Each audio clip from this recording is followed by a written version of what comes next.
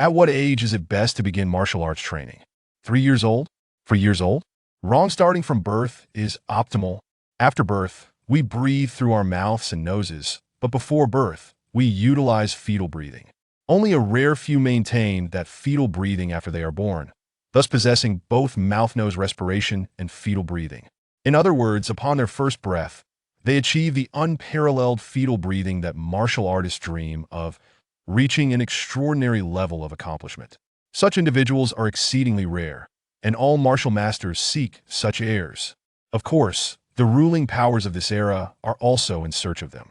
They aim to locate all dual-breath individuals and train them into the most formidable and loyal killing machines to eradicate the three sacred sites of independent royal authority and endeavor that even Qin Shi Huang and Han Wu could not accomplish. This is a clandestine operation. Why, you may ask? Because determining whether a newborn possesses dual breathing requires burying them alive or tossing them into water. If the infant survives, they qualify. If they perish, then they perish. Who knows how many newborns have fallen victim to the whims of those in power? In folklore, it is said that there are demons that prey exclusively upon infants. The sacrifices are invariably those at the lowest echelons of society. The agents dispatched by the authorities to seek out candidates conveniently bury the lifeless infants that fail their assessment in a pit. With a rumble of thunder, dark clouds gather ominously. Xing Wuzong looks up at the celestial phenomena. Having journeyed down the mountain for 4 days, he estimates he will reach the Savinlaton area known for its high infant mortality by tomorrow. With night falling, he resolves to find shelter from the rain. A torrential downpour is imminent. Xing Wuzong sharpens his senses, scanning the hills and fields for shelter.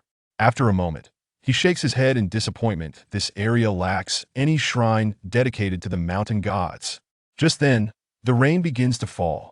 Suddenly, a colossal thunderbolt strikes a mere 5 zhang away from him.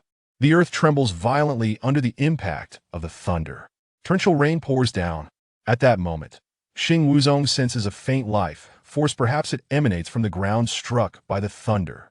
Initially, he suspects it to be a groundhog targeted by the lightning, but he quickly dismisses that idea. This life force seems to belong to a baby. Concentrating, Xing Wuzong slowly moves to the left 1 step, 2 steps, 3 steps. With his level of cultivation, his tactile sensitivity is among the best among his peers. He discerns that the source of the aura is roughly 5 feet beneath the surface and senses countless buried lives below. Frowning slightly, Xing Wuzong forms a blade with his fingers and drives them swiftly into the ground. The soil isn't the hardened earth he expected. It is quite soft, which strengthens his conviction. Within 3 breaths, he has dug 3 feet deep. With a long howl, he thrusts both hands into the freshly disturbed earth, then raises them, hurling a mound of dirt 3 feet square into the air. At that moment, he notices the ground shifting below. Xing Wuzong strikes with the speed of lightning, deftly clearing the layers of soil to reveal a mound of infant corpses. Atop this heap lies a wriggling form. Xing Wuzong reaches down to extract it, and a piercing cry echoes in his ears. This child clearly possesses the ability of dual breathing, yet was likely thought dead at the moment of burial, having not yet activated that ability. Activated by the mighty thunder, this little one is a true marvel of the world. Xing Wuzong breathes a sigh of relief, is fortunate to have discovered the child just in time. Had he arrived even slightly later, the infant would have remained buried underground, adapting to survival via fetal breathing, eventually resorting to consuming the lifeless infants surrounding it, becoming an unspeakably terrifying creature. Once freed, the infant gazes up at Xing Wuzong with wide eyes, no longer crying. Such a good, adorable child. In that instant, Xing Wuzong resolves to take this baby in. At that moment, another earth-shattering thunderclap crashes from the sky, striking just to the left of Xing Wuzong. Instinctively, he leaps skyward, cradling the infant as he hangs suspended in the air for about a second before gently descending. Lightning surges across the ground, incinerating all grass and trees within a 3 zong radius to ashes.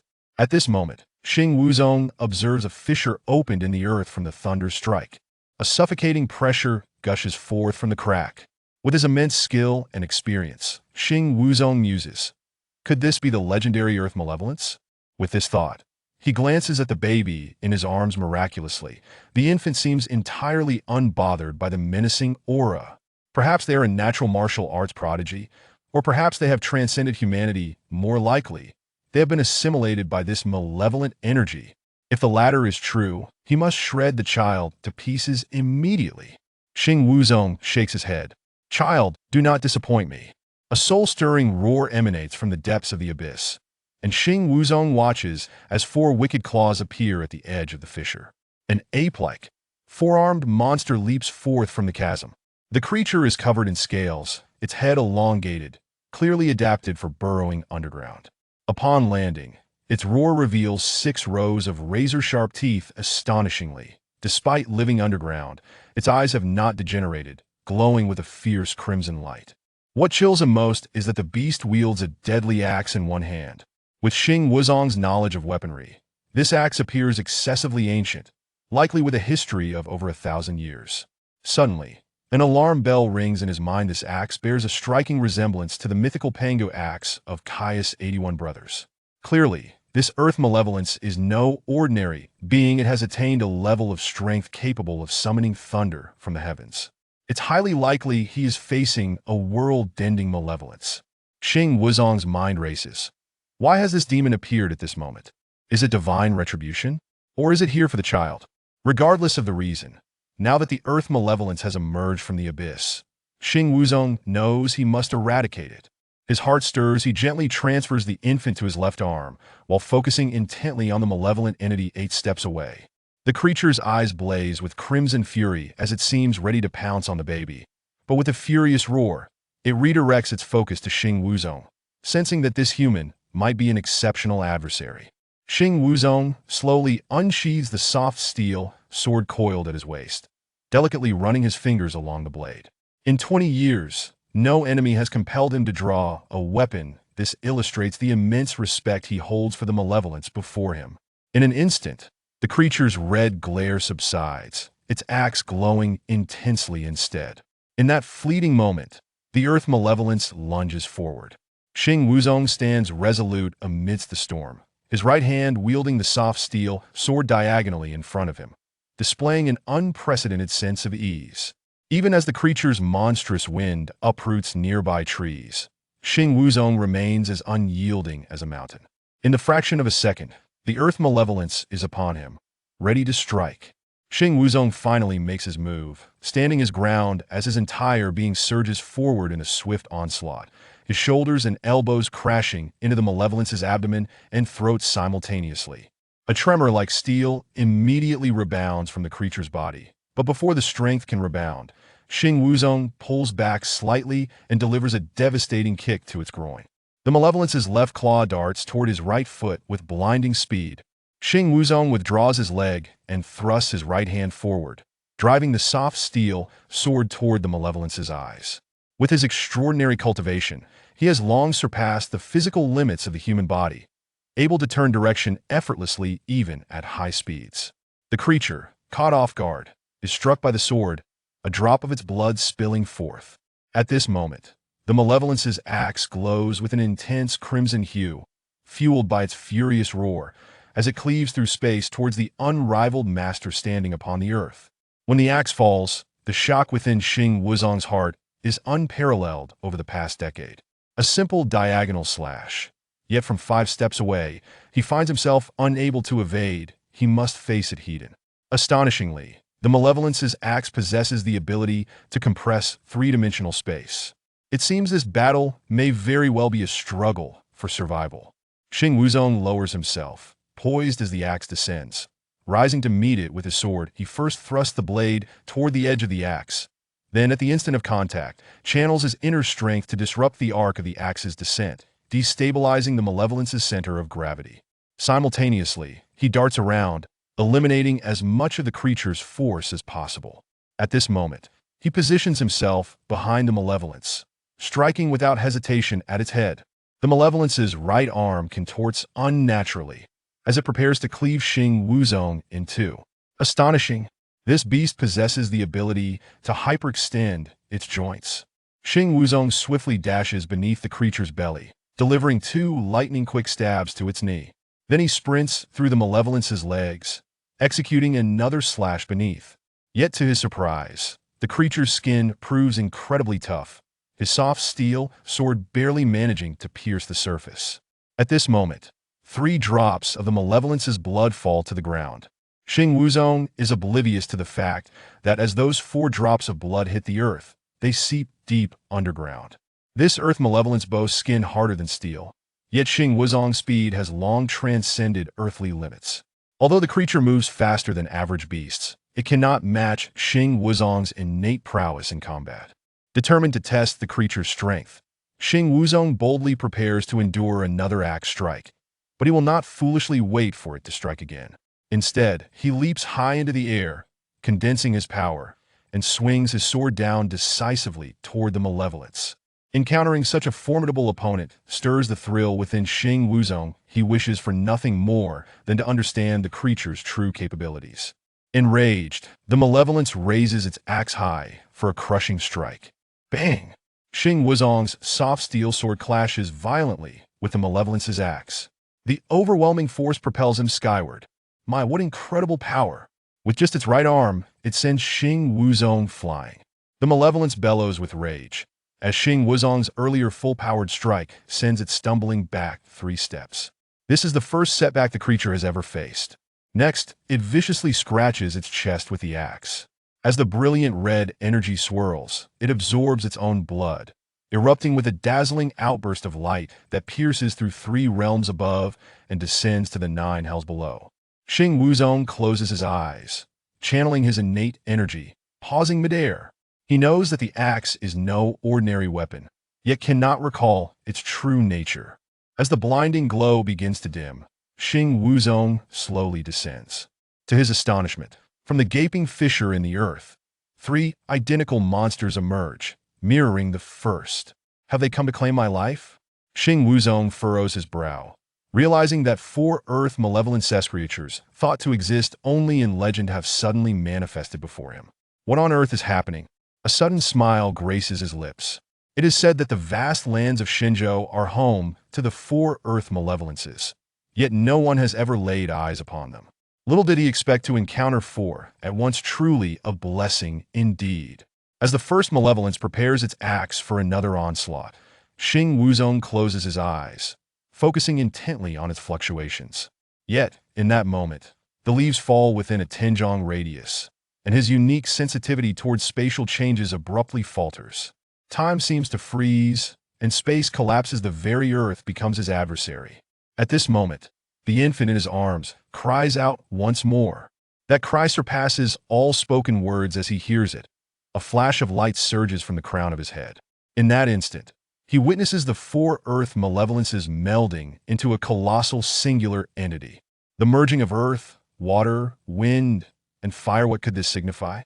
For the first time since his journey began, Xing Wuzong feels a profound sense of dread. The unification of these 4 elements heralds catastrophe. Each appearance spells destruction for civilization. Could this be the end of humanity's current existence? Resolutely, he releases the infant. He decides to sacrifice his life, attempting to shatter the amalgamation of the 4 earth malevolences. But it is too late. A surge of flame erupts, whether from the creature's maw, the heavens, or the underground. In the blink of an eye, a conflagration sweeps the land. No! Xing Wuzong howls, invoking the mystical, deadly 7 transformations heart method, a formidable technique that not only unleashes a lifetime of energy in an instant, but also commandeers the world's anomaly to target his adversary. However, the user is certain to perish following such an act. They will be obliterated. Boom! Xing Wuzong successfully penetrates the heart of the earth malevolence as his body explodes completely in that moment. No one witnesses the blood of the fused malevolence, and Xing Wuzong spraying upon the infant, still tethered by the umbilical cord. Nor do they see the mingling of the 2 bloods, as the apocalyptic fire engulfs the desolate earth. Chapter 2. The female driver as Sun Wukong sat on the bus heading towards the county town. He reminisced about the moment 2 weeks prior when he received his acceptance letter from Capital University. Bursting into his grandfather's room, he exclaimed, "Grandpa, I got into Capital University. It's Capital University." He then enveloped his grandfather in a fervent embrace. Once Sun Wukong had calmed down, his grandfather gently ruffled his hair and suddenly said, "Good grandson, bring me my smoking pipe." Both his grandfather and father were exceptional masters of magic, Yet they steadfastly refused to impart their knowledge to him. Sun Wukong handed the pipe to his grandfather, who then ignited it with a flicker of flame from his right index finger. Sun Wukong had long since grown accustomed to such spectacles. He had once implored his grandfather to teach him, but to no avail. How splendid it would have been to showcase a trick in front of his peers, especially the beautiful Lin Lin from next door.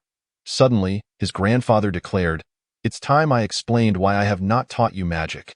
Sun Wukong was momentarily taken aback. He had pleaded with his grandfather and father for years to teach him, but they had consistently refused. Frustrated, he had bought a book on magic tricks at a bookstore and practiced on his own. Although he had mastered a few tricks to impress girls, none compared to his grandfather's effortless conjuring. Opening his mouth in disbelief, he shook his head. "Why are you telling me this only now?" His grandfather replied calmly, "Because your father and I cannot perform magic at all. Thus, we cannot teach you." After uttering these words, his grandfather unleashed 10 flames from his hands, which twirled and danced in the air, ultimately forming a single character, false. "Isn't this magic?" Sun Wukong asked, bewildered. "Of course not. Therefore, I cannot teach you." Shaking his head, Sun Wukong felt a surge of emotion welling up. During his teenage years, he had fervently pursued various forms of Qigong in hopes of developing extraordinary abilities. Yet he had failed to achieve even one. To his astonishment, he realized that the true master of such abilities was none other than his own grandfather, and perhaps his father possessed extraordinary powers as well. "So, does that mean I have no special abilities? I truly lack any, don't I?" His grandfather gazed at him lovingly. "Take a seat. Your father has one extraordinary ability, while I possess two. My father, your great-grandfather, had 3, and my grandfather had 4. After a brief pause, he continued, "I will say this only once, whether you believe it or not. Our ancestor is the legendary Monkey King, Sun Wukong. When he completed his training under the Bodhi Patriarch, he had a romance unknown to the world with a human woman.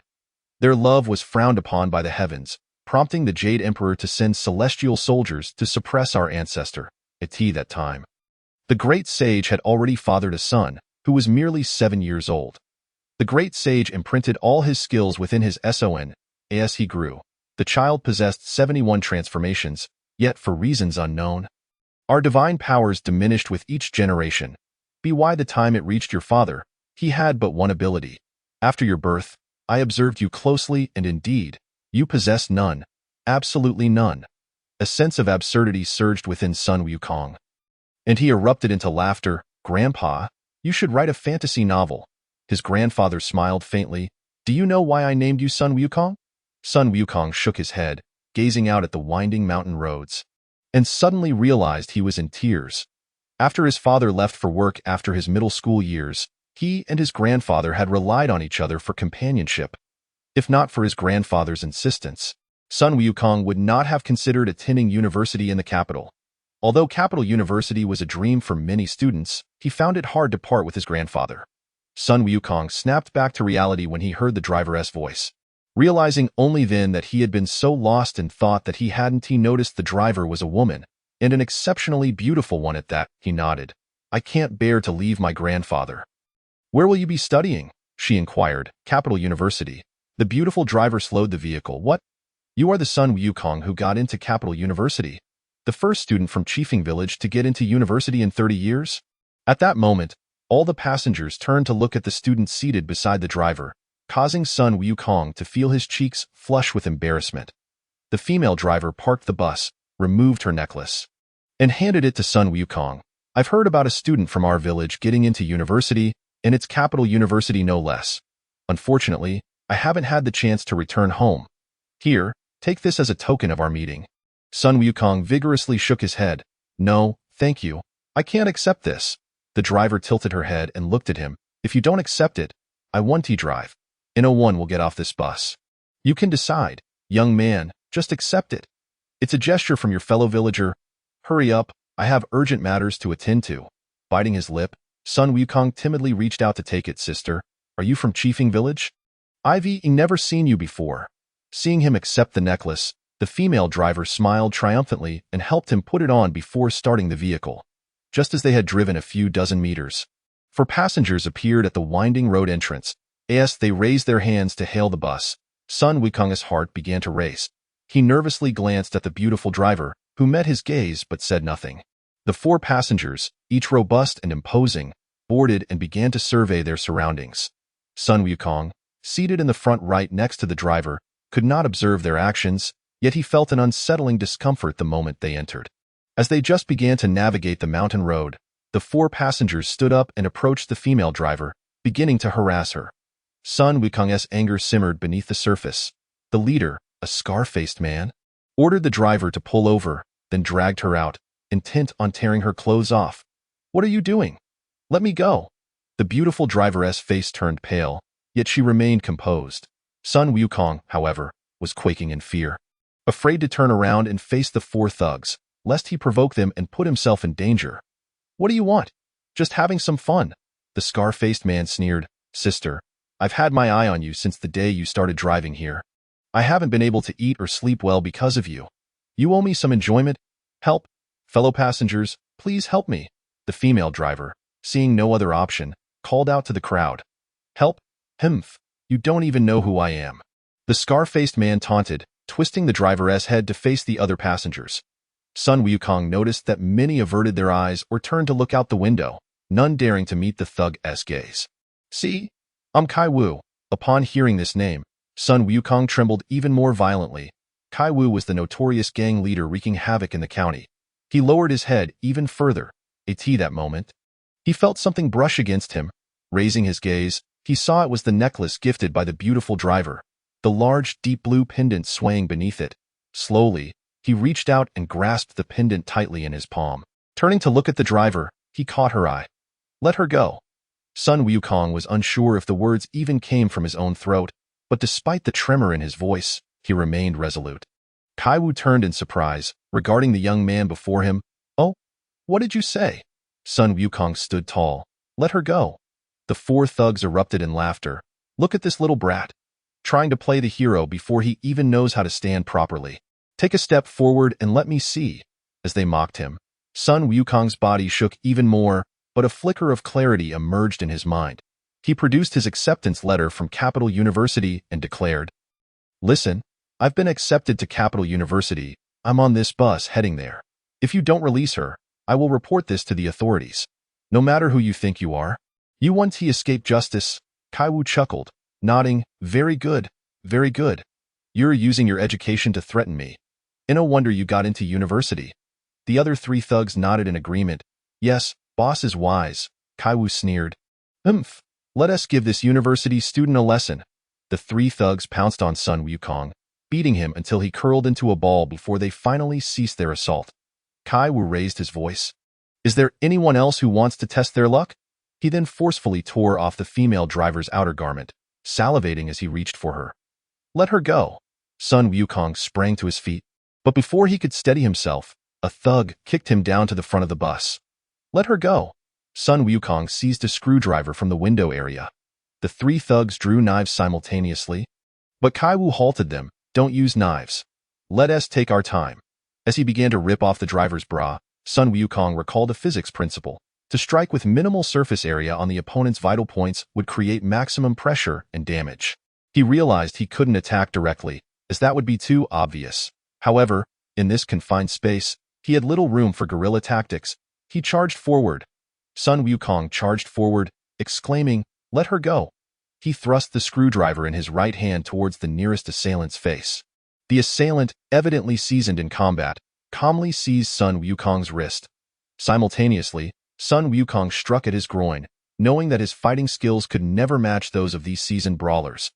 Thus, he deliberately slowed his thrust, luring the man into grasping his wrist, allowing him to land a blow below the belt. With a powerful left punch, he struck the assailant at the back of the head, causing the man to stagger and fall. Sun Wukong then maneuvered his body to align the second assailant with the one he had just incapacitated, creating a barrier between them and buying himself a fleeting moment of respite. "I've killed someone." Sun Wukong cried out in shock. Upon hearing this, the 2 assailants glanced at the fallen figure on the ground. "Hey, Black 3. As they looked down, Sun Wukong lunged forward, transforming his stab into a thrust, driving the screwdriver forcefully into the left shoulder of the assailant closest to him. Realizing his mistake, aiming for the throat but hitting the shoulder instead. He cursed under his breath.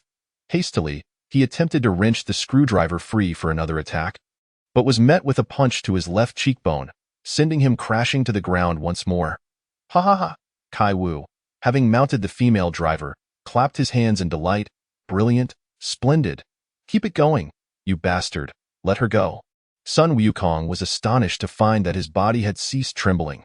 However, the screwdriver had been knocked from his grasp. He quickly rose to his feet, only to see Black 3 had also regained his footing. Black 3 rubbed his groin and muttered, "Damn it, that little brat is tough." The trio of assailants descended upon Sun Wukong, delivering a brutal beating. Kai Wu smirked, "Are you going to let her go or not?" He turned to his companions. "If he gets back up, we'll finish him off." Sun Wukong could hardly rise. His head felt too heavy to lift, and he could only gaze at the female driver, tears streaming down his face. How could he possibly save her? In anguish, he buried his head, sobbing uncontrollably, which elicited a round of mocking laughter from the four assailants. Suddenly, Sun Wukong felt the stone beneath his lips. A reminder of the necklace the female driver had given him after she learned he had been accepted into BJ University. The surname Sun is synonymous with gratitude. Even in death, he could not allow her to be dishonored. In a moment of clarity, he conceived a desperate plan. To enrage them into killing him, thus preventing any further violation. He whispered to himself, "Grandfather, farewell. Kai Wu, you wretched creature. Are you even human? At 13, you raped your sister. At 14, you slept with your mother. At 15, you sold your pregnant sister to human traffickers. At 16, you molested your 5-year-old niece. At 17, you drove your father to death. At 18, you violated your grandmother. At 19, you desecrated corpses. At 20, you engaged in homosexuality. At 21, you let a dog have its way with you. At 22, you swapped for another dog. At 23, the whole world knows you're a dog." At 24, Kai Wu suddenly drew a sharp knife. "No one has ever dared to insult me. You're as good as dead." Sun Wukong mustered every ounce of strength to turn over. "I'm not finished yet. You so broke you have to send your mother out to sell herself. Let your niece entertain others, and make your grandmother a pawn in your schemes and your quest for power. You forced your wife to sleep with everyone, and you don't even know who fathered your wife's child. Indeed, you're a dog, incapable of producing anything human." Just then, Kai Wu sheathed his knife. "Humph, well done. Black 3, Zhao Lu, bring him over here. Let us have some fun with this little lady in front of him." Sun Wukong felt utterly hopeless. Kai Wu was unfazed by his tirade. Alas, his own high standards had prevented him from cursing when it mattered. Failing to stir Kai Wu's wrath, Black 3 seized Sun Wukong and violently slammed his head against the car window, only stopping when Sun Wukong's forehead was bloodied and he nearly lost consciousness.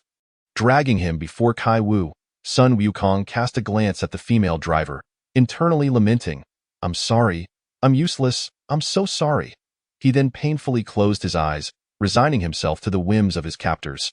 The female driver, gritting her teeth, remained silent, refusing to give the assailants any reaction.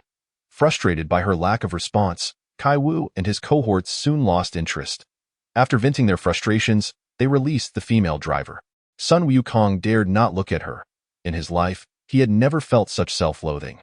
What did it matter that he had been accepted into BJ University? What did it matter that he excelled in his studies? The female driver silently donned her clothes, tidying herself in front of the mirror, smoothing her attire and tying her hair into a ponytail. She then turned to point at Sun Wukong. "You, get out of the car. You filthy student, get out. Otherwise, I want to drive." Sun Wukong opened his mouth but ultimately remained silent, shaking his head.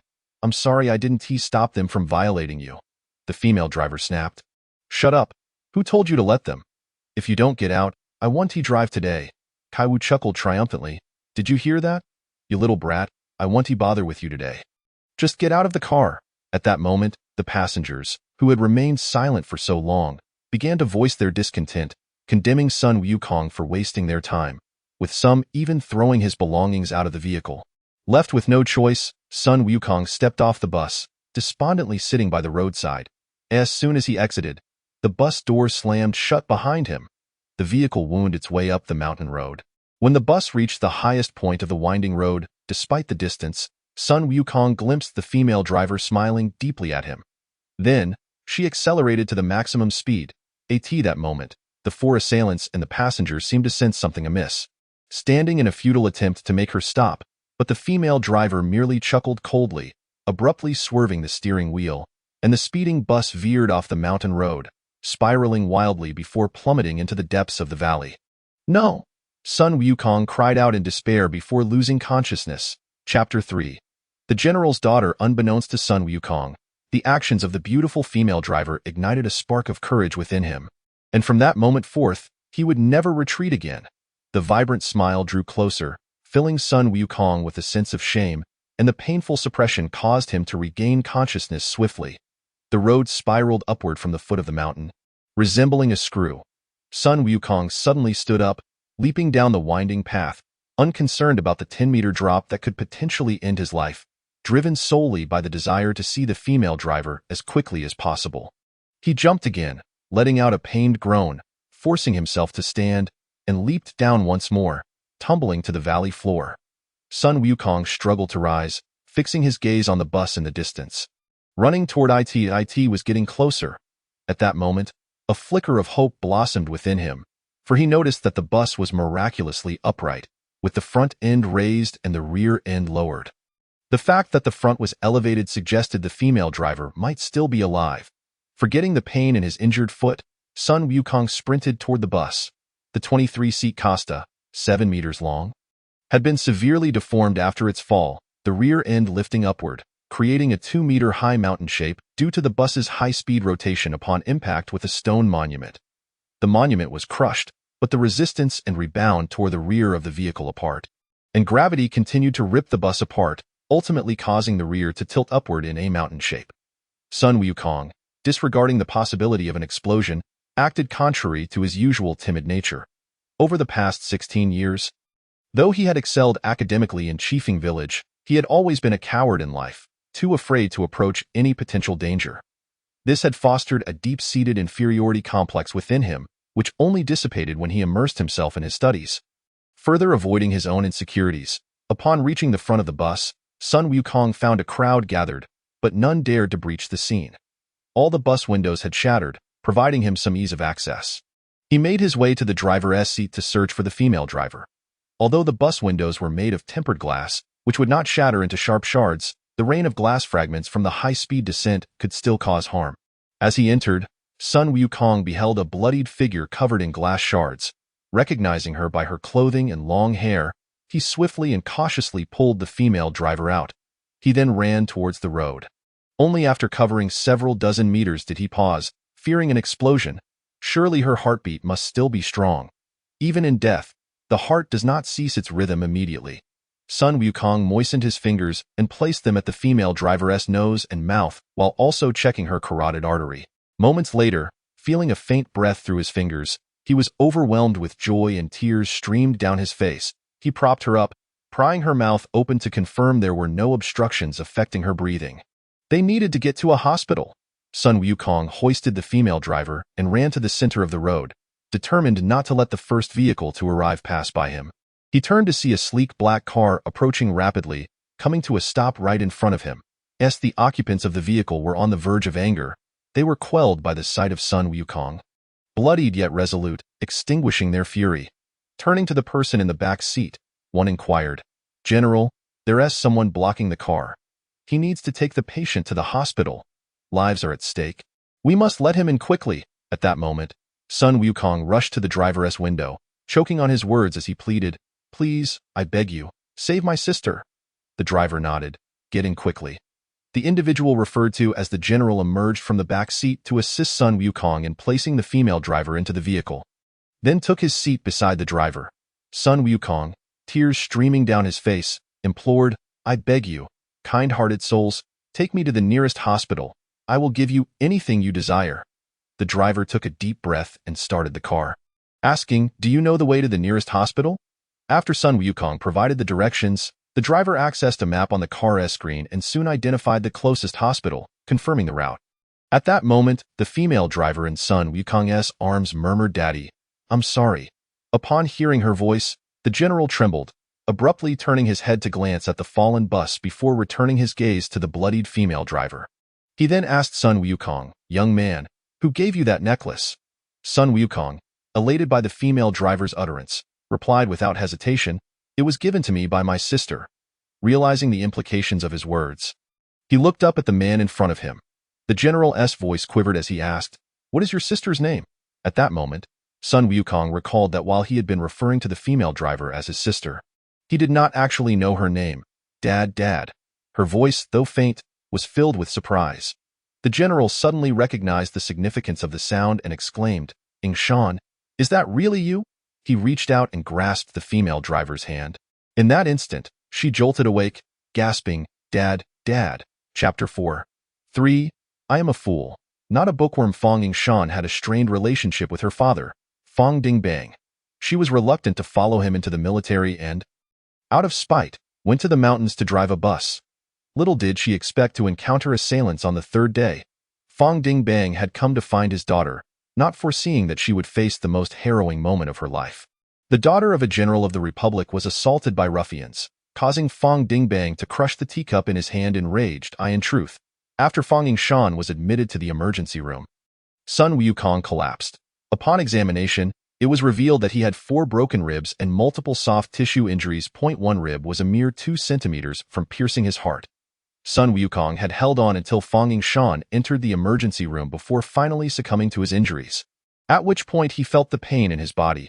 After learning of Sun Wukong's condition, General Fong fell into a long silence. In this world, apart from himself and his daughter, only Sun Wukong knew about Fong Shan's assault. If Sun Wukong were killed, no one would know of her ordeal. Unconscious, Sun Wukong was unaware that General Fong Dingbang was now deciding his fate, whether he would live or die. When Fong Shan awoke and saw her father holding her necklace, she raised her head to see a fleeting glint of ferocity in Fong Dingbang's eyes. She softly inquired, "Dad, how did the necklace end up in your hands?" Fong Dingbang briefly recounted his encounter with Sun Wukong. Fong Shan shook her head. "Dad, you cannot kill him." Fong Dingbang nodded. "That young man has 4 broken ribs, one of which was 2 centimeters away from his heart. He must have held on until you were admitted to the hospital before he fainted. Alas, if not for his presence, there would have been a river of blood here." Fong Dingbang informed his daughter that all the other passengers had perished. However, Fong Shan was aware that if she survived, there must have been others who lived as well. Yet, those who stood by and witnessed her assault without daring to intervene were sentenced to death in Fong Dingbang's eyes. After plunging into the valley, Fong Shan miraculously sustained only minor injuries to her face and superficial tissues. After inquiring about Sun Wukong's condition with her father, she sat beside him in the hospital room. Gazing at the unconscious Sun Wukong, her thoughts drifted back to the mountain road from days prior. When she had ordered Sun Wukong off the bus, she had resigned herself to despair, never expecting that after the bus plunged into an 80-meter deep valley, she would still be alive. As the daughter of a general, her resilient psyche and adaptability allowed her to recover swiftly. However, to her surprise, the first person who came to her mind upon awakening was the recently acquainted Sun Wukong. Now, quietly observing the unconscious young man, she found herself entranced. Sun Wukong gradually regained consciousness and saw a figure with a face wrapped in white gauze, resembling a mummy, sitting beside his bed. Remarkably, his first reaction was not fear. It must be the female driver named Shan. Sun Wukong opened his mouth, stammering, "Sister, I. Fong Shan smiled gently. "I'm fine, thank you." She softly grasped Sun Wukong's bandaged hand, saying tenderly, "It's wonderful to be alive. Don't worry about your recovery, I'll handle the school matters for you." Realizing she was still holding his necklace, she placed it back around his neck. "Oh, by the way, my name is Fong Shan." Sun Wukong blushed. I'm Sun Wukong. I don't know what to say." Fong Shan laughed as she stood up. "There's no need to say anything. Just focus on getting better." Gently closing the door behind her, Fong Shan noticed her father, Fong Dingbang, standing nearby. "Daughter, come home with me. I will no longer force you." Fong Shan embraced her father tightly. "Dad." After Fong Dingbang arranged for Fong Shan and Sun Wukong to be transported to the capital by plane, they were settled in a hospital affiliated with the People's Liberation Army. Within a few weeks, under the meticulous care of medical personnel, Fong Shan experienced rapid recovery. Now, standing beside Sun Wukong's bed, She appeared as a normal person, save for a few faint scars on her face. Sun Wukong gazed at the 6 scars adorning Fang Yingshan's stunning visage and exclaimed, "Sister, I will make your face as good as new." Fang Yingshan chuckled. "Oh, do you have a method for that?" As the words left his mouth, Sun Wukong realized he had no idea how to backtrack. He had spoken from the heart, yet lacked the capability. His face flushed as a flicker of determination ignited within him. "I must accomplish this." Clenching his fist, he felt the fire pulsating in his palm. Healing from such injuries takes time. Recovery is not something that can happen in a day or two. Sun Wukong continuously thought about his dream of attending the capital university. Thus, as soon as he was able to walk, he insisted on going to school. Fang Dingbang took a deep breath. "Child, we can consider ourselves a family now. Make sure to visit often." Sun Wukong felt a wave of emotion. "Uncle Fang, I will definitely come to see you." Fang Dingbang watched as Fang Yingshan and Sun Wukong departed. Murmuring to himself, "This young man is no ordinary person." In fact, the speed at which Sun Wukong had recovered to the point of being able to manage his own daily activities within 2 weeks astonished all the medical staff. His physical constitution far surpassed that of ordinary individuals, though he himself remained unaware of his potential. General Fang contemplated silently that such a person should join the elite troops of his former superior. In reality, Sun Wukong had never left Kaifinkan apart from during his high school entrance exams, making him a true simpleton. Moreover, in a metropolis like the capital, he felt utterly out of place, fortuitously, with Fang Yingshan's assistance in handling the necessary procedures. She couldn't help but laugh at Sun Wukong's bewildered demeanor. "It seems you are quite the bookish fool," Sun Wukong quietly protested. "I am not a bookworm. At most, I am a fool." Fang Yingshan laughed heartily, bending over as she struggled to stand. Despite the scars on her face, they did nothing to diminish her natural beauty. It was rare to find someone as stunning as Fang Yingshan at Capital University, drawing the attention of many students who began to murmur, "Which department does that beauty belong to? I've never seen her before. She must be a new student. What is the difference between a fool and a bookworm? Come on, enlighten me." As they walked, Sun Wukong explained, "A fool is simply a bit slow and harmless. However, a bookworm might use the theories learned from books to harm others. I won't harm anyone, nor will I use theories from books to do so. Thus, I am not a bookworm. In the past, apart from studying, I genuinely knew nothing else, so I consider myself a fool." Fang Yingshan shook her head, astonished that anyone could hold such a view of themselves. The elderly gentleman who received Sun Wukong wore his glasses perched on the tip of his nose, and Sun Wukong found the sight amusing. Though he managed to suppress his laughter, though. "So you are Sun Wukong?" The elderly man nodded and turned to point at a student standing by his desk. "Suijian, I'll let you off the hook today. This is your dorm mate, Sun Wukong. He is here due to his injuries. You are responsible for—" The student, who had been looking down, suddenly raised his head upon hearing the old man's words. Seizing the opportunity to interject, "Professor Zhang, rest assured, I will fully embody the spirit of international brotherhood and ensure my dorm mate Sun Wukong is settled in perfectly. I will not disappoint the hopes of the party and our esteemed teachers. And I will thoroughly demonstrate our university's." As he spoke, he pulled Sun Wukong away from the office, finally pausing his chatter only once they were outside. Then, with a grin, he patted Sun Wukong on the shoulder, saying, "Sun Wukong, thank you so much today, brother. Why did it take you so long to arrive?" Sigh. No more words. Let us return to our headquarters. With a swift kick, Sui Jian flung open the dormitory door and exclaimed, "Fatty, get up and see who has come. Hey Sui, if you keep calling me Fatty, I swear I'll fight you. Can't you just use your hands to open the door?" Sun Wukong observed a student standing at the entrance, his expression reflecting indignation. The young man was neither overweight nor unfit. Upon seeing Sun Wukong, his eyes sparkled with excitement. "You must be Sun Wukong. At last, you've arrived. Greetings, I am Huang Tao."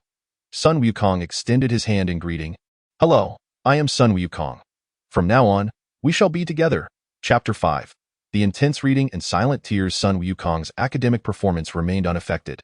He had arrived just as military training concluded and classes had commenced for only a few days. Although only the elite could gain admission to Capital University, Sun Wukong's achievement of entering one of the world's top institutions from a secluded, backward rural area was a testament to his exceptional qualities. He swiftly caught up with the curriculum at the School of Economics. Soon, he discovered a sanctuary, the library in Chiefin Village. Aside from textbooks, he had seldom read any extracurricular materials, and the only stories he had encountered were those his grandfather recounted from his days in the martial world. Beyond that, Sun Wukong felt rather dull, utterly incomparable to the other students at Capital University. He devoted nearly all his spare time to the library, voraciously consuming literature at an astonishing pace of at least 5 million words daily. His reading was not merely superficial. With one hand flipping through pages and the other jotting notes, in the library, Sun Wukong's world revolved solely around books, oblivious to the astonished gazes of those around him. This student is simply extraordinary. The speed at which he read and recorded left many fellow students in awe, but what astonished them even more was that since discovering the library, Sun Wukong had managed to read at least 40 books daily, sometimes exceeding 100. Fortunately, Capital University was a haven for eccentric individuals. Time slipped away unnoticed. In just 2 weeks, the first semester's final examinations would arrive. By then, Sun Wukong had already read over 4,600 works. In addition to enriching his knowledge, all his reading was directed toward a singular goal. He sought a method to erase the scars from Fang Yingshan's face.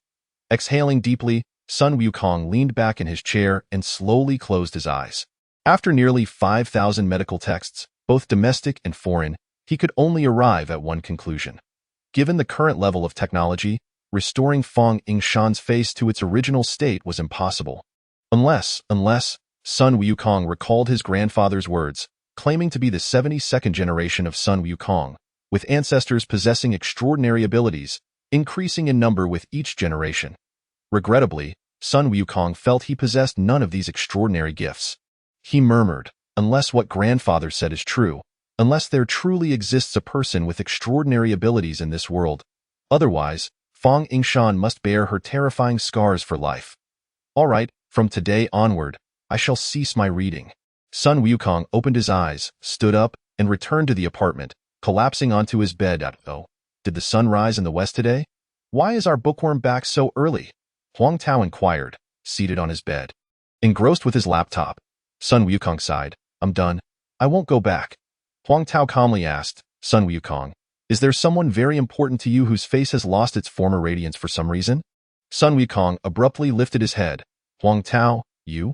Huang Tao smiled faintly. I often visit the library as well, and I observed you for 3 days.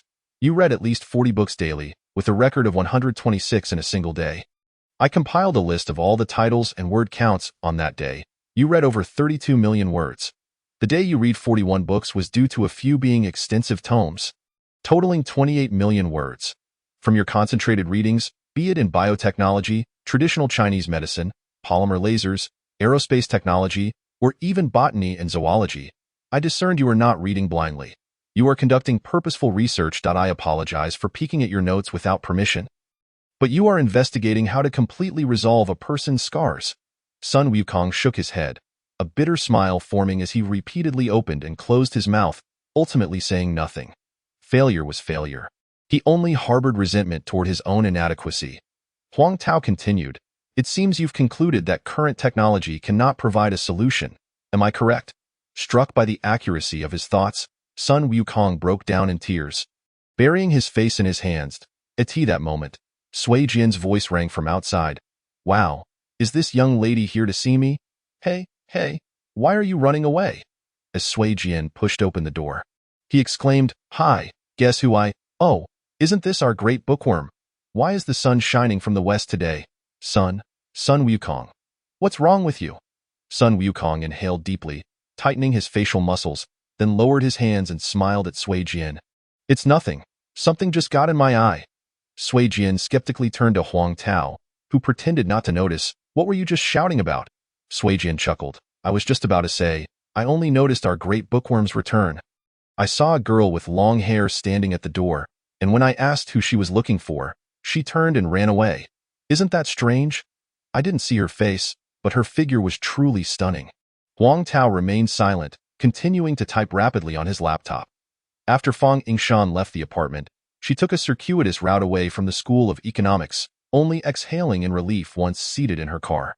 Since the start of the semester, she had not seen Sun Wukong. Hearing the conversation between Sun Wukong and Huang Tao at the dormitory door had left her spellbound. This young man spent his days in the library, reading frantically at least 10 million words daily, all for the sake of the scars on her face.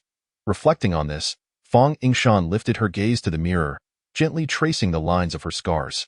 A sweet sensation surged within her heart. There was indeed a young lad thinking of her. Tears streamed down her face, a sight she had never exhibited even during her most harrowing experiences. Chapter 6. To drink and sing. Sun Wukong calmed his thoughts. Just because there was no method in the books did not imply there was no solution in the world, as long as he persevered in his search. He would surely find a way. Merely relying on books was insufficient, and the literature available in the economics department regarding medical topics was far too scarce. He resolved to venture into the medical library. Another pressing matter loomed. Although Sun Wukong had never participated in any activities and meticulously saved on meals, his grandfather's allowance was nearly depleted. Sun Wukong did not wish to, nor could he, ask his grandfather for money as there was no telephone at home. Sitting on his bed, he quietly contemplated the various business opportunities he had encountered during his months of reading. I must start earning money. Sun Wukong decided resolutely. Huang Tao, observing the change in Sun Wukong's expression, silently nodded in understanding. Old third, we've known each other for a while now, yet we hardly converse. Do you look down upon us? Sun Wukong shook his head. Elder brother, what are you saying? Huang Tao feigned suspicion. Really? Sun Wukong replied earnestly. Before coming to the capital, I had only been to the county town once during the college entrance examination. Compared to your extensive knowledge, I have always felt inferior. How could I possibly look down on you? In fact, I've always been afraid you would look down on me. If you truly do not look down on us, let us three brothers go out tonight for a small gathering to strengthen our bond. What do you say? Suijian clapped in agreement. Exactly, old third. I'm not exaggerating. The number of books you've read this semester surpasses the total I've read in my lifetime. Sun Wukong nodded. I also have something to discuss with you. However, let us skip going out and just stay in the dormitory. You agree, and everything is fine to discuss. Huang Tao said happily. Old second. Go fetch some food. Understood. Suijian sprang up but then paused. Hey, fatty, how many times have I told you not to call me old second? Call me Suidi or Suigu instead. Huang Tao chuckled. All right, off you go. After a moment of silence, Sun Wukong turned to Huang Tao. Elder brother, I wish to earn money. I'm out of living expenses. Huang Tao, observing the hardships Sun Wukong faced this semester, said nothing. He did not want to undermine his friend's dignity. He had taken the time to observe Sun Wukong for 3 whole days. Sun Wukong was no mere bookworm. He must have some ideas in mind. Sun Wukong smiled. I need your and old second's assistance. I can't earn too much alone. However, I have little capital, so I can't offer you any money at the start. Huang Tao was astonished. He had expected Sun Wukong to ask them for money, a common occurrence among students. Instead, it appeared that this impoverished student was proposing a business venture that required their assistance in some capacity, but not financial help. This intrigued Huang Tao. Didn't you say you were nearly out of living expenses? Third brother, while I don't have much money, just tell me a number, and I should be able to manage it. Sun Wukong smiled faintly. I have prepared a project that requires minimal investment. What I need is manpower. You see, I have not interacted with my classmates at all over the past few months. My days have been consumed entirely by reading. Besides you and Ergu, I need to find 2 female students to assist me, preferably those who possess a decent appearance. Lao San, stop being mysterious. What project are you referring to? Sun Wukong tossed a piece of manuscript paper. Big brother, try writing the numbers from 1 to 400 without making a mistake. Let's see if you can accomplish it. If you succeed, I will reward you with 20 yuan. If you fail, you owe me 10. Huang Tao laughed heartily. A scheme for making a living in the world. By the heavens, you are indeed a crafty one. Sun Wukong. Sun Wukong frowned. Big brother, have you seen others attempt this before? Dian Tao shook his head. I've heard of similar endeavors from the esteemed elders. Sun Wukong sighed with relief and suddenly remarked, You don't seem like a student. Huang Tao scrutinized Sun Wukong for a moment before slowly responding. What do you mean? Sun Wukong scratched his head, feeling slightly embarrassed. The first time I laid eyes on you, I noticed the distance between your brows is quite wide. Your nose forms an elegant inverted triangle, and your eyes are slightly sunken yet striking, reminiscent of a lion. Your ears are thick, your palms robust with calluses, and your muscles are well developed, albeit not in a fitness sense. You give off a rather intimidating aura. Huang Tao, intrigued, nodded. Please, go on. Sun Wukong shrugged. Though you attempt to suppress your voice, well, your voice possesses an extraordinary resonance, profoundly. I can't quite articulate it. In any case, you don't resemble a student. After quietly absorbing Sun Wukong's impressions, Huang Tao shook his head. You perceive all of that. Turning to Sun Wukong, he added. We are brothers, are we not? Sun Wukong nodded vigorously just as the door was kicked open, and Sui Jian entered with a delivery person, bringing a case of beer and an abundance of snacks. Huang Tao leaped off the bed, pulled out a small wooden table, and placed the snacks upon it. The three of them sat on the floor, commencing their first communal meal.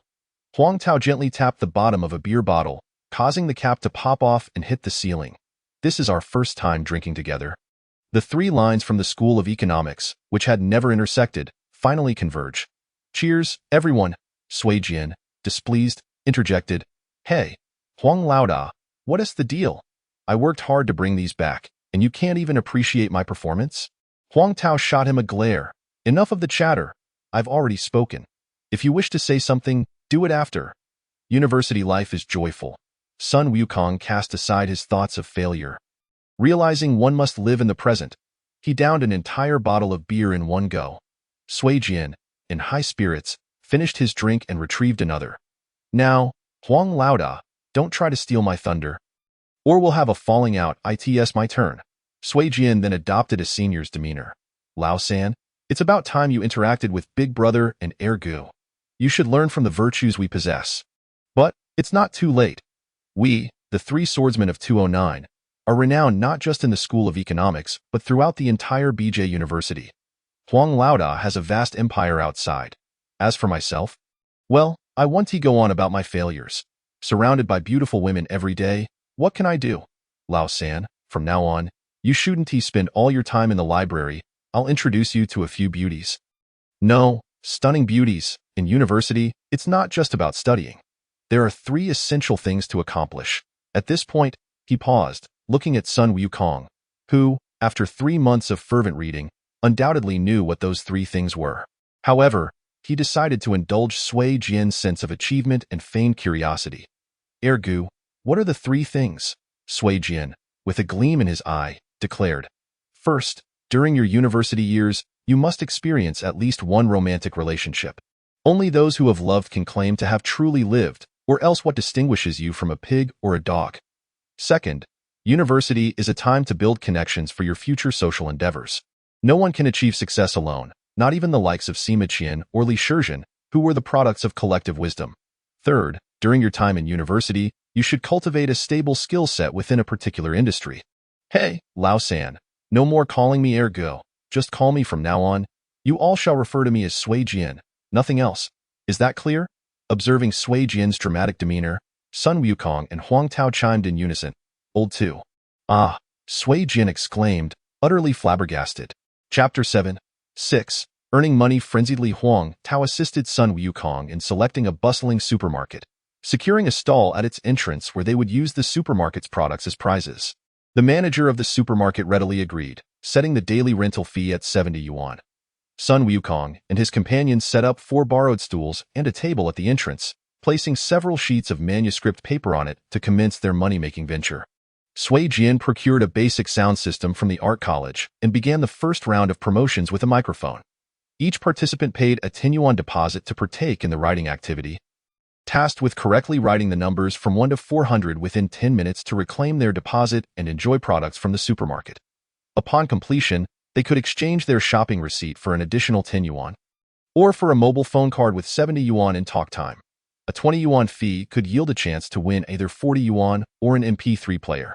Should there be any mistakes, the deposit would be forfeited. With Sui Jian's assistance, Sun Wukong found 2 attractive female students from the normal university to help draw in crowds and manage the participants' morale.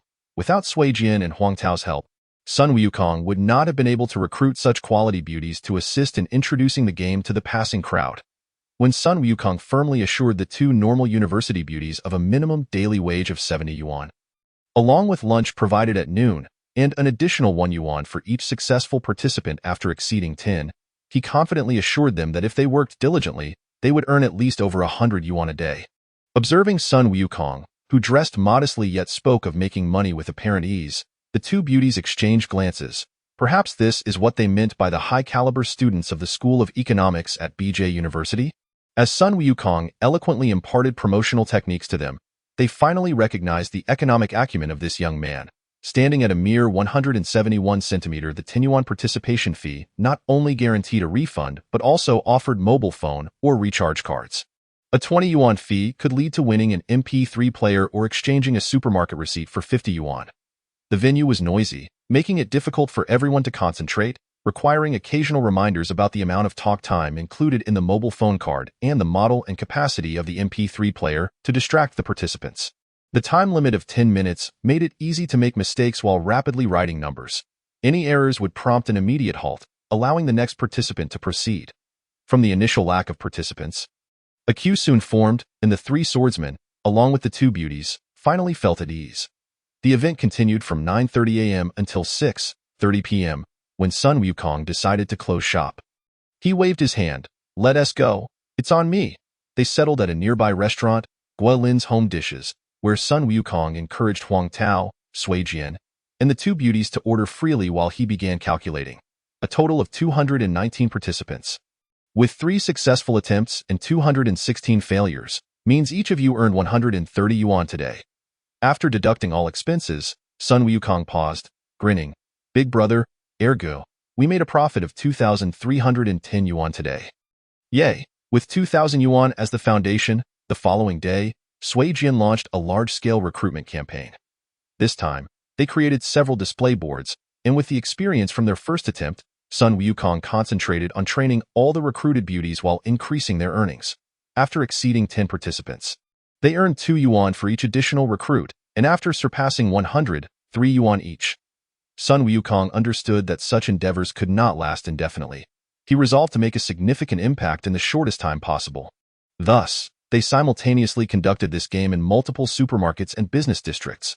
The prizes, compared to the first round, were far more enticing, featuring a smoke-free cooking pot worth several hundred yuan borrowed from the supermarket. This greatly stimulated public enthusiasm for participation. After a week of guerrilla marketing, after deducting the wages for these beauties, Sun Wukong found himself with an astonishing 80,000 yuan. He chuckled in disbelief. "Big brother. Ergo, am I dreaming?" Sui Jian playfully smacked Sun Wukong on the head. "You silly monkey. How come I never thought of such a brilliant way to make money?" Huang Tao shook his head. "You little rascal. Taking advantage of the situation, have you been drowning in women these days?" Sui Jian shrugged. "What can I say? My charm is simply irresistible." In 7 days, Sun Wukong generously gifted Huang Tao and Sui Jian each 10,000 yuan. While the two girls also earned at least 3,000 over the week, he treated all his helpers to a lavish meal at a renowned restaurant in the capital, spending an amount equivalent to a semester's tuition. However, at that moment, Sun Wukong felt no regret. The more one spends, the more one earns. As he dropped the beauties off at their college, he asked them to keep an eye out for information regarding treatments for deep scars. The beauties laughed and called out to Boss Sun as they bid farewell. Sun Wukong was left in a daze, never imagining that making money could be so effortless. Sui Jian threw an arm around his shoulder. "Hey, silly monkey, what are you thinking about? Just say which one you like." Sun Wukong shook his head. "These past few days have felt surreal, almost like a dream. My grandfather toils for an entire year to earn just a few thousand yuan. And now, in just 1 week, I've managed to save over 70,000. Sui Jian nodded in agreement. "Although I, Sui Jian, am not a mere fish in a pond and certainly aim for an annual salary of at least 1 million in the future, it is indeed hard to believe that I have already received a bonus of 10,000 so quickly. However, this only validates the wisdom of our choice to study economics. What are your plans moving forward? Are we stopping here?" Sun Wukong nodded affirmatively. "This project can no longer be pursued. Earning such a sum again is unlikely. Besides, exams are just a week away. We must cease our endeavors." Chapter 8, 7. The practice of endurance. Despite the fact that Sun Wukong and his companions did not recruit helpers on the campus of BJ University, the news of his ability to earn 80,000 in just 7 days spread throughout the university. Consequently, the dormitory 209 in the economics department became quite renowned. With exams approaching, Sun Wukong began attending evening study sessions. Throughout the semester, he seldom attended lectures, only seeking out professors when he encountered difficulties, thus not falling behind in his studies. While sitting in the study room, thoughts of Fang Yingshan resurfaced in Sun Wukong's mind. Could it be that I have developed feelings for her? After the exams, he pondered what gifts to buy for Fang Dingbang and Fang Ying. Ultimately, he decided on a set of cosmetics for Fang Yingshan. After a brief search, he discovered Estee Lauder's Platinum Double Repair Cream on sale for 2,100 and purchased it. When he presented the gift to Fang Yingshan, he saw her face light up with joy, and she embraced him gently. After transferring from train to bus, traversing winding mountain roads, and taking a rural bus, he finally arrived back at Chifan village.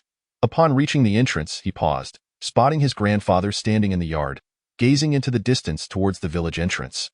Just as Sun Wukong was about to playfully tease his grandfather, he suddenly coughed violently and spat out blood. Alarmed, Sun Wukong rushed over to support him. His grandfather, wide-eyed, exclaimed, "You little rascal, how did you get in? I was watching the village in trance all along and didn't see you." Sun Wukong retorted, "Didn't you say I lack any special abilities? I'll have you know, I've mastered the art of invisibility. That is my special talent. But enough about that. Why did you cough up blood? Let us get you to the hospital." His grandfather pushed Sun Wukong away, chuckling. "What nonsense! Your grandfather is in excellent health. Come here, my dear grandson. Let me take a good look at you. My, how you've grown, you've changed." "Grandfather, this is for you." Sun Wukong presented the health supplement he had bought. His grandfather frowned. "What is this for? How much did you spend?" "Oh dear, I'm getting old and forgetful. Is your tuition covered?" Sun Wukong grinned proudly. "Grandfather, it's more than enough. If it weren't, wouldn't your grandson starve? I've earned a little money on the side while studying." As he spoke, he pulled out 10,000 yuan he had withdrawn from the county. "Grandfather, I won't be able to stay with you while I'm in school. Please don't hold back on your meals. Eat whatever you desire. Do whatever you wish. This is just a little pocket money. When school starts again, I plan to buy a house in Beijing and bring you to live with me." His grandfather trembled as he held the 10,000 yuan. 10,000 yuan? "You little rascal, do you even have time to study?"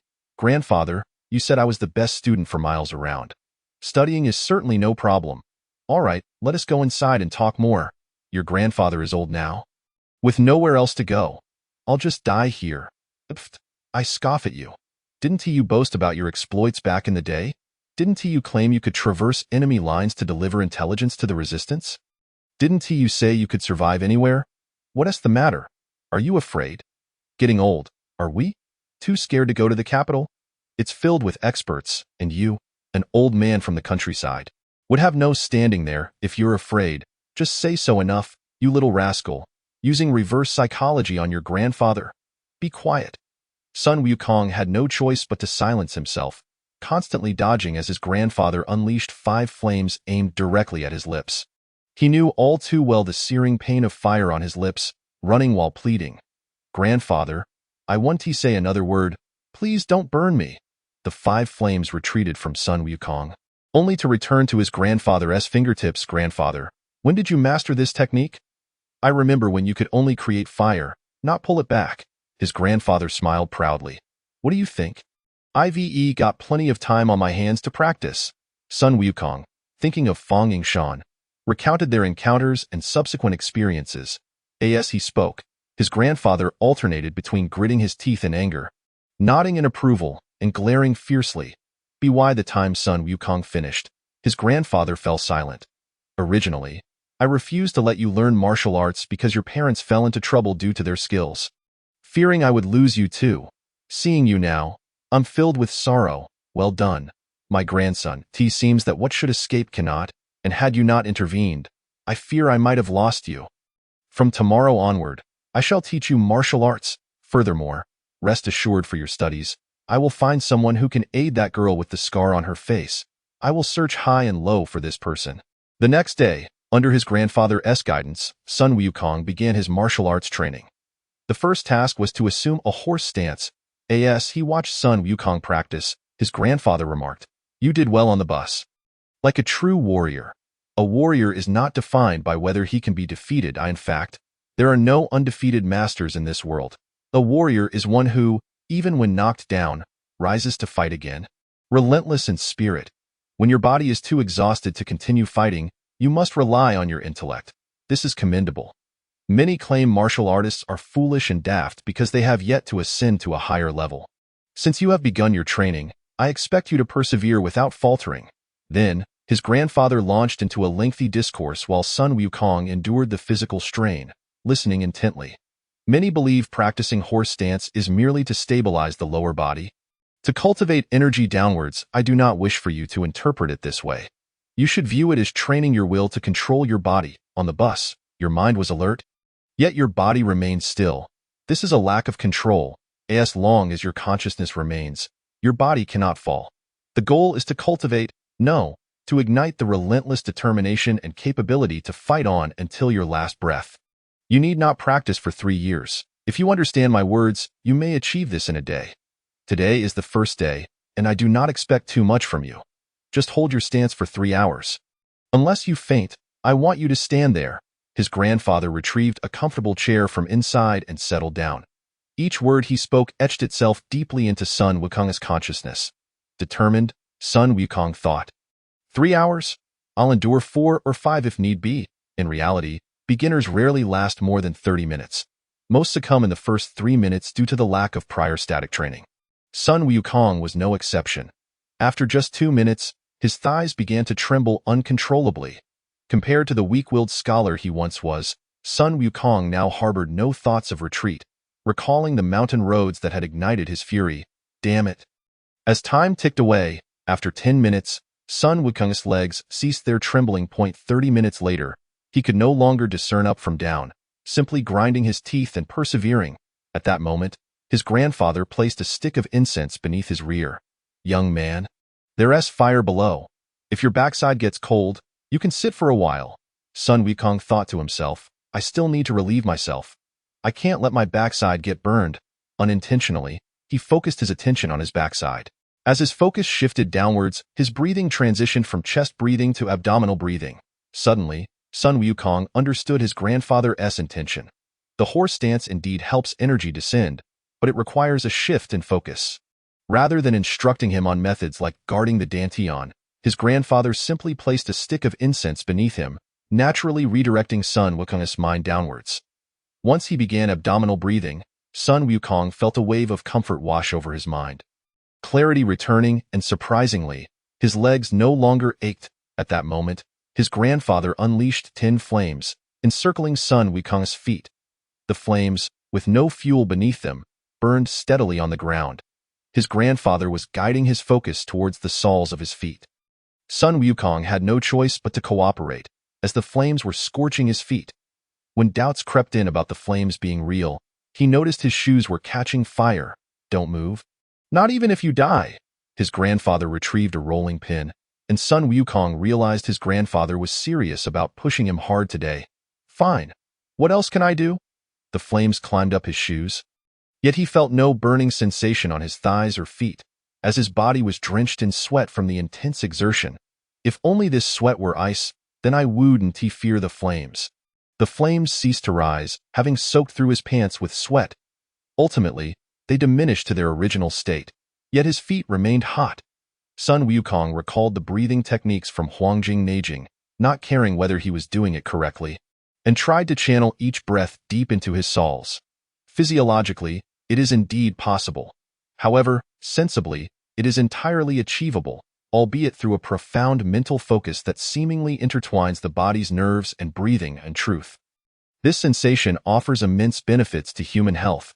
After a brief pause, Sun Wukong began to feel a delightful surge of energy coursing through his body, and moments later, he forgot entirely about the flames licking at his feet, becoming completely enraptured in this marvelous internal universe. A state that typically eludes martial artists even after a decade of practice was effortlessly transcended by Sun Wukong in just a few hours. This is not to say that Sun Wukong possesses extraordinary talent. Rather, many martial practitioners have been misled into enduring grueling training akin to forced labor. They have failed to grasp the truly beneficial aspects of their practice. With the guidance of a wise master and a steadfast determination, significant breakthroughs can be achieved in remarkably short spans of time.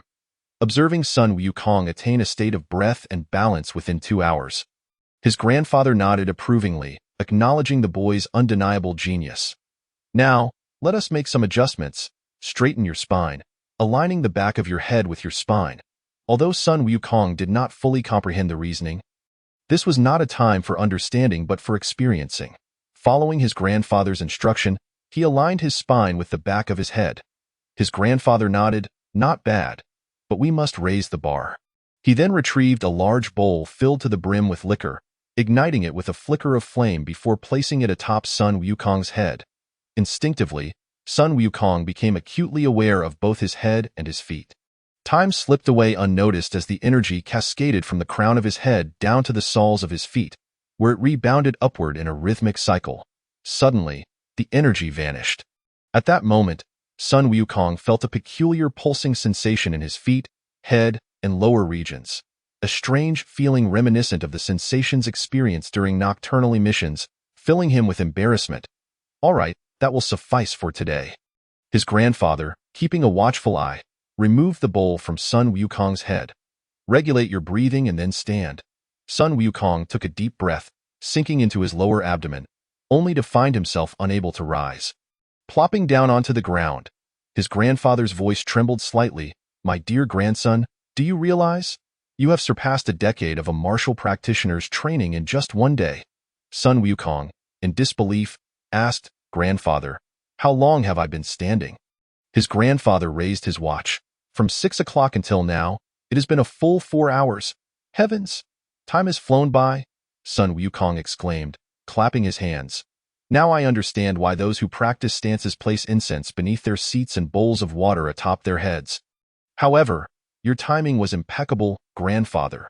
Without it, I could never have achieved this." He marveled at the realization that his grandfather was indeed a master of the martial arts. His grandfather crouched down to massage Sun Wukong's legs, declaring, "That will be all for today. You must rest well.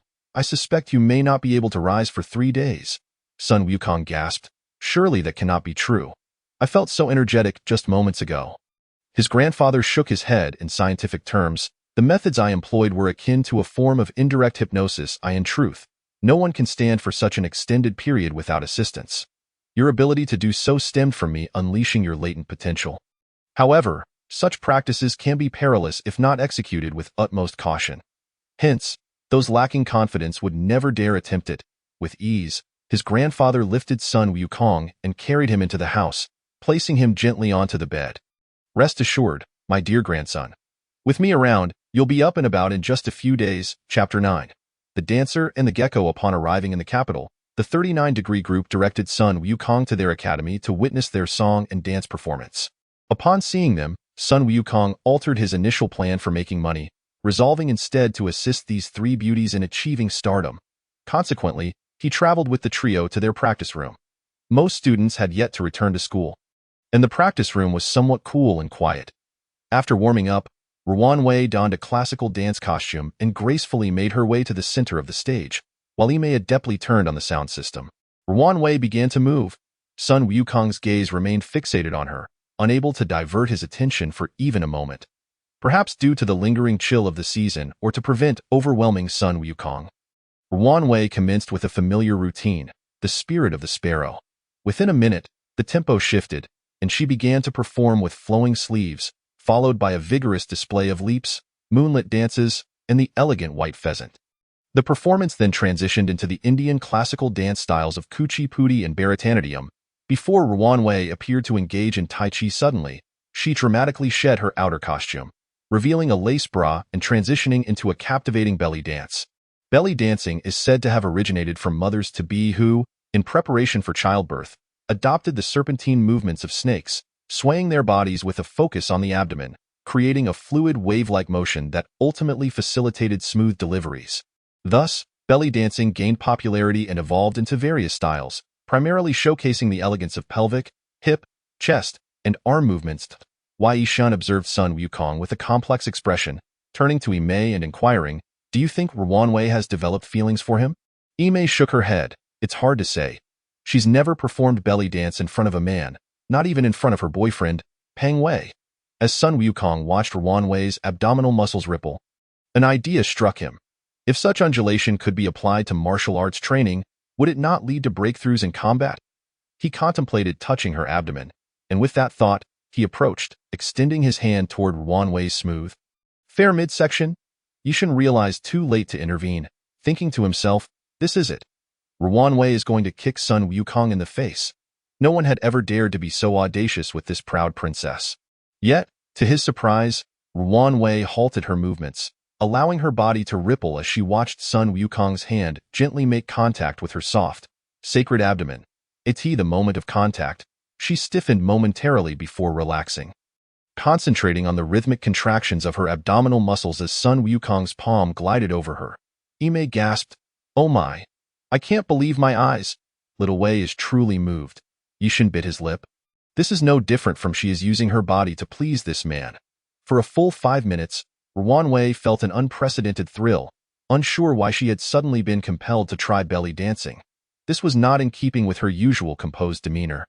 Yet, as she discarded her undergarments, an exhilarating rush coursed through every muscle in her body. I am a dancer.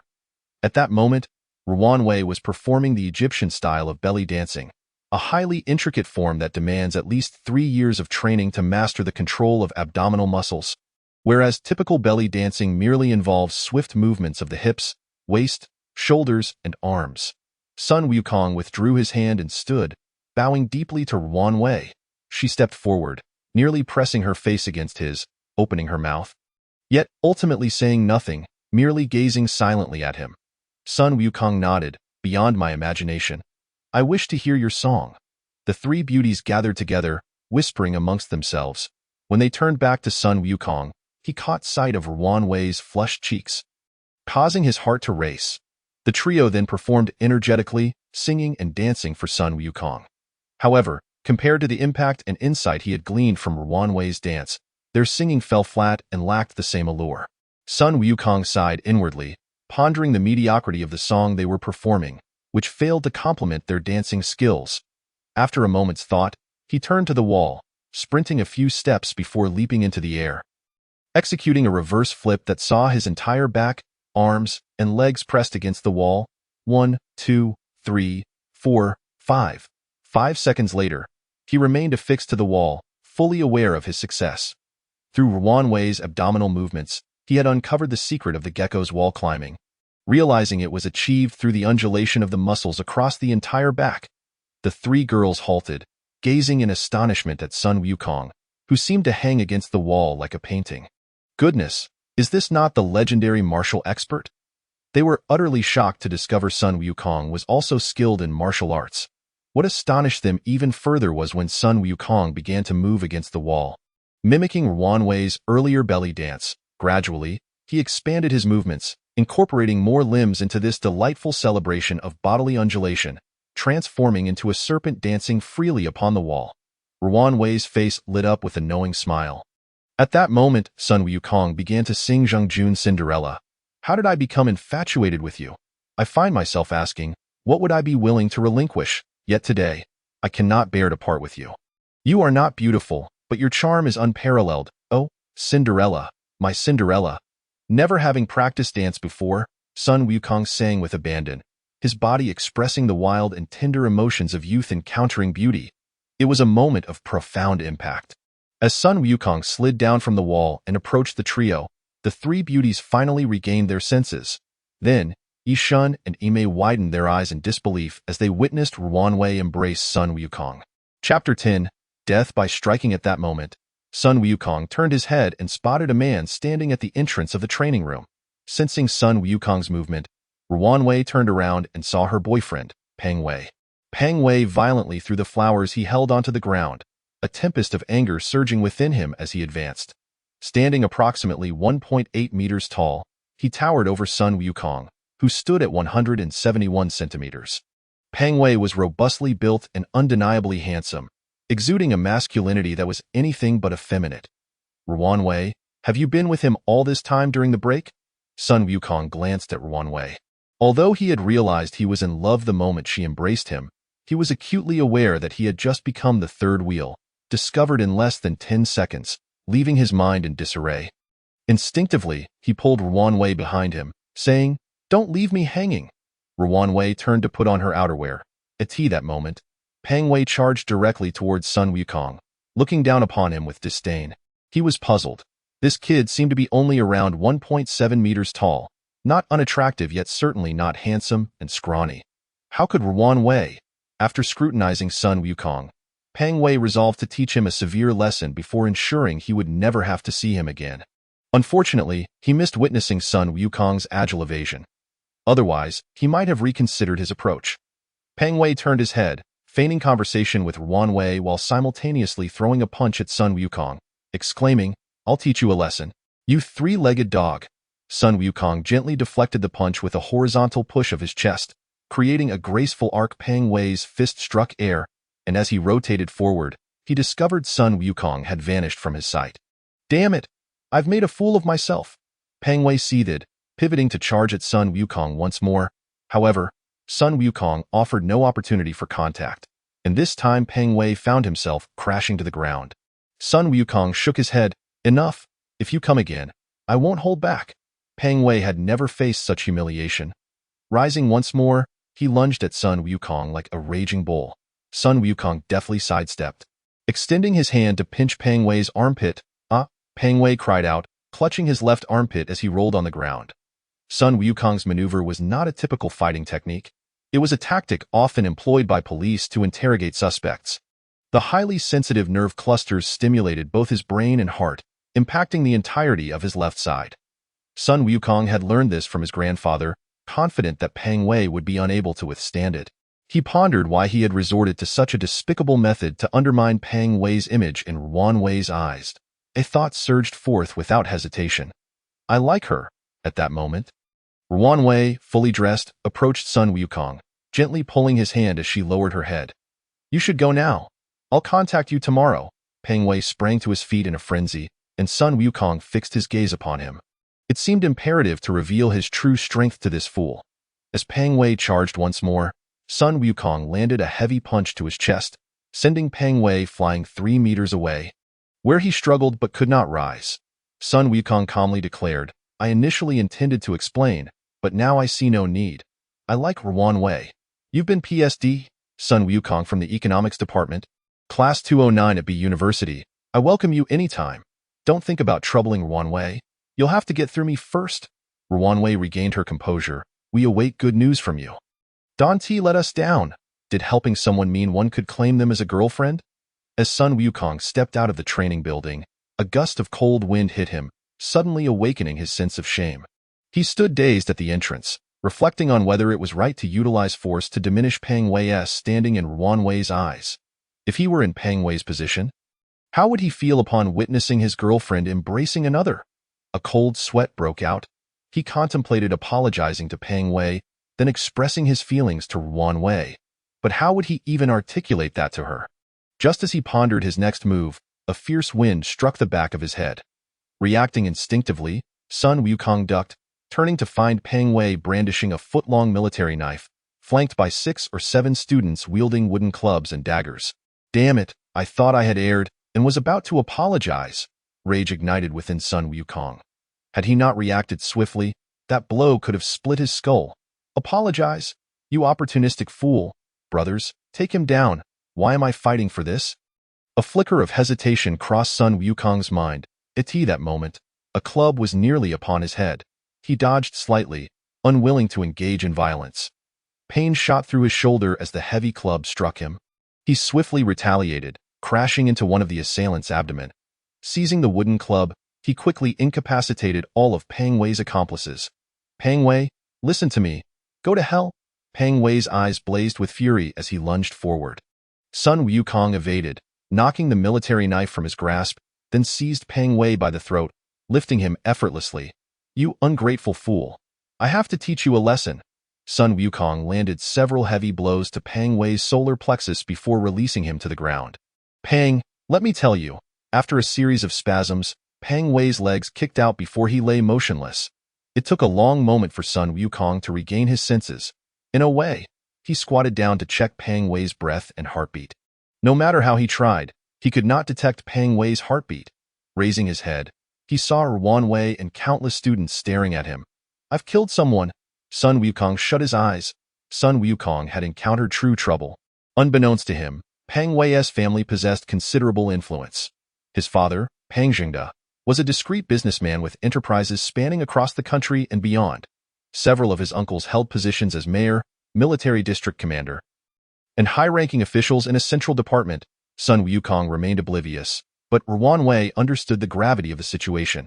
Upon witnessing Pang Wei collapse, she realized Sun Wukong was finished. Chapter 11. Conspiracy. Sun Wukong faced genuine peril. He remained unaware of Pang Wei's family power. Pang Jingde, his father, was a low-profile businessman, with businesses scattered across the vast expanse of the country and beyond. His uncles held esteemed positions as mayor, military district commander, and high-ranking officials in a central government department. Sun Wukong was oblivious, but Ruan Wei recognized the implications when she saw Pang Wei fall. She knew Sun Wukong was doomed. "I'm so glad you could come to see me." Sun Wukong smiled at Ruan Wei, who stood across from him. Dancing on the wall, dancing in the palm, with drums and instruments, it should be a feast for the eyes. However, I wouldn't recommend the three of you performing together. Sooner or later, you should learn to fly on your own. You could shine like Zhang Zi and achieve even greater success. Enough. Ruan Wei choked out softly. Do you realize what you've done?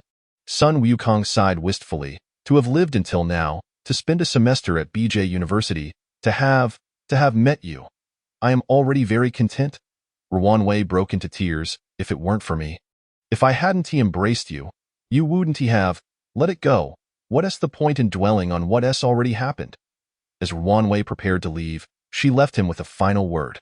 Whether in politics, the military, or business, Pang Wei possesses power beyond your imagination. If there's anything you desire, just let me know. As Ruan Wei hurried out, Sun Wukong couldn't help but call out to her.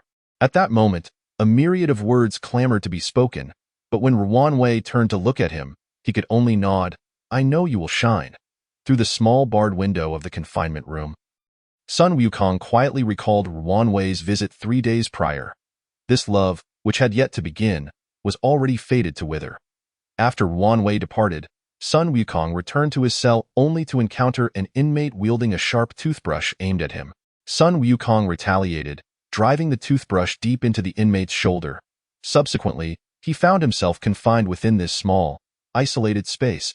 In a certain location within the capital, a group conspired in secrecy.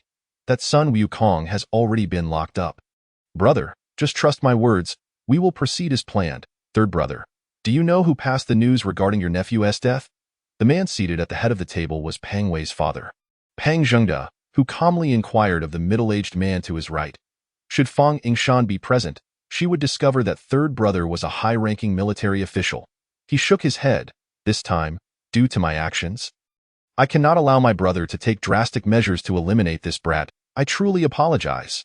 Pang Jingde waved his hand dismissively. Wei's medical records have been obtained by someone, which indicates that someone is already aware of Wei's condition.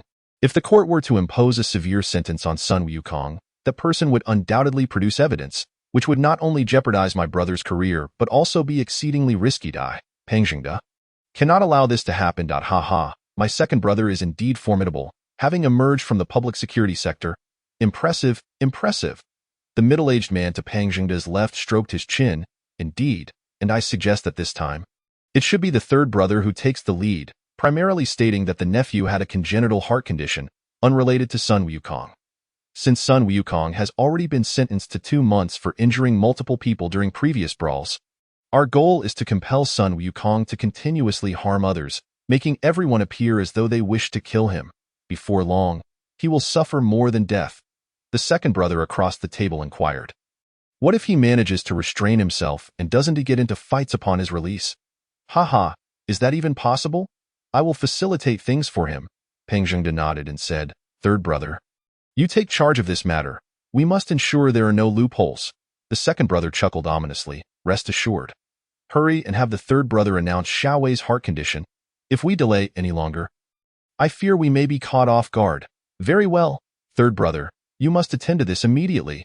Sun Wukong never imagined that the powerful Pang family would voluntarily release him, especially on the day he emerged from solitary confinement when Pang Wei's father came to visit him. My son suffers from a heart condition, which was triggered by you, but I do not hold you responsible. I bear you no ill will. However, that night, upon returning to his cell, Sun Wukong found himself unable to sleep in the dead of night. He sensed others rising from their beds and approaching his side. Humph!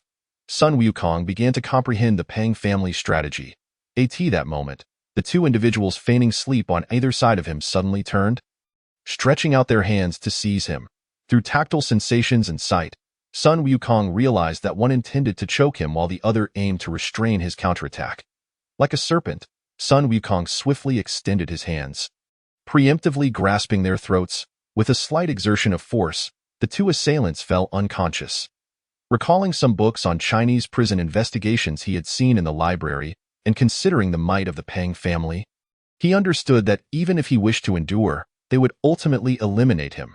Rather than suffer indignities and live in misery, why not seek a swift resolution? These thoughts flashed through his mind in an instant. As the surrounding prisoners reached out to subdue him, Sun Wukong sprang into action. His grandfather had said that while Sun Wukong had just begun studying martial arts, 95 of practitioners had never even grazed the surface, let alone these inmates. Both sides deliberately lowered their voices, inadvertently providing Sun Wukong with an advantage. He swiftly incapacitated all of them using powerful techniques. Afterward, he stripped off their belts and employed the techniques learned from survival manuals to bind them effectively. Only by thoroughly subduing this group would they cease their relentless attempts to force him into action, sparing him from recurrent solitary confinement, otherwise facing an unending extension of his sentence. After prying open their mouths, he utilized discarded clothing and towels to bind their mouths tightly. One by one, he tossed them into a corner of the cramped cell measuring less than 10 square meters. Once all were roused, he chose the most imposing figure. Yintu, I have heard that upon entering prison, one must acclimate to the environment. I, however, am naturally unaccustomed to it, thus I shall make you accustomed to my ways. With that, he raised his foot and pressed down on the little toe of Yintu's foot. Yintu attempted to grit his teeth and endure, but Sun Wukong focused his pressure on the joint of his little toe, a sensitive area typically not engaged, one of the body's acupressure points. The most effective method would be to use a pair of pliers to apply pressure gradually. However, lacking tools, Sun Wukong resorted to using his foot. Having already stuffed an unknown sock into Yintu's mouth to prevent him from crying out, before his pain subsided, Sun Wukong extracted a sharp piece of wood from Yintu's bedding and stabbed it into his armpits, the inner thighs, toes, and fingers. Yintu writhed in agony, but within 10 seconds, he succumbed to unconsciousness. Sun Wukong shook his head. He truly is a cigarette butt, finished in just 2 puffs now. Let me see how resilient your bones are.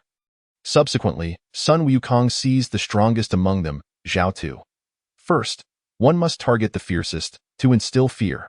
Second, a physically robust individual will cherish their body.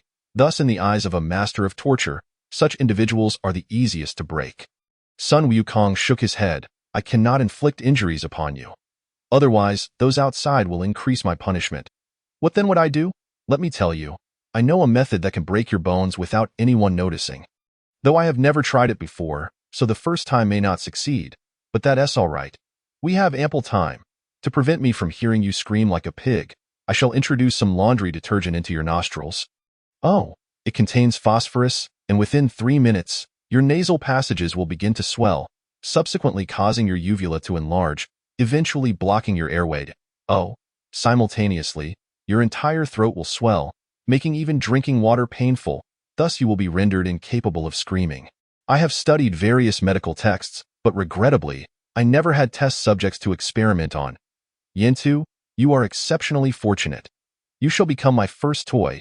I shall not only let you experience the greatest pain in this world for free, but I also possess the capability to compel you to kill your entire family with your own hands.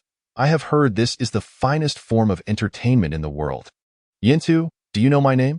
Sun Wukong, you are Sun Wukong. Upon hearing his name, Yintu immediately responded.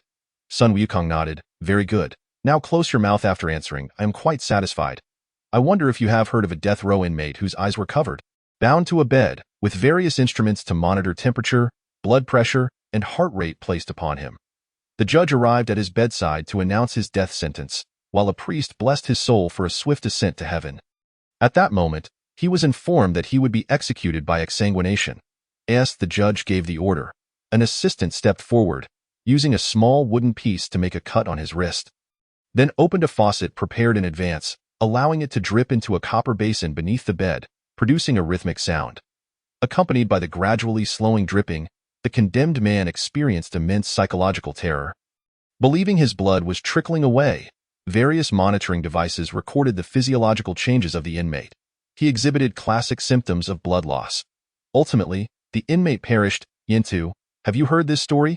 No, I haven't. Sun Wukong chuckled. Of course, what I just described was a simple form of hypnosis.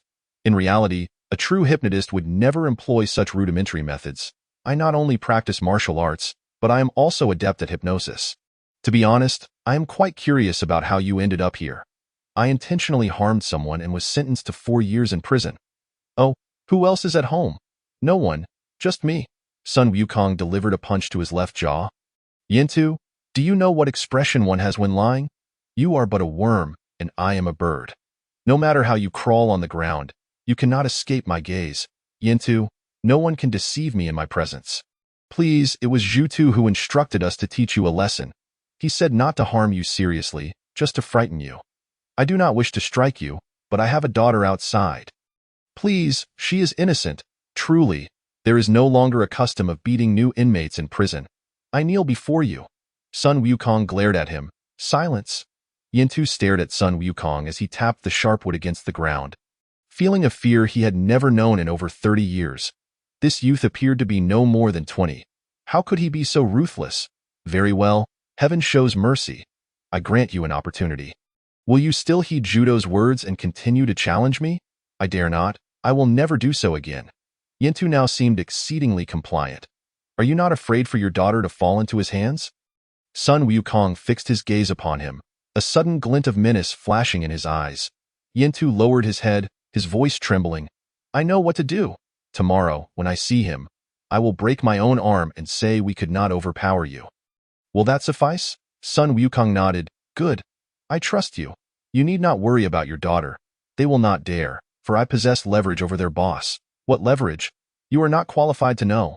Yes, Yintu nodded vigorously. Who did Zhutu tell to trouble me? Yintu shook his head. I do not know. All I know is myself. Good. Sun Wukong turned to the others. Who among you wishes to play with me? Sun Wukong breathed a sigh of relief.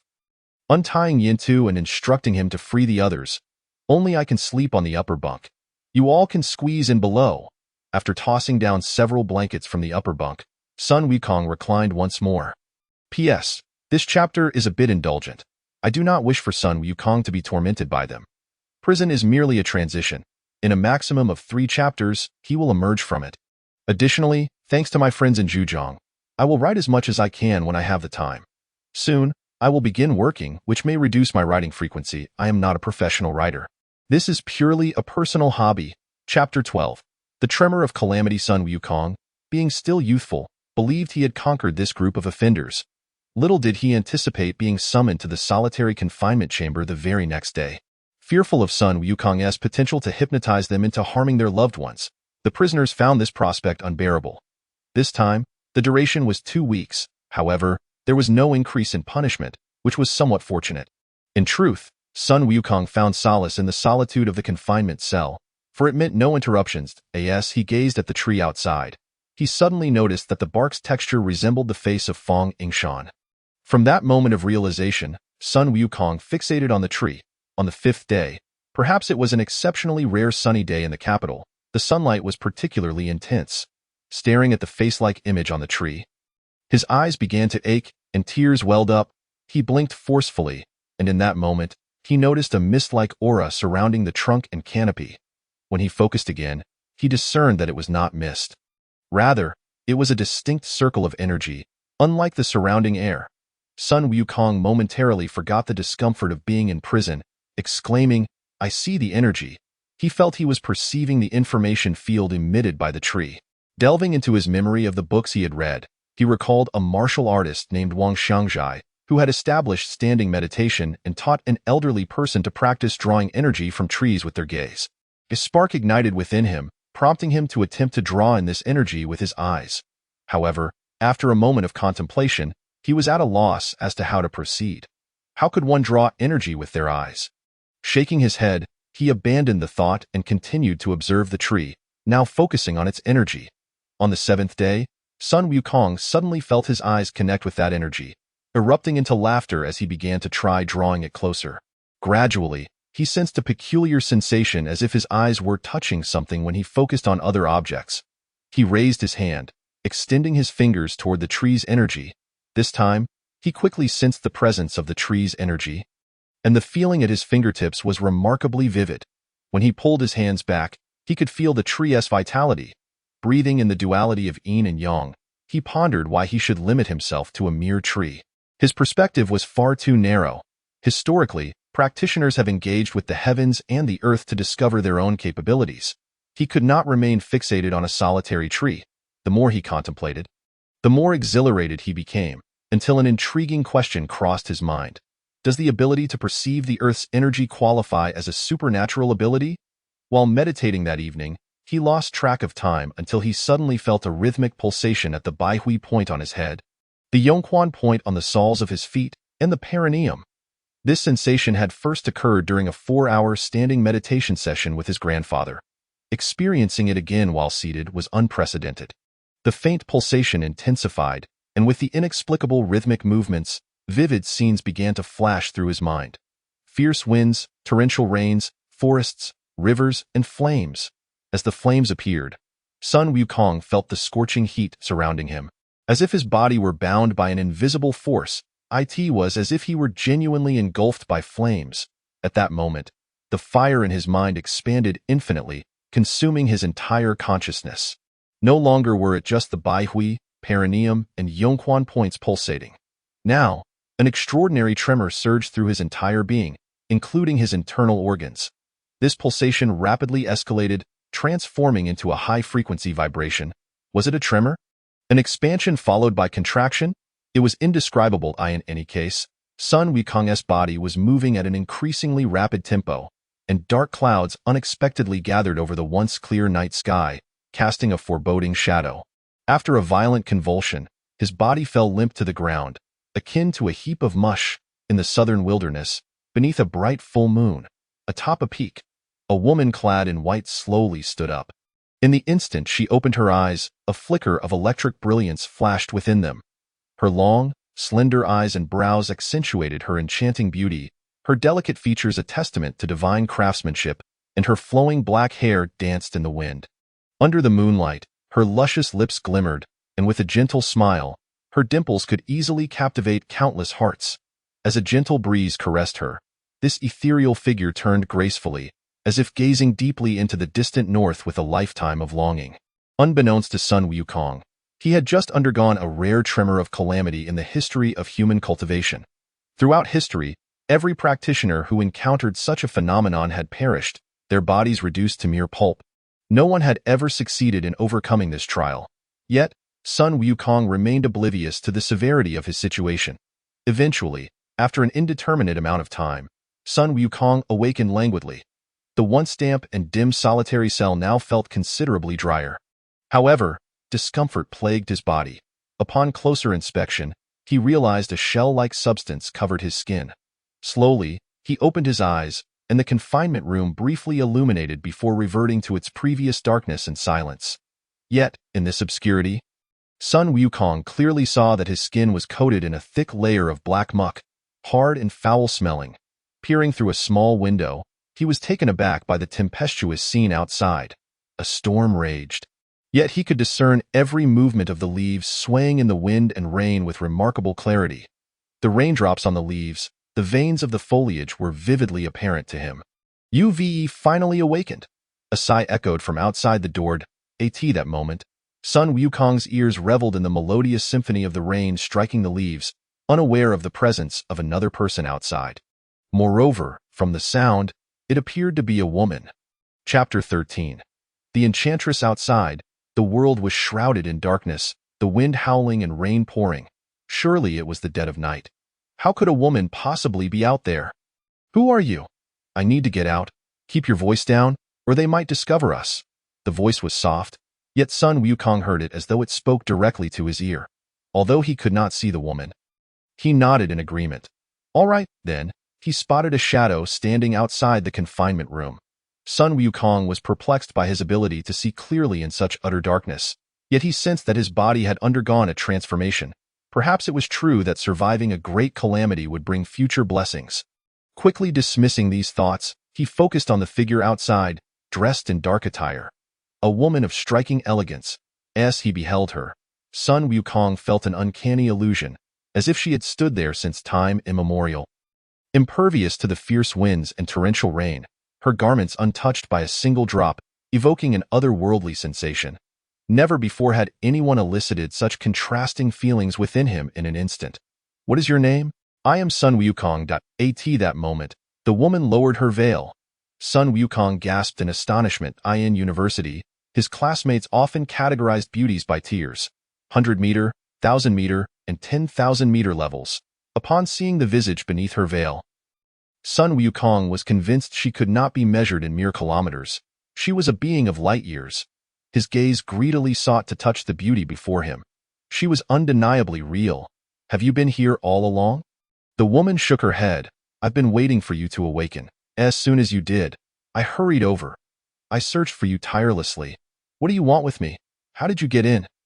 "Long story short, it's not convenient to talk here. I must leave first. I'll call you shortly.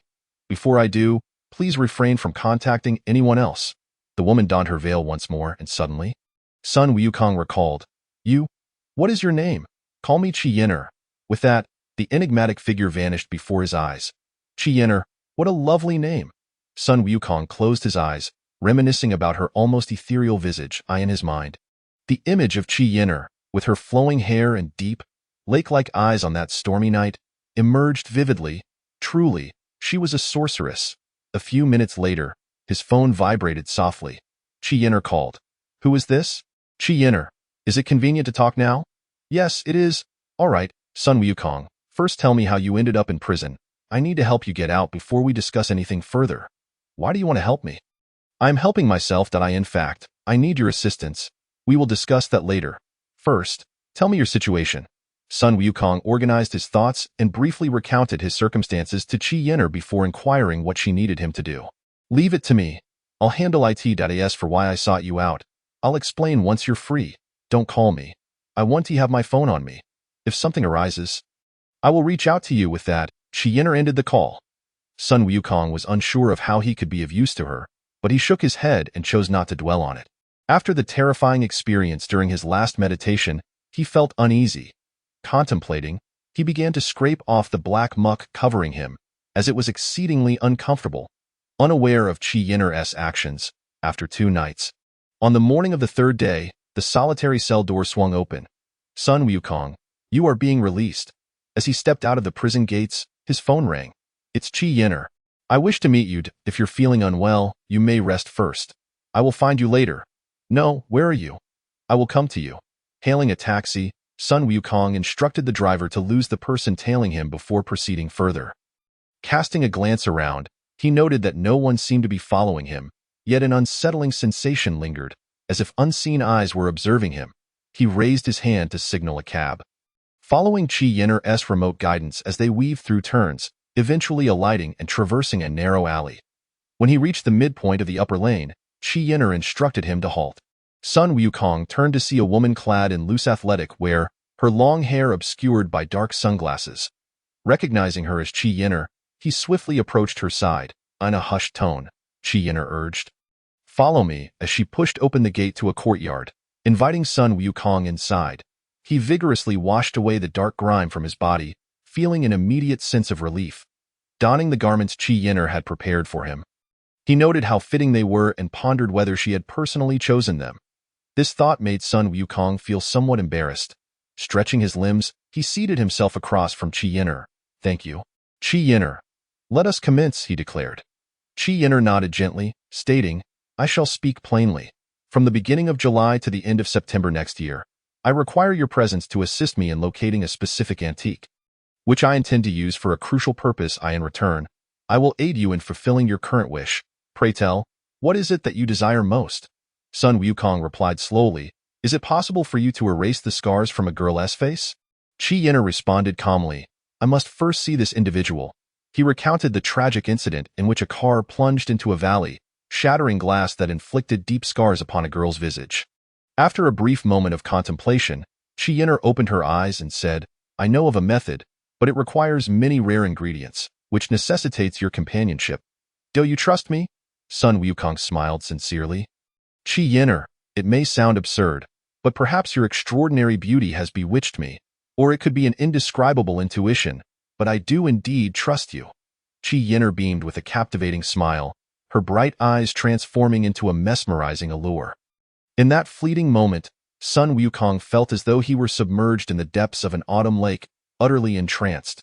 Qi Yin'er, why me? How did you come to find me? At that moment, Sun Wukong was no longer the naive individual he once was. He quickly regained his composure and began to contemplate pressing questions. Tio, speak plainly. Have you heard of the Buddhist concept of calamity waves?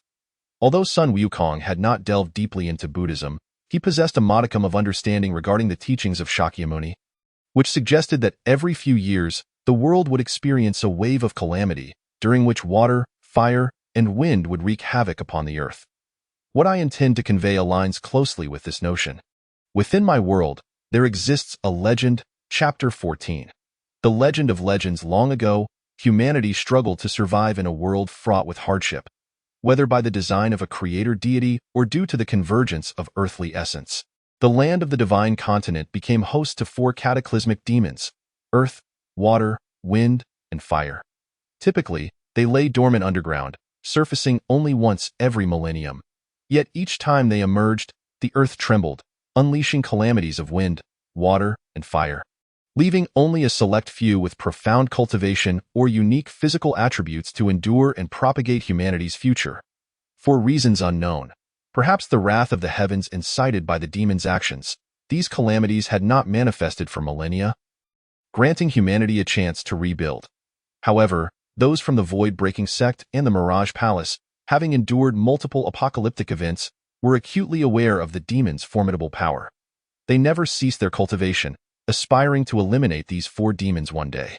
Yet, no one had ever located their lairs until a prodigy named Sun Wukong emerged from the void-breaking sect. To ensure the succession of their legacy, each generation of the void-breaking sect's disciples, upon achieving mastery, journeyed throughout the land in search of individuals possessing dual respiratory abilities, those who could breathe through both mouth and nose while retaining their innate fetal breath. Such individuals could ascend to extraordinary heights in both cultivation and martial arts, while most others ceased to possess fetal breath after birth, rendering them incapable of reaching higher realms. After achieving significant cultivation, Sun Wukong embarked on a quest for the next dual-breath heir and encountered a remarkably beautiful woman named Qian Shui, who was also seeking a successor. They were instantly smitten, sharing strikingly similar aspirations and abilities, and soon became lovers. Upon receiving word from her clan, Qian Shui returned to her tribe, leaving Sun Wukong to continue his search alone. Meanwhile, the ruling powers sought dual-breath heirs through nefarious means, drowning unworthy children in water and burying them in mass graves. One fateful day, a bolt of lightning struck the pit where children had been buried, and Sun Wukong, sensing a presence within, unearthed a child who had failed the ruler's test but was awakened to his fetal breath by the lightning.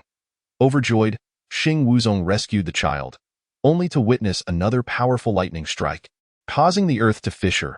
Emerging from the crack was a 4-armed demon, which, after a brief skirmish, summoned 3 more demons, merging into a singular, formidable entity.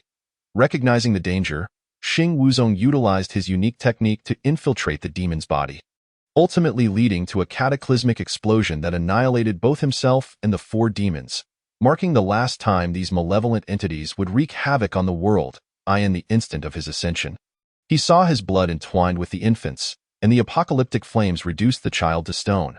Should that infant reincarnate, they would not only inherit the demon's formidable power, but also the unparalleled techniques of Sun Wukong's void-breaking sect. In that fleeting moment, Sun Wukong transmitted this revelation to Qian Shui, who understood the child's significance and instructed her disciples to seek him out across generations. Regrettably, neither Qian Shui nor her descendants ever succeeded. The child, bearing the blood of the demon, was a being of eternal essence, yet reincarnated demons lacked memory. However, Sun Wukong's blood carried memories of righteousness, which, if not guided by a wise mentor, would fade over time. Qian Shui's tribe remained one of the 3 most enigmatic presences in the divine continent, alongside the void-breaking sect and the Mirage Palace. After a deep breath, Qi Yin'er continued, according to the legends of the Shadow Tribe. Another wave of calamity is expected between the 7th day of the 7th month and the 9th day of the 9th month next year. Sun Wukong felt a chill run down his spine. Could it be? Is next year the end of the world? Qi Yin'er replied softly, this is but another tale. The story of Nuwa mending the sky is merely a variant of this legend. When the demons perished, Xing Wuzong ascended. My ancestor, the goddess Qian Shui, received crucial information before his ascension, that another world had discovered a temporal rift in the northwest, aiming to invade Earth. Though the apocalyptic flames lost their original destructive power upon the demon's death, they still heralded great calamity. At this juncture, demonic dragons from an alternate dimension breached our realm. Two black dragons crashed into the sacred Mount Buzhou, which was designated to seal away malevolent beings. The collapse of the mountain unleashed a torrent of demons and floods. The goddess Qian Shui, wielding unparalleled magic, restored Mount Buzhou and sealed one dragon beneath it, while expelling the other from this world, sacrificing her own being to seal the entrance to our realm. However, the sealing power will weaken over time, and by the 7th day of the 7th month next year, that black dragon may break free and return to the world. This is why I sought you out. My ancestor departed far too early, leaving scant knowledge of her formidable abilities. Subsequent generations of disciples have struggled to practice based on her meager records. As the environment on Earth has become increasingly inhospitable to cultivation, the Shadow Tribe decided to retreat a millennium ago. Despite our efforts to reinforce the seal, we lack the strength to prevent the emergence of that black dragon. Were it not for witnessing Qi Yin'er's extraordinary abilities, Sun Wukong might have dismissed her as a lunatic. Yet her words compelled a reluctant belief within him. He suddenly recalled that his ancestor, Sun Wukong, had also emerged from a stone. Could the infant consumed by apocalyptic flames have been his revered ancestor, the great sage Sun Wukong? Fortuitously, just 6 days prior, I sensed the presence of the child mentioned by my ancestor Qian Shui. I immediately flew from the southern border to this location, finding you in prison and waiting 3 days for your awakening. Chapter 15. The theft of the Han Dynasty female corpse from Mwangdui. Sun Wukong was left utterly dumbfounded upon hearing this. Shaking his head vigorously, am I truly not dreaming? How has my life trajectory completely altered since arriving in the capital this semester? Am I the reincarnation of the infant bearing the bloodlines of the 4 great demonic spirits in Xia Wuzong? Sun Wukong fixed his gaze intently on Qi Yin'er. She gently nodded, affirming, according to our legend, it is indeed the case. Sun Wukong shook his head, suddenly realizing a pressing question. So, am I a good person or a bad person? Qi Yin'er smiled, saying, you are the reincarnation of the most exceptional being on this earth. However, having not awakened for thousands of years, I cannot ascertain if you still embody that excellence. Yet, one must not merely measure you by human standards. As long as you stand on the Earth's side and defeat every entity that seeks to invade our planet and annihilate humanity, it matters not whether you are a good or bad person. You will not have betrayed the Earth that has endured countless hardships to bring you forth. Qi Yin'er's words greatly satisfied Sun Wukong's vanity. Who among us has not fantasized about becoming a hero destined to save the world during childhood? He indulged in his daydreams until he noticed Qi Yin'er gazing at him with a radiant smile, which brought him back to reality. Embarrassed, he stammered, well then, how do we deal with that black dragon? Qi Yin'er's lake-like eyes dimmed momentarily as she closed them, her long eyelashes fluttering. Upon reopening her eyes, she regained her resolute demeanor. That is a matter for a year from now. For now, you are already aware of everything. First, let us meet the girl you mentioned. Then, you should take a leave of absence from school. We will be quite busy over the next year. The mention of taking a leave of absence suddenly reminded Sun Wukong of Wan Wei. Since his imprisonment and the discovery of the tree spirit, he had completely forgotten about Wan Wei. He had forgotten the very first girl he liked. The memory of approaching that belly dancer, feeling her abdomen's undulations and the tender moments shared, from the wall-crawling love songs to the incident involving Pang Wei, was a brief yet quickly fading blossom of affection. At that moment, Sun Wukong recalled his identity as a murderer. It was this very title that had derailed his life's trajectory, severing the budding romance that had just begun to flourish due to the death of Ji Wei's boyfriend. No one would ever love a murderer. The upright and virtuous country boy, who had always adhered to proper morals, pressed his hand against his chest. My heart? It aches so much. Opposite him, Qi Yin'er silently observed this youth who could potentially become the strongest being on Earth. Realizing that he was still merely a Na'vi boy who had just begun to awaken, little did he know that she had been waiting for his arrival since she gained consciousness. Sacrificing all the joys of her own youth and enduring countless inhumane trials, severing all mundane emotional ties, all for the sake of an ancient legend. At that moment, Sun Wukong unexpectedly smiled, though the smile was more dismal than a hippopotamus's weeping. Filled with sorrow and confusion. There are no murderers at BJ University. They must have expelled me long ago. So be it. Who would have thought that I, Sun Wukong, the 72nd generation, would become a murderer? Before he could comprehend Qi Yin'er's next move, she swiftly slapped him across the left cheek, holding back her wrath. After taking a deep breath, Qi Yin'er slowly stated, "Peng Wei was not killed by your hand. He had a congenital heart disease. The forensic examination revealed that his heart was significantly enlarged.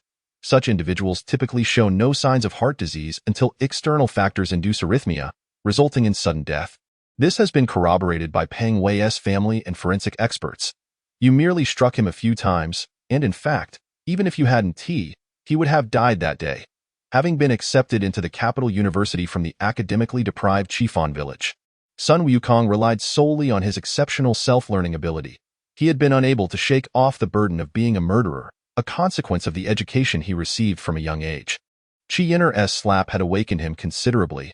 "Hearing you say this eases my heart.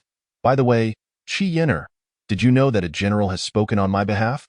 Yet, I have still spent this time in prison, and they continuously use other inmates, even guards, to provoke me into worsening my sentence. In their eyes, I am as good as dead.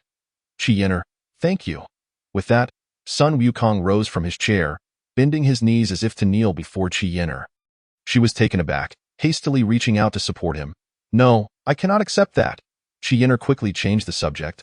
"I saw that girl named Wan Wei. She is quite beautiful. Her constitution is also impressive. Sun Wukong, you have quite an eye." Indeed, Sun Wukong's thoughts were successfully diverted by Qi Yin'er. He stood up, shaking his head. "Qi Yin'er, do you know? Just a minute ago, I had just begun to like her. And the next minute, her boyfriend died by my hand. Damn it. My first crush ended just like that. Let us go see that injured girl. Only by meeting her can I determine how to treat her." Qi Yin'er spoke softly. "Isn't it tiring to keep calling me Qi Yin'er? You can call me Tianhua or Yin'er." Fang Dingbang was momentarily stunned upon seeing Sun Wukong standing before him. He had been racking his brain for days, seeking a way to rescue Sun Wukong. Yet now, Sun Wukong had been released. Oh, that girl beside him. She resembled a transcendent being he once encountered on the battlefield, exuding an air of mystery that made it impossible for Fang Dingbang to gauge her depth. While Sun Wukong, on the other hand, had transformed from the frail scholar he once was. After scrutinizing Fang Yingshan's face, Qi Yin'er bit her lip.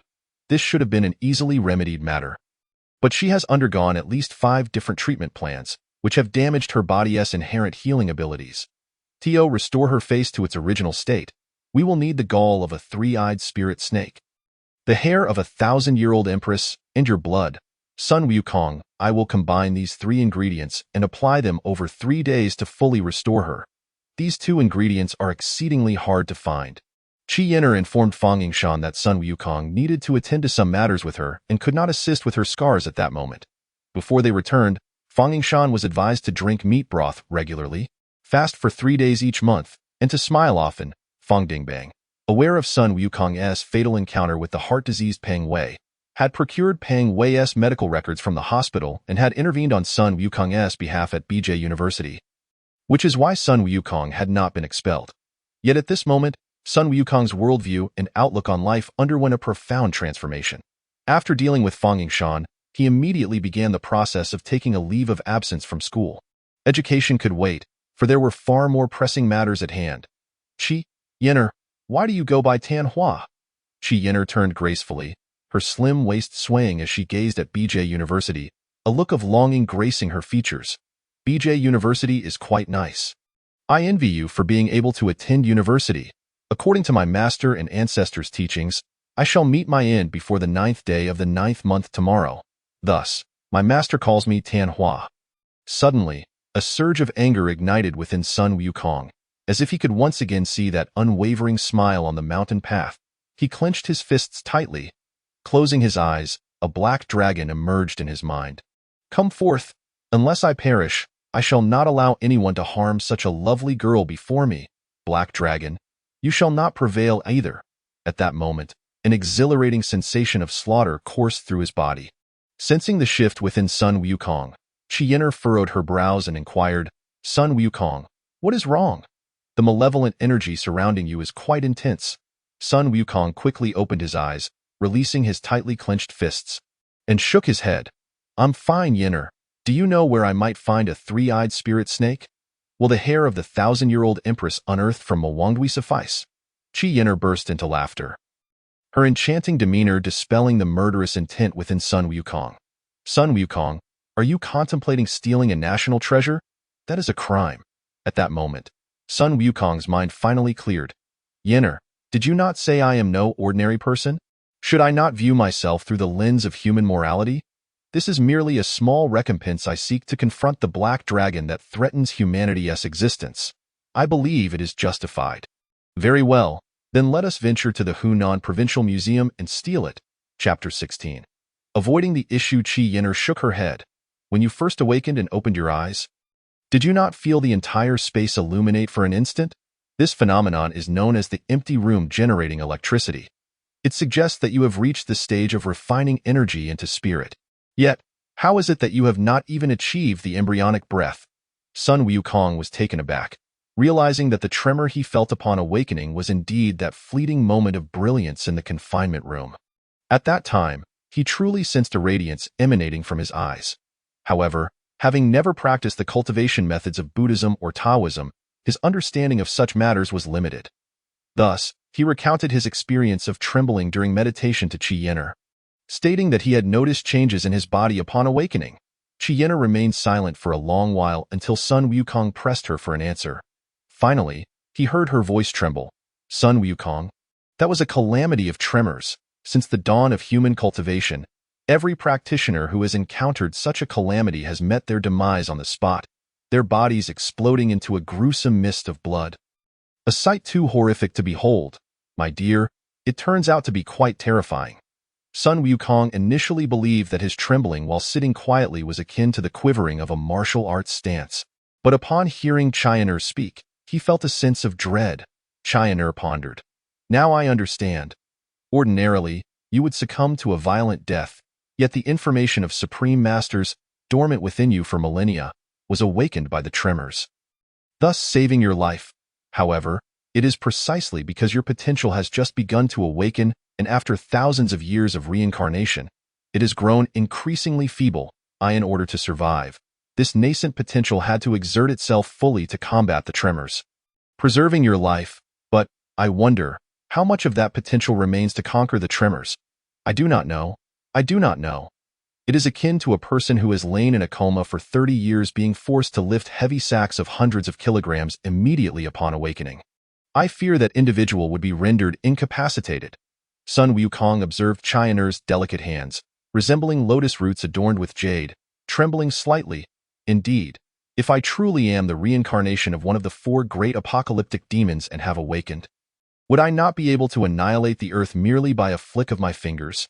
Yet now, apart from improved vision, my body seems no different from before my imprisonment, if my demonic powers were entirely expended upon awakening. Do I still hold any value for Chiener? Yenner, what troubles you? You must tell me directly." Chiener lifted her head. "Your emergence is a serendipitous coincidence, yet it can also be deemed inevitable. There is no precedent. Thus, no one can accurately predict what may transpire in your future.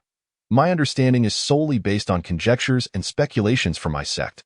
Whether they hold truth or not, I cannot say." Sun Wukong waved his hand with a smile. "Enough? Chiener, let us dispense with the preamble. Please share your analysis. The earthly fiends invariably bring about immense calamities. From this perspective, you might pose a threat to humanity. Since hearing the legends recounted by Chiener, the foremost question that arose in Sun Wukong's mind was whether he might become a scourge like the demons. Questioning his own heart, he gazed into Chiener's eyes and resolutely assured her, "I, Sun Wukong, shall never bring harm to humanity. I am who I am." Chiener giggled. "Look at you, all tense. I know you wouldn't. I was merely testing your self-awareness. Well done, you passed. According to my sect's analysis, the essence of the demon has been utterly annihilated by Xing Wuzong's dissolution. What resides within that infant is merely the blood of the demon, not its memories or thoughts. So although it possesses the demon's energy, it lacks the animosity towards humanity. Sun Wukong exhaled in relief. Yenner, you truly know how to balance a slap with a sweet date. Chioner shifted the topic. While the remains of the millennium-old empress are difficult to locate, given their subterranean nature and the limited number of seekers, it is relatively safe. Let us first search for the three-eyed spirit snake. Sun Wukong forced a smile. I truly do not know where you acquired such a recipe. Is it feasible? Three-eyed spirit snake? Do snakes even possess three eyes? Have you been indulging in too many martial arts novels? I recall that Ma Wangya indeed has three eyes. Chioner insisted. I do not need to speak falsehoods. This recipe was passed down from a grandmaster of mine who, after nearly being disfigured, used it to restore her face, which had already revealed bone, so it has endured. Do you think it might be effective? As for the three-eyed spirit snake, it is quite normal that you have not heard of it. Very few in this world know of its existence. Even fewer would believe. In truth, I have never encountered it either. But since there exists a method, it is certainly better than having none. We shall search. Perhaps we may not find it, but if we do not seek, we shall certainly find nothing, and we absolutely cannot allow Miss Fong's face to remain disfigured. Sun Wukong had no choice but to agree. He suddenly recalled a question that Chioner had sidestepped. Hey, Yenner, I do not understand. How did you manage to rescue me? Even General Fong was unable to extract me. Chioner shook her head. Sun Wukong, why do you ask so many questions? Knowing that I harbor no ill will towards you is sufficient. Years ago, the Shadow Clan decided to retreat in order to better confront the Black Dragon. After over a millennium of purposeful cultivation, we still possess connections in both China and various countries worldwide. Thus, rescuing you is not surprising. Sun Wukong seized the opportunity, as Chioner was willing to speak. It seems that the malevolence within me has been depleted in the struggle against the tremors. Can I still assist you? How can I help? Chioner's cheeks flushed with a hint of embarrassment, her phoenix eyes narrowing slightly. Cannot you first focus your mind on finding the medicine? Sun Wukong protested softly. I have never seen a snake in my life. Moreover, did not your clan have over a millennium of preparation? Should it not be your responsibility to, realizing at this juncture that aiding Fong Yingshan's recovery was not an obligation of the Shadow Clan, but rather a kindness from Chioner? He understood that Chioner's act of saving him was already sufficient grounds for him to assist her. Yet, Chioner insisted on fulfilling Sun Wukong's wish because what she required him to do was truly extraordinary. Chioner nodded. Rest assured, I shall disseminate the news, instructing all members of the Shadow Clan to begin searching worldwide. Let us first visit the Snake Lady in Yunnan. Perhaps she may have information. Chapter 17. The Snake Lady of the Southern Frontier. Upon disembarking from the bus, Chioner led Sun Wukong towards the Snake Valley, situated between Ileo Mountain and the autonomous counties of the Hani and E ethnic groups, as well as the Dai-ethnic group Yenner. This appears to be Hani territory, does it not? I recall reading that the Hani have their own language. Do you speak it? Chioner suddenly halted. We have arrived. We shall wait for her here. Sun Wukong looked around, bewildered. Goodness, we are in the middle of nowhere, standing amidst this vast expanse of wild grass. I have already sent word to the Snake Lady.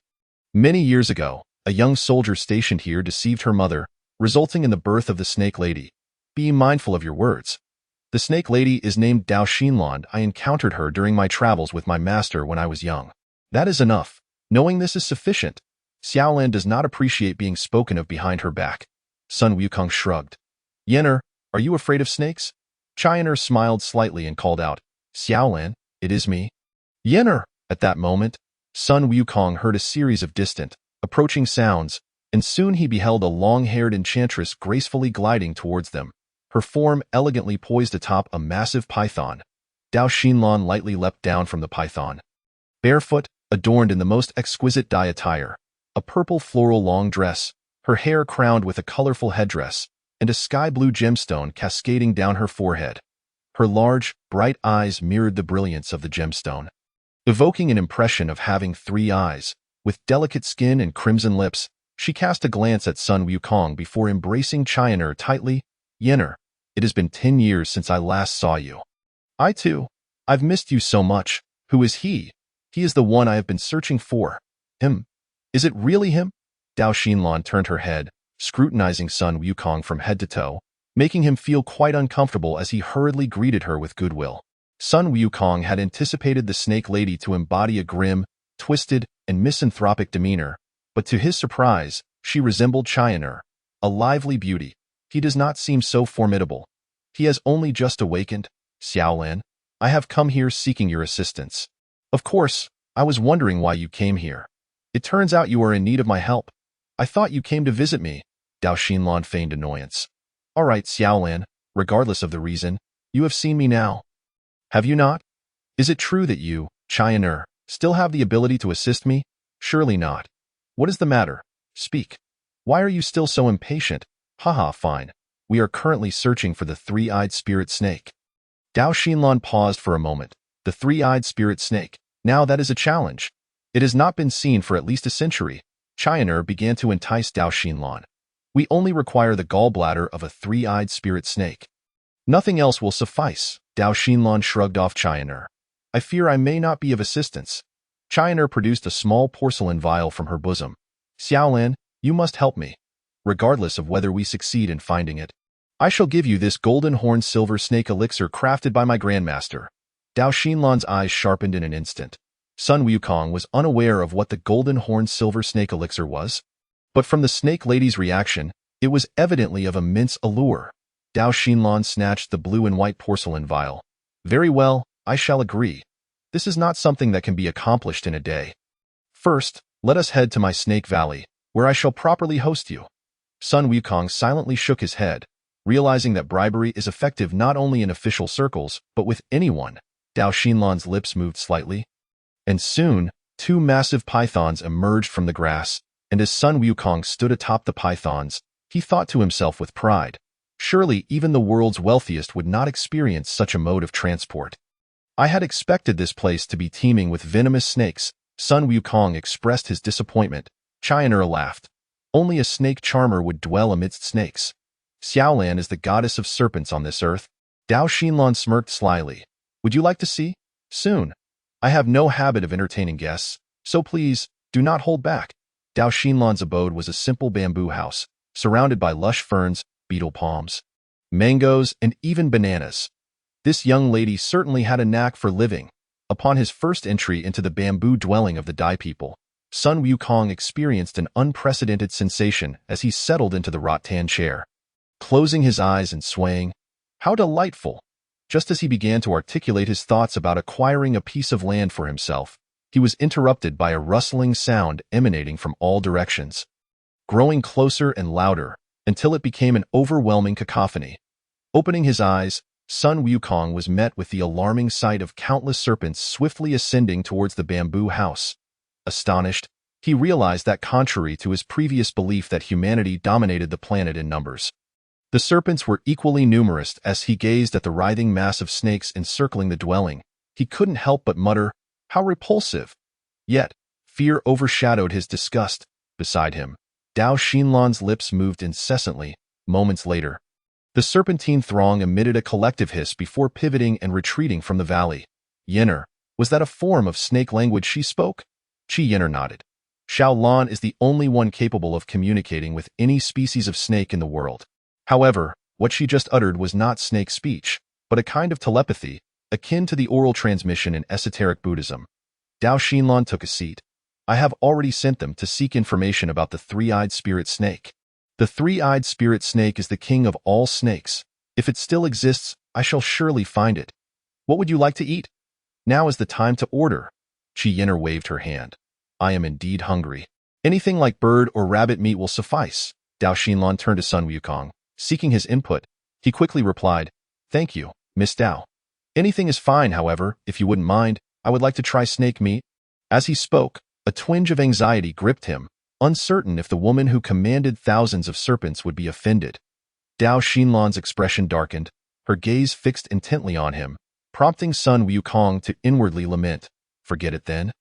My apologies, I meant no offense, merely speaking my mind. Miss Dao. Dao Xinlan suddenly burst into laughter, glancing at Qi Yenner.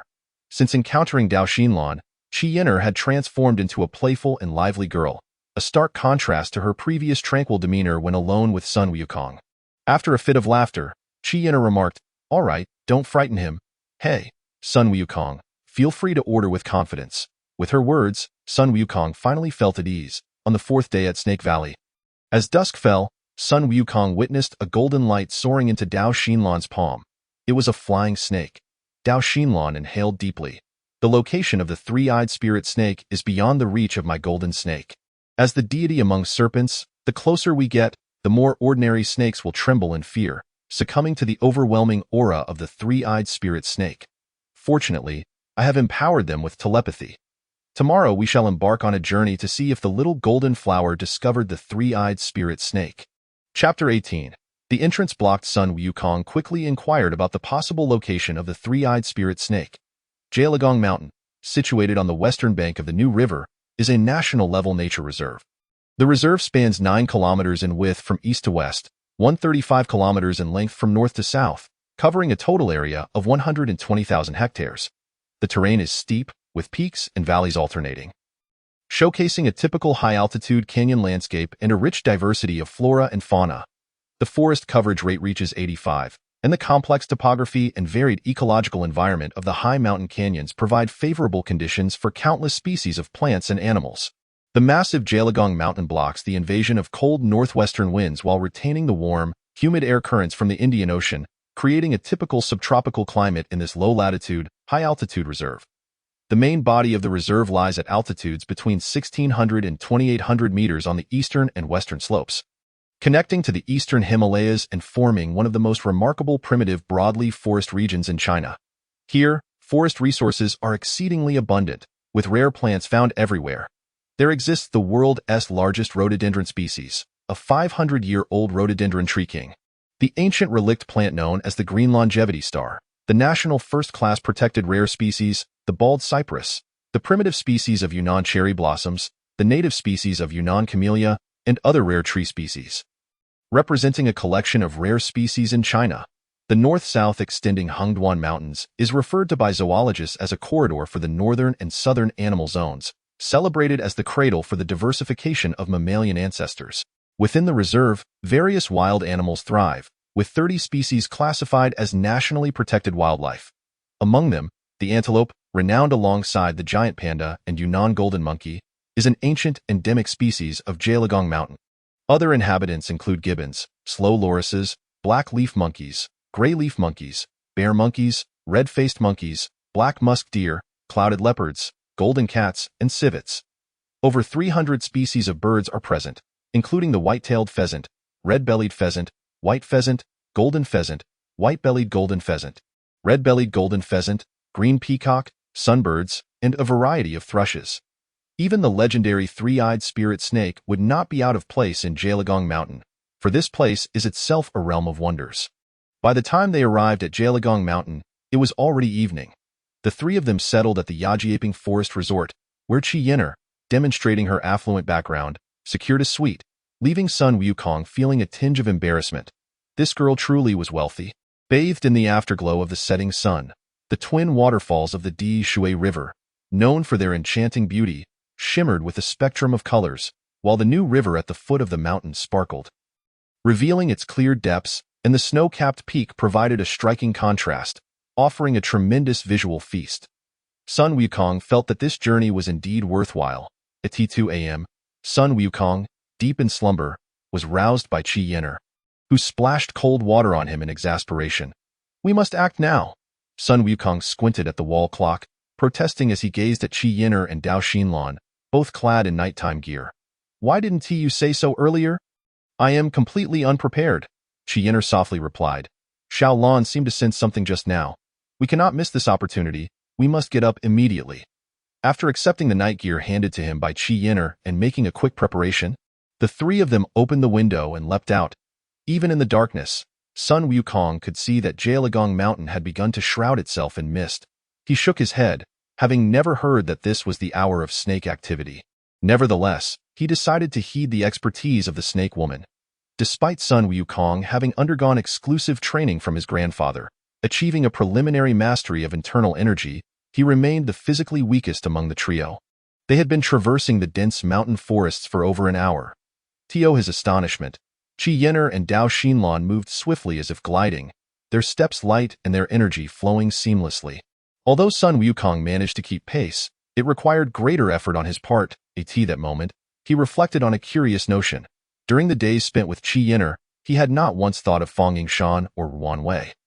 Even more perplexing was that despite Qi Yin'er's surpassing beauty and grace, he felt no urge to embrace her. Lost in thought, Sun Wukong inadvertently bumped into Qi Yin'er's back. "You silly monkey. What are you doing?" Qi Yin'er chided playfully. "I'm sorry. I wasn't fully awake and lost my focus." "Open your mouth." "What for?" Despite his protests, Sun Wukong complied, feeling an inexplicable need to acquiesce to Qi Yin'er. She extended her hand, and a pill was flicked into his mouth. "Swallow it. It's a detoxifying pill from Shaolin."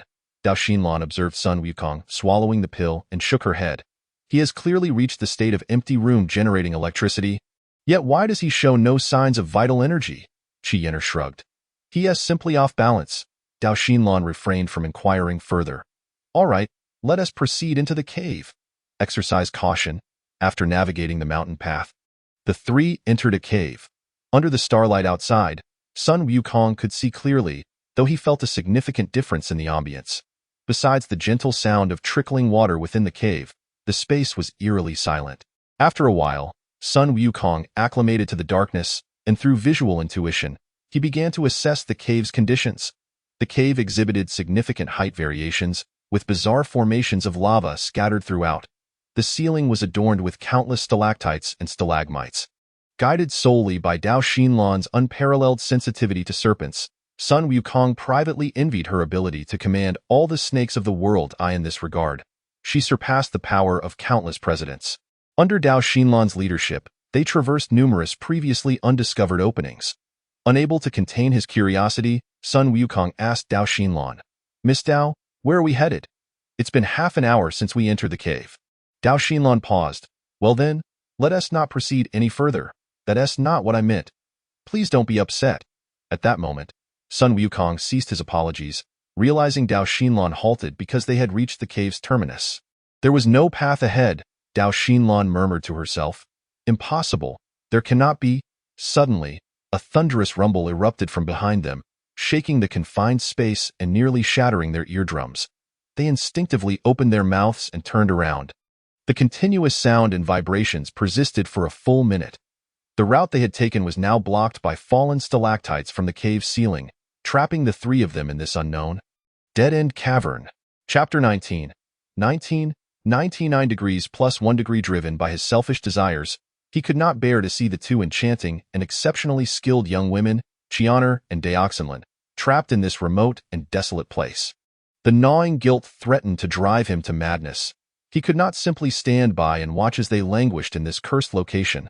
Sun Wukong clenched his fists in anger. That moment, he felt a sudden flutter in the palms of his hands, a rhythm akin to a heartbeat. Was it the onset of another tremor?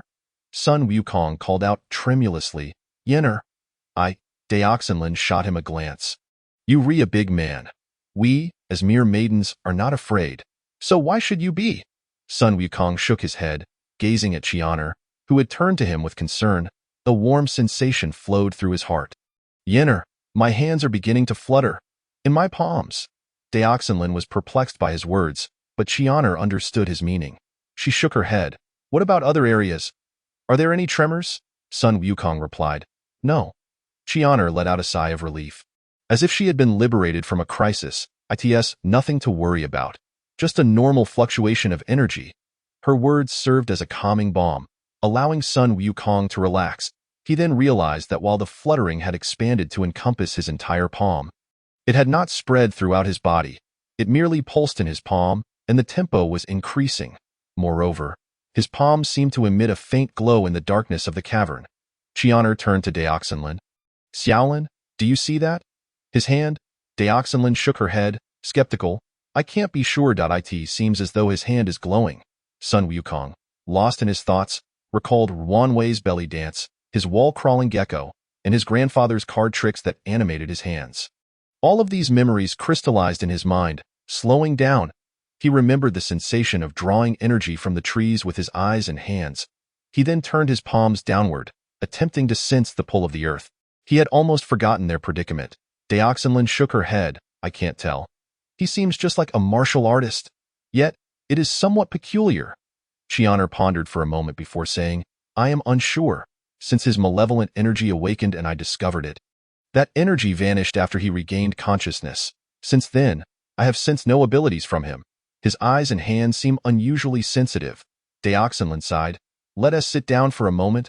I've certainly lost face this time. As Sun Wukong endeavored to sense the Earth's gravity, the tremors in his hands ceased. Confused, he shook his head. Miss Dao, I have an urge to move my hands. I need to shift some stones to release this tension. You two should rest for a while. Be careful not to get hurt. Sun Wukong turned and glanced at the collapsed cavern and began his relentless task of moving stones. He resolved to start from above. If he were to clear the fallen rocks from beneath, those above would inevitably tumble down, rendering his efforts futile. He needed to carve a path from the cave's summit. 3 hours later, disappointment washed over Sun Wukong. With each stone he moved, another from above would fall. He could only wonder how many stones had collapsed above. Chianer sat cross-legged, quietly meditating, allowing Sun Wukong to vent his frustrations. That moment, Chianer recalled Sun Wukong's foreboding words at BJ University about her impending demise before the 9th day of the 9th month, when his body had filled with an ominous energy without warning. Fortunately, that malevolent energy had not resurfaced. Otherwise, she feared how many would-be assassins from the cultivation realm would target Sun Wukong. She was not afraid of the number of people who might attempt to eliminate him. What she dreaded was the premature activation of the malevolent energy within him. His fragile body was incapable of controlling such destructive power and could only be dominated by it. If that happened, all would be lost. Ever since realizing Sun Wukong was the infant, Chianer had transformed from the exalted saint of the Shadow Clan into his ultimate protector, willing to eliminate any threats to him without hesitation. Even if that person were once the object of her affections, after 3 hours of futile effort, Sun Wukong lay exhausted amidst the rubble. Observing the stones he had unearthed occupying a third of the cave's space, Deoxylin inquired, what will happen if this place becomes entirely filled with stones? Of course, we would be buried alive. I say, Miss Dao, why are you not the least bit anxious? We are on the brink of death. Moreover, I am the one who has brought you into this predicament. Do you not resent me? Deoxylin smiled serenely. Those who have upset me are all gone. Thus, I do not know what resentment is. Oh, I forgot to mention, should you ever displease me, I would unleash 1,000 snakes upon you. Sun Wukong sat up in fright, then relaxed. Hee, can you really summon 1,000 snakes now? Chianer opened her eyes. Your hands are no longer itching, right? Then let us take a break. Sun Wukong looked at Deoxylin with skepticism. No way. Miss Dao, from this distance, you can really call your snake army? Deoxylin shook her head. I am not sure yet. When I was in Snake Valley, the flying snakes returned to inform me that they could only come to the cave's entrance and could not enter. Although I am here now, I have never encountered the three-eyed spirit snake. They are the natural nemesis of ordinary snakes, and I cannot guarantee they will come. Sun Wukong nodded in disappointment. If a multitude of snakes could come to assist, there might still be hope for escape. Even if they could not leave, having something to eat would be beneficial. But now, alas! Then Deoxylin spoke, just a single word. Sun Wukong pondered. If he continued digging, would he merely fill the remaining space, or was there a chance to carve a passageway? He would rather perish here than allow these two breathtaking beauties to die and become mere bones. There should not be too many stones above. If there were, the immense pressure would fill the existing space. However, if each stone he moved was followed by another falling, what did that signify? If the stones above were larger, might they cease to fall? With that thought in mind, Sun Wukong climbed up, slowly attempting to shift a stone from above. Gradually, he managed to remove that stone, and surprisingly, the stones above did not fall this time. Sun Wukong burst into laughter. I nearly gave up. Yenner, Miss Dao, do you know? I thought moving one stone would make another fall, just like the sun rises every day. How foolish of me to forget such a simple truth. Yenner, Miss Dao, wait and see. I shall carve a sunlit path for you. At that moment, a sound of stones grinding and rolling echoed from above. Startled, Sun Wukong jumped down, Just as he landed, stones began to plummet from the cave's ceiling. This time, it was not merely a stone that fell, but a fresh collapse. The stones continued to tumble, occupying the limited space and forcing the three of them to retreat. "Damn it. Can't you let me live a little longer?" he lamented. "I should have fed you." Dioxinlin turned to see Weevee backed against the wall. There's south no place left to retreat. However, her voice was drowned out by the thunderous echoes in the confined space, causing their eardrums to almost rupture. The stones kept rolling down, and the three of them maintained their footing atop the falling debris to avoid being buried alive. Qian'er chuckled. "Sun Wukong, you truly are remarkable. Listen, the sound of falling stones has begun." After the last stone tumbled down, the entire world fell silent. Chapter 20. Dioxinlin's forehead this time. Sun Wukong astonishingly discovered a side tunnel at the top of the collapsed cave. Thus, the three of them crawled into the side tunnel, embarking on a journey uncertain whether it was for survival or to capture snakes. As they ventured deeper into the tunnel, the path gradually sloped lower. When they stepped into water, their hearts sank. They might have already descended beneath the Earth's surface. Yet, where there is water, there is hope. Dioxinlin paused to test the water quality and then produced a luminous pearl from her pouch, finally illuminating the pitch-black cavern with a faint blue glow. "Why didn't you take it out sooner? This is straining my eyes," Sun Wukong exclaimed. Instead of engaging in banter with him, Dioxinlin pressed the luminous pearl against her forehead with a swift motion. A seemingly self-destructive act that startled Sun Wukong into reaching out to stop her. He was too late. Dioxinlin had already pressed the pearl onto her forehead. Sun Wukong stared in astonishment as Dioxinlin lowered her hand.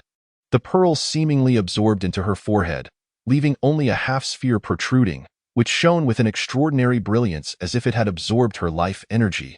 You, Miss Dao," Sun Wukong stammered, biting his lip in anguish. Unsure of what to say, he longed to touch Dioxinlin's forehead but was stopped by her. Qian'er couldn't help but burst into laughter. "Sun Wukong, if you care for Xiaolin, why not just marry her?" How absurd! Despite your extensive reading, you fail to realize that this is not a luminous pearl. Instead, it was the inner elixir of the lamp snake, capable of transforming like a piece of soft clay. Thus, it was not that Lan was struck into her forehead by Xiao Lan. "Haha, you bookworm," Sun Wukong protested seriously. "I am not a bookworm. At most, I am merely a fool." Both women could not help but burst into laughter. After pondering for a moment, Sun Wukong joined in their silly laughter. Dao Xinlan turned around. "Oh, Sun Wukong, thank you for your concern. So far, you have not caused me any displeasure, hence, you may continue to live." This seemed to be the first time Dao Xinlan had teased Sun Wukong. Although she usually wore a gentle expression, he always sensed an air of inviolability around her. Hearing her words at this moment excited him greatly.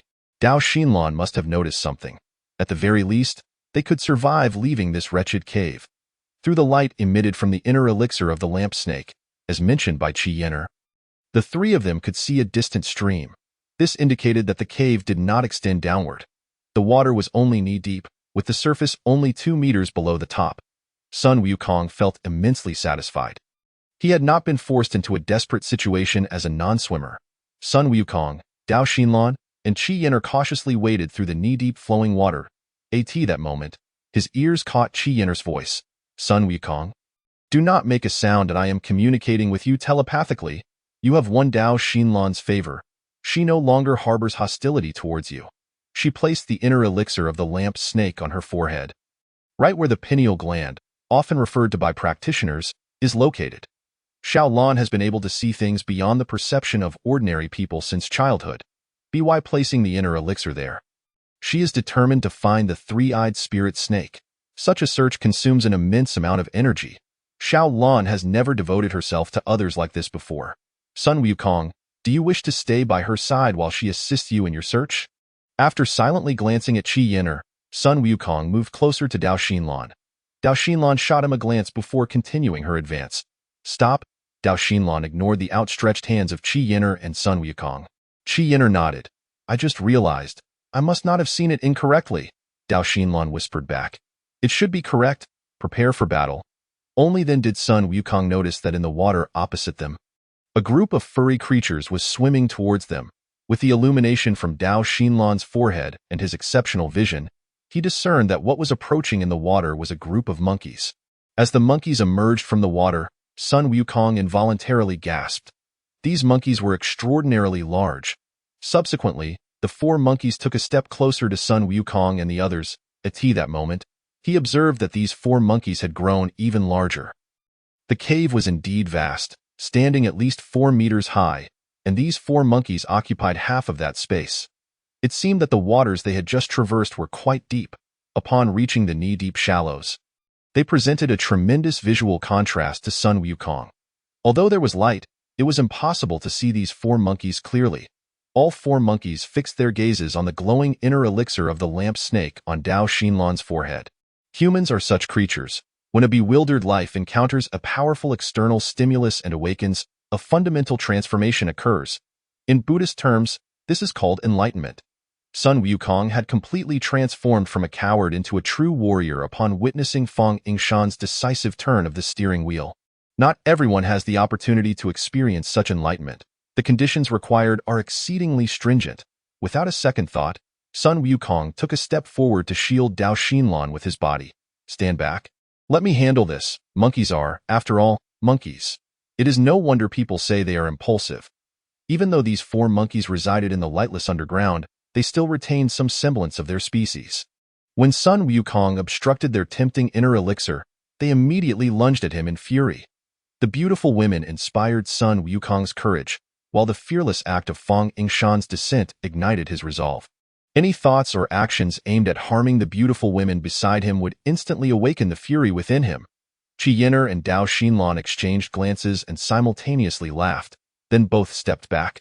Watching as Sun Wukong charged headlong towards the four monkeys, the long-absent ferocity within Sun Wukong flooded the entire space in that instant. Chapter 21.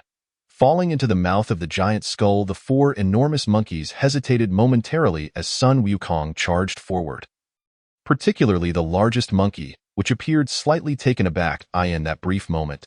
Sun Wukong had already breached its defenses, striking the large monkey's chest and lower abdomen with his shoulder, elbow, and hip before the large monkey could collapse. He delivered a swift knife-hand strike to its throat. Sun Wukong then turned and swept his leg at the nearest monkey. At that moment, the other three monkeys had regained their composure. These four monkeys were accustomed to dominance. They had never retreated before lions or elephants. This time, however, they felt a deep-seated fear emanating from Sun Wukong's sudden burst of ferocity. Yet, the battle-hardened mutant monkeys quickly recovered and chose to confront Sun Wukong. Observing as one monkey adeptly evaded his sweeping kick while the other two coordinated their attacks from either side, Sun Wukong couldn't help but lament. What a pity there are only 4 monkeys. If there were 5, they could easily play basketball, definitely surpassing any NBA team. If there were 11, they could effortlessly replace the national football team and claim one World Cup after another. With every punch and kick, a thrilling sensation akin to 1,000 tiny insects crawling within him surged forth, overwhelming him with an exhilarating desire for slaughter, cascading like a colossal waterfall. Each elbow strike and knee impact intensified this sensation, repeatedly jolting Sun Wukong's nerves. After learning martial arts from his grandfather, Sun Wukong finally experienced his first taste of hunting. After dispatching the second monkey, he ceased targeting vital points, opting instead to savor the torment of the remaining 2 monkeys. He could not let this rare opportunity for a fight slip away. Just then, Qi Yin'er interrupted his thoughts. Sun Wukong, there may be many challenges ahead. Conserve your energy. Consequently, Sun Wukong extended his hands and crushed the throats of the remaining 2 monkeys. As the ferocity subsided, Sun Wukong smiled cheerfully. Let us proceed. The trio continued forward, and indeed, after moving just 5 steps, they found themselves no longer in knee-deep water. Sun Wukong mused that his muscles were now under his control. Surely he could swim. He began to cautiously descend. Fool! Come back! Qi Yin'er swung her backpack to the front and produced 3 black objects. Handing one to Dao Xinlan and Sun Wukong, she commanded, Blow? Sun Wukong accepted it. Puzzled. What is this? Balloons? Inflatable boats. As she spoke, Qi Yin'er began inflating her object, revealing a 70 centimeters square miniature inflatable rubber boat. Qi Yin'er must possess an extraordinary lung capacity. Sun Wukong, feeling a blow to his pride in front of these two superhuman beauties, decided he would not be outdone. After connecting the three inflatable boats together, they placed them in the underground river. There was no need for them to exert effort. The current naturally carried them forward. After turning a corner, they collectively gasped in astonishment upon discovering a gigantic skull. Sun Wukong instinctively shielded Qi Yin'er and Dao Xinlan, although he too was startled. Qi Yin'er patted his arm. "It's all right. It's not real." At this moment, Sun Wukong realized that the skull was integrated with the cave, carved from a white, slightly luminescent material, towering to the cave's ceiling. Its gaping maw measured 2 meters across, and as they observed the underground water flowing into the skull's dark, bottomless mouth, one couldn't help but associate it with something sinister. Sun Wukong cursed. Who on earth is so malicious as to create such a terrifying design in this place? Although he knew it was merely a sculpted stone, he felt uneasy as their small vessel approached the skull's mouth. Just as they reached the edge of the mouth, Qi Yin'er suddenly said, "Wait. Don't go in yet." Sun Wukong jumped in alarm. "Qi Yin'er, what are you doing? You scared me." Qi Yin'er pointed to the black hole in the skull's eye. "I want to see what's inside. I wonder how Xiaolan is feeling." The underground water surged quickly as they neared the skull's mouth, and before they could devise a plan to turn back, their boat had already entered the skull's maw. The sudden acceleration caused the three of them to lose their balance, and they struggled to maintain their center of gravity on the inflatable boat. Fortunately, their physical control exceeded that of ordinary people, preventing them from falling off. However, just after entering the skull's mouth, they realized they had reached the end of the descent. The water transformed into a downward waterfall ahead. Rushing downwards, as they fell, the three of them screamed in unison. Qi Yin'er was the first to react. She quickly pulled out an umbrella from her backpack and shouted, "Hold on to me!" As Dao Xinlan and Sun Wukong grasped Qi Yin'er, she activated the mechanism on the umbrella, causing it to expand continuously as they plummeted. It effortlessly supported the weight of the three, remaining perfectly intact while greatly mitigating their rapid descent. Within moments, they spotted a landing point. Below was a pool of water. As they fell, Sun Wukong grasped the short rope connecting the three inflatable boats with his left hand, and at the first moment they hit the water, he pushed Qi Yin'er and Dao Xinlan onto the boat, after which they helped Sun Wukong up. Afterwards, Qi Yin'er struck Sun Wukong with a punch, exclaiming, "You foolish monkey! How could you be so careless? Can't you make any adjustments?" At that moment, Sun Wukong finally realized that they were merely 10 meters from the water's edge. He had foolishly exerted effort pushing two beautiful women onto the kayak, feeling rather clumsy once more. However, he could not afford to appear weak in front of them, so he mustered the courage to retort. "Then why did you come up here? Didn't you just discover it as well?" Qi Yin'er, using her umbrella to paddle toward the shore, remarked, "This world is truly marvelous. Such profound depths beneath us harbor light." Subsequently, all three were profoundly astonished. This pool of water was merely a minuscule aspect of the subterranean realm. Surrounding them were dozens of colossal circular stone pillars soaring upwards for dozens of meters until they reached the cave ceiling. The ground was remarkably even, and a soft luminescence emanated from an unknown source, creating an illusion that this place had existed since time immemorial, devoid of darkness. As they surveyed their surroundings, they noticed a high platform amidst the densest cluster of pillars. Radiating a vibrant red light, Dao Xinlan inhaled deeply and exclaimed, "It is here. I finally understand." Without hesitation, she led the way toward the elevated platform. Sun Wukong, calming his racing heart, hurried to follow Dao Xinlan. Ascending the stairs, the three climbed to a platform at least 30 meters high. They beheld that the source of the radiant red light emanated from a massive cauldron, at least 4 meters in diameter and 1 meter high, which housed a furious blaze within. It was unclear what fuel was used in the cauldron, but the flames surged upward, reaching heights of 3 meters. Dao Xinlan extended her hand toward the flames and asked, "Do you see that?" As the trio circled to the side of the cauldron, they finally discerned a narrow stone staircase descending at a 45-degree angle through the cave's ceiling, with the entrance situated right at the heart of the flames. Was this staircase a passage to heaven or hell? A dazzling smile illuminated Dao Xinlan's face as she declared, "We must ascend swiftly." Taking a few steps back, she inhaled deeply before charging forward, leaping onto the cauldron's rim and effortlessly bounding up to the stone staircase at the heart of the flames, racing upward without pause.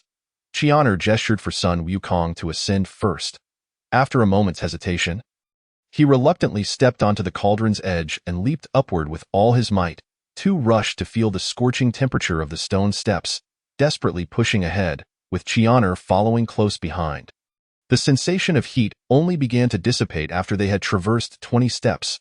Gradually, they slowed down, their ascent resembling a leisurely hike as they climbed step by step.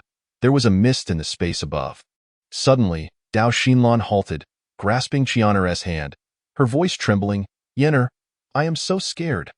Qian'er, perceptive and attuned, sensed no abnormalities above on the staircase, and thus inquired, "Is it up there?"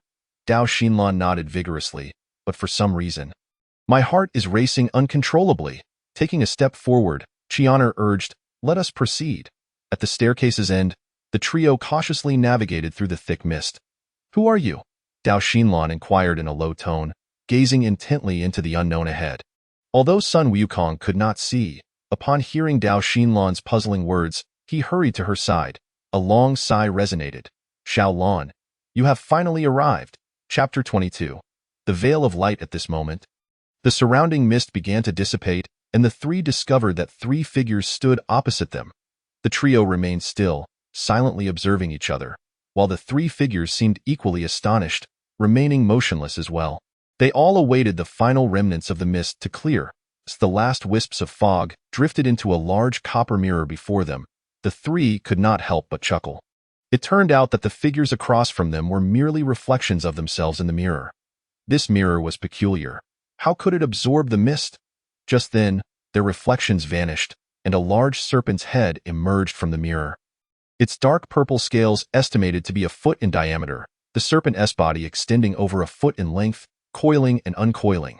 Finally, Sun Wukong and the others beheld that the serpent possessed two emerald green eyes, with a vibrant red eye situated above them. The three-eyed spirit serpent was indeed here. What astonished Sun Wukong even more was that the serpent spoke. "Dao, Xin Lan." Dao Xinlan turned to inform Qian'er and Sun Wukong. "Whatever happens, do not intervene. This is our matter." The three-eyed spirit serpent retreated into the mirror, and Dao Xinlan leaped into it, causing ripples to spread outwards. This was no mere mirror. Qian'er and Sun Wukong, of course, would not remain idle, so they passed through the peculiar ripples that masked the false surface of the mirror, entering a vast cavern. Looking up, they finally glimpsed the sky. At this moment, they found themselves in a circular, enclosed valley. Dao Xinlan and the three-eyed spirit serpent stood upon the dark ground of this valley. Qian'er stopped Sun Wukong, saying, "Don't approach. The three-eyed spirit serpent seeks to contend with Xiao Lan for the title of Serpent King. Let them resolve this on their own." The three-eyed spirit serpent continuously exhaled a thick mist to obscure Qian'er and Sun Wukong's view. At that moment, Dao Xinlan pointed skyward and then to the ground, using herself and the three-eyed spirit serpent as the center, drawing a circle on the dark earth. Instantly, a hemispherical light shield enveloped Dao Xinlan and the three-eyed spirit serpent. Sun Wukong silently regulated his breathing, his gaze half-lidded as he observed the luminous sphere. Should he witness Dao Xinlan's defeat, he would disregard notions of fairness and rush in to confront the three-eyed spirit serpent. Qian'er gently tugged at Sun Wukong, suggesting, "Let us sit down. This three-eyed spirit serpent is far too sinister. I cannot conceive of any method to counter it.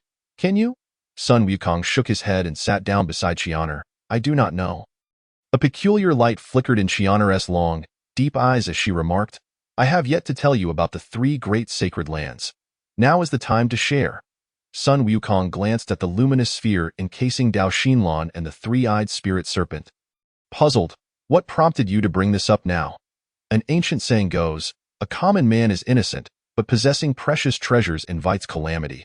Have you ever considered that the malevolent energy within you might attract the pursuit of the cultivation world? Sun Wukong had never contemplated this matter until Qian'er posed the question, leaving him momentarily stunned. Reflecting on it, he realized that in Hollywood blockbusters and domestic films and novels, individuals harboring evil often met their demise before regaining their peak power. He couldn't help but ask Qian'er, "Then why won't you kill me?" Qian'er smiled. "Not everyone understands you." Sun Wukong, confused, pressed, "Why didn't you tell me sooner?" Qian'er, gazing at the semi-ethereal barrier emanating from Dao Xinlan, replied slowly, Aside from the time you emitted malevolent energy during the tribulation, and on 2 other occasions, I have sensed no trace of it within you, let alone others. What is malevolent energy? How come I am unaware of it? Chianar shook her head. I can only use this term to describe it, as my ancestors referred to it in such a manner. The first instance was at BJ University's in trance. I do not know what thoughts crossed your mind, but malevolent energy suddenly manifested within you. The second instance occurred during your confrontation with those 4 monkeys.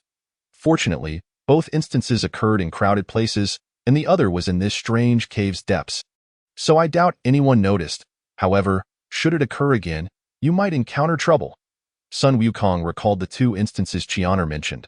Oh, I understand now. When I feel that malevolent energy, I certainly have an overwhelming urge to kill. Especially when I just killed those 4 monkeys. I felt no remorse. I have never been one to take lives before. Is it possible, Yenner, that I am becoming increasingly evil? Before Sun Wukong, Chianar seemingly restrained her magical power. Listening to Sun Wukong's words, she turned to him with a gentle smile. Silly monkey, what have I told you? How could you forget? Do not measure yourself by such base standards of good and evil. If killing is necessary, then kill. Your existence is not bound by the shackles of morality. Sun Wukong nodded, realizing how foolish he had been. Noticing that he had fallen silent, Chianar continued her lesson. Now, let us delve deeper into what I previously mentioned. The 3 great sacred lands are groups that have survived multiple cataclysms, though many other humans have also evaded various calamities. The 3 great sacred lands consist of the void-breaking Taoist Temple, the Desert Shadow Clan, and the Mirage-Shifting Palace. The inhabitants of the Mirage-Shifting Palace are legendary beings. They reside in an underground palace that traverses beneath the earth in accordance with celestial patterns, only appearing above ground at specific moments. Very few have witnessed it, and even fewer have managed to find the entrance and enter the palace when it manifests, although it is a real existence. Many regard it as an architectural and technological marvel of an era long past, as no one has ever entered and returned. Thus, it has become a sacred place in the hearts of many. Yet I believe it is misnamed. I am a member of the Desert Shadow Clan. The Shadow Clan shall not be your enemy. However, aside from us, many others have survived various calamities. They have an almost instinctual aversion to the malevolent energy that emerges when demons are born. In truth, I was also frightened when the malevolent energy manifested within you. It is a natural self-preservation instinct inherited by humanity for survival. Therefore, should anyone sense your malevolent energy in the future, I hope that the Bell can agree to one request from Chianar. As long as they do not indiscriminately attack you upon seeing you, you should refrain from striking first. Is that acceptable? Sun Wukong had long since developed the habit of obeying Chianar's words. I promise you. Besides, I am not one to kill the innocent indiscriminately. Thank you. With a sweet smile, Chianar captivated Sun Wukong, who had been gazing at her ever since they met.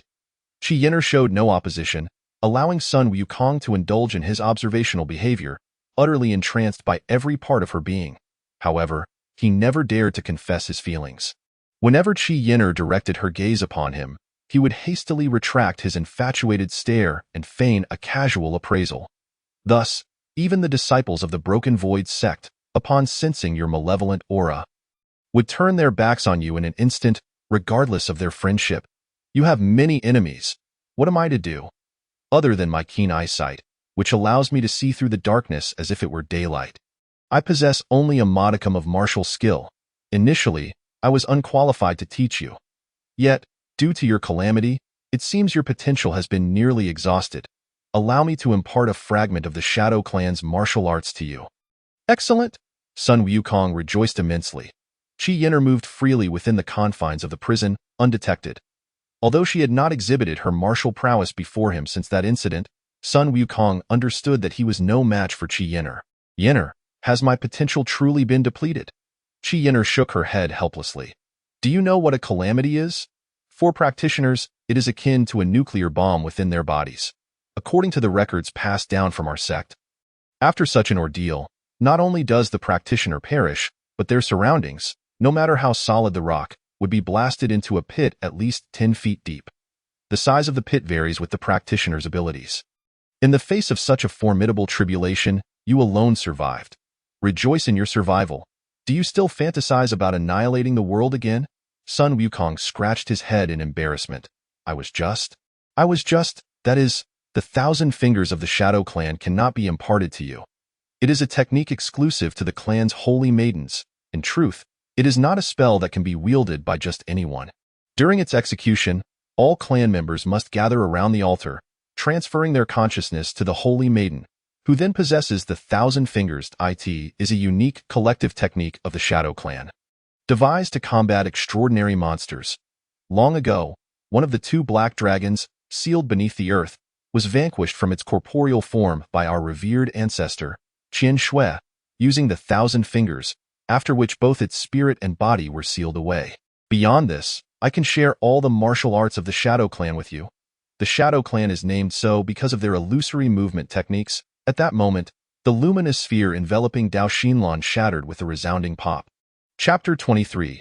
The Human Medicinal Formula. As the light shield broke apart, Sun Wukong found neither Dao Xinlan nor the 3-eyed spiritual serpent, only a vibrant red serpent gallbladder lying upon the dark ground.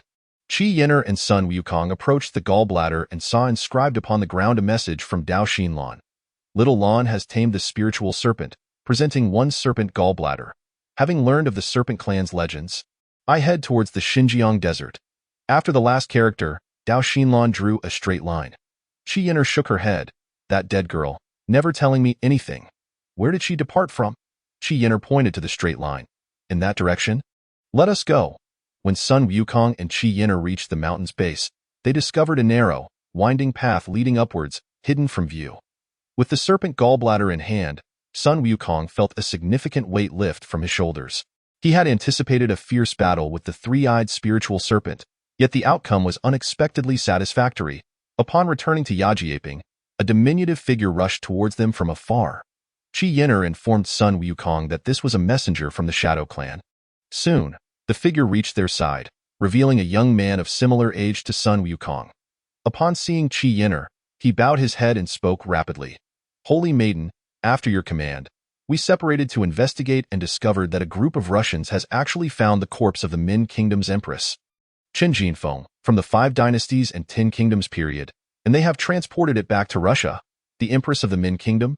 Excellent, well done. Qi Yin'er nodded in approval. Is there any further news? Our contacts in Russia have reported that the corpse has been taken to a secret military base in Kiev. According to the latest intelligence, it is a research facility of the Russian KGB. I have arranged passports for both the Holy Maiden and Mr. Sun to travel to Russia. Good work, keep a close watch on the Russians. We shall depart immediately. You may go now. Ensure that Uncle Lin stores this serpent gallbladder safely. As Sun Wukong observed Qi Yin'er, who exuded an aura akin to a goddess guiding mortals in the presence of her kin, he realized he knew little of this Qi Yin'er. After the clan members departed, Qi Yin'er, seeing Sun Wukong's enamored gaze, relaxed her authoritative demeanor. Time waits for no one. We must head to Russia at once. Seated by the window of the renowned Moscow Metropole Hotel, Sun Wukong gazed greedily at the falling snow outside in the chilly April air of Russia. Marveling at the beauty of the place, thoughts of Qian Jinfeng's history flickered through his mind, prompting an involuntary smile. Indeed, ancient Chinese women are fascinating. Qian Jinfeng is quite the legendary figure. She served as a concubine to Wang Shunji, the ruler of the Min Kingdom during the 5 dynasties and 10 kingdoms period, and after his death, she became the empress to his son, Wang Yanjun. Qian Jinfeng was born of a liaison. Her father, Qian Yin, was the governor of Fujian and a homosexual, suffering from the broken sleeve affliction at that time. He had a handsome subordinate named Ho Luan, whose fair complexion and gentle demeanor made him Chen Yan's favored male companion, freely entering and exiting the Chen household. With a husband who was a homosexual, Chen Yan's wife, surnamed Lu, a beauty in her own right, found herself neglected, leading her to compete with her husband for Ho Luan's affections. After several secret trysts, Chen Yan's wife became pregnant with Ho Luan's child, giving birth to the peculiar Qian Jinfeng. Though Qian Jinfeng was not exceptionally beautiful, she possessed a unique quality that set her apart from others. Her smooth, jade-like skin was renowned, with legends suggesting that even eunuchs would feel aroused by her touch. It is uncertain whether her skin's allure stemmed from inheriting and amplifying Ho Luan's fair complexion. This singular trait led her to become Wang Shunji's favored concubine. Wang Shunji, having risen from the chaos of war, understood the fragility of power.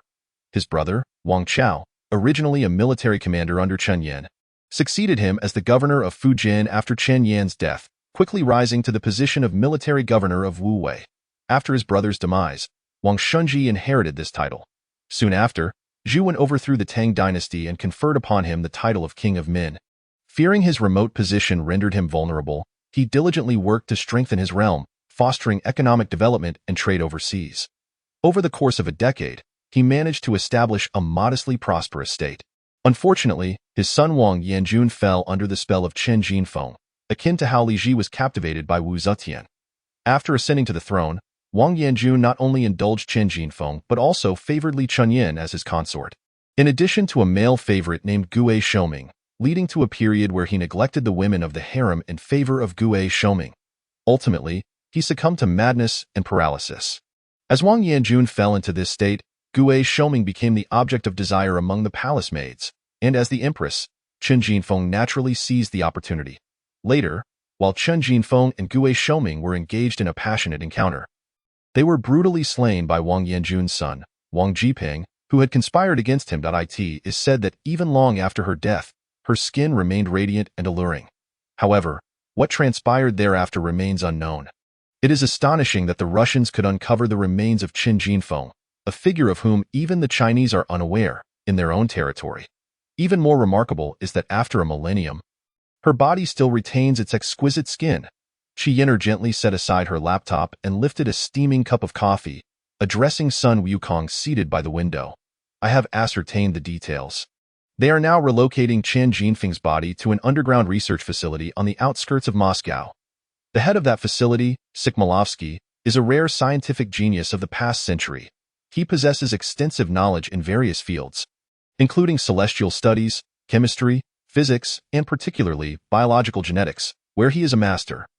Reports suggest he may be researching a project aimed at perfecting human genetics, which, if successful, would transform those he modifies into true superhumans. Initially, I was puzzled as to why they would go to such lengths to seek Chen Jinfeng. Now I understand. They are investigating the secrets of her body that has not decayed for 1,000 years. Sun Wukong stood and sat beside Qi Yin'er. It seems every nation is engaged in such research, which is not surprising. In any other case, I would feel indifferent, but according to the data, Sikmalovsky's projects have never failed. Sun Wukong pulled her laptop closer. This Sikmalov is indeed a genius. He aims to implant the extraordinary regenerative capabilities of Tai Sui into the human body, enabling the possibility of regeneration even after severe bodily harm, as long as the core remains intact. Qi Yin'er nodded in approval before whispering, "Actually, I lied to you.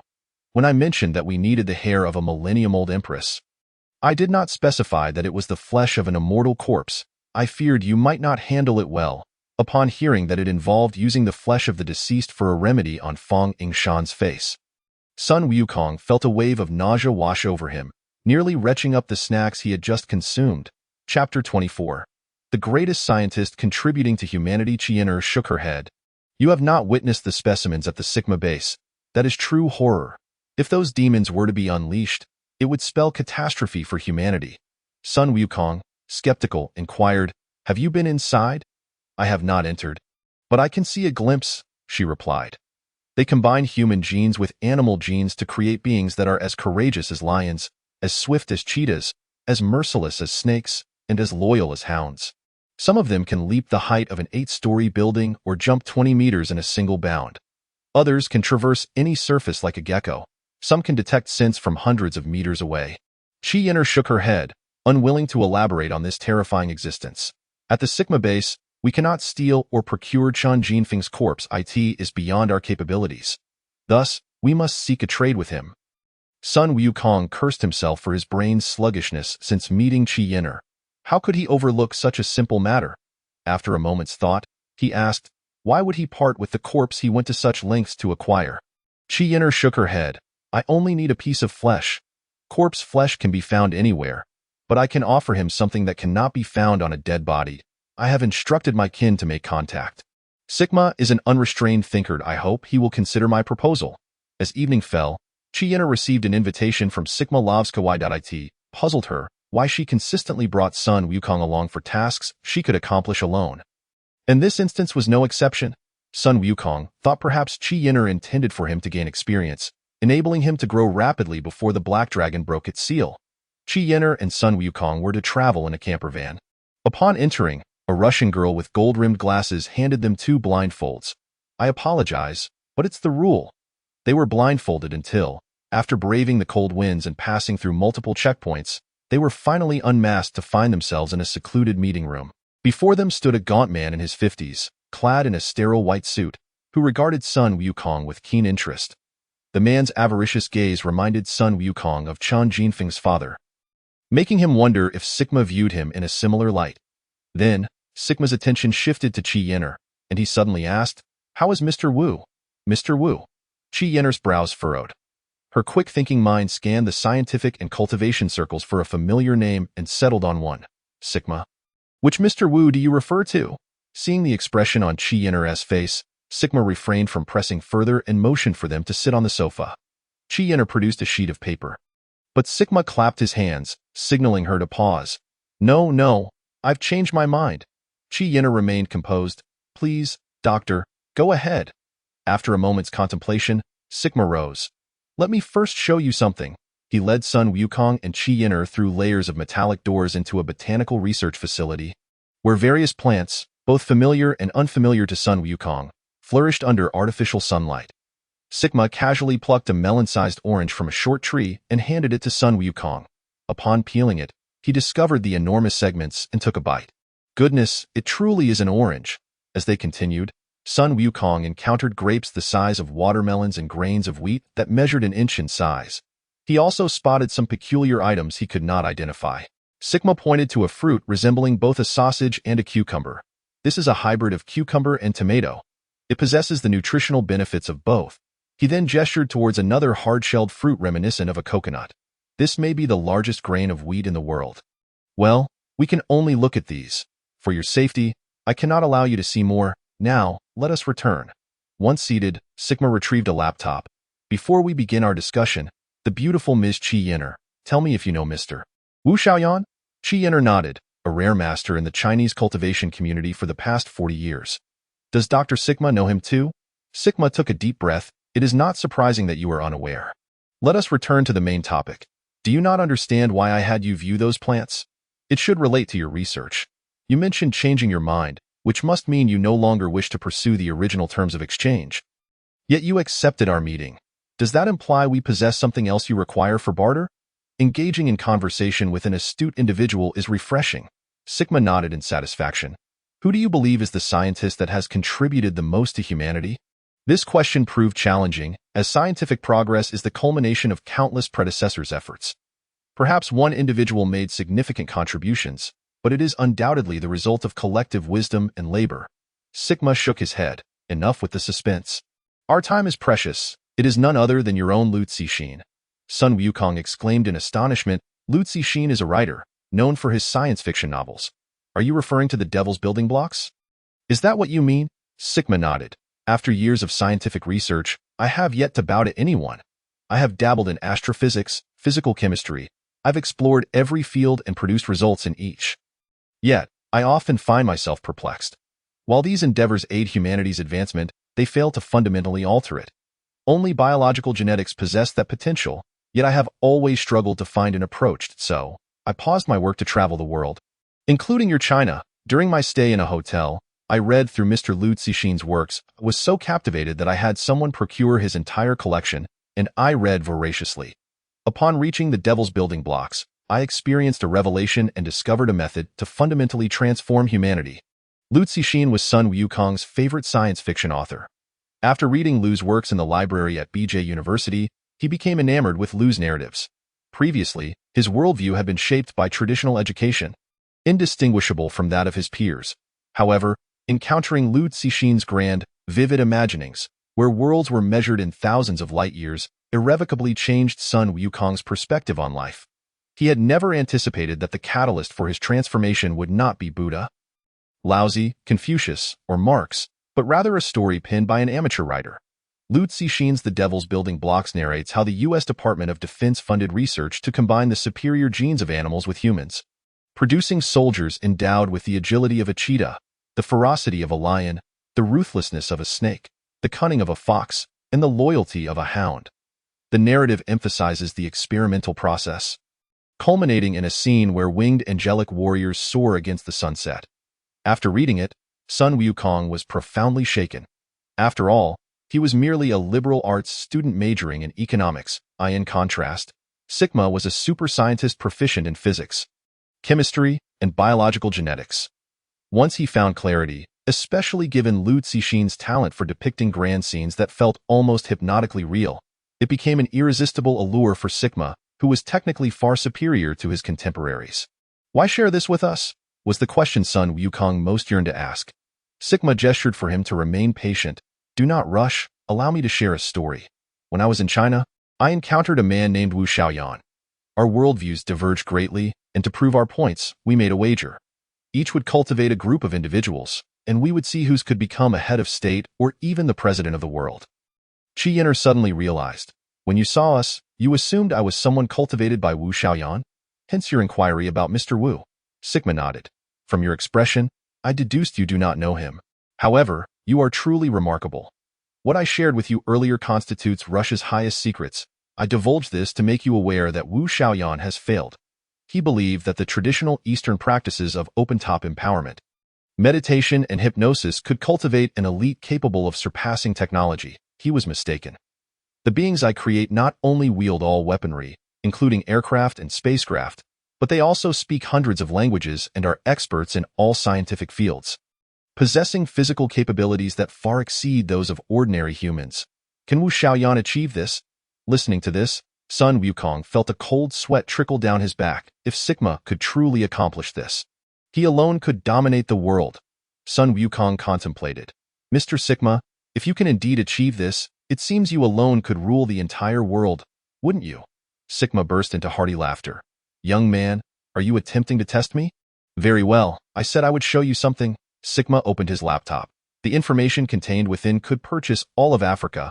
As Sigma opened a video file, Sun Wukong and Qi Yin'er beheld creatures within the footage that defied categorization as either human or beast.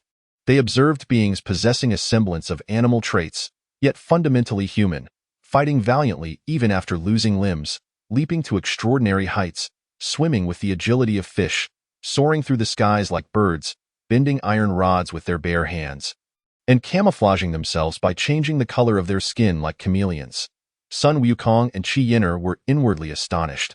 If these warriors could be mass-produced, as they looked at the ghastly expressions on Sun Wukong and Qi Yin'er's faces, Sigma closed his laptop and asked, "Now, do you still harbor doubts?" Sun Wukong composed himself, pondering what there was to fear. "What use do we still have for you?" Sigma replied, "in exchange for what you seek. I require a drop of your blood." Sun Wukong deliberated. "Even if I refuse, you would find a way to obtain my blood. This is no difficult task. Very well, it's a deal. But can you enlighten me as to the purpose of my blood?" Sigma nodded approvingly. "Indeed, you are extraordinary. You realize that Wu Xiaoyan would not be so foolish as to combat science. He believes that next year, extraterrestrial invaders will seize Earth, bringing with them a virus that only those with unique genes or those who are well-trained may survive. This is why he dared to wager with me. I utilized Chen Jinfeng's physical form because the life of the orcs I previously experimented on was short-lived. Mr. Sun's blood is intriguing due to the beastly essence within him. Yet he remains human, a practitioner, no less. I now only lack these two types of genes." Chapter 25. The Dragon Slayer. I have a notion that Sigma's intention for your blood is not to study orcs. The video demonstrated that his orcs have already matured significantly. I suspect he is utilizing Chen Jinfeng's corpse and your blood for another project. Sun Wukong shook his head. "These matters are beyond our purview." It turned out that a hint of arrogance had crept in, making him feel somewhat significant, only to realize upon encountering Sigma's orcs that perhaps they had no future at all. Not only Sun Wukong, but even Qi Yin'er, upon witnessing Sigma's orcs, could only respond with resignation. Technology is indeed the foremost productive force. IT is not morality or law that changes humanity, but technology. Qi Yin'er suggested that Sun Wukong, possessing both pure yang and fire elements, expedited many processes. Using Sun Wukong's blood, along with the three-eyed spirit snake's gallbladder and Chen Jinfeng's flesh, after Qi Yin'er's unique concoction, they restored Fang Yingshan's original appearance within an hour. And she appeared even more delicate, Upon informing his grandfather that Feng Yingshan's face had been restored, Sun Wukong hesitated before revealing that he had withdrawn from school, succinctly relaying the events. After a brief silence, his grandfather simply uttered 2 words, "Take care." Subsequently, Sun Wukong and Qi Yin'er sought out Master Wu Xiaoyan to notify him of Sigma's progress. Wu Xiaoyan, appearing to be in his 50s, radiated vitality. Upon seeing Qi Yin'er and Sun Wukong, his eyes sparkled with energy, revealing no trace of his presence. After hearing Qi Yin'er's news, he chuckled and explained that he had no desire to compete with Sigma. Rather, he acknowledged Sigma as an unprecedented genius. He had devised a method to compare their abilities while creating a batch of special beings to ensure humanity had a greater chance of survival amidst the impending alien virus invasion. Whether they were orcs or humans was inconsequential to him, as long as they were not annihilated. A grandmaster is indeed a grandmaster, existing on a plane far beyond that of ordinary individuals. After parting ways with Wu Xiaoyan, Sun Wukong took a deep breath. "Yin'er, let us now devote ourselves fully to your endeavors." Qi Yin'er, hearing Sun Wukong refer to your endeavors, furrowed her brow slightly. "Very well. Let us set forth." Without Qi Yin'er's guidance, Sun Wukong believed he could spend a century searching for the hidden underground city of the Shadow Clan beneath the heart of the Taklamakan Desert. Inside the underground city, Qi Yin'er meticulously imparted all the secret techniques passed down by the Shadow Clan to Sun Wukong. By evening, they emerged to witness the solitary sunset over the vast desert. The once ferocious sandstorm had transformed into an extraordinary calm, with golden sands, a cerulean sky, and a crimson sun. Despite being far removed from human society, Sun Wukong felt neither oppression nor monotony with Qi Yin'er by his side. During the day, Sun Wukong engaged in meditation and various mental training techniques of the Shadow Clan. After sunset, Qi Yin'er pursued him with the soul-splitting whip, compelling him to utilize the phantom body technique for at least an hour without granting him a moment's respite, and then commenced a rigorous training session in hand-to-hand combat and weaponry. At midnight, she initiated Sun Wukong's training in the secret arts of the Shadow Clan. After Sun Wukong had mastered the phantom body technique and the various combat techniques, Qi Yin'er led him on a frenzied 10-day journey to an unknown dilapidated temple, pointing out a great Lama and informing Sun Wukong that from that day forth, he would practice under the guidance of the King of Thousand Imprints. Qi Yin'er explained that this was also part of the Shadow Clan's training. Soon, Sun Wukong was confined in the sacred grounds of the Lama Temple for solitary cultivation. Initially, the King of Thousand Imprints provided him with guidance, but soon vanished, only occasionally sending a bowl of water through the eye of the wind. Enduring Qi Yin'er's breath-holding exercises, endurance training, and meditative practices, along with receiving the precious energy of the King of Thousand Imprints, he engaged in the natural transformations of thousands of hand seals, including the Taoist alchemy practices of China. Eventually, Sun Wukong encountered the essence light, commencing his metaphorical 10 months of gestation. This 10 months of gestation does not refer to the literal span of 10 months, but rather conveys a general concept. Practitioners in reality accumulate their progress over time. Historically, many practitioners sought a quiet place to achieve their goals in one breath. Upon reaching a certain level of cultivation, the acquired consciousness and awareness may fall into a deep slumber, awakening the innate essence light, known as the essence light. The essence light is the coveted goal of practitioners. Its emergence resembles a woman conceiving, after which the aim is to amplify the essence light through cultivation, nurturing the inner light-infused infant until, after a metaphorical 10 months, it breaks free from the crown of the head. Upon its initial departure, the light form cannot travel far, requiring gradual re-entry and release training, often referred to as the 3-year nurturing process, allowing the primordial spirit to traverse freely in and out of the body. If the metaphorical 10 months of gestation were genuinely adhered to, Sun Wukong still held hope of attaining the advanced state of the yang spirit emerging from the body before the black dragon broke the seal. Yet, time was not on his side. Qi Yin'er awakened him with urgency. "Sun Wukong, there has been an incident. We must hasten to the underground city of the Taklamakan." Observing the unprecedented gravity on Qi Yin'er's countenance, Sun Wukong's heart sank. Has the black dragon emerged prematurely? As Qi Yin'er grasped Sun Wukong's hand, they ran while she exclaimed, "The black dragon has seemingly learned to control human thoughts. He has manipulated a practitioner in our realm to act as his messenger, locating a mysterious crystal housed within a pyramid in ancient Egypt, a treasure capable of breaking seals." His messenger attempted to breach our underground city to shatter the seal. Our people are engaged in battle with him. The aircraft awaits outside. We must depart immediately." Before leaping from the aircraft, Qi Yin'er pricked Sun Wukong's finger, pressing his blood against her forehead before licking the crimson liquid and jumping out. They rushed towards the entrance of the underground city, where 3 Shadow Clan warriors lay sprawled. They quickened their pace, but it was too late. At that moment, the entrance to the underground city was blasted open, sending clouds of yellow sand and blue stones soaring into the heavens. Subsequently, a black dragon emerged from the boundless sands, its roar reverberating through the world. The dragon, at least 3 feet in diameter, was cloaked in black scales, its eyes ablaze with crimson light, resembling a serpent with 6 limbs, each tipped with 4 claws, distinctly different from the conventional 4-limbed dragon. The distance from its upper limbs to its head reached the height of 3 stories. Qi Yin'er brandished a blazing yellow war knife, plunging it into Sun Wukong's left shoulder. Instantly, he felt as if the knife's tip was a black hole, ravenously siphoning his blood. Having cultivated his body to a delicate state akin to that of a girl, it swiftly withered, life fleeing towards the blade in jubilation. In an instant, memories of his entire existence, from conscious childhood to this moment, flashed through Sun Wukong's mind. All joys, all sorrows, all efforts, and all dreams.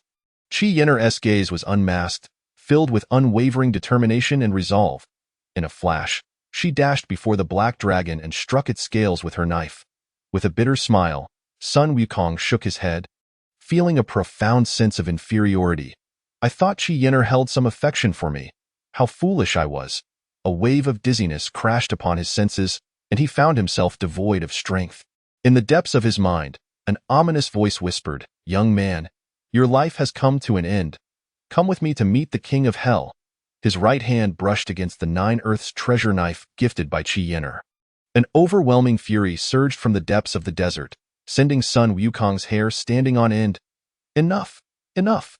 In the next moment, Sun Wukong brandished the 9 Earths treasure blade and charged forward, leaping into the air, aiming directly at the head of the black dragon.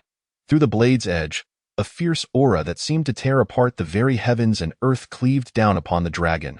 With a resounding thud, both combatants struck the dragon's drum-like body almost simultaneously.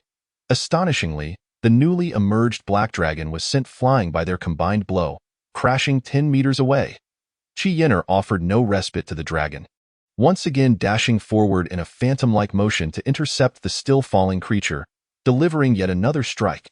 The dragon was sent hurtling through the air once more, before the dragon could even begin its descent. Sun Wukong followed up with another swing, sending it flying yet again. This relentless cycle continued, until both Qi Yin'er and Sun Wukong surged forward to strike at the same spot beneath the dragon's neck. With a hissing sound, they finally breached the dragon's armor.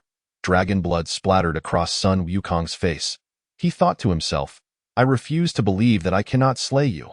Licking the dragon's blood, he felt an inexplicable connection to the earth and the air, as if his flesh and blood were intertwined with the very essence of the world. In that moment, Sun Wukong experienced a profound understanding of the mysteries of the universe.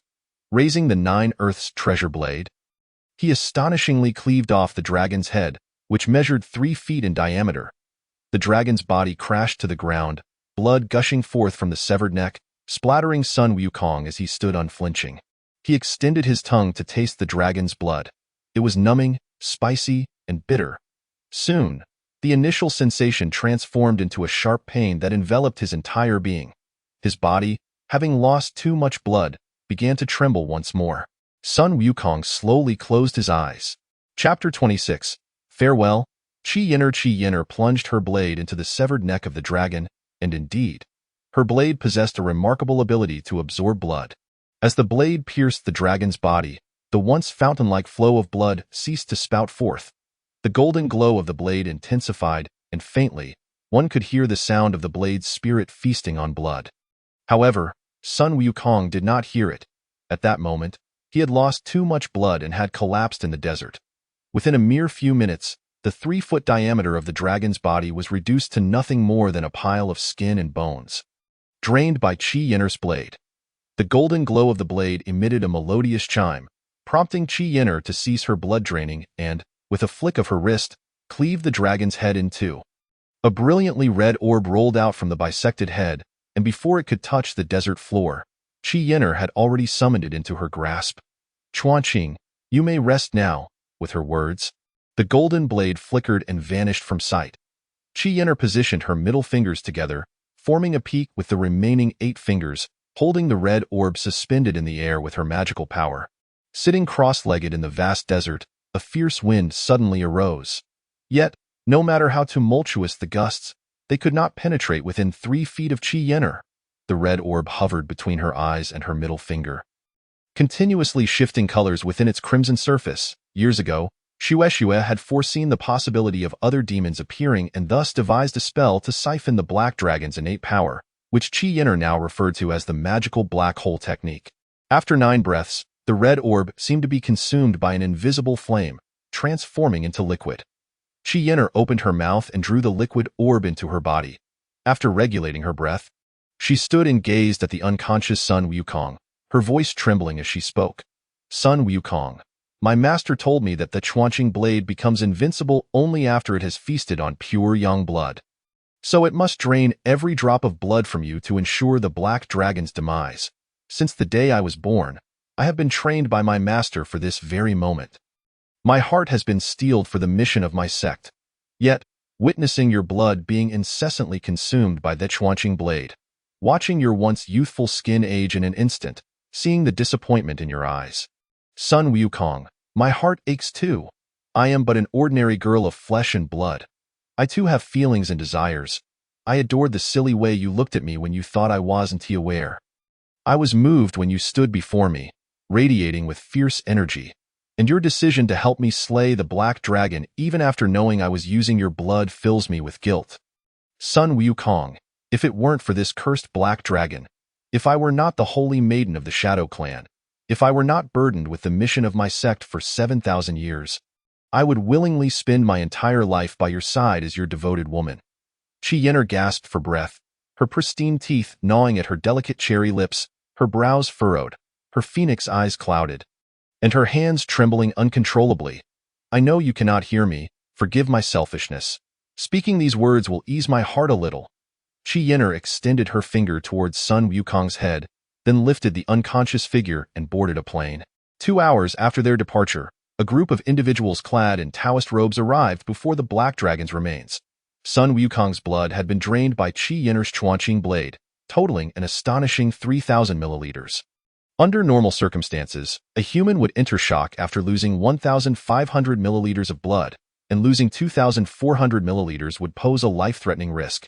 Even though Qi Yin'er had rushed Sun Wukong to the nearest hospital immediately, he had already succumbed to excessive blood loss. Upon examination, it was revealed that his brain had ceased functioning due to a lack of oxygen, and his heart had also stopped beating. The doctor inquired about the situation to Qi Yin'er, confirming that Sun Wukong had lost 3,000 milliliters of blood and had been in this state for at least 2 hours. Shaking his head, he informed her that the prognosis was grim. Qi Yin'er firmly asserted to the doctor, he must be saved. Money is no object. Concurrently, she summoned top-tier doctors from the capital to perform emergency treatment on Sun Wukong. She explained to the specialist that Sun Wukong was not brain-dead, and his heart had not truly ceased beating. Rather, it was a self-protective response triggered by his significant blood loss. For Sun Wukong possessed the ability to disconnect his life from his body, allowing both his body and mind to cease functioning. The specialists shook their heads in disbelief, cautioning Qi Yin'er not to put faith in the deceptive claims of those fraudulent Qigong practitioners. Science is science. After 48 hours of intensive care, Sun Wukong remained unresponsive. Qi Yin'er remained steadfast in her belief that the cold body had not perished. In normal circumstances, the temperature of a deceased individual decreases more rapidly in cooler environments, and the body cools down more quickly. In a typical room temperature of 16 to 18 degrees Celsius, a normal adult's body temperature would drop by about 1 degree Celsius per hour within the first 10 hours after death, and the cooling rate would slow after that, reaching a temperature similar to the surrounding environment after approximately 24 hours. However, Sun Wukong's body had cooled to nearly 10 degrees Celsius while Qi Yin'er held him, a phenomenon beyond the capacity of an ordinary person. Thus, she concluded that this state was a subconscious self-protective behavior of Sun Wukong. Qi Yin'er adamantly opposed the hospital's suggestion to place Sun Wukong's body in a freezer. Chastising the director, he hasn't shown any signs of decomposition. How can you presume he is dead? Sitting beside Sun Wukong, Qi Yin'er sighed. Sun Wukong, is it because you do not wish to see me by your side that you refuse to awaken? On the 9th day, at midnight, Sun Wukong's body finally regained warmth, and he slowly opened his eyes. You are awake at last. Qi Yin'er exhaled in relief as she leaned back in her chair. How long have I slept? Sun Wukong gasped weakly. 9 days. You showed no signs of life for 9 days. Don't move. Let me feed you some porridge. Qi Yin'er extended her hand, summoning the flames of samadhi to heat the carefully prepared meat porridge made by her kin. I pondered for quite some time and decided to awaken, Sun Wukong whispered. Qi Yin'er's hand trembled slightly. You saved me again. Qi Yin'er turned her head, speaking deliberately. No, it is I who owe you. Sun Wukong did not pursue Qi Yin'er's topic further. Instead, he continued with what he wished to express. I have been away from school for too long. I have been away from this world for too long. I have been away from my hometown for too long. I miss school. I miss my hometown. I miss my grandfather. Qi Yin'er suppressed the tears welling in her eyes. Let us not talk about that. First, drink some porridge. After finishing the porridge, Sun Wukong softly remarked, Finally, I have fulfilled my mission. We have slain the black dragon. Now, I owe you nothing, and you owe me nothing. Qi Yin'er, it has been a pleasure to meet you. Until we meet again. Chapter 27. I am Ba Jie, the expert summoned by Qi Yin'er, entered the room and found her sitting dazedly by the bedside. He asked in astonishment, where is the patient? Qi Yin'er forced a smile. He has awakened. The expert pressed further. Then where is he? Qi Yin'er shook her head. He has left. The expert raised his voice. How could you let him leave? This man awakening is already a miracle of the human body. Even if what you say is true, that he stopped the activities of his brain and heart as a self-protective measure due to massive blood loss, though he has received a transfusion, his heart has never resumed beating. Now that he has just awakened, he will retain his original will for only a short time. His trained mental acuity will soon relax, and his severely oxygen-deprived brain will soon reveal its true condition. Qi Yin'er grasped the expert's collar tightly. What will happen to him? The expert shook his head. In the best-case scenario, he may faint again and lose his memory. In the worst case, he may die forever. The next moment, Qi Yin'er vanished without a trace. She summoned all the powers of the Shadow Clan to search for Sun Wukong, offering an enormous reward that no one could claim. In the misty autumn rain of Jiangnan, just before dawn, since the Reincarnation Mountains had claimed 14 lives to wild beasts, Mu Ning was the only one brave enough to enter the area for a month. She had no choice but to come. Her grandmother had accidentally injured herself while working in the fields, and Yu Ning had to venture into the mountains to collect medicinal herbs. Although humanity has entered the 21st century, the secluded village of Huifengdio was only discovered by outdoor enthusiasts a decade ago. This village is almost like a pure paradise, so untouched that even the advancements of 21st century technology cannot disturb their tranquil way of life. Despite being discovered for 10 years, the villagers of Huifengdio continue to live as they did a decade ago. At this moment, Yu Ning stealthily ascended the mountain. This way, the villagers would not notice and prevent her from going. Had it not been for the incident when she mistakenly consumed toxic herbs at the age of 13. Rendering her mute, Yu Ning would have been the perfect goddess at the heart of Huifengdio. Despite losing her parents at a young age and relying solely on her grandmother, Yu Ning has always smiled brightly. Although she cannot speak, her flute music captivates the villagers working in the fields, causing them to pause and listen intently. If a day passes without her flute's melody, the villagers feel a lack of vigor in their labor. Yu Ning had never ventured into the forest at this hour. Nighttime is when animals are most active, yet she hoped that before dawn, they would at least be fewer, especially on this rainy night. Yu Ning is a wise girl. She swiftly navigated her way to the area where the healing herbs grow, relying on her memory. Fortunately, her journey was smooth. Using her keen sense of smell, she found enough herbs to last her grandmother for 3 days. As she turned to head back to Huifengdio, she spotted 4 pairs of emerald eyes about 20 meters away. Unsure of the creature's identity, Yu Ning scanned her surroundings, realizing there were no trees nearby. She decided to run, darting to the right at a 90-degree angle from the beast, where the trees were closer. The ravenous creature let out a chilling howl and pursued her at an astonishing speed. 4 times faster than her own. 0.5 meters, 10 meters, 15 meters. She was just 5 meters away from the trees. Suddenly, Yuning stepped onto something soft, losing her balance and tumbling forward. The furious cries of the beasts echoed behind her. Yuning tightly shut her eyes. That moment felt unbearably long. Slowly, she opened her eyes, astonished to find herself still alive. Her foot rested upon a person's thigh, while that person had their hands clasped around the throats of the 2 beasts. When Yuning regained her senses, she immediately ran home. It was only upon her return that she realized she had not even expressed a word of gratitude to her savior, though she could not speak. She had failed to convey even the most basic thanks. This thought filled her with unease. The simple mountain folk believed in repaying kindness, and they would never act ungratefully, even if it meant death. Yuning recalled seeing her benefactor lying in the grass, and her heart sank. He had been injured while fighting off the beasts, and she had simply abandoned him to flee home.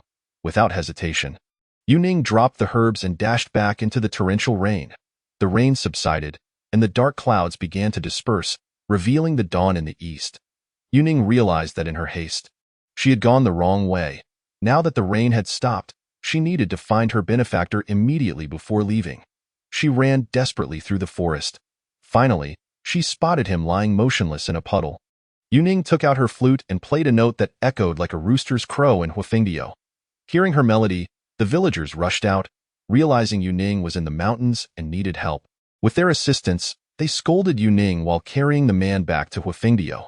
The next day, in the afternoon, he awoke, staring blankly at the distant mountains while leaning against the wall. Upon seeing him awake, Yuning joyfully greeted him, but he showed no response. She then summoned someone who could speak, yet he remained unresponsive. Finally, her grandmother arrived to check on the man and informed Yuning that he might either be dazed or severely traumatized. Yuning observed his disheveled appearance and wondered, could he be the fugitive the outsiders spoke of? She quickly dismissed the thought. Dipping a spoonful of porridge from a bowl, she brought it to his lips. The man's lips began to move as he stared at Yuning, and after a long moment, he broke into a silly grin. Yuning smiled back and encouraged him to drink, and when he opened his mouth, he bit down on the wooden spoon in surprise. Yuning then demonstrated how to eat porridge, repeating the process several times until he finally learned how to consume it. After he finished the porridge, Yuning gently laid him back down to rest. The following day, she put in considerable effort to teach him how to use a bowl and chopsticks. During the night, he finally stood up and wandered out of the small room in a daze. When he opened the door, Yuning was awakened and quietly followed him. After leaving Huifengdio, he headed toward the Reincarnation Mountain, and Yuning had no choice but to trail him from a distance. The dense forest in the mountainous region was shrouded in darkness, so Yuning had to stay close to him. Curiously, she had never dared to enter the mountains at night before, yet this time, she felt no fear. A roar and a mournful cry echoed, and Yuning saw the man turn back, carrying an animal she could not identify on his shoulder. He paused before her and finally spoke. Go back. Her grandmother, holding a lamp, anxiously awaited Yuning's return at the village entrance. The man suddenly knelt before her grandmother. Thank you. She quickly helped him to his feet. Child, please get up, you're back now. Let us go home. Yuning gestured animatedly to her grandmother, who turned to the man and asked, Yuning wants to know your name. The man shook his head. I don't know. Yuning placed her finger on her lips and then jumped up, gesturing to her grandmother. Her grandmother translated for the man. Yuning says your arrival has broken the clan's 8th taboo, which forbids entering Reincarnation Mountain at night. Therefore, she wishes to call you Beiji. Do you agree? The man nodded vigorously. Beiji, I have a name now. I am called Beiji. From that day forth, Beiji would venture into the mountains daily, returning with either a wild boar or a wolf. Remarkably, he never sustained a single injury. Gradually, more villagers began to follow Beiji into the mountains. Beiji started to assist Yuning and her grandmother with farming, fetching water, and gathering firewood, gradually integrating into the life of Huifengdio in the evenings. Huifengdio transformed into a magical realm. Surrounded by nearly enclosed mountain ranges, the village would bask in the breathtaking hues of the sunset as the 9 peaks reflected a myriad of colors during twilight. The houses in Huifengdio appeared like celestial palaces under the shimmering light, and the villagers resembled deities from the heavens. At that moment, all activities ceased, and everyone stood outdoors, quietly soaking in the enchanting brilliance. This moment was one of profound tranquility and fulfillment. Chapter 28. As the water rises, so does the DM.It is truly hard to believe that Beiji remembers nothing about himself, not even how to dress or eat, needing Yuning to teach him everything. However, since awakening, his capacity to learn has been remarkably swift. Thankfully, Huafengdio is a nearly primitive village, where survival is straightforward, relying solely on agriculture and ancillary industries. Thus, in approximately 2 months, Beiji became familiar with fundamental human behaviors and the essential tasks expected of a primitive farmer. With his seemingly boundless strength, life became easier for Yuning and her grandmother. Yuning's 9-year-old younger brother, Xiaopin, also took a liking to the capable Beiji, and under Xiaopin's guidance, Beiji learned over 200 characters.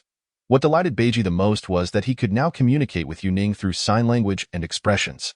This was his greatest joy. Every time he mastered a phrase in sign language, he would exclaim in excitement, behaving just like a child. After dinner, Yuning used sign language to inform him that the elders had said heavy rain might fall in the coming days, advising Beiji to be cautious while sleeping. After nodding vigorously, Beiji took a branch and went to the village entrance to practice writing. The vibrant hues of twilight faded as the sun sank behind the mountains. The villagers of Huafengdio returned to their homes to prepare for rest. Beiji remained at the entrance, looking up as dark clouds gradually filled the once clear sky. A gentle flute sound reached him. Yuning was calling him back to rest. Yuning discovered that Beiji's hearing was sharper than theirs, so she created a dog whistle that only he could hear, using various flute tones to convey different messages. This long, drawn-out sound was a signal for Beiji to sleep. To lie down and fall asleep instantly is the greatest happiness in the world, and if that is true, then Beiji is the happiest person alive. Glancing out the window at the flickering lightning, Yuning considered her options and decided to lie down and sleep. That night, for the first time since arriving in Huafengdio, Beiji dreamt of boundless waters pouring down from the sky, flooding all the houses. Just as Yuning, her grandmother, and Xiaopin dashed out of their home, they were swept away by the raging waters. Beiji jolted upright, awakening from the nightmare, rushing out barefoot. Outside, the rain indeed poured. But it was not as terrifying as in his dream. The water barely reached his ankles. He ran to Yuning's room. Yuning, grandmother, Xiaopin, are you all right? His grandmother, a light sleeper due to her age, was startled awake by Beiji's voice. Beiji, what's wrong? Are you scared? Little Pin, you have lit the lamp. Behold your brother Beiji. As the door creaked open, Beiji caught sight of the scantily clad Yuning, and he promptly lowered his head. Upon seeing her, his heart finally settled. Yet the sight of her bare ankles and the fair skin beneath her neck set his heart racing uncontrollably. In a flustered attempt to explain himself, he stammered, "Oh, I had a dreadful nightmare about a flood. So I came to check on you. I'm relieved to see you are safe." With that, he turned and fled back to his dwelling at an alarming speed. A smile crept onto Yuning's lips, lingering for quite some time. Just as she was about to turn back to her room for rest, a flash of lightning illuminated the world in an instant, revealing the intricate contours of the Huifeng Hollow surrounded by the Reincarnation Mountain. In that moment, Yuning felt a tremor beneath her feet. Beiji burst out of his room once more, just as the thunderous roar of the lightning crashing to the ground echoed around them. Stepping outside, Beiji beheld torrents of water cascading down the mountain walls of the Reincarnation Mountain, while the deluge in the sky intensified. In the distance, a flood as high as a host surged toward the village. Huifeng Hollow was an astonishing place, encircled by mountains with only a narrow path leading out, which traversed a dense forest teeming with wild beasts. Even more absurd was the fact that a village had been established within this valley, oblivious to the countless floods it had endured since its inception. Perhaps this was why Huifeng Hollow remained undiscovered by the outside world, surviving against all odds in such an inhospitable environment. Yuning stared in disbelief at the unprecedented flood and hurried indoors to gather her grandmother and little Pin, preparing for their escape before the waters arrived. No. Go back. Don't come down. A sudden chill ran through Yuning's heart. Though she could not hear, she sensed Beiji's anger outside. It was not fear. Beiji seemed never to have experienced fear, save for the moment he glimpsed Yuning in her nightgown. Yuning threw the escape raft out the door, and after helping her grandmother and little Pin don their raincoats, the three of them lifted the raft outside. Raising her gaze, they saw Beiji slowly raising his hands toward the sky. At that moment, Yu Ning could no longer see the approaching flood, as a massive dark object loomed before in that electric, thunderous night. Beiji appeared as if he were holding up the collapsing heavens. With another flash of lightning, Yu Ning realized the apex of that dark entity was the nameless stone tablet at the village's entrance. The ground was rising, impossible, yet Yu Ning's eyes beheld the earth ascend to obstruct the floodwaters. The ground was miraculously forming a protective embankment. What was that foolish Beiji doing? It was inconceivable. The flood cascading down from the mountains continued to swell, yet for every foot the water rose. The wall rose a foot higher. For every 3 feet of water, the wall grew 3 feet taller. Huifeng Hollow, situated at the epicenter of this deluge, was experiencing an unparalleled onslaught. The speed of the flood far surpassed the meager drainage capacity of the mountain's exit, causing the waters to rise inch by inch. Should this earthen embankment collapse at such a moment, the entire village would surely perish. Yet, at this instant, there was no escape, as the embankment rose in tandem with the waters. It seemed no one could scale the already 30-foot-high earthen barrier. Just when hope seemed lost, a tempest arose, blowing toward the exit of the hollow. This gale was so immense that it even shifted the dark clouds in the sky toward the southwest. The floodwaters beyond the embankment were compelled to drain toward the hollow's exit under the force of the storm. Watching the earthen embankment, now 5 stories high, gradually descend as the floodwaters receded. Yu Ning and her companions were utterly astonished. At that moment, Beiji staggered slightly, blood gushing from his throat. Turning to Yu Ning, he managed a weary smile. "It's all right now. Let us go home." Beiji then collapsed softly onto the ground. Chapter 29. I am her man remarkable. This foolish boy has learned to summon the earth's power. Another voice replied, "Indeed, and he seems to be beginning to grasp the power of the wind. However, he does not wield it adeptly. Earth-wind. It seems the power of the earth is more substantial. Perhaps we could attempt to lure him away from the earth, say, while he is on an airplane. Using the power of gold to eliminate him, let us return and report our findings." 2 shadows vanished from the mountaintop. The sky was a pristine blue, devoid of any clouds. The torrential rains had given way to a rare sunny day. Observing the slumbering Beiji, the grandmother sighed. "This child must be utterly exhausted. Yu Ning, let us take a stroll." Yu Ning and her grandmother made their way to the place where the embankment had risen the previous night. There, many villagers had gathered. Despite the inky darkness of the night, numerous individuals had witnessed the embankment rise with the rising waters, only to lower back down when the flood receded. Even as the waters withdrew, many had come to inspect the sight. To their disappointment, the flood had washed away all traces. The mountain path at the village entrance showed no signs of disturbance, although the villagers were perplexed. They could only assume that the previous night had been too dark for them to see clearly, perhaps leading to a misperception. Yu Ning too found it hard to believe that human effort could achieve such magnitude. Reflecting on Beiji's foolish demeanor, she chuckled, realizing how absurd it was to think that he was responsible for the embankment's creation. What a ridiculous notion! Returning to Beiji's dwelling from the village entrance, Yu Ning took Beiji's hand, examining him closely. She then unfastened his clothing, gently caressing his skin as if searching for something concealed beneath. The grandmother, having observed for a moment, chuckled softly and departed. After thoroughly exploring Beiji's chest, Yu Ning shook her head and covered him back up. The events of that night had been far too astonishing. Beiji groaned softly and gradually awoke, his eyes opening to find Yu Ning seated beside him. To her, there was something different in Beiji's gaze, an inexplicable change, yet he remained as pale and weak as before. Beiji struggled to sit up, but Yu Ning restrained him, offering him a spoonful of soup. Why did this scene feel so familiar? But for reasons unknown, Beiji shook his head and drank the soup. Upon seeing the grandmother, Beiji inquired in confusion, "Grandmother, why do we reside here? If a flood were to strike, could we withstand it?" The grandmother waved her hand dismissively. "How would I know? We've always lived here. Last night, it rained heavily. Why don't you accompany little Ning to check if our ancestor's grave has been disturbed?" "Oh, very well." The graves of Yu Ning's parents lay at the edge of the village, fortunate to be within the confines of the raised embankment. Otherwise, the ancestral grave would have been elevated to 30 feet high. Though it ultimately returned to the ground, The thought still troubled Yuning. Perhaps the residents of Huifeng Hollow frequently endured tempests and floods, which was why their graves were not constructed of stone and thus remained unscathed. Why didn't the grandmother allow little Pin to come too? Yuning knelt silently before the grave, while Beiji looked up at the mountains, murmuring to himself, "Are my parents here as well?" After the torrential rains, the air turned cold. In fact, northern regions had already begun to see snowfall. Huifeng Hollow, encircled by mountains, experienced winter a tad later than other regions at the same latitude. Beiji informed her that they would celebrate the annual New Year's festival in Huifeng Hollow that evening, marking the end of a year of toil.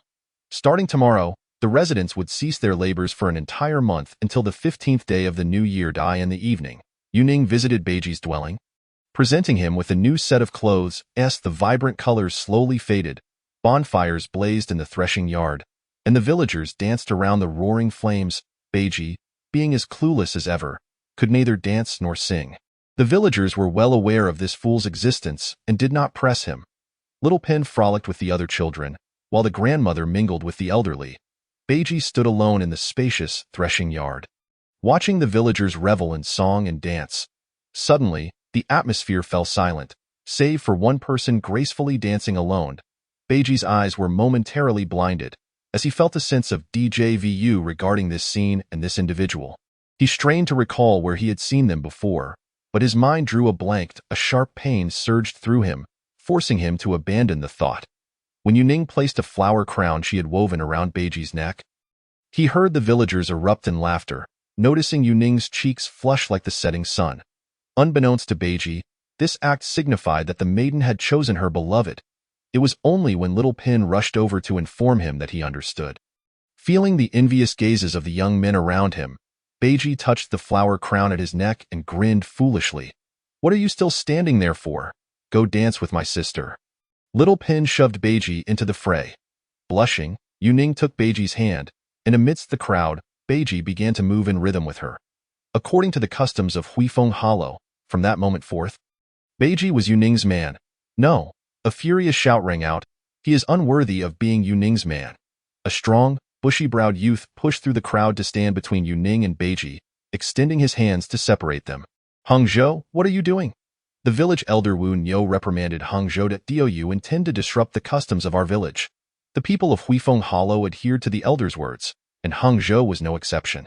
Bowing his head upon hearing the elder's admonition, he nonetheless raised it again at this critical moment, pointing at Beiji. "He is not one of us from Huifeng Hollow. Why should he be Yuning's man?" Wu Niu replied sternly, "In Huifeng Hollow, we have no rule forbidding outsiders from marrying. That is unacceptable. Yuning is the most beautiful maiden in our village. Allowing a fool to be her man would tarnish the reputation of our Huifeng Diao." Wu Niu opened his mouth, poised to retort against Hangzhou, but the words faltered on his lips. Yuning is indeed the most beautiful girl in the village, and to let her be with a simpleton who has just arrived 3 months ago. "I am not foolish," Beiji declared emphatically. "I simply forgot my past. I am not foolish. I like Yuning." Hangzhou scoffed. "Uncle Wu, let us adhere to the rules." The crowd erupted in cheers. "Follow the rules. Follow the rules. Follow the rules." Wu Niu remained silent for a moment. Although Beiji had contributed significantly to Huifeng Diao, he could not allow him to disrupt the unity of their community. The concept of fairness held little value in this context. Wu Niu nodded. "We shall handle this according to village regulations. No one is permitted to voice objections." Yuning clung tightly to Beiji's arm, her expression betraying her fear of losing him. Grandma, leaning on her cane, approached Beiji. "Beiji, tell me truthfully, do you like Yuning?" Beiji nodded vigorously. "I like Yuning." Grandma paused, her cane tapping the ground. "According to village rules, if anyone opposes Yuning's choice and opts for competition instead, all unmarried men in the village shall have the right to contest for Yuning's affections, and at that moment, Yuning must accept the outcome without the power to choose. Unless she renounces you." Turning his head, Beiji met Yuning's unwavering gaze and responded to Grandma. "Grandma, I will do everything in my power to win Yuning's heart." Chapter 30. Incomprehension. Hangzhou proclaimed loudly, "Elder Wu Niu, I propose we change the venue for the competition. It cannot take place in the threshing yard, as it is a sacred place of joy for us." Hangzhou's suggestion was reasonable. The threshing yard should not be used for such contests. Then where shall we hold the competition? Hung Zhou pointed towards the northern mountains. If you are truly a man, unafraid to fight for your woman, then let us compete on the Black Stone in the Reincarnation Mountain. A hush fell over the crowd. Few from Huifengjiao ventured into those parts due to the oppressive miasma. Hung Zhou, observing the fear he had instilled, reveled in his own cleverness, displaying an air of confidence. This time of year, the miasma in Reincarnation Mountain is at its weakest. Beiji, if you are afraid, you need not go. A surge of anger coursed through Beiji, as if a spirit within him urged, I support you. Go defeat them all. Make everyone fear you. Prove that you are the best in Yuaning's heart. Come on, go vanquish them. Without a moment's hesitation, Beiji felt this anger was somehow connected to his lost memories. The competition was set for the following day. The sky gleamed with a sapphire brilliance. The air in Reincarnation Mountain was cool and invigorating, and the flowers by the roadside exuded a delightful fragrance in the morning dew and mist. Last night, Beiji had bathed in a mountain spring, and his entire being rejoiced in the refreshing aroma. He fought for Yuaning. Hung Zhou, brimming with confidence, led the villagers into Reincarnation Mountain. The mountain range, a marvel of nature, bore an entrance that spiraled inward. At its threshold, thick miasma lingered, with only the period around the new year offering respite. Entering felt akin to traversing a labyrinth, as the crowd meandered along narrow paths, sometimes descending into valleys and at other times climbing towards the crevices between towering peaks. Eventually, they arrived at a stone bridge of unknown origin. Crossing it, they peered into a deep, dark abyss below. Hung Zhou led them toward the abyss, and upon reaching the edge, they discovered it was not an unfathomable chasm, but a vast expanse of black stone. This stone appeared so dark, as if it absorbed all sunlight, rendering it almost imperceptibly black. As Yuaning walked alongside Beiji, she noticed his face suddenly pale upon seeing the black stone. Fear gripped him like icy water poured over one exposed to the frigid winter. The black stone felt like his nemesis. The rules dictated that Beiji would be the ringmaster. Any competitor could challenge him, and those who defeated Beiji would assume the title, continuing to accept challenges until no one remained. This was inherently unfair. Yet, Huifengjiao employed such inequitable contests to convey a message. Resorting to such means to win a woman seldom yields success for either party. Thus, for nearly a century, no one in Huifengjiao had chosen this method of competition.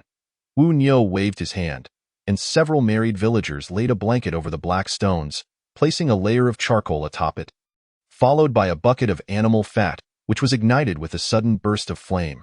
Those wishing to compete must traverse this fiery blanket to qualify. The moment Beiji's foot touched the black stone, he felt as if he were suspended in midair, bound by invisible chains, as if the ground had vanished beneath him. Turning back, he caught Yuaning's eager gaze. He smiled at her, then took his first step toward the fire blanket. Suddenly, his clothes ignited. Beiji, being clever, realized the flames had yet to reach their peak temperature, and the charcoal beneath his feet was the coolest part of the fire. 1 step, 2 steps, 3 steps, 4 steps, 5 steps.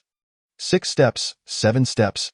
Beiji stepped off the fire blanket, but at that moment, Yuaning's lovingly crafted new clothes were completely consumed. His hair and brows were singed in the final step. Beiji quickly extinguished the flames on his body. Surveying his tattered attire, fury boiling within him. These were the garments Yuaning had made for him. Hung Zhou, well prepared, doused Beiji with water and swiftly crossed the fire blanket to stand before him. Alas! You are so foolish. How do you deserve to be Yuaning's man? He then stepped aside. Scheming against me, Beiji clenched his fists, his previously pallid complexion turning even more ashen. Soon, all the unmarried men vying for Yuaning's affections crossed the fire blanket. Beiji silently counted, realizing every eligible bachelor in the village had joined the fray, totaling 50, including himself. The villagers formed a circle around the black stone. Those awaiting their turn stood on the outer rim. As the initiator of the challenge, Hung Zhou was obliged to be the first to compete. The contest was straightforward. Defeat your opponent or concede when unable to continue. Though the people of Huifengjiao lived in seclusion, they never yielded in defense of their families. Thus, surrender was rare. They fought until their adversaries could no longer stand. Observing Beiji trembling slightly on the black stone, many challengers felt a sense of secret satisfaction. Hoping he would expend Hung Zhou's energy, When the elder announced the competition's commencement, silence enveloped the area. The center of the black stone. Only Beiji and Hung Zhou stood. As Hung Zhou lunged towards him, Beiji, forgetting his fear, deftly maneuvered his right arm, causing Hung Zhou to stumble and fall in an instant. The robust Hung Zhou was toppled by Beiji, prompting a quiet sigh of relief from Yuaning in the distance. Hung Zhou, scrambling to his feet, lunged at Beiji before he could regain his balance. Embarrassment surged within him. Watching Hung Zhou deliver a kick aimed at his groin, Beiji finally lost his temper, seizing Hung Zhou by the throat. Moments later, Hung Zhou succumbed to unconsciousness. After easily dispatching 5 challengers, the 6th stepped up to face Beiji. "Oh, you need a moment to rest?" The opponent inquired expressionlessly. "I do not require it.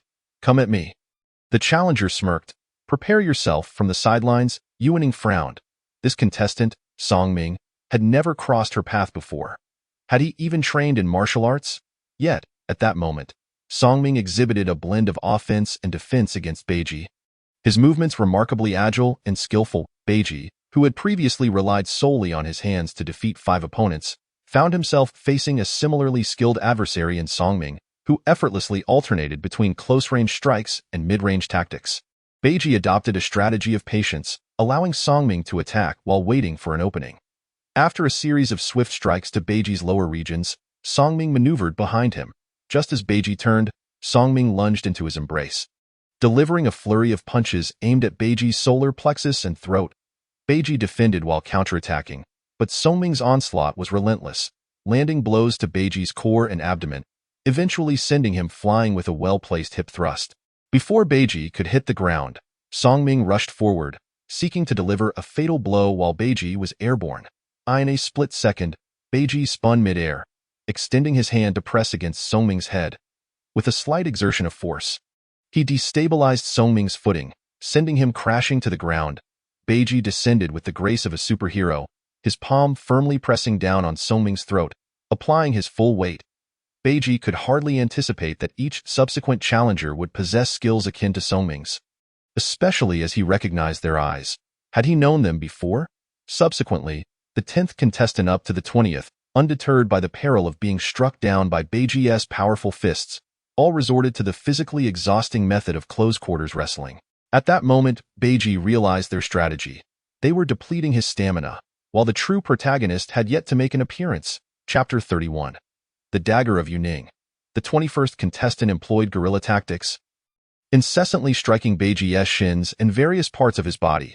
The 22nd contestant adopted a stamina-draining wrestling approach.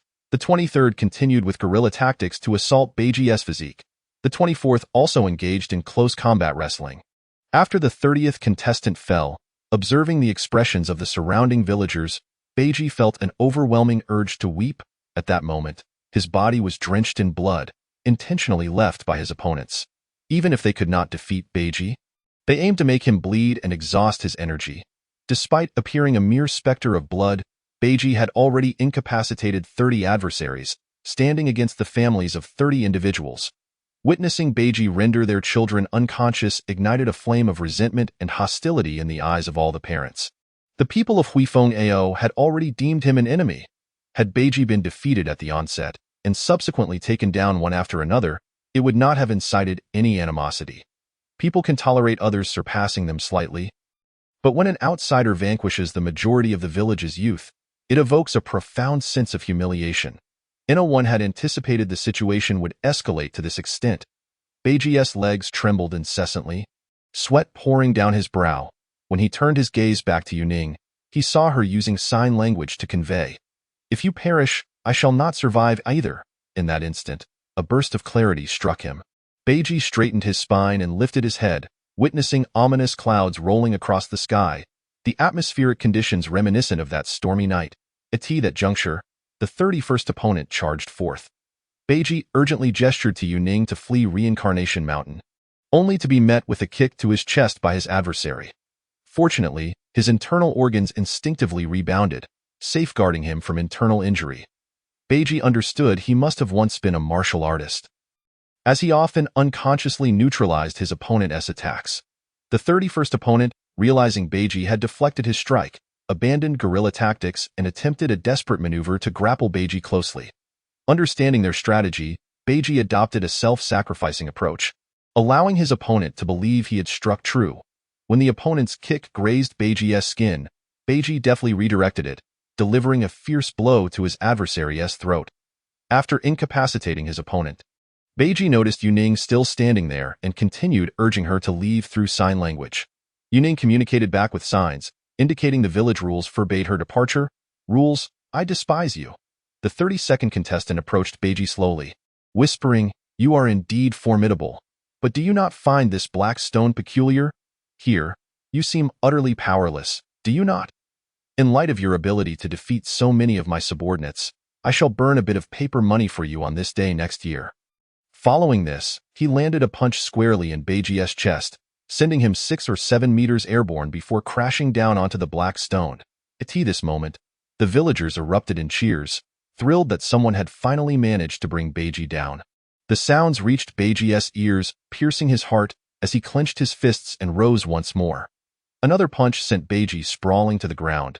He struggled to his feet again, only to be knocked down yet again. Enough, there's no point in rising again. I know your body is devoid of any strength. I, Lu Shui, greatly admire you, but you must fall. Your fighting time has exceeded the limits of human endurance. Should you insist on rising once more? You shall ruin your life. Exhausted and bloodied, Beiji stood up again. The villagers cheered once more, with some shouting, "Kill that outsider!"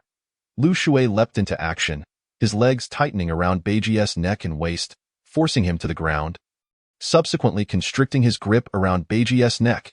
In this critical moment, Beiji understood the life-threatening nature of the situation, yet he found himself powerless to resist the fatal grip of Lu Shui's legs. The world around him grew darker and dimmer. Just as Lu Shui believed Beiji had lost all capacity for resistance and that his life was nearing its end, Beiji grasped Lu Shui's most vulnerable area. Lu Shui, in agony, released his grip around Beiji's neck, his upper body rising in pain, while Beiji, lacking the strength to continue squeezing Lu Shui, resorted to jabbing at his throat with trembling fingers, which, lacking precision, slipped from Lu Shui's neck. Seizing the opportunity, Lu Shui twisted Beiji's outstretched arm at the joint, breaking it. Without pausing, he pulled Beiji upright and then dislocated his left arm at the joint, following up with a heavy elbow strike to the back of Beiji's head. Beiji succumbed to unconsciousness, and just before he fell, Lu Shui bellowed, channeling all his strength into a double-fisted blow to Beiji's back. Beiji was sent soaring into the air, landing like a lifeless mass upon the ground. Akin to a lump of soft clay, utterly motionless at that moment, Yuning fainted in her grandmother's embrace. The grandmother continuously pressed on her acupoint to rouse her. With the villagers' assistance, they carried Beiji before Yuning. Clutching the lifeless Beiji tightly, she wept bitterly. A deafening clap of thunder resonated as rain poured from the heavens. The remaining 14 contestants, after exchanging a few perfunctory moves with Lu Shui, pretended to collapse to the ground. Finally, the elder presiding over the match, Munyo, declared, "Lu Shui is the ultimate victor." From that moment forth, Lu Shui became Yuning's man. Observing the villagers' resentful gazes directed at Beiji and hearing the people of Huifeng Ao celebrating Lu Shui's victory, the grandmother struck her cane down heavily. The hearts of men have deteriorated. Is this still Huifeng Ao? Ancestors, if you are watching from above, enlighten me. Yuning, you are now my woman. Look at you. Weeping over a corpse, Lu Shui triumphantly approached Yuning, reproaching her loudly. Yuning stealthily drew a concealed dagger from her bosom, declaring, "I have but one man. If he dies, I shall not live." Lu Shui, witnessing Yuning clutch Beiji's head, yelled in frustration, "I am your man." Lu Shui's words halted abruptly, his actions ceased. To the observers, his body rapidly withered, as if an invisible vampire had drained him of all his blood, collapsing before the torrential rain. Perishing just so. The battle for Yuning's affections concluded with the demise of the ultimate victor. Yuning belonged to no one. Cradling the lifeless Beiji, she exited the black stone ground, leaving Reincarnation Mountain, step by step, into her boudoir. The rain intensified fiercely. Chapter 32. Awakening and Dying. After drying Beiji's blood and water, Yuning retrieved the new garments she had painstakingly sewn for him from the wardrobe. At that moment, she noticed a figure clad in black standing in her room. He was not dead. A gentle yet authoritative female voice emerged. The masked figure was revealed to be a woman. I can save him.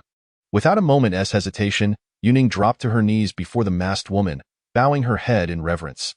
The masked woman raised a hand to halt Yuning's gestures, and Yuning communicated fervently through sign language, insisting that she would pay any price to save Beiji. The masked woman shook her head. I cannot comprehend your signs. Summon your kin to come. Before Yuning could rise, she dashed to her grandmother's room, silently pulling her into her own. The grandmother was taken aback upon seeing the masked woman but soon regained her composure. Who are you? The masked woman disregarded the grandmother's inquiry. Who I am is irrelevant. Time is of the essence. I am here to save him. You truly, the masked woman nodded. Fetch a bucket of hot water. I shall handle the rest. They lured Wukong to that black gold weak land as a trap. I currently lack the time to uncover their true identities, but tonight, someone will come to seize his body to confirm his death. Moreover, I have just killed the one named Lu Shui. They will arrive shortly, and I have observed the celestial signs. A torrential downpour will soon commence. If you remain here, it will be perilous. Therefore, once I revive him, you must leave immediately. Now, prepare for departure. The masked woman helped Beiji into a seated position. Raising her right hand, a 3-inch-long golden needle piercing into Beiji's forehead, penetrating at least an inch deep. With her hands positioned palm to palm, she directed her gaze skyward, commanding, and then gracefully maneuvered her hands through the air. As her right hand hovered above Beiji's head, a radiant green light emanated from her palm. The green light followed her hand as it moved toward Beiji's abdomen, culminating in a forceful strike to his belly. The golden needle shot forth from Beiji's head. With a gasp, Beiji expelled a mouthful of blood. He began to breathe heavily, slowly opening his eyes. Yuning, elated, rushed to grasp Beiji's hand, but he lowered his head despondently. Yuning? I failed to defeat everyone, Beiji muttered, noticing the masked woman behind him. You are Yin Shi Yin'er? The masked woman lowered her veil, revealing an ethereal beauty. It was indeed Shi Yin'er, Sun Wukong. Have you recalled everything? Beiji gazed at Yuning, weakly stating, Yuning, I remember now. My name is Sun Wukong. Shi Yin'er turned her head toward the window and then addressed the grandmother and little Pin standing in the center of the room. They are coming. Hurry and gather near. Sun Wukong, how do you feel now? Sun Wukong frowned, replying, I don't know. I currently possess no strength whatsoever. Yin'er, once again, you have saved me. Shi Yin'er donned her mask and commanded Yuning, keep an eye on him. In her hand, a long blade materialized, the very weapon she wielded during her fierce battle with the Black Dragon. The entangled emotions blade. At that moment, the wooden window shattered, and several dark figures surged into the room. As the window broke apart, Shi Yin'er's blade swept forth like a raging tide. With a dull thud, the innate true energy emanating from her entangled emotions blade sent the large stone hurled by the assailants flying through the air. Ha ha ha, you truly have come, brothers, attack. Show no mercy. The torrential rain and thunder did nothing to diminish the ominous voice that reached everyone's ears. This group was the true masters, each one a formidable expert. Shi Yin'er's entangled emotions blade shimmered with a golden hue as she let out a clear whistle and launched herself at the nearest figure clad in black, employing her phantom-like agility. Outnumbered, she could not allow the enemy to encircle her. Perhaps to conceal their presence, these foes had chosen to use cold weapons. However, this also spoke to their immense confidence. Indeed, each of these individuals was a formidable figure in their own right. But alas, they were met with the unparalleled masters trained by the Shadow Clan for millennia to combat the Black Dragon. The opponent before her, overly arrogant, raised his blade to block Shi Yin'er's downward strike, only to be cleaved in two by her blade. Without pausing, Shi Yin'er maximized her phantom-like agility, nearly appearing directly in front of two advancing figures in black, thrusting her blade forward. From slaying the first adversary to confronting the second, barely half a second had elapsed. The maximum reaction time for an average person is 0.1 seconds. While these seasoned killers were quicker than the average individual, Shi Yin'er's speed transcended human limits, catching them completely off guard. Before they could react, she had already pierced the heart of her second opponent. The third adversary, realizing Shi Yin'er's movement, found himself propelled forward by his own momentum. colliding with her just as she had thrust her blade into the second foe's heart. In that moment, Qi Yin'er, with her left leg raised and her right leg still supporting her weight, unleashed a kick that in less than a second. She had dispatched 3 formidable opponents with thunderous strikes. The remaining assailants were left stunned. Although they had previously witnessed Ba Jie summon the earth with his sheer strength, they attributed it to his mastery of the earth's mysteries. Yet, the essence of the human body dictated that there were limits. Sun Wukong's performance during the contest had merely showcased him as a martial arts expert. They had not anticipated that behind Sun Wukong stood Qi Yin'er, who surpassed human limits in every conceivable aspect. At that moment, the ground trembled slightly as the accumulated rainwater from the surrounding mountains reached its peak and finally cascaded down. Simultaneously, the downpour intensified, killing formation, flying swords. The remaining 14 individuals suddenly regrouped into an inverted V formation. The individuals in the back closed their eyes and clasped their hands together, silently reciting something, while the one at the front abruptly separated his palms. A bolt of lightning shot forth in an instant towards the unconscious Sun Wukong. This is bad. Qi Yin'er silently chided herself for being distracted by thoughts of the impending flood and quickly extended her blade to intercept the lightning. Yet, the bolt of lightning, seemingly insubstantial, passed through her blade and continued its trajectory towards Sun Wukong. As the lightning approached, Sun Wukong, unable to muster any strength to move, thought, "It's over," with all his might. Yu Ning pushed Sun Wukong aside just in time. The lightning struck her instead. A final trace of a smile graced Yu Ning's face as she collapsed into Sun Wukong's embrace. Another bolt of lightning surged towards Sun Wukong, but Qi Yin'er leaped in front of him, gripping her blade defensively as a yellow energy shield enveloped her. The 5-foot-high floodwaters surged forth, breaking through the formation of the 14 flying swords. The bolt of lightning was dissipated by Qi Yin'er's protective true energy. Cradling both Sun Wukong and Yu Ning, Qi Yin'er propelled herself through the roof, as the building beneath them was swept away by the floodwaters. They plunged into the water below. Qi Yin'er, sealing her body's pores and summoning her true energy, miraculously remained atop the surface, even as the raging waters surrounded her. The flood cascaded down from the mountains, its force swiftly neutralizing itself, yet the immense power still overwhelmed all the village houses in an instant. The narrow mountain pass could not accommodate the flood's volume, and the water level continued to rise. Qi Yin'er furrowed her brow, sensing that Yu Ning's spirit had already been claimed by the enemy's flying swords. With a sigh, she released Yu Ning, wielding her entangled emotions blade to slay a black-clad figure who had been swept before her by the flood. Using the rebound from the fallen foe, Qi Yin'er exerted herself to leap towards a nearby ancient tree, severing several sturdy branches mid-air before landing on one. Supporting Sun Wukong, she manipulated her true energy to alter the trajectory of the branch beneath her, relentlessly seeking out the remaining enemies. After mercilessly dispatching each opponent, she leapt to the highest tree, gently placing Sun Wukong against its trunk. Chapter 33. Tranquility. Qi Yin'er scanned her surroundings repeatedly, finally assured that no enemies remained, and relaxed momentarily to recuperate. Despite her unwavering resolve honed through years of rigorous training, it was her first time taking so many lives since she had embarked on her journey. Sun Wukong nestled beside her, sensed the gentle tremors emanating from her body, and silently gazed at her, choosing not to speak.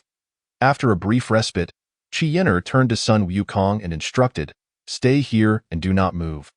If you sense danger, call for me. I will go find them." With that, she gracefully leaped onto a floating wooden plank and began to search for villagers struggling to survive in the water, rescuing them to the nearby trees. The inky night posed little challenge for Qi Yin'er and Sun Wukong, who had long developed their night vision. As the floodwaters continued to rise, they slowly submerged the tree trunks.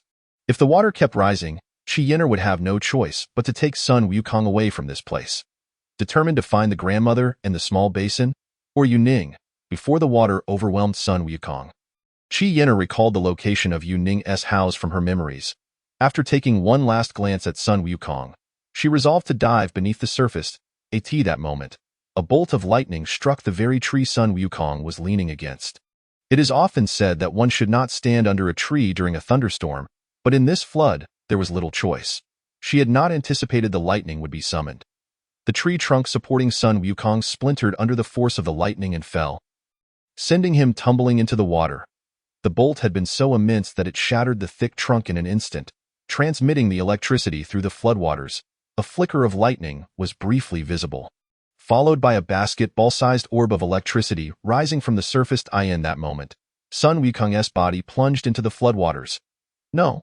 The entangled emotions blade appeared in Qi Yinner's right hand, its edge dancing as she unleashed a gust of energy while her left hand invoked the magical black hole technique from her sect to draw in the spherical lightning. Sun Wukong's body was utterly devoid of strength, unable to move even a fraction, overwhelmed by the oppressive electric charge. Perhaps if she redirected the lightning towards herself, it would spare Sun Wukong. In an instant, the mighty floodwaters surged, propelled by her blade's energy, sending Sun Wukong hurtling toward Qi Yinner. Utilizing the resistance of the flood, she leaped into the air, relinquishing her hold on the spherical lightning to grasp Sun Wukong. The orb of electricity lost its control and fell toward the water's surface. Qi Yinner finally secured Sun Wukong, striking the water's surface with her blade, and using the recoil, she hurled Sun Wukong onto another tree trunk. With a sharp exhale, Qi Yinner fell into the water, the pent-up electric charge within the flood now surging towards her. A radiant blue light flickered across her body, causing her to convulse violently. Two streams of tears cascaded down Sun Wukong's face, only to be washed away by the torrential rain. At that moment, Sun Wukong's palm began to pulse once more. Summoning every ounce of his strength, he attempted to call forth the earth's ascension. Another bolt of lightning struck down beside Qi Yinner. Qi Yinner, thrust above the water by the overwhelming electric charge, cried out in agony. Yet, this also provided her a brief respite from the water and the current. Seizing the opportunity, she swung her blade, redirecting the electric charge away from her body and towards the floodwaters. This strike encapsulated Qi Yinner's own power and the might of nature itself, causing the floodwaters to part instantaneously, flowing away from the blade's edges. The scene resembled Moses parting the sea, creating a passage 9 zhang wide. However, Sun Wukong lost his balance and fell. Curse you, monkey, always causing trouble. Thankfully, this strike not only diverted the high-voltage lightning but also restored her freedom of movement, enabling Qi Yinner to stand firmly on the ground. Immediately, she activated her phantom-like agility, rushing towards the falling Sun Wukong. With a heavy thud, Sun Wukong crashed to the ground. The floodwaters, now converging, began to rise again, and Qi Yinner cursed her bad luck as she reached for Sun Wukong. He continued to desperately call for the earth's ascension. As his body touched the ground, the familiar sensation from the depths of the earth surged within him once more. At that moment, the floodwaters had fused back together, and Qi Yinner felt no impact from their convergence. Unable to open her eyes in the murky floodwaters, she kept them shut, pulling Sun Wukong upstream.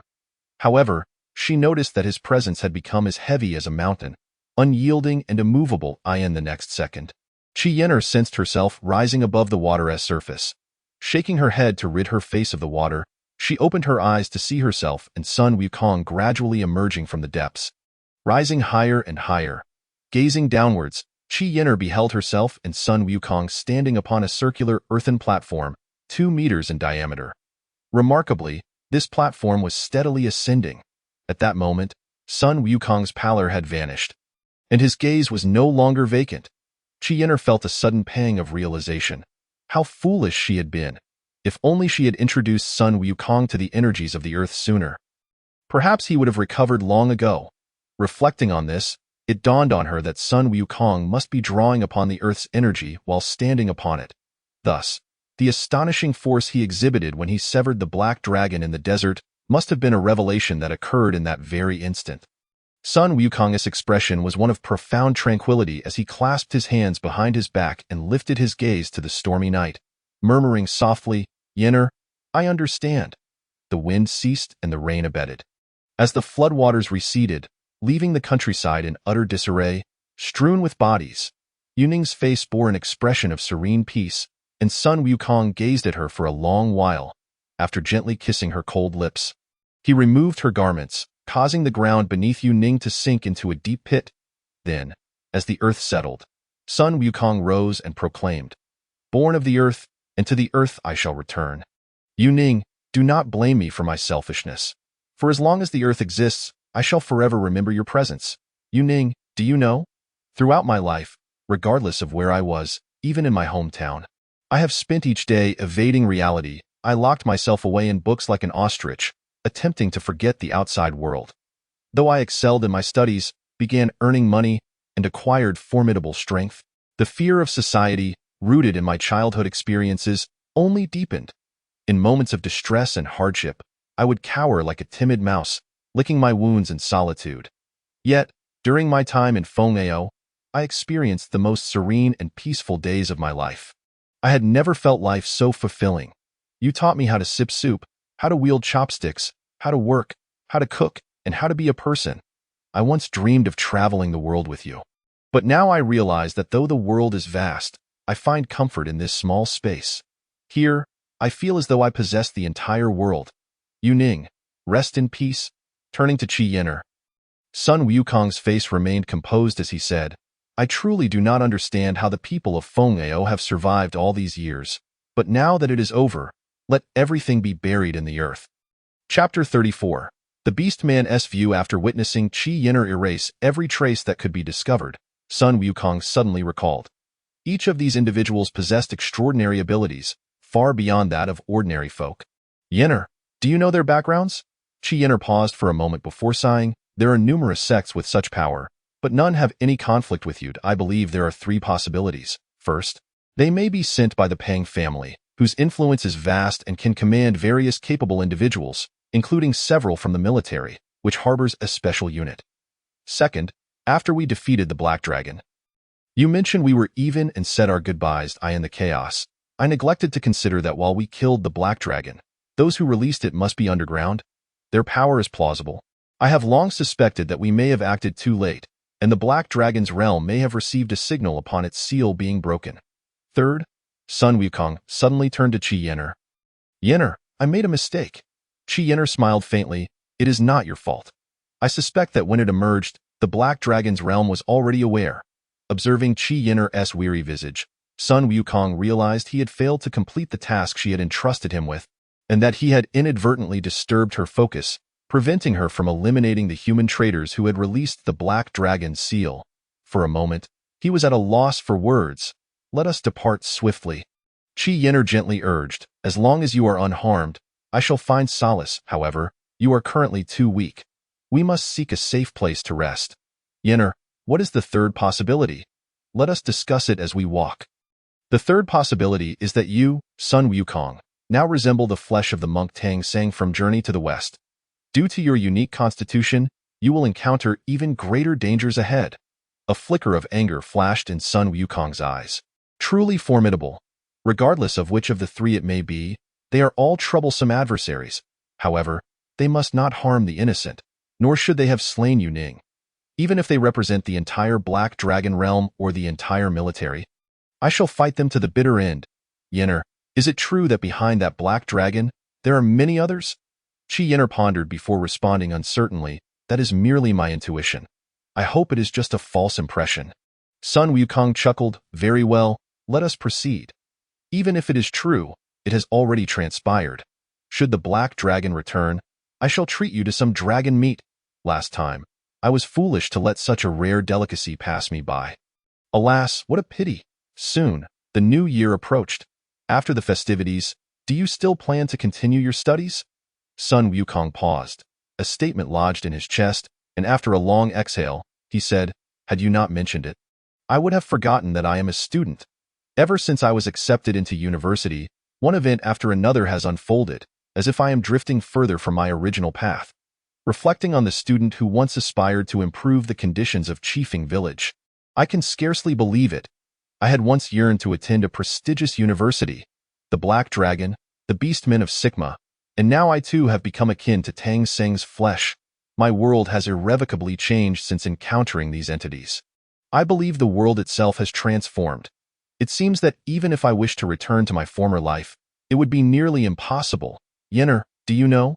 When I learned that I would confront the Black Dragon with you, I felt a sense of comfort, for it allowed me to escape human society. I feared not the Black Dragon, but humanity. Now, I do not know if the Black Dragon will return, but I am no longer afraid of humans. I do not wish to attend university anymore. Since I am the reincarnation of an apocalyptic demon, I shall do what I must. Qi Yinner provocatively inquired. An apocalyptic demon? How terrifying. So what should the reincarnated apocalyptic demon do? Sun Wukong chuckled. I misspoke. Let me put it this way. In elementary school, I harbored a deep disdain for tyrants like King Zhou and Emperor Yang. I believed they were despots, and that one should strive to change the world for the better. Creating history is a noble endeavor. However, upon gaining the Earth's power, I suddenly comprehended their plight. They did not wish to leave the world untouched. Indeed, aside from the intentional vilification by the Zhou and Tang dynasties, they were once astute and diligent rulers. Yet ultimately, every emperor faces the same fate, regardless of how much they care for their people or how hard they strive. If one stands at the pinnacle, seduced by the allure of creating history, they will eventually uncover the facade of a peaceful era. The advancement of history relies not on political clarity and justice, but on technological progress. It is only through technological advancement that one can alter destiny, rectify human flaws, and transform the world. Upon encountering the beastmen of Sigma in Russia, he requested my genes, and without hesitation, I acquiesced. He has brought a new hope to the world, unlike the hollow slogans of religious utopianism. If everyone possessed wings, if each person could freely breathe and feed in the sea, if one could derive most of their energy solely from the nitrogen in the air, that would be the true utopia. Therefore, I am fully aware that beastmen may surpass humans in excellence, and I am willing to accept this. The world requires change. Qi Yinner halted, gazing intently at Sun Wukong. If, in the future, the Sigma beastmen were to dominate the world and enslave humanity, what would you do? Sun Wukong shook his head. Let them do as they please. My current focus is on avenging Yu Ning.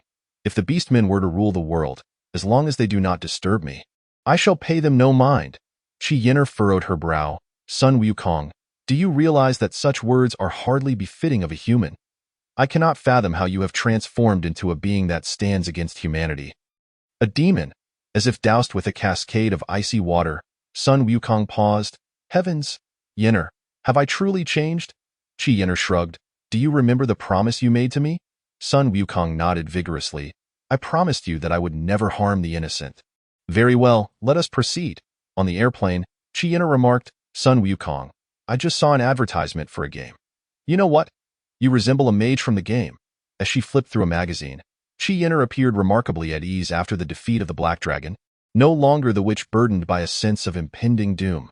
The moment she stepped off the vehicle and entered the airport, everyone was captivated by her radiance. Yet Sun Wukong remained oblivious. For the first time, gazing at the world above the clouds, he was reminded of his grandfather's tales of their ancestor, Sun Wukong, and the thought of the Monkey King's cloud made him chuckle. Hearing Qi Yinner liken him to a mage, he gazed out at the clouds below, feeling an absurd sense of reality wash over him. Turning his head, he inquired, What do you mean? Qi Yinner, without lifting her head, flipped through the magazine. It states here that the sorcerer's body is quite frail, and since the last earth upheaval, your condition has indeed been exceedingly weak. Sun Wukong nodded in agreement. After my first use, I never fully recovered. It feels as though something has departed from my body. Even now, I lack strength. Qi Yinner set down the magazine. My 1,000 soldiers' finger can only be employed once a day, and causing the earth to rise undoubtedly consumes a tremendous amount of energy. Such spells should be used sparingly in the future, or even avoided entirely. For once you have used it, you are doomed. And what about you? What are you like in this game? I must admit, the game is quite intriguing, and I bear a resemblance to the warriors here. Look, charge. This allows you to appear swiftly before your opponent, momentarily stunning them. This is precisely what our Shadow Clan's Phantom technique embodies. And then there's the blood-sucking sword technique. At this point, Qi Yinner paused, anxiously casting a furtive glance at Sun Wukong. Sun Wukong chuckled. Yinner, thank you.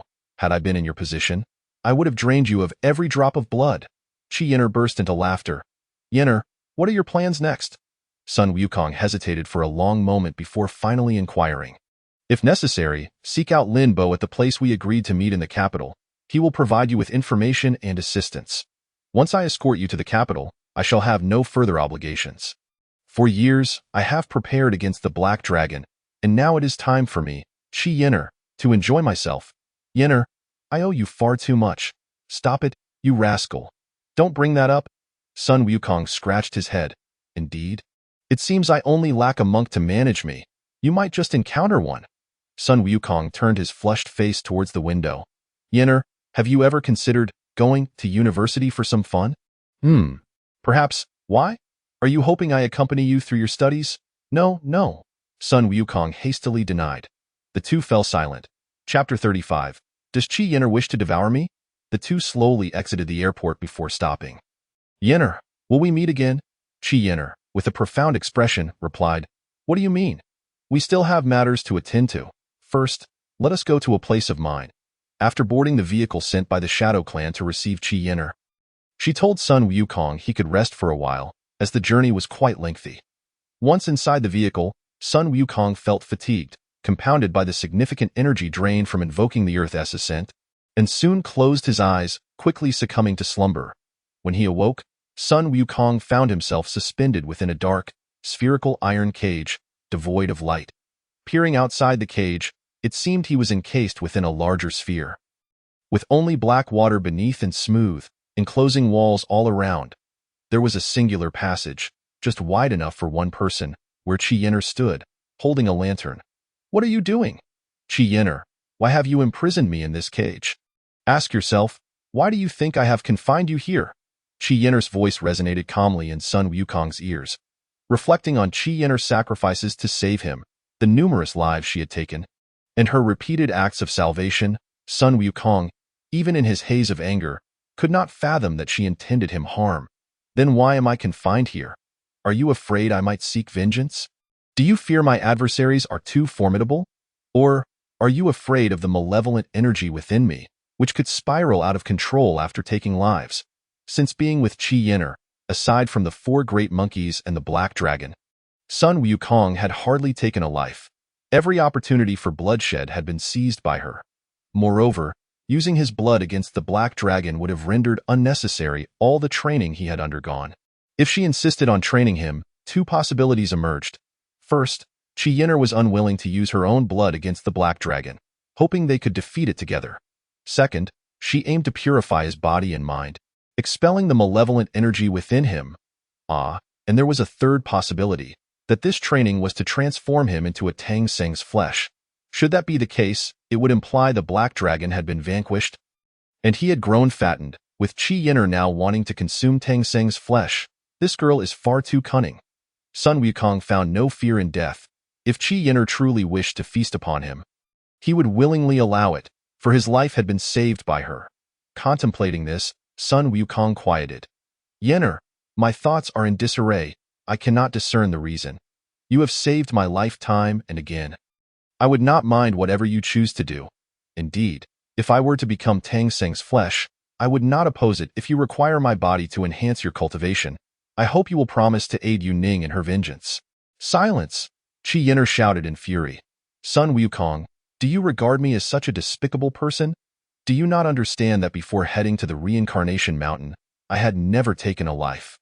How many have I slain to save you?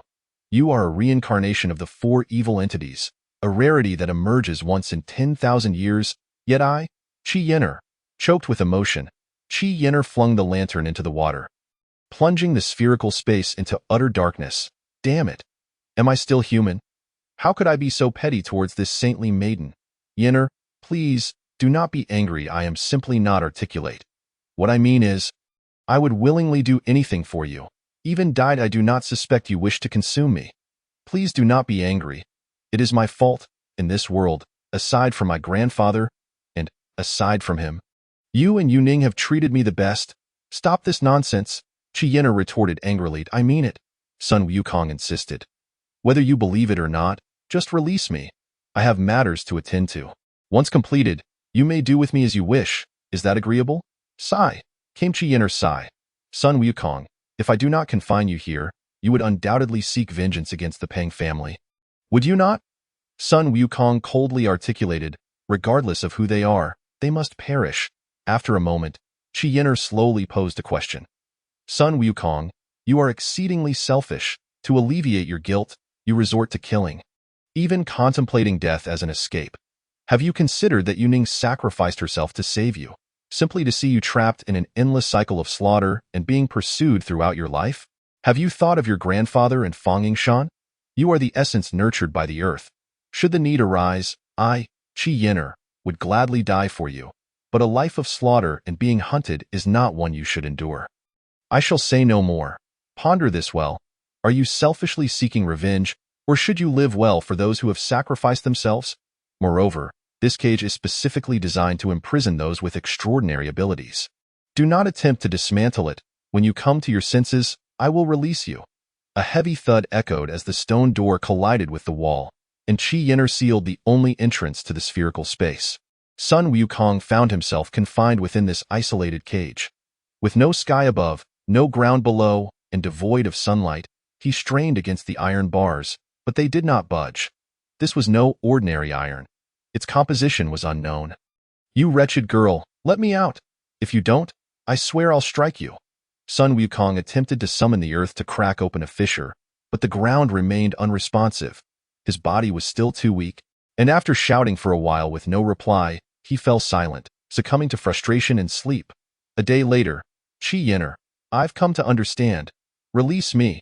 When will the cycle of retaliation end? Yin'er, I see now. Thank you. If Yu Ning were to see me like this, she would surely be disheartened. Yin'er, rest assured, I will live each day joyfully. No response. Another day passed. Qi Yin'er, I truly comprehend now. Who am I? I am the essence of the earth. I should fulfill my destined duties. Yin'er, please release me. Another day passed. Sun Wukong had spent these days merely sleeping, awakening only to call for Qi Yin'er, entirely neglecting meditation or cultivation. He seemed to have forgotten this way of life. And indeed, his fervent desire for vengeance for Yu Ning had incinerated his calmness and reason. Let me out, or I shall not hold back. Days turned into weeks, if you do not release me. I shall force myself upon you. Once I am free, I will slay your entire shadow clan. Damn it. How dare you confine me here? Humph, who do you think you are? Outside the stone door, tears streamed down Qi Yin'er's delicate face, glistening as they traced her exquisite features. Sun Wukong, do you know that no one has ever dared to insult me? Qi Yin'er, do you understand that you are the first to compel me to humble myself? Do you know that from the day I was born, it was destined that I would belong to you for eternity? Chapter 36. The Wanderer. As the stone door swung open, light flooded into the dark, tumultuous space and heart. Raising his head, Sun Wukong met the sight of Qi Yin'er's tear-filled eyes illuminated by the light, and his heart ached sharply, prompting him to cease his frenzied tirade. The spherical cage automatically swung open a small door, and Qi Yin'er quietly declared, "The door is now ajar. Come, ravage me. Come, annihilate our shadow clan." In the dim light, Sun Wukong's eyes, glowing crimson like a seductive demon, blazed with desire upon beholding Qi Yin'er's proud and enchanting figure. He let out a roar akin to that of a wild beast, his left foot planted on the edge of the cage as both hands gripped the sides of the doorway. Qi Yin'er gently bit her cherry lips. She should not have opened the stone door at this moment. Sun Wukong appeared to have completely lost his sanity, his consciousness overwhelmed by the myriad negative emotions of humanity. Ensconced in a dark world, a frail and hungry body, and a heart filled with hatred. Yet, for reasons unknown, Qi Yin'er still unlocked the stone door, perhaps driven by a deep-seated hope for him, with a singular thought in her mind. The unyielding force of desire and latent primal instincts surged within her, propelling her towards Qi Yin'er, who stood at the threshold, as soon as he leapt from the cage and plunged into the murky waters. Using both hands and feet, Sun Wukong ascended to the exit of the stone chamber. He violently thrust Qi Yin'er against the stone wall, his hands forcefully tearing open her garments. Why do you not resist? You lie there like a dead fish. Why does that phrase sound so familiar? A vivid image flashed in Sun Wukong's mind, prompting him to halt, and then he knelt before Qi Yin'er, exclaiming, "Kill me. I am not human." Qi Yin'er stood unwaveringly, akin to a bodhisattva, as Sun Wukong clutched her legs, overcome with anguish. "I am sorry, Yin'er. I am so sorry." With that, Sun Wukong stood, turned, and leaped back into the black waters. Returning to the cage, Qi Yin'er turned away. "Sun Wukong, do not keep Qi Yin'er waiting too long." With that, she departed gracefully. Sun Wukong found himself entirely composed, seated within the cage, lost in silent contemplation. He recalled his utterance of wanting to ravage Qi Yin'er, his desire to eradicate the Shadow Clan, and the fact that he had torn her garments. The malevolence within him was indeed real. Sun Wukong could hardly believe those were his own words and actions. What else lay hidden within him? Had Qi Yin'er released him to exact revenge on those who harmed him, the malevolence would have inevitably been awakened by bloodshed, and he might have strayed into wickedness. Qi Yin'er had truly been considerate of him, in retrospect. Her insistence on his cultivation of the alchemical path was undoubtedly to temper his character. She had wanted him to ally with her against the Black Dragon. However, it seemed the Black Dragon had emerged prematurely, necessitating her to draw blood from herself to combat it. Thus, from the very beginning, Qi Yin'er had harbored no ill will towards him. He had misjudged her intentions with the heart of a wolf towards a bodhisattva. Sun Wukong exited the cage, and at the end of the winding corridor stood a stone chamber, where Qi Yin'er sat cross-legged. She slowly opened her eyes and gazed at Sun Wukong, who was taken aback to see that the once captivating Qi Yin'er, with a form and beauty that could bring nations to their knees, now appeared remarkably haggard. As he beheld her, Sun Wukong gradually knelt. "Yin'er, I am sorry. Do with me as you wish." Qi Yin'er managed a smile, though it could not conceal her exhaustion. "Are you still preoccupied with revenge?" Sun Wukong shook his head. "No, those who harmed Yu Ning are dead. As long as they do not come for me, I will not seek them out. Even if someone provokes me, I do not wish to act hastily. Yin'er, I am sorry." Qi Yin'er gazed at Sun Wukong for a long moment before slowly replying, "As long as you are well, let us go. The day after tomorrow marks New Year's Eve. Do not keep your grandfather waiting too long. I must leave here soon. I have been away from the Shadow Clan for far too long. It is time to return." Tears streamed down Sun Wukong's face. "No, Yin'er, do not abandon me. I cannot bear to see you go." A delicate dimple appeared on her face as Qi Yin'er teased, "I recall someone once claiming they never wished to see me again." Sun Wukong moved closer to Qi Yin'er, grasping her legs. "I know it is too late to say sorry, but I promise I will never act so foolishly again. Will you forgive me?" "Oh, I am afraid too. I fear someone might ravage me." Sun Wukong felt a wave of shame wash over him, unsure of what to say, repeatedly pleading for Qi Yin'er's forgiveness. "Yin'er, please forgive me. At that time, I truly did not know what was wrong with me. What has happened cannot be undone. I vow that from now on, Sun Wukong shall never do anything detrimental to Qi Yin'er. If I do, may I meet a most unfortunate end." Qi Yin'er giggled. "All right, I was just joking. But if every moment in life were preordained, where would the joy lie? In the past, I prepared for something already foreseen, and it was quite tormenting. Sun Wukong, you have always carried burdens in your heart. During our time together, I rarely witnessed your true smile. Of course, I did not smile either. But from now on, I will laugh every day, and I hope you will too." Sun Wukong nodded vigorously, "From childhood to now. It seems I have never had a particularly relaxed moment, but that shall change. If the Black Dragon emerges again, that will be the moment we reunite. For I will need your assistance, moreover, Sun Wukong. Without you, I would surely have perished alongside the Black Dragon. Thank you." The exquisite Qi Yin'er stood, stepped back a pace, and gracefully bowed to Sun Wukong, rising to reveal a radiant smile. "Sun Wukong, I have already purchased your plane ticket. The flight is in 3 hours. Hurry and prepare. You remember my number, right?" After transferring from the plane to a bus, traversing mountain roads, taking a taxi, and running along the mountain path, a weary Sun Wukong finally spotted his grandfather standing at the entrance of Chiefin Village. There stood the same grandfather, who had traversed the world unarmed, shouldering the weight of Mount Tai, still glowing with vitality, exuding a long-lasting energy, and possessing keen eyes, standing there like a divine being, gazing at the familiar village and his beloved grandfather. Sun Wukong forgot everything and plunged into his grandfather's embrace. "Grandfather, I have returned. I missed you so much. I feared I might never see you again." "Grandfather, grandfather." Sun Wukong fell asleep in his grandfather's arms. On New Year's Eve, Sun Wukong and his grandfather watched the sun set, and after a long exhale, Sun Wukong remarked, "Perhaps humanity is a mere coincidence. Tomorrow may never come. Yet life must go on. Grandfather, I wish to return to school." Chapter 37. The 10th call: there exists a certain type of person in this world. When she is near, you scarcely perceive her existence, as if she were an intrinsic part of your own being. Yet, when she departs, you become acutely aware of the void left behind, akin to the left hand severed from the right. You comprehend the meaning of losing your appetite, and you experience life suddenly devoid of any vitality. In her absence, you grasp what it means to be haunted by her memory. Whether gazing at distant mountains or sunsets, whether dining, walking, or sleeping, whether inebriated or sober, regardless of how many others strive to amuse you, she occupies your entire mind, your very soul. You find yourself becoming sensitive and fragile, overly sentimental. You ponder whether she is eating well, sleeping soundly, and if she is happy. You worry if the cold winds might brush against her face, or if raindrops might fall upon her. Every thought leads back to her. Even when you are utterly exhausted from training, she still occupies your mind at the first instance. It dawns on you that she has already woven herself deeply into the fabric of your life.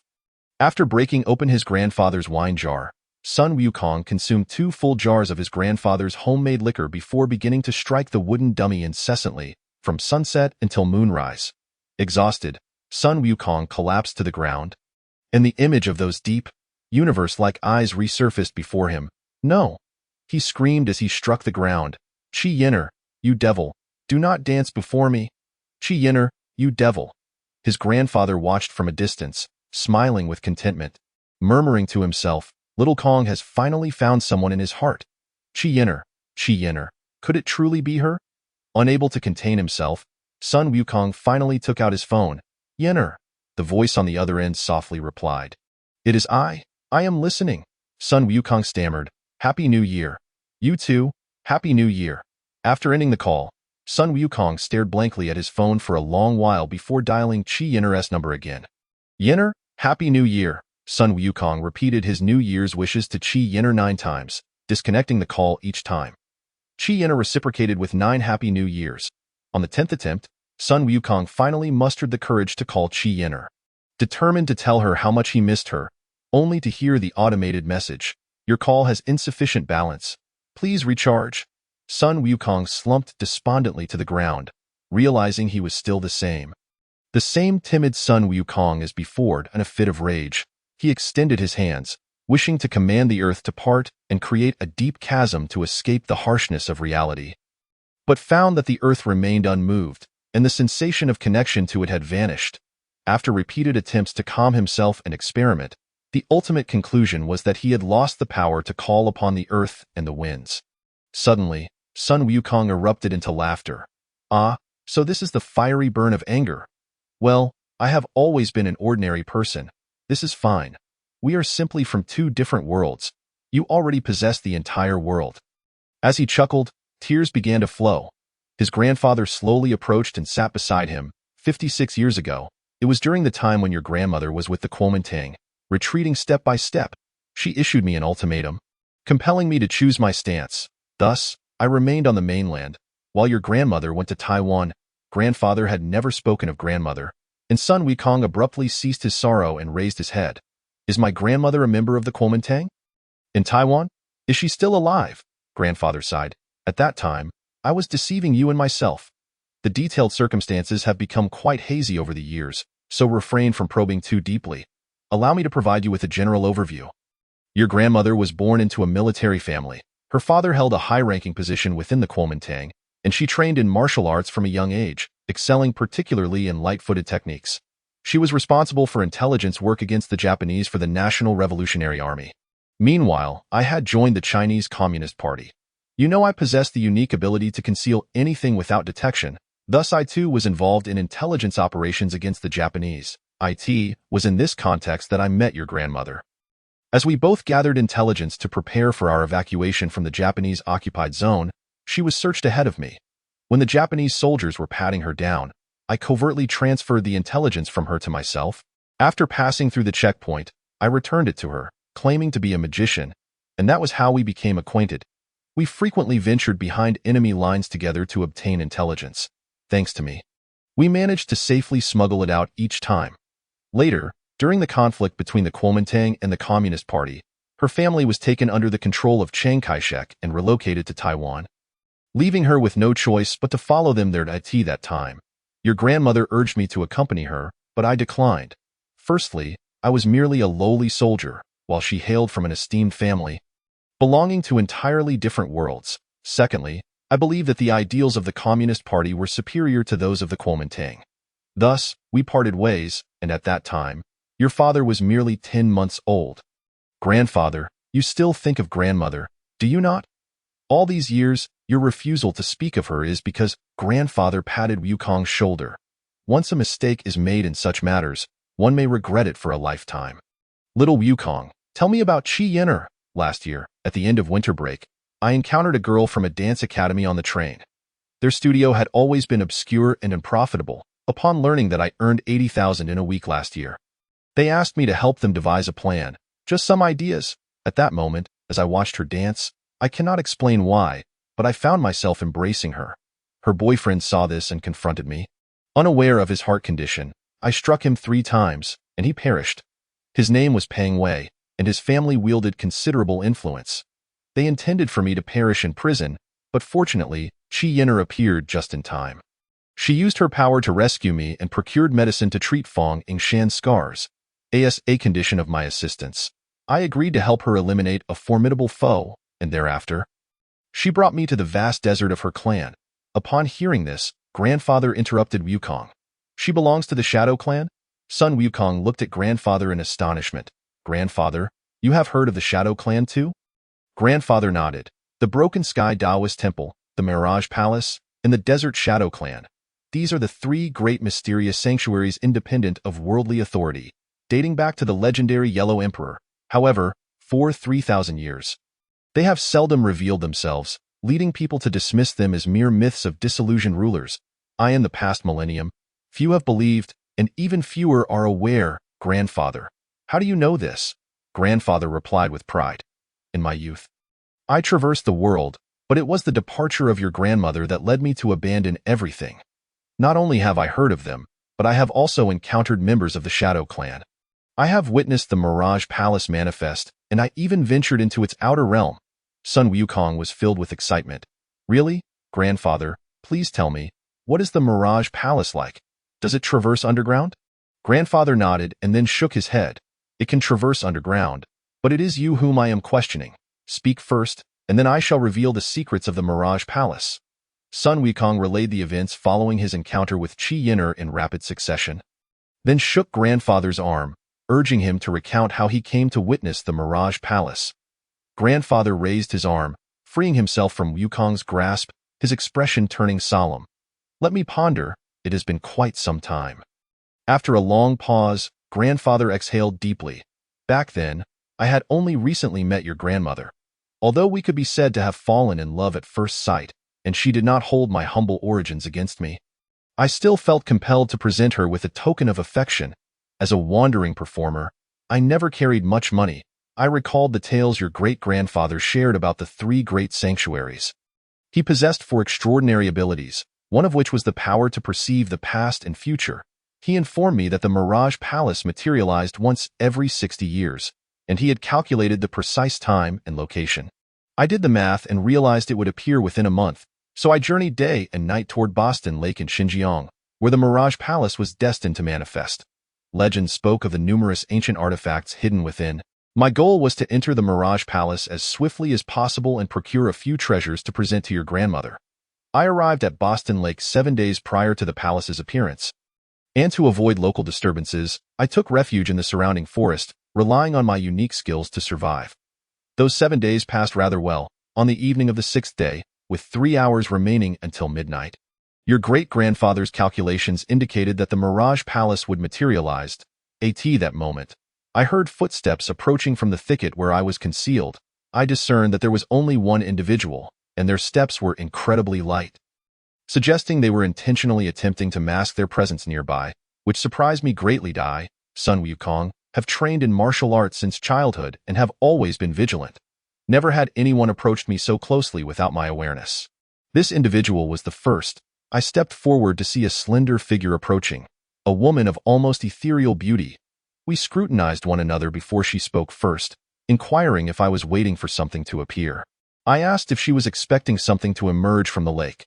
Suddenly, she materialized before me, launching an attack aimed at my vital points. I hastily defended myself, and after exchanging a few blows, she halted. To be frank, grandfather was no match for her. She ceased her assault because I had no intention of fighting, nor did I ever target her vital points, leading her to believe I bore no ill intent. She tentatively uttered the words, 60 years? I realized she too sought the Mirage Palace, and I responded with, Palace. I informed her that I was in search of a treasure to serve as a token of love. She introduced herself as Xining, a member of a minority within the Sand Clan, requesting that I not disclose our encounter. She had come here for the rumored ancient artifacts hidden within the Mirage Palace, each capable of subduing countless malevolent entities. For a legendary beast of the Shadow Clan, she needed to find a specific sword, which was likely hidden within the Mirage Palace. Recalling her sudden appearance before me, I speculated that she might be a member of the Shadow Clan.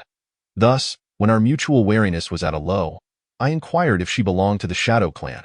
She furrowed her brow and regarded me but ultimately nodded. Then asked if I was a descendant of Sun Wukong. Your great-grandfather. It turned out that the Shadow Clan had learned of the Mirage Palace's existence from your great-grandfather, Sun Wukong. Consequently, we resolved to join forces to infiltrate the Mirage Palace. Chapter 38. The Gate of Dian. Having established an alliance, grandfather launched the small boat he had constructed during those 7 days into the water. Boston Lake spans over 1,200 square kilometers, making it the largest freshwater lake in the interior. Although your great-grandfather had proclaimed that the Mirage Palace would surface on Boston Lake, in such an expansive area, who could discern precisely where it would appear? Moreover, the Mirage Palace only manifested on the surface for 1 hour before retreating underground once more. The palace might be a product of advanced technology, perhaps even capable of producing subterranean vessels, but it could not replicate the grandeur of the Mirage Palace.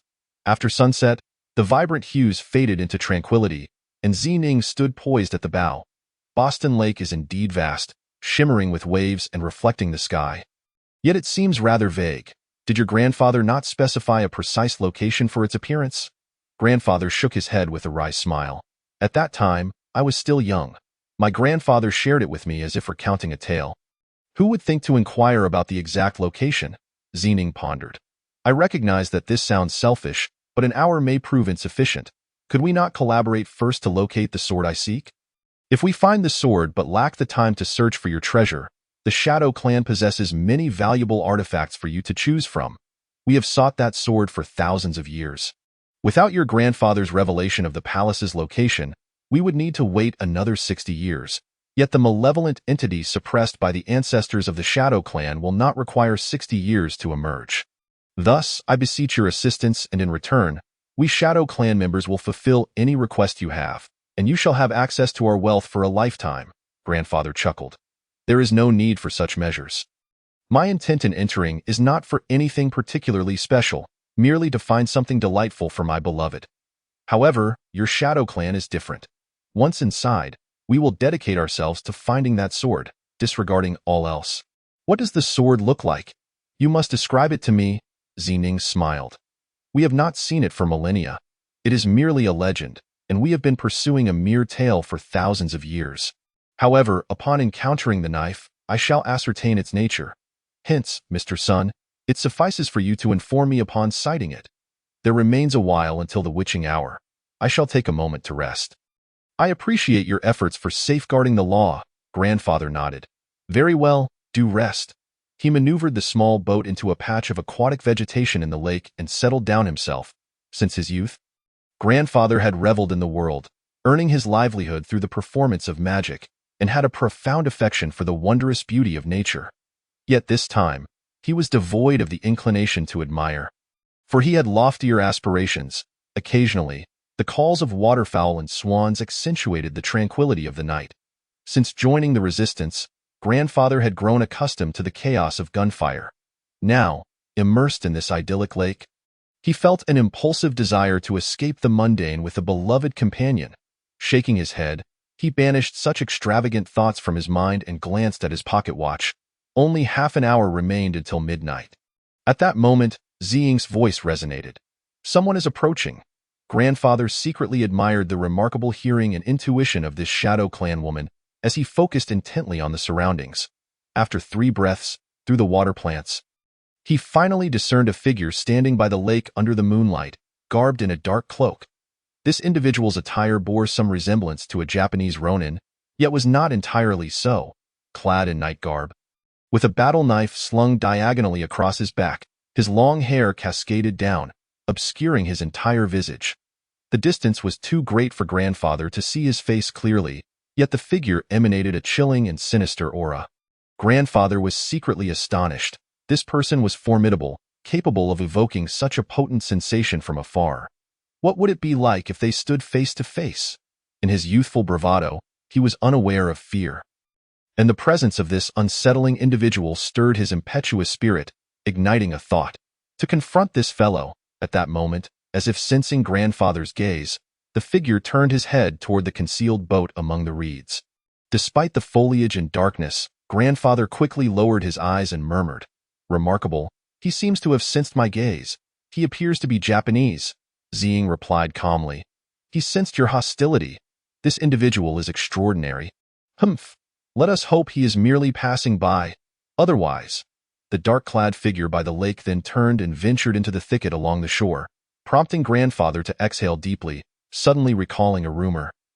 His expression shifting dramatically, Ziying, observing Grandfather's strange demeanor, inquired in confusion. "Have you recalled something?" Grandfather nodded and countered. "When he stood there, did you not feel that unsettling sensation emanating from him, a cold and sinister vibe?" Ziying nodded. "I felt that as well." Seeing that Ziying remained silent, Grandfather understood she was awaiting his thoughts and inwardly chuckled at the Shadow Clan woman's reserve, articulating his musings. He conjures images of 3 types of individuals: Onmyoji, Curse Masters, and 5 Ghost Flow Ninjas. Ziying nodded in approval. "Indeed, you are a descendant of Sun Wukong, well acquainted with the world, though I have never heard of the 5 Ghost Flow Ninjas. Flattery is a rare garment that fits well." Grandfather relished her praise. It is said that the masters among Japan's Onmyoji can manipulate the forces of the dark world through secret rituals, traversing between the realms of demons and reality. Hence the title Onmyoji. Among them, a select few possess the ability to subdue demons and conjure serpents, vermilion birds, and other celestial entities, who are entirely obedient to and protect their Onmyoji. Yet, this remains merely a legend. Although none have attained such prowess, many strive to possess the power of summoning these mythical beings. The 5 Ghost Flow Ninjas are among them, employing unorthodox methods to gain extraordinary abilities. Throughout history, practitioners have developed many approaches deemed disgraceful, such as slaying their closest kin and attempting to absorb their strength through secret rituals performed before their corpses, including consuming flesh, drinking blood, and refining bones to capture souls. Among others, the 5 Ghost Flow's actions defy humanity, so much so that even the shameless Japanese would find them appalling. Thus, the ninjas of the 5 Ghost Flow have historically refrained from revealing themselves until their training bore fruit. The term 5 Ghost Flow is not their self-designation but stems from the first ninja who, through patricide and matricide, consumed the flesh and refined the bones of his parents, comrades, mentors, disciples, and family, inadvertently gaining the ability to capture souls and becoming notorious. A flash of anger ignited in Ziying's eyes. "He is doomed." Grandfather shook his head. "Ziying, you must not underestimate him. I have yet to finish my thoughts. Do you know why the Chinese forces have consistently struggled against the Japanese?" Ziying, with her keen intellect, replied, "Could it be because of such individuals?" Grandfather affirmed. "Indeed, in fact, when the Chinese forces engage the Japanese, they often succumb to an inexplicable terror, losing their consciousness and, consequently, their combat effectiveness. In contrast, Japanese soldiers exhibit an almost perverse level of obedience. Once orders are given, they will execute them at the cost of their lives, which is far from humane. I suspect there is an Onmyoji among them with formidable powers, capable of hypnotizing the Japanese while simultaneously sowing discord within the Chinese ranks. This individual has undoubtedly taken countless lives. The mere presence of that person from such a distance evoked an evil sensation in me. And it is highly likely that he is the one. Eliminating him will not be an easy task, yet I implore you, Ziying, to assist me in disposing of him. I do not desire anything from the Xinhua Palace." A faint smile graced Ziying's lips as she nodded in approval. "Very well. For the sake of the nation and its people, such sacrifices are commendable. We of the Shadow Clan are not reclusive beings. Mr. Sun, I shall aid you in vanquishing this individual. Your beloved's token shall remain intact. Producing his pocket watch, the time struck midnight. The two of them focused their energies, scanning the lake surface for any anomalies. As their gazes fell upon the immense entity slowly rising from the water, they were simultaneously struck with awe, nearly moved to tears. Ziying reacted first. We must depart. No sooner had she spoken, she transformed into a shadow, gliding across the water's surface with remarkable speed. Goodness, this woman is astonishing. While the legendary monk Bodhidharma required a reed to cross a river, she treated the lake as solid ground. Grandfather, however, lacked such prowess. Suddenly inspired, he summoned his strength, rowing swiftly towards the slowly surfacing hill-like structure. In just 9 breaths, he reached the edge of the mysterious edifice. The edge was a flat stone surface, a foot above the water, where Ziying was already standing. Grandfather sprang up, extending his index finger to emit a flame that illuminated the recently emerged construction. Ziying turned, gazing in astonishment at the flickering flame on Grandfather's finger. Manifested from nothing? Yang fire of the 3 realms? Grandfather shook his head. No, it is innate. We shall discuss later. Quickly, seek the entrance. This appeared merely as a small hillock, yet mere meters ahead of them stood a mirrored stone wall, with a door-shaped indentation at its center. Upon leaving the water, the hill began to emit mist, swiftly enveloping the entire structure. In a wonder it had remained undiscovered for millennia, appearing only at midnight, shrouded in a thick mist upon emergence. Grandfather concentrated, dispersing the fog with his mind, and he and Ziying approached the door-shaped recess, whereupon Ziying gasped upon seeing 50 protruding circular points. Grandfather furrowed his brow. Goodness, the good news is that this is indeed a door. The bad news is that it is a grand cryptographic door. The Book of Changes states, the number of the Grand Transformation is 50, with 49 in use. The design of the Grand Transformation door correlates with this, comprising 6 digits that correspond to the 6 lines of the hexagrams. This implies that from the 50 circular points above, one must be selected each time, totaling 6 selections. Only with 6 entirely correct choices can the door be opened. The probability is 50-50-50-50-50-51-562-5000000, a staggering 156 billion possible combinations, with only one being correct. Chapter 39. About a heaven and earth. Grandfather pondered for a moment before addressing Ziying. Your agility is commendable. Swiftly search for any alternate entrances. I shall examine this door. How does that sound? Ziying shook her head. No need. The hill itself is entirely sealed. The surface is incredibly firm. Even striking it with a blade or bullet would leave but a slight mark. There should be no other entrances. This must be the sole one. Grandfather held a differing opinion. Ancient architects designed mazes with psychological intricacies, often placing numerous superficial obstacles to deter the unworthy, while reserving the true entrance for the discerning. How about this? You investigate and I shall take a look, Ziying, disheartened, replied. Fine, study away. I will return shortly. Be cautious. That Japanese man may come. Ziying employed her agility. Circling the hill, Grandfather began to analyze the grand cryptographic mechanism. The 50 protruding points on the stone door were arranged in a 7x7 square formation, with 2 points at the center rather than 1, totaling 50 when combined with the remaining 49. Each protrusion was no larger than a fly, appearing pristine, as if freshly carved, with no signs of wear from frequent contact. It seemed that no one had touched them for millennia. The entire mountain was remarkably smooth, devoid of any trace of friction that might have been caused by subterranean movements. My grandfather meticulously calculated the heavenly stems and earthly branches, aligning 2 stems, 2 branches, and 2 directional elements, resulting in a total of 6 lines. Based on the current time and place, he deduced that the hexagram was heaven and earth in opposition. Surely, it could not be this straightforward? Anyone could arrive at such a conclusion. At this moment, my grandfather became acutely aware of a critical question. What would be the consequences of a single miscalculation?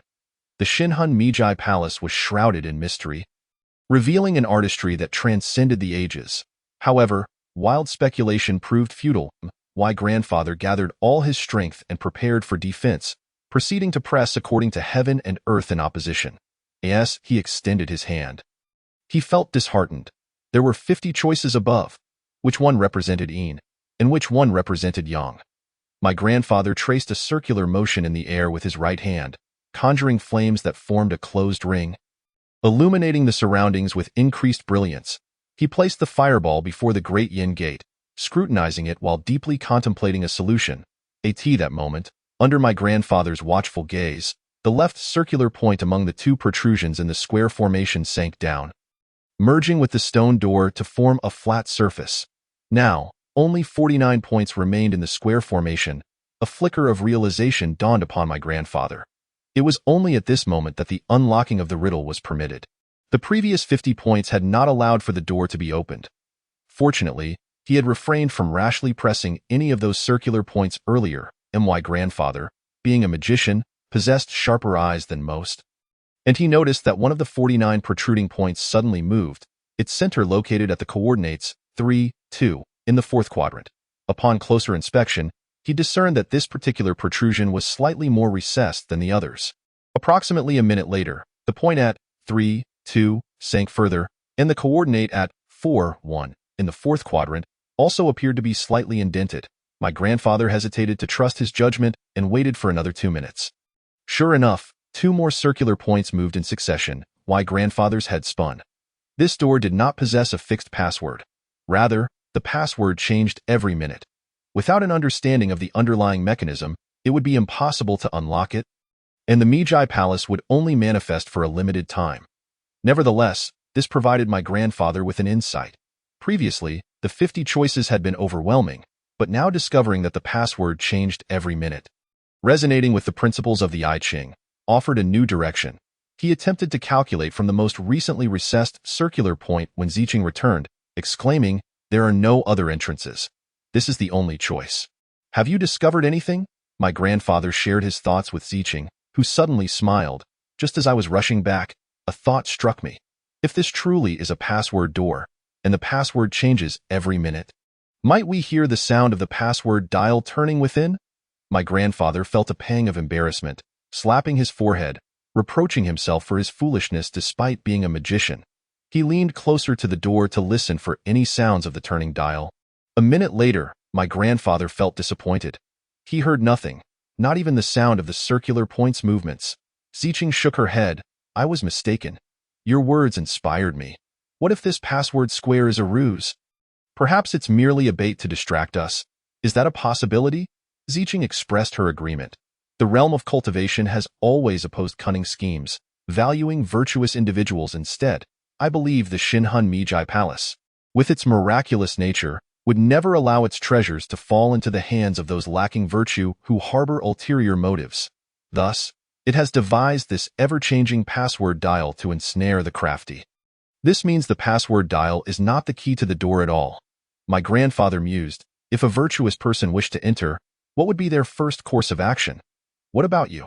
He let out a hearty laugh, stepping back to kneel before the stone door while saying to Zicheng, "What are you doing? Don't just stand there. I am not kneeling to you, nor am I proposing. However, you truly ought to join me in bowing. Hurry over. Time is of the essence." Zicheng, not daring to delay, knelt beside my grandfather. As he observed this stunning woman kneeling alongside him, a playful thought crossed his mind, and he began to chant while bowing. "First bow to heaven and earth." Upon hearing my grandfather's words, Zicheng's cheeks flushed crimson. Though this man was not as skilled as she, his wisdom was exceptional, and he possessed extraordinary abilities. Despite the urgency of the situation, he maintained a remarkably relaxed demeanor, exuding the charm of a remarkable man in troubled times. Yet, she could not allow her grandfather's nonsensical chatter to go unchecked. Lightly touching her forehead to the ground while admonishing him, "Close your mouth. Mind where you speak. Such a miraculous place should not be trifled with." My grandfather stuck out his tongue, falling silent, and the two continued to bow, completing 9 prostrations before standing up slowly.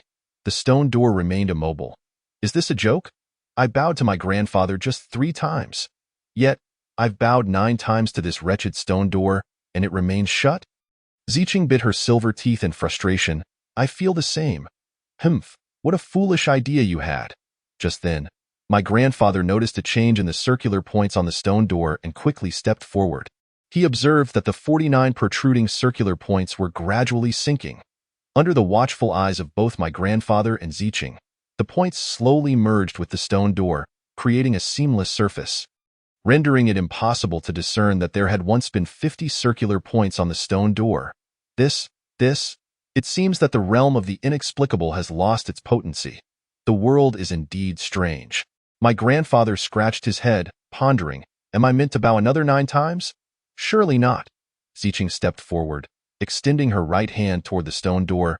Before her hand could touch it, the stone door suddenly swung open to the sides, retracting into the door frame, revealing a pitch-black space within. My grandfather chuckled triumphantly. Ha! What are we waiting for?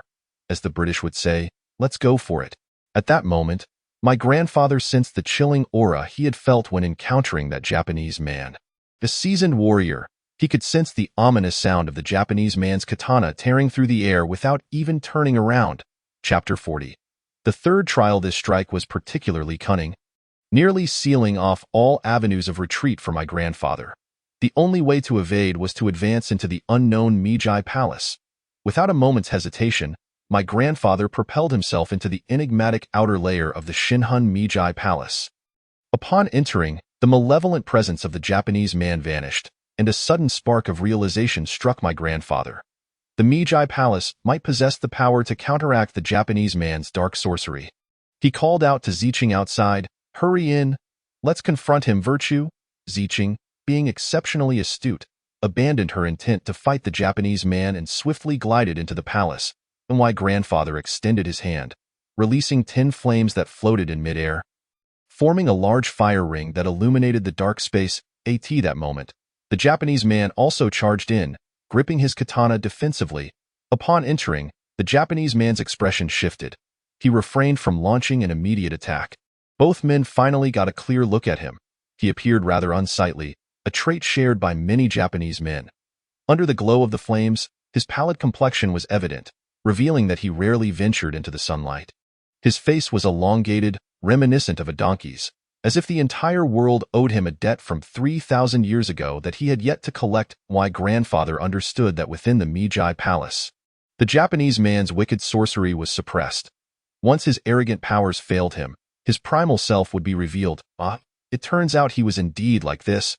My grandfather felt that describing him as unsightly was an insult to the term. His eyes were small and sharp, akin to a rat's, with a sparse patch of unkempt hair on his upper lip. His lips were a garish red, as if smeared with cheap lipstick. My grandfather sighed. Being ugly is not your fault, but scaring people is certainly yours. The Japanese man's eyes flashed with malevolence, but he suppressed his anger toward my grandfather and focused his gaze on Zicheng. Zicheng shook her head. I can't bear to look at him for another second. Mr. Sun, step back. I will handle him. With a slight furrow of her brow, my grandfather later learned that within the Meiji Palace, her techniques such as the 1,000 soldiers' finger were rendered ineffective. Quick to react, she dashed to the Japanese man, unveiling a short sword to strike at him. The Japanese man, realizing he could not summon his Shikigami within the Meiji Palace, quickly regained his composure and engaged Zicheng in combat with his katana.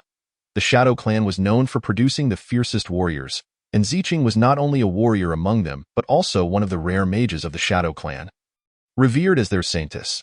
Though the Japanese man was skilled in combat and assassination, he excelled in summoning Shikigami and hypnotizing souls, which he could not employ here, causing him to feel increasingly anxious.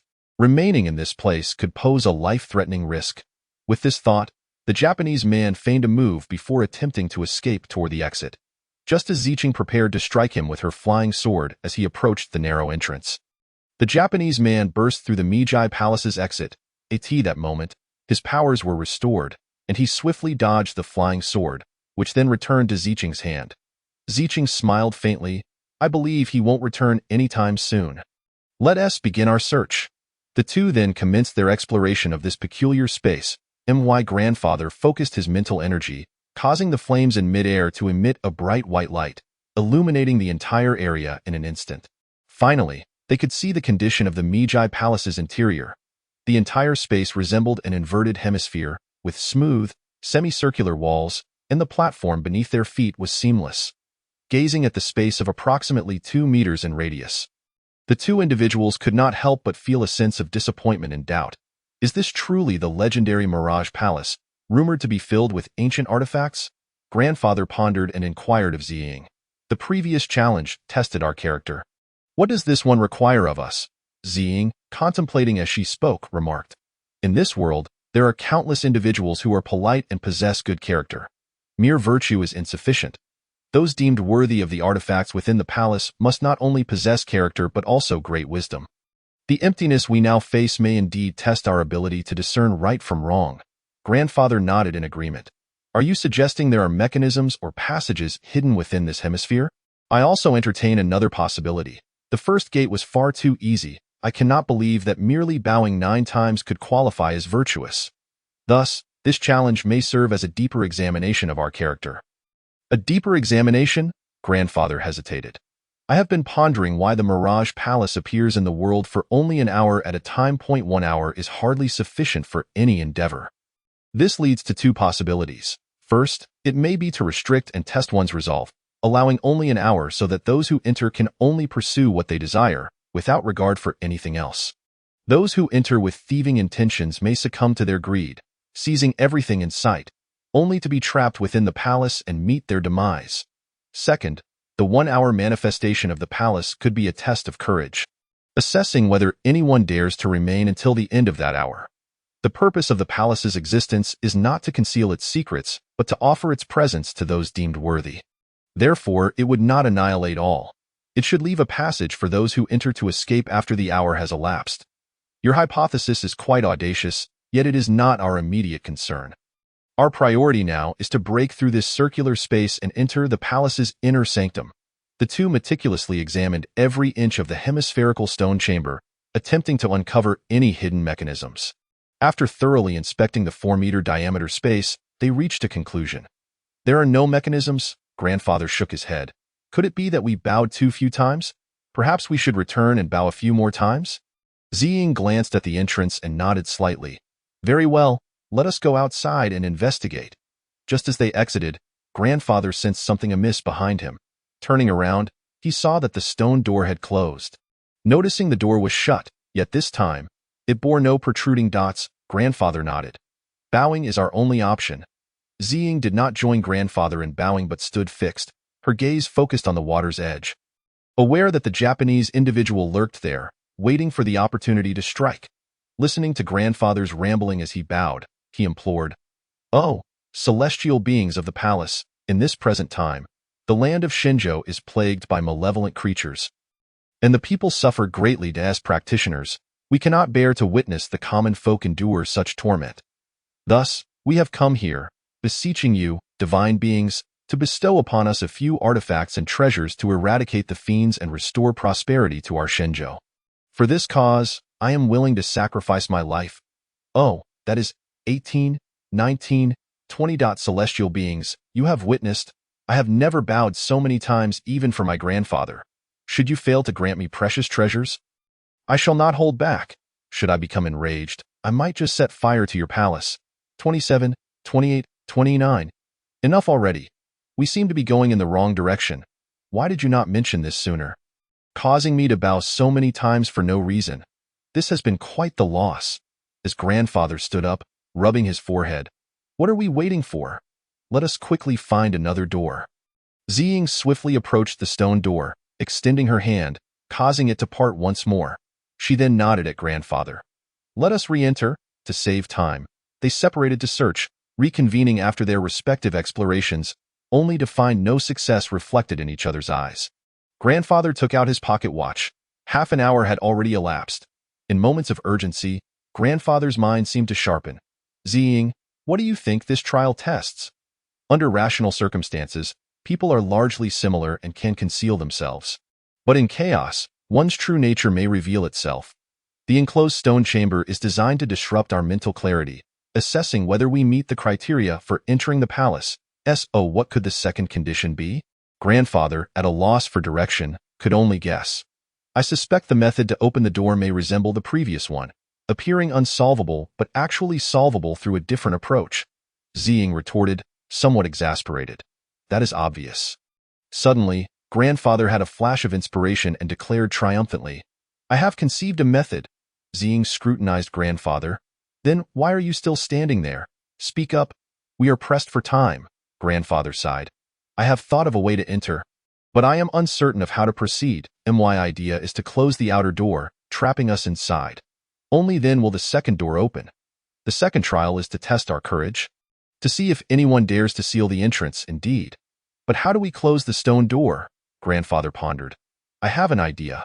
We will first exit through the stone door, and at the precise moment it closes, we will swiftly re-enter. I believe this is the third trial. The palace is not meant for ordinary individuals. One must possess exceptional agility to enter." Ziying contemplated. "That makes sense. We have no choice but to try it."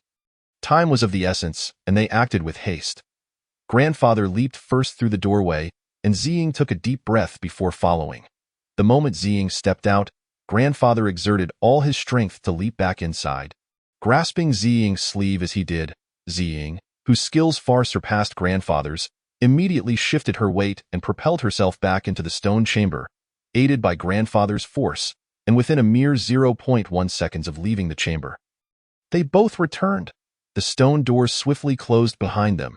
At that moment, grandfather and Ziying discovered that the ground beneath their feet was no longer solid. They felt a sensation of falling, and Ziying exclaimed, "What lies beneath us?"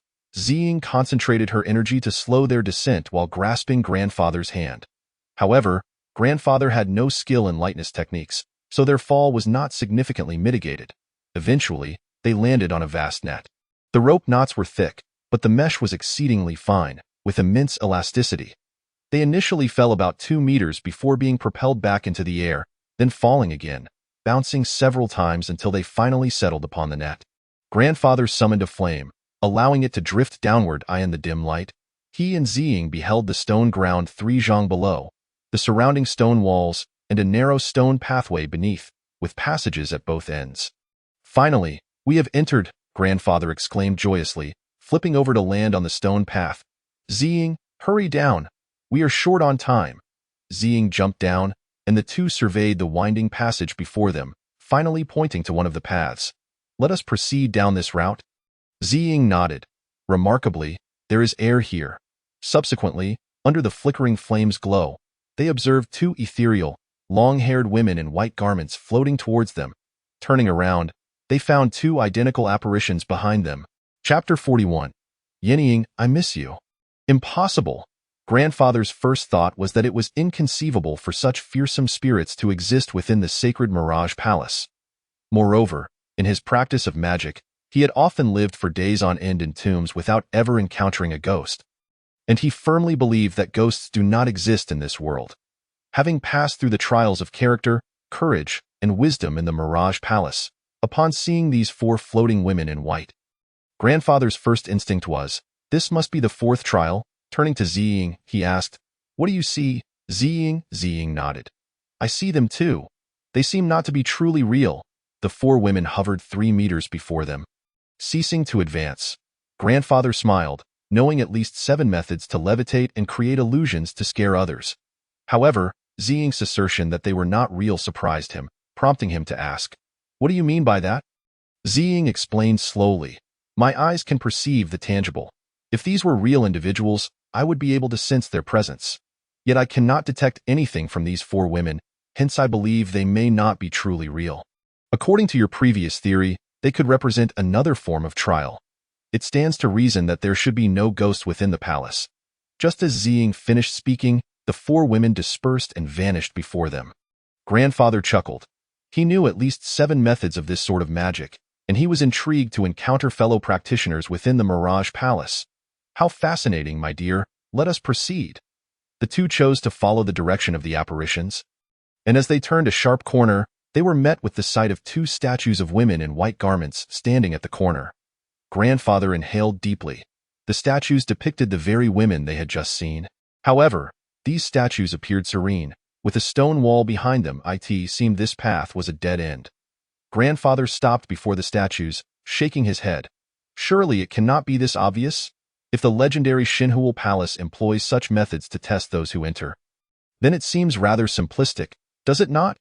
Ziying pondered. I comprehend your meaning.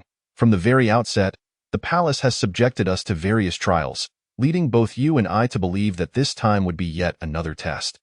However, we simultaneously recognized a critical issue.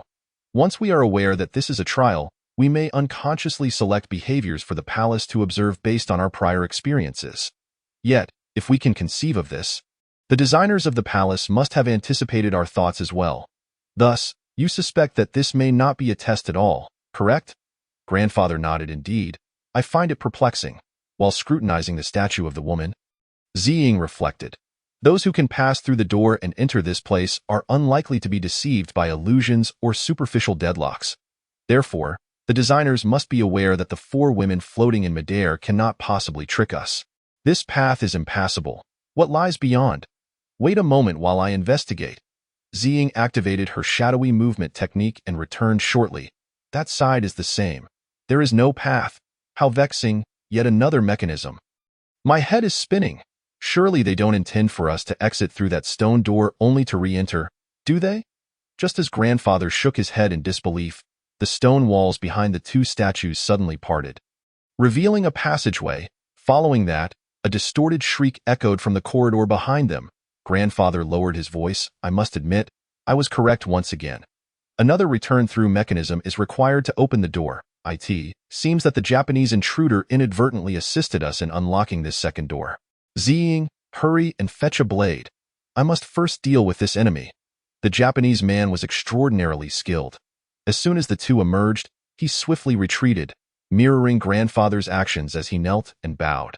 Afterward, he exited and re-entered with a rapid leap, landing on the rope net. However, his luck was poor. He fell onto the edge of the net and, after 2 bounces, was thrown off, plummeting 3 zhang to the ground. Yet, his agility was remarkable. Like a cat, he twisted in midair and landed on all fours, drawing his battle knife in an instant. Ziying shook her head. No, we must eliminate him first. Wait for me with that. She activated her shadowy movement technique, leaving grandfather behind. Although her skills surpassed grandfather's, this Japanese man was likely a formidable opponent against the Chinese martial artists and must be eliminated. Grandfather stealthily approached the rope net. The Japanese man gradually rose, and upon realizing there was no immediate threat, he produced a lighter. Just as he ignited the lighter, Ziying dashed in front of him, thrusting her sword into his heart. She forcefully twisted the short blade and then kicked the Japanese man away, sending him flying 3 meters. The Japanese man struggled on the ground, but Ziying's strike not only pierced his heart but also shattered his internal organs, bones, and meridians with her unique internal force. The kick was infused with a technique developed by the Shadow Clan to prevent opponents from utilizing their souls to seek vengeance upon reincarnation. The Japanese man was undoubtedly doomed. Ziying coldly stated, "Your downfall was your insatiable greed. Had you waited outside for us to emerge, perhaps you would have emerged victorious. You remain oblivious to the fact that this palace was crafted by the ancestral powers of my sacred land. Your wicked sorcery holds no sway here. You were already aware of this on your first encounter, yet you chose to enter, sealing your own fate. Thus, it can be concluded that within 3 years, your countrymen shall be thoroughly expelled from the sacred land. To die by my blade is a privilege. Now, reveal your name." The Japanese man let out a bitter laugh. "How I loathe this! Were it not for this cursed place, which nullified my powers, I would not need to take action myself. Merely my 12 divine techniques would suffice to ensure your demise 1,000 times over. Why Bei Alliance reigns supreme. We have never been bested by trifling forces. Yet this time, nevertheless, you are formidable. I am the spirit of the great Yamato, the foremost practitioner of the 5 ghosts ninjutsu. You may take pride in telling your descendants that you felled the greatest onmyoji of the Yamato." The Japanese man began to weep. "How could I have succumbed to greed? If I perish, the Yamato forces shall be finished. The great Yamato will cease to exist." After the Japanese man's demise, grandfather and Ziying continued onward. And after a few turns, they beheld 2 blades embedded in the stone ground at the end of the corridor, with an inscription on the wall reading, "The enchanted blade bestowed, parting ways swiftly." Ziying knelt down, proclaiming, "Ziying, descendant of the Desert Shadow Clan, vows to exterminate demons, expresses gratitude for the enchanted blade bestowed by the palace's ancestors." After bowing 9 times, she rose, It seems our fateful connection with the palace concludes here. Once we retrieve the blade, the door through which we entered should reopen. We must depart immediately. Grandfather nodded. There is no other option. Quickly, draw the blade. Ziying stepped forward to retrieve the enchanted blade. We must leave at once. Hurry! The two ascended the rope net with the aid of a flying cord, then utilized the cord to reach the edge of the door. Just as they stepped through the stone door, the ground beneath them trembled, and upon looking back, they saw the stone door slam shut, the entire hill descending. Grandfather, steadfast in his resolve, did not approach Ziying, who removed her necklace from her bosom. Mr. Son, this journey was hasty, and I carry little with me. This necklace is a token of our clan. Please accept it, and should you or your family ever require assistance from the Shadow Clan, merely present this token, and we shall aid you. Wow, Grandfather, you are truly magnificent. Were it not for your actions against that Japanese man, who knows when we could have rid ourselves of the Yamato. Did you give this necklace to my grandmother? Grandfather gently stroked his grandson's head. Go now. Pursue your desires. Do not live with regrets like I have. Sun Wukong rushed into the house, dialing Chiyoung's mobile phone on a landline.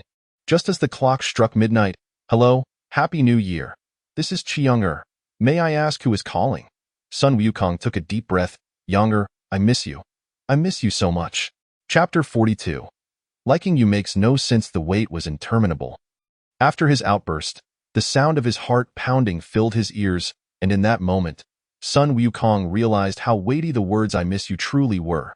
Subsequently, his entire body trembled, and he found himself unable to articulate his thoughts fluently. The cacophony of firecrackers resounded throughout the village, heralding the arrival of the new year. Chiyoung, why can't you just tell me quickly? Chiyoung giggled. Why didn't you say anything in front of me? I don't. I'm afraid. No, I dare not. You already? Chiyoung softly replied. Sun Wukong, don't rush. Take your time. I'm listening. Sun Wukong realized that at that moment, his muscles no longer obeyed his commands. Regardless, he pressed on, for it was crucial to speak. To me? You possess the entire world. You are like a goddess from a fairy tale, exalted and untouchable, while I am merely a foolish lad from the countryside, unworthy of you. I cannot voice my feelings. Oh, then how have you managed to say it now? No matter what I am doing, whether awake or asleep, regardless of how many people surround me, you always appear before my eyes, do you know? When I am with you, I feel entirely at ease. Without a hint of discomfort, I foolishly believed that we were incompatible, but upon leaving your side, I realized that not being near you is my greatest torment. Every second feels interminable. Chiyoung, I like you. Chiyoung, Sun Wukong, like you? Hearing Sun Wukong's choked voice, Chiyoung responded gently, every year during the new year, I retreat to cultivate. Yet this year, my heart has been restless. Just as I settled down, your silly face appeared before me. I cannot rid myself of it. No matter the method, if you were by my side, I would be compelled to eliminate you. For you have become my heart's demon. A foolish, clumsy, unattractive person, so rigid in character, who seeks to hide in a mouse hole at the slightest setback, a poor boy with no power or influence, is constantly before me. I am utterly overwhelmed. Chiyoung does not like you, yet desperately longs for you. Chiyoung despises you, yet cannot bear to be apart from you.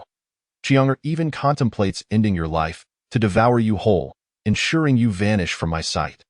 Sun Wukong, I have finally come to understand. To fall for someone is utterly devoid of reason. Sun Wukong, Chiyoung likes you. Sun Wukong, you are doomed. The entire world seemed to dissolve. Sun Wukong clutched the telephone receiver, smiling foolishly while weeping simultaneously, as Chiyoung on the other end spoke, scolded, and lamented, tears streaming down her face. Once the words hidden in her heart were finally spoken, Chiyoung found tranquility, softly asking, Sun Wukong, do you still remember the girl named Wan Wei and the maiden Yuning? A bucket of cold water was poured over him. Chiyoung was accusing him of moving on too quickly. In truth, he had been hesitant to voice his feelings until he heard grandfather recount his tale with grandmother, which had spurred him to impulsively dial Chiyoung. Yet a voice within him clearly insisted that he must act. After a moment of quiet contemplation, Sun Wukong resolved to clarify, Younger, before I went to the capital for my studies, I had never interacted with girls. To me, girls were an unfamiliar world. Wei was the second girl I encountered. Before you, she was the one with whom I had the most contact. It was the first time I observed a girl dancing and singing up close. And she even embraced me. At that moment, I found myself enamored with her, yet as I stepped out of her training room, the realization dawned upon me that it wasn't her I liked, but rather the essence of femininity itself. I was taking advantage of a fleeting moment. Just as I contemplated turning back to confess my feelings, the tragedy struck, and I ended the life of Peng Wei. After you rescued me, I discovered that I could never catch up to you in any regard, yet at the very least, I had a chance to accompany you in slaying dragons. I once believed I possessed talent. Imagining that you and I would, however, when your love-infused blade drained my blood, I felt reduced to merely being a tool for you to vanquish the black dragon. In that moment, I was engulfed in sorrow, yearning only to escape this terrifying world. Subsequently, upon losing my memory and arriving at Huifeng Bridge, it was Yu Ning who taught me the use of chopsticks, how to dress, how to cultivate the land, and how to navigate life. During that time, I could not recall you, yet an inexplicable sense of something missing lingered within me, rendering me utterly lost each day. I followed Yu Ning's every instruction. In my youth, I had never engaged in farming, harvesting wheat, or cooking, and life unfolded in serene tranquility. Having lost my parents at an early age and relying solely on my grandfather, I had always been devoid of female presence. My feelings for Yu Ning are difficult to articulate. Unlike you, I cannot conceal my affections. I truly like her. A gentle voice, akin to that of an angel, resonated from the other end of the line. Do you like me? I certainly like Sun Wukong, I affirmed with a nod. Your past actions were not erroneous, yet in the future, should you dare to wrong me, Qi Yin'er, you will meet your demise. Qi Yin'er chuckled softly. It feels much better to express it. Sun Wukong merely smiled foolishly. Humph, and you dare to smile, you little lecher. Did you think I was unaware of your true nature? I remember the first time I laid eyes on you. The two began a sweet exchange of memories. Outside, my grandfather shook his head vigorously. Heavens, how much will this month's phone bill amount to? After a deep breath, Qi Yin'er spoke slowly. Sun Wukong, I must enter a 4-month seclusion. During this period, I cannot contact anyone. Focus on your studies, and I will seek you out once I emerge. Is that agreeable? Yin'er, why seclude yourself? We have already slain the Black Dragon. Yin'er, being the saintess of the Shadow Clan, bore immense responsibilities. You must understand Yin'er, all right?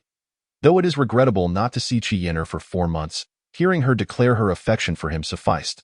Sun Wukong grasped the importance of her retreat and refrained from any frivolity, promptly assuring Qi Yin'er, you may enter your seclusion with peace of mind. I shall await your return. After hanging up, Sun Wukong sat there, grinning like a fool. Chapter 43. The robbers. The winter break swiftly passed. Through the teachings of internal strength and nutrition, Sun Wukong's body had sufficiently recovered. However, after regaining his strength, he endeavored several times to summon the rise and fall of the earth, yet none were successful. It appeared that such abilities were beyond his grasp, and perhaps a mysterious force was aiding him unbeknownst to him. Yet, these matters held little significance, for to Wukong, he had already acquired the world. He insisted that his grandfather promised to accompany him to the capital before departing from Chifeng village. As dawn broke, he traversed the mountain path, then switched to a bus navigating the winding roads, finally arriving at D-City around noon. Retrieving the tickets he had pre-purchased from an agent, Sun Wukong exhaled in relief, sought out an inexpensive fast food restaurant for a simple meal, and then returned to the train station's waiting hall to find a seat. He picked up a freshly bought newspaper and began to read. On the front page, he discovered news of Wei's upcoming film project. During the winter break, Sun Wukong had seen an interview with Wei on a television program, and memories of that moment flooded back to him.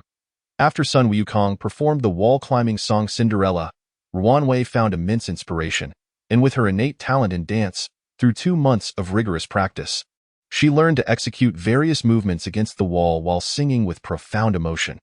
After receiving unanimous recognition from universities, she further honed her skills in hand and drum dances, becoming a sensation throughout the capital. Leveraging media exposure to inform the nation of the beautiful singer who danced upon walls, Wei remained grounded, crediting a classmate's guidance and inspiration for her success, yet she could not divulge his name without his consent. Reflecting on this, Sun Wukong smiled with satisfaction. Just then, a large-bellied woman approached him, extending her hand. A flood devastated my hometown, and everything was washed away. Please, kind-hearted soul, spare some change." Sun Wukong lifted his gaze, piercing her with a sharp look that seemed to penetrate her very being, and calmly replied, "Do you not recognize me? I gave you money just 2 days ago." The middle-aged woman shifted her attention to a student seated to Sun Wukong's left. Repeating her plea, the student produced 5 yuan and handed it to her. With her hands full, the woman continued her soliciting. The student turned, and their eyes met, revealing a hint of dissatisfaction and disdain directed at Sun Wukong. He returned to reading the newspaper, his extensive knowledge of medical literature allowing him to discern from a woman's skin tone, breathing rhythm, posture, and various other subtle signs whether she was truly pregnant. This woman was not pregnant at all. Upon boarding the train to the capital, Sun Wukong was pleasantly surprised to find several empty seats in his carriage, a rarity during the back-to-school season. After settling down, he noticed the student who had given money to the faux pregnant woman seated across from him, hand in hand with the delicate girl. Gazing out at the receding buildings, Sun Wukong reminisced about his last train journey to the capital, which had coincided with his encounter with Ruan Wei. Time had flown, and Ruan Wei had ascended to stardom. He wondered if Yimei and Yishun from the 39 Degrees group had also achieved fame. With 20 hours remaining until they reached the capital, Sun Wukong slowly closed his eyes, beginning to regulate his breathing and cultivate his energy. The last time Qi Yin'er had taken him to the realm of the 1,000 imprints, he had been at the stage of gestation. Yet the emergence of the black dragon had interrupted his cultivation. After slaying the dragon, he had lost consciousness upon parting from Qi Yin'er, neglecting his practice until after the new year when he began meditating and refining his energy. It was then that he realized his light spirit had been nearly obliterated by the rage ignited by Yuning's death, coupled with the use of forbidden powers to summon the earth's rise. His body had become exceedingly frail. Only before the end of the winter break did he manage to restore himself. Yet his cultivation lagged significantly. Within the serene confines of Qifeng village, energy gradually coalesced in his dantian, forming a size akin to a pigeon egg. The clamor aboard the train was ill-suited for meditation, so Sun Wukong refrained from entering a meditative state. Instead, he redirected his focus from the train's staff to the subtle rhythm of his breath. Achieving a state of tranquility and selflessness, it was only when he sensed a disturbance that he opened his eyes and checked the time on his phone. It was nearly midnight at that moment. Sun Wukong's senses were jolted. He witnessed 2 assailants, reminiscent of the bandits from the winding mountain roads of years past, brandishing daggers at one end of the carriage, while at the opposite end stood 2 burly men with knives. Ah? The robber wielding the knife fixated his gaze on the face and chest of the female student. Following a sinister grin, he reached out, attempting to grope the girl. Sun Wukong cast a cold stare at the trembling boy across from him. The boy quivered, averting his gaze, too fearful to lift his head. The delicate girl instinctively recoiled from the robber's advance. The boy stammered nervously. We already given all our money. There's nothing left." The armed robber barked, "Get lost. Punk. I'll have my fun first, then we'll talk. It's almost over with that." He shoved the boy aside and lunged toward the girl. "Xiaoliang, save me," the girl cried, curling up in her seat, shielding herself with her hands while pleading for the boy's help. The frail boy, now curled up on the floor, clasped his head, paralyzed with fear. "Put your hands down, or I swear I'll stab you. Drop them." The robber pressed the blade against the girl's fair, unblemished neck. Suddenly, the girl shouted at the top of her lungs, "I won't." The robber's knife grazed her skin, drawing blood. The boy, witnessing the injury inflicted upon his companion, finally erupted. "I'll F your mother. Let her go." The boy was kicked down by the robber, yet this time, he immediately leapt back to his feet and charged at the robber. The robber pivoted, thrusting the dagger towards the boy's throat. In the next instant, he felt a sharp crack in his neck. "What's happening to my neck?" That was his final question in this world. Sun Wukong finally sprang into action. In the blink of an eye, he lifted his foot and sent the robber, who had been in charge of collecting money, crashing against the train carriage ceiling before slamming down onto the floor. Sun Wukong smiled and said, "Congratulations, you've proven yourself a worthy man. Now go sit beside your girlfriend." The 2 remaining robbers, oblivious to how their comrade had been swiftly incapacitated, sensed something amiss and immediately shouted, "Hey, Qing Pai, Xiao Wu, What is wrong with you? One robber rushed over, shouting. Sun Wukong waved his hand in warning. I don't care whom you rob. Just stay away from here. The girl gazed at Sun Wukong's chilling expression, perplexed, and asked, You uphold justice, embodying the spirit of a hero. Why do you not intervene against them? Sun Wukong shook his head. One wishes to rob, the other to give. Why should I meddle? Continuing with their willingness to be robbed, I could only oblige and assist them. Having said that, Sun Wukong settled down and picked up a newspaper to peruse. The bandit leader, perceiving that Sun Wukong was no ordinary individual, declared loudly, All right, we concede, brother. May I take my men away? Sun Wukong continued to read his newspaper. Fine, we will retreat. Noticing Sun Wukong's lack of reaction, the bandit leader realized that this formidable figure was not easily persuaded, and retreating was the wisest course of action. He and his remaining accomplice hurriedly ran in the opposite direction away from Sun Wukong. You scoundrels, trying to rob me of my money, give it back. A middle-aged woman, who had been robbed, suddenly stood up and pointed at the two fleeing bandits. Her words acted as a spark that ignited the long silent passengers, causing everyone to rise. The two bandits halted their escape as they found themselves encircled by the crowd. Stand back. The bandit leader suddenly drew a gun from his jacket, and the passengers, with reflexes that would astonish even Lu Xiong, dove back into their seats. Although the gun contained only a few bullets, nobody wished to become the unfortunate target, despite the fact that many among them enjoyed playing the lottery. Sun Wukong shook his head. I was just about to intervene. But you have truly disappointed me. Forget it. I shall not interfere. At that moment, the bandit leader turned, aiming the gun at Sun Wukong. I initially intended to flee, but not anymore. I demand your life as vengeance for my brother. Sun Wukong sighed helplessly. It seems the saying about foolish thieves holds true. If you seek revenge for your brother, why did you flee earlier? The bandit inwardly cursed his previous indiscretion. How could he abandon his brothers at the first sign of trouble and still expect to lead them? He quickly retorted, That was merely a tactical retreat. I was not fleeing. As he spoke, he took large strides towards Sun Wukong to prove he was not escaping. Chapter 44. I will fight you. Sun Wukong raised his hand. Fool, let me make this clear. On this train, as long as you do not harm the boy and girl beside me, feel free to rob whomever you wish. It is of no concern to me, however, should you entertain other ideas, you shall meet your demise. It is not too late to reconsider. If your aim is money, is it worth sacrificing your life for the sake of two lifeless things? I suggest you turn around, continue your robbery, and move on to the next carriage. As long as you do not disturb me, I shall pretend I have seen nothing. What say you? Observing Sun Wukong's unwavering demeanor and poised confidence, and the way he looked at him as if he were an inanimate object, the bandit leader suddenly halted. All right, I understand now why two foolish brothers were tempted by greed. Great hero, I beg your pardon. Please have a seat. We shall take our leave. Not so fast. Sun Wukong assertively interjected.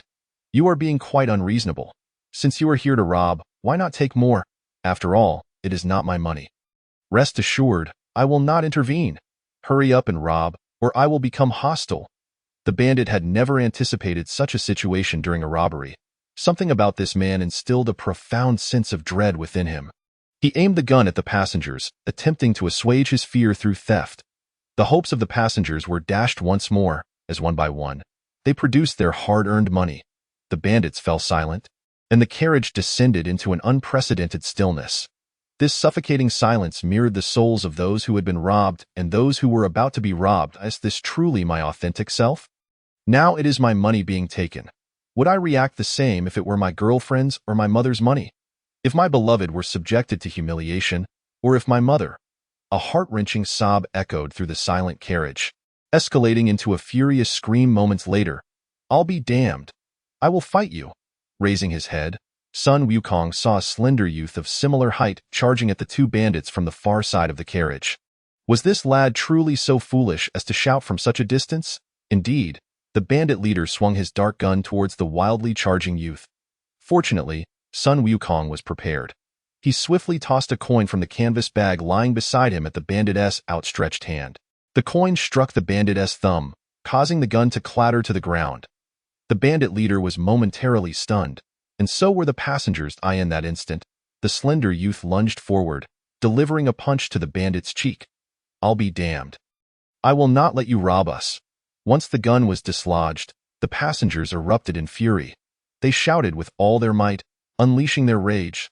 A minute later, as two pools of blood lay on the floor, the crowd finally ceased their assault. The slender youth, panting, approached Sun Wukong and bowed deeply. "Thank you. I understand now." Just like scenes from movies, the railway police arrived only after the bandits had been subdued. "Everyone, remain calm. We are here to ensure your safety." This was met with an outpouring of vitriol from the passengers, as they recalled their money still in their bags, hands stretched out but then withdrew. Some had forgotten how much they possessed. Others were too frightened to remember, and some knew precisely how much had been taken, yet struggled to articulate which sums belonged to whom. Consequently, the police were left in a precarious situation. The young man, referred to as Xiao Liang by the girl, stood up. "Everyone, please take your seats. I will help you reclaim your money, every last cent. How do you know how much we had?" The young man exuded newfound confidence, and Sun Wukong noted that he possessed a certain charm. "I not only know the amounts, but I can also reunite the money with its rightful owners. My nose can detect the scent of those who have handled money." Subsequently, under the watchful eyes of the crowd, this young man picked up a bundle of cash, slowly closed his eyes, and then opened them, scanning left and right before handing the money to a bespectacled female student. "This is yours." After inspecting the cash and nodding, the girl replied, "Yes, I noted the serial number when I withdrew it. It matches my relative's birthday, so I remember it clearly. This is indeed my money." Xiao Liang then took another bundle and handed it to a portly middle-aged man. "This money belongs to you." The man counted the bills. "Yes, this is the amount my wife gave me, not a penny less." Xiao Liang continued distributing money to each passenger. The girl watched with excitement as Xiao Liang returned the cash to its rightful owners, her eyes radiating happiness and satisfaction. After distributing the money, more than an hour had passed. Xiao Liang, weary, turned and sat back down, extending his hand. "Hello, my name is Yu Liang. Thank you." Sun Wukong reached out. "You did wonderfully." "I am Sun Wukong." Yu Liang gestured to his girlfriend. "This is my girlfriend, Yuan Xiaowen." Sun Wukong nodded in acknowledgement. "Hello, you are very brave." Yu Liang extended his hand again. "Sun Wukong, I wish to be your friend." Looking at Yu Liang's hand, Sun Wukong recalled his own past. Had he not stood up against overwhelming odds on the winding mountain road, he would not be who he was today. Seeing Yu Liang felt like witnessing his former self. Sun Wukong clasped Yu Liang's hand firmly. "If I had not stood up, you would not have intervened to help me, would you?" Sun Wukong nodded. "Indeed. If one lacks the courage to defend their beloved, what purpose is there in living? And if your girlfriend is drawn to you, it indicates she possesses poor judgment." Yu Liang shook his head. "Not you. You did not let the bandits depart. Rather, you instructed them to continue their robbery, so we would rise to confront them. While you feigned reading the newspaper, you remained vigilant, and when someone charged at the bandits, you swiftly disarmed them before they could fire. Sun Wukong, I am in awe. You are no mere do-gooder. Had you simply rushed in to defeat the 4 bandits, you would have garnered praise and acclaim, perhaps even fame, but some would label you a fool meddling in affairs that were not your own. However, you did not. You awaited the moment when the collective spirit of the passengers would awaken from its purgatory. What you sought was not hollow fame, but rather for people to confront the bandits instead of fleeing. You aimed to awaken the conscience within their hearts. You are a warrior with a mission to change the world. I understand now. I shall never give another cent to those professional beggars again. You remind me of a saying, evil must not prevail. Life is a struggle. Sun Wukong gaped. How adept was this Yu Liang at flattering? He had no choice but to shift the conversation. Are you returning to school? Where do you study? Yu Liang, slightly embarrassed, replied. We both attend Capital University. How about you? Sun Wukong chuckled. What a coincidence. I took a year off. Now I am returning to Capital University. The train pulled into the station, and a new wave of passengers boarded. A robust middle-aged man occupied the empty seat beside Sun Wukong. When their gazes met, it felt as if an invisible collision occurred, akin to high-energy particles colliding at immense speeds, each feeling the weight of the other's stare. Sun Wukong felt a stirring in his heart. This man was truly formidable. Not only was he a master of internal martial arts, but his gaze was also piercing, nearly making Wukong feel as though his innermost thoughts were laid bare. Fortunately, he instinctively summoned his perceptive abilities to counteract this unsettling sensation. From the depths of that gaze, Wukong discerned that this individual was accustomed to determining the fates of others. And in that fleeting moment, he grasped the notion that this person had little regard for the constraints of the law. The middle-aged man, taken aback, realized that his earlier ascent onto the train had gone unnoticed. This student before him did not appear to belong to the opposing side. Yet, the intensity of his gaze, honed at such a young age, suggested either a specialization in soul-capturing and hypnotic techniques or an attainment of the Taoist principle of the empty room generating electricity. With his vast experiences traversing the world, he swiftly concluded that this young man had developed his own worldview and principles of conduct, embodying the rare individual who remains unperturbed by universal acclaim or condemnation. Then, the middle-aged man broke into an unusual smile. Headed to the capital, I presume? Sun Wukong nodded. You too, I gather? After the man affirmed, he shifted his attention to the young man, Xiao Liang, and his girlfriend. Chapter 45.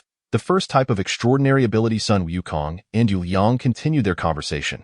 Yu Liang was a freshman at the Archaeology and Cultural Heritage Institute of Capital University, while his girlfriend, Yuan Xiaowen, was studying at the medical school. When Sun Wukong mentioned that he was from the School of Economics, Yu Liang suddenly recalled, "Ah, you're Sun Wukong. I remember now. I've heard the seniors speak of you." Noticing Yu Liang abruptly fall silent, Sun Wukong chuckled. "I know what you're about to say. I won't take offense. Yes, I'm the first student to have killed someone during my time at school and ended up in prison." At this moment, the middle-aged man beside Sun Wukong turned to him. "Your name is Sun Wukong?" His tone lacked hostility.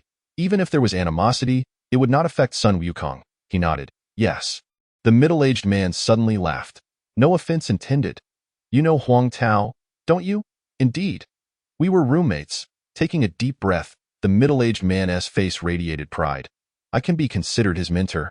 "My name is Mo Yao." Sun Wukong extended his hand. "Hello, Teacher Mo. Has Huang Tao mentioned me to you?" Mo Yao nodded. "In Suijian, Xiao Tao speaks highly of you, calling you a rare genius with extraordinary learning and creative application abilities. Your execution is comparable to the legendary Tang Sang who journeyed west for scriptures. Not only is your reading speed exceptional, but you also excel at transforming the indirect knowledge gleaned from reading into genuine capability. He greatly wishes to befriend you. Unfortunately, various circumstances led to your early departure from school." Sun Wukong repeatedly opened and closed his mouth, unsure of what to say, astonished that his roommate Huang Tao held him in such high regard. "Xiao Tao, doesn't he know you've returned to school yet, does he?" Sun Wukong finally managed to speak. "I haven't informed them yet. I'm here to handle the paperwork for my return to campus." "Xiao Tao will be very pleased to hear that. I miss them too. I wonder how they're faring now." Mo Yao nodded approvingly. "No wonder Xiao Tao values you so highly. What is even rarer is your cultivation." "You flatter me, Teacher Mo. Have you served in the military?" Mo Yao looked at Yu Liang and Yuan Xiaowen. "They're your classmates, I presume?" Sun Wukong affirmed. "I've just met them. We attend the same school." "Allow me to introduce. This is Yu Liang, this is Yuan Xiaowen, and this is Mo Yao, the mentor of my roommate Huang Tao." Mo Yao nodded repeatedly. Capital University is indeed a place of hidden talent. True heroes abound. Noticing Yu Liang's puzzled expression, Mo Yao smiled. "Hello, Yu Liang. Seems you have some questions for me." Yu Liang's face flushed momentarily, but after a moment's thought, he found the courage to ask, "Uncle Mo, what work do you do now?" Mo Yao replied with a slight smile. "I do not need to work. I accumulated enough wealth during my time on the battlefield in Vietnam and my subsequent mercenary career to live a life of extravagance." Sun Wukong chuckled. "I thought you were a teacher. How amusing." Yu Liang surveyed the surrounding crowd. Choosing to remain silent, Mo Yao inquired of Sun Wukong. "You're not in the same department, are you?" Sun Wukong informed Mo Yao that Yu Liang was from the Archaeology Institute while Yuan Xiaowen was from the medical school. At that moment, Mo Yao burst into laughter, then leaned closer to Yu Liang.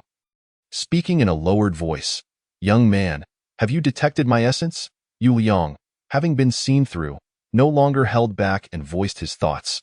I sensed a pre-Han flavor about you, and it emanates from a pendant." Mo Yao nodded vigorously before shaking his head. "Could it be that contemporary universities have courses that transcend dynasties?" "No, I refuse to believe it." "Young man, how did you come to know this?" "I see you suspect me of being a tomb raider." Yu Liang's face turned crimson. I didn't mean that. After returning to his seat, Mo Yao remarked, I never concern myself with how others perceive me. Moreover, you are correct. I did indeed enter an ancient tomb and retrieved a pendant, which I now wear around my neck. Are you truly a freshman from the Archaeology Institute? I find that hard to believe. At that moment, Sun Wukong finally grasped the situation and smiled, explaining Yu Liang's extraordinary olfactory skills. Mo Yao burst into hearty laughter. Indeed, a product of Capital University's Archaeology Institute, Yu Liang, feeling embarrassed, explained, I'm just used to it. I'll do my best to change. Now I understand that pale accusations and theoretical justice are futile. As an archaeology student, my duty is not to prevent tomb raiding, but to discover burial sites early to allow people to see the true history. Around 3 in the morning, Yu Liang and Yuan Xiaowen succumbed to fatigue and fell asleep while seated. Sun Wukong and Mo Yao also fell silent. Sun Wukong closing his eyes. It was the low tide of the human body. Although he felt invigorated, the lengthy conversation had instilled a hint of weariness. He gradually engaged in breath regulation, and Mo Yao, too, closed his eyes, inhaling quietly. Sleepiness proved contagious, and one by one, the passengers on the train began to drift off. At this juncture, the train came to a gentle halt, allowing a new group of passengers to board. Sun Wukong opened his eyes and noticed Mo Yao's expression had grown grave as he cautiously observed the newcomers. His muscles were relaxed to an unprecedented degree. His breathing rhythmic, yet his mental state had shifted. Sun Wukong, seated beside him, sensed the presence of a warrior. When Mo Yao caught Sun Wukong's gaze, he scrutinized him intently. Xiao Tao truly wishes to befriend you. I, too, hope to be your friend. However, I must take my leave now. I cannot bring trouble upon you. Please relay to Huang Tao that the answer lies on page 317. He will understand. With that, Mo Yao rose, preparing to exit the carriage. At this moment, the carriage was filled to capacity with a dense crowd, all eyes fixated on Mo Yao. Each of these individuals donned black cloaks, their faces obscured, revealing only their eyes. Mo Yao, upon standing, immediately sat back down, swiftly reaching into his clothing to produce a necklace, handing it to Sun Wukong. I entrust this to you, Sun Wukong whispered. Uncle, who are these people? No time for questions. Everyone, listen closely. If you wish to live, vacate this carriage immediately.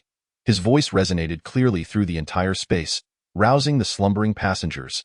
The black-clad figures simultaneously formed a long line, advancing toward Mo Yao, enveloping the carriage in an atmosphere of impending doom. Mo Yao stood, clasping his hands in a gesture of respect.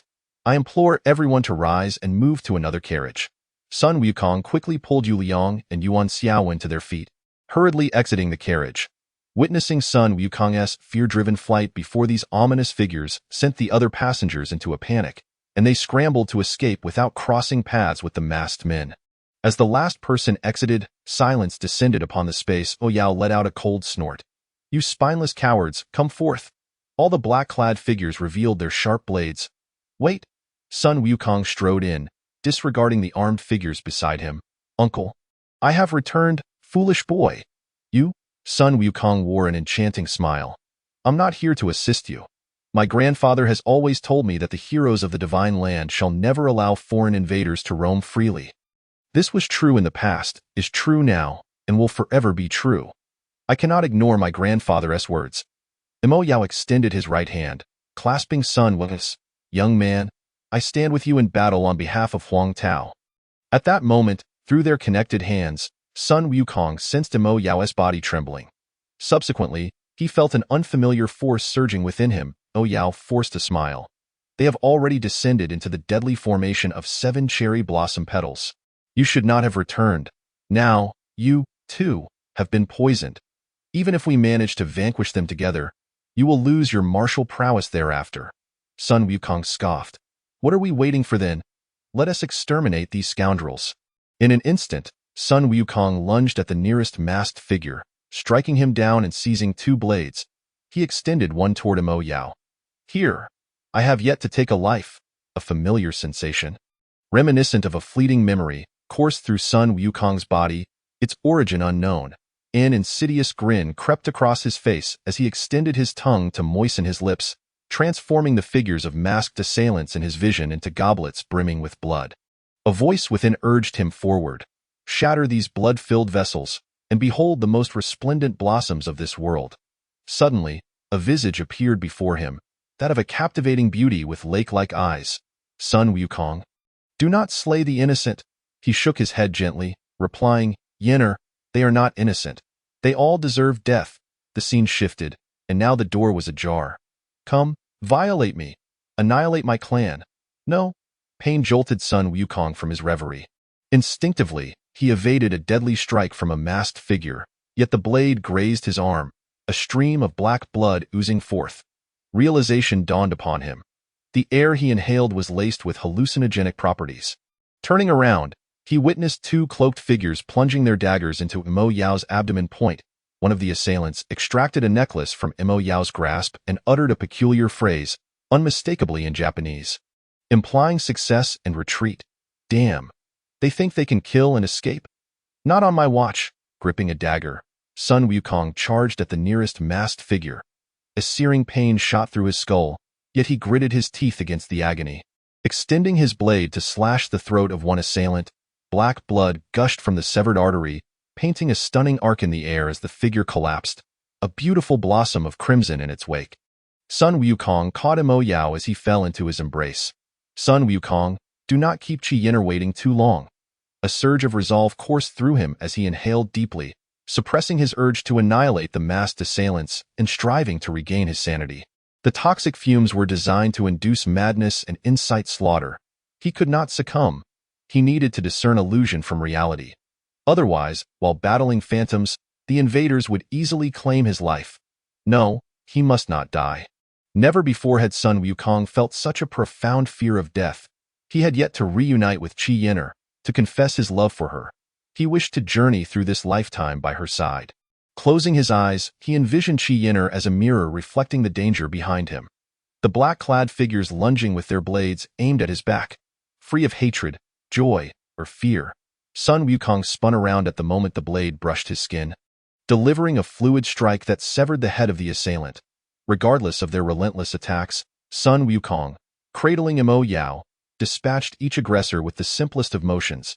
At some point, he realized that despite his closed eyes, an increasing radiance illuminated his being.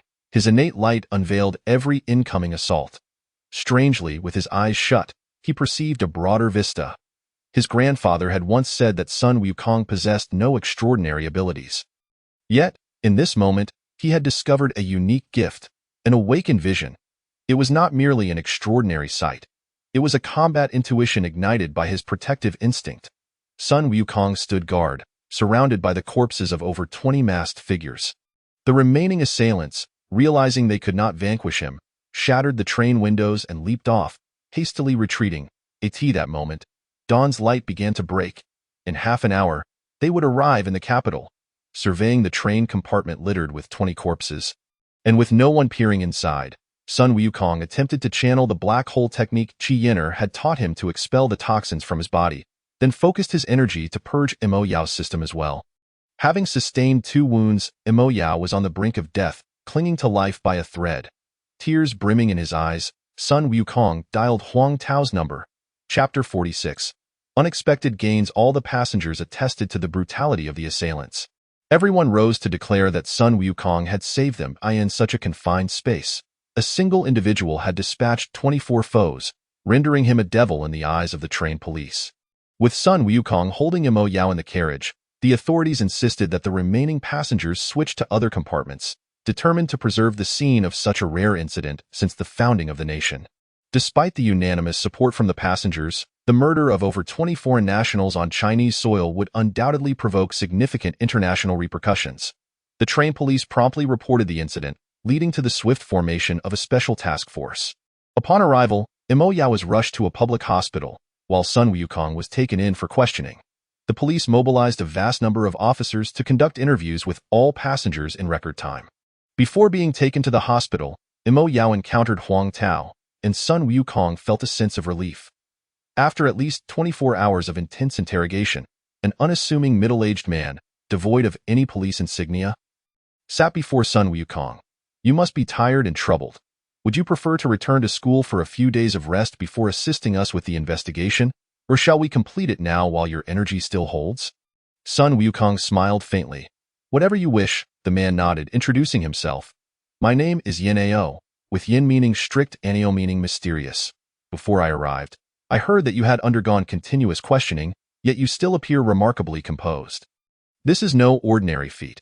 Could you share with us where you acquired the skills to eliminate 24 members of the Japanese Special Forces? Japanese Special Forces? You claim they were members of the Japanese Special Forces? Yin Ao nodded. I am not here to interrogate you. Rather, I wish to express my gratitude. Certain actions by Japan in recent years have severely infringed upon our political and economic rights, as well as greatly tarnished the reputation of our nation. They have often skirted the edges of provocation, but this incident, involving their most clandestine shadow ninja unit, is a rare occurrence. This will facilitate the acceleration of our policies towards Japan. I implore you to keep this information confidential. I am not threatening you, as you would not be susceptible to my threats. My authority permits me to disclose certain classified information to select individuals, yet I also have the right to keep it secret. I understand your intent, but what does this have to do with me? We have conducted a thorough investigation of your home village, Seven Graves, and have spoken to your grandfather. We possess comprehensive information about you. Except for your experiences from last year, which remain scant. You have the right to remain silent, yet I kindly ask you to satisfy my curiosity. While the ninja unit has always been low profile, our intelligence suggests their combat effectiveness rivals that of our elite forces. Yet you single-handedly dispatched 24 of them with only minor injuries. If you are willing, I would like to invite you to teach our team combat techniques. I am sorry, but I only wish to return to Capital University to complete my studies. It is my grandfather's wish. I appreciate your candor. Your academic pursuits and instructing our team are not mutually exclusive. We would like to employ you as a guest combat instructor, requiring only a small portion of your spare time. The duration would be 3 weeks, with compensation calculated hourly at 10,000 Chinese coins per hour. How does that sound? Sun Wukong recalled his promise to buy his grandfather a house, feeling tempted. Yet he quickly shook off the thought. Your previous proposal has genuinely stirred my interest. However, my training methods differ vastly from the state I was in while eliminating those Japanese assailants on the train. In truth, I was affected by their poison, causing hallucinations that nearly led to my demise. Fortunately, my instincts allowed me to evade their strikes. Moreover, within the illusion, I suddenly grasped the concept of seeing beyond the body. Since what I saw with my eyes was merely an illusion, I closed them, which paradoxically enabled me to perceive every movement of my adversaries with pinpoint accuracy, almost without conscious choice, as my body instinctively acted. After they departed, I could finally expel the toxins. How could I possibly teach others a combat style that I could not even control myself? Yin Ao regarded Sun Wukong for a long moment before shaking his head in resignation. I believe your words to be true. What a pity, however, I still extend my invitation for you to instruct our warriors, with the compensation unchanged. Our soldiers require the stimulation of skilled mentors to elevate their abilities. Please do not refuse. As for any issues with Capital University, we shall assist you. Who am I teaching? Yin Ao shrugged. I cannot deceive you. Let me be candid. These individuals are warriors who serve the nation and its people. They are not the simplistic killing machines one imagines, merely following orders. I admire your style on the train. Our citizens need instructors like you? Sun Wukong suddenly chuckled. Have you investigated my grandfather? Yin Ao nodded. I must admit, compared to you, your grandfather is far more enigmatic. We possess almost no information about him. Sun Wukong clapped his hands. Here's the deal. I do not require any payment. Just provide me with a residence near Capital University. My skills were honed by my grandfather. I will bring him in to guide your warriors. I, too, am eager to learn alongside your esteemed warriors. Yin Ao rose with elation, extending his hand. Then it's settled. Sun Wukong shook hands with Yin Ao, inquiring, May I leave this place now? I wish to see Uncle Amo Yao. Yin Ao sighed. He has just been taken to the hospital, and it is impossible for you to see him now.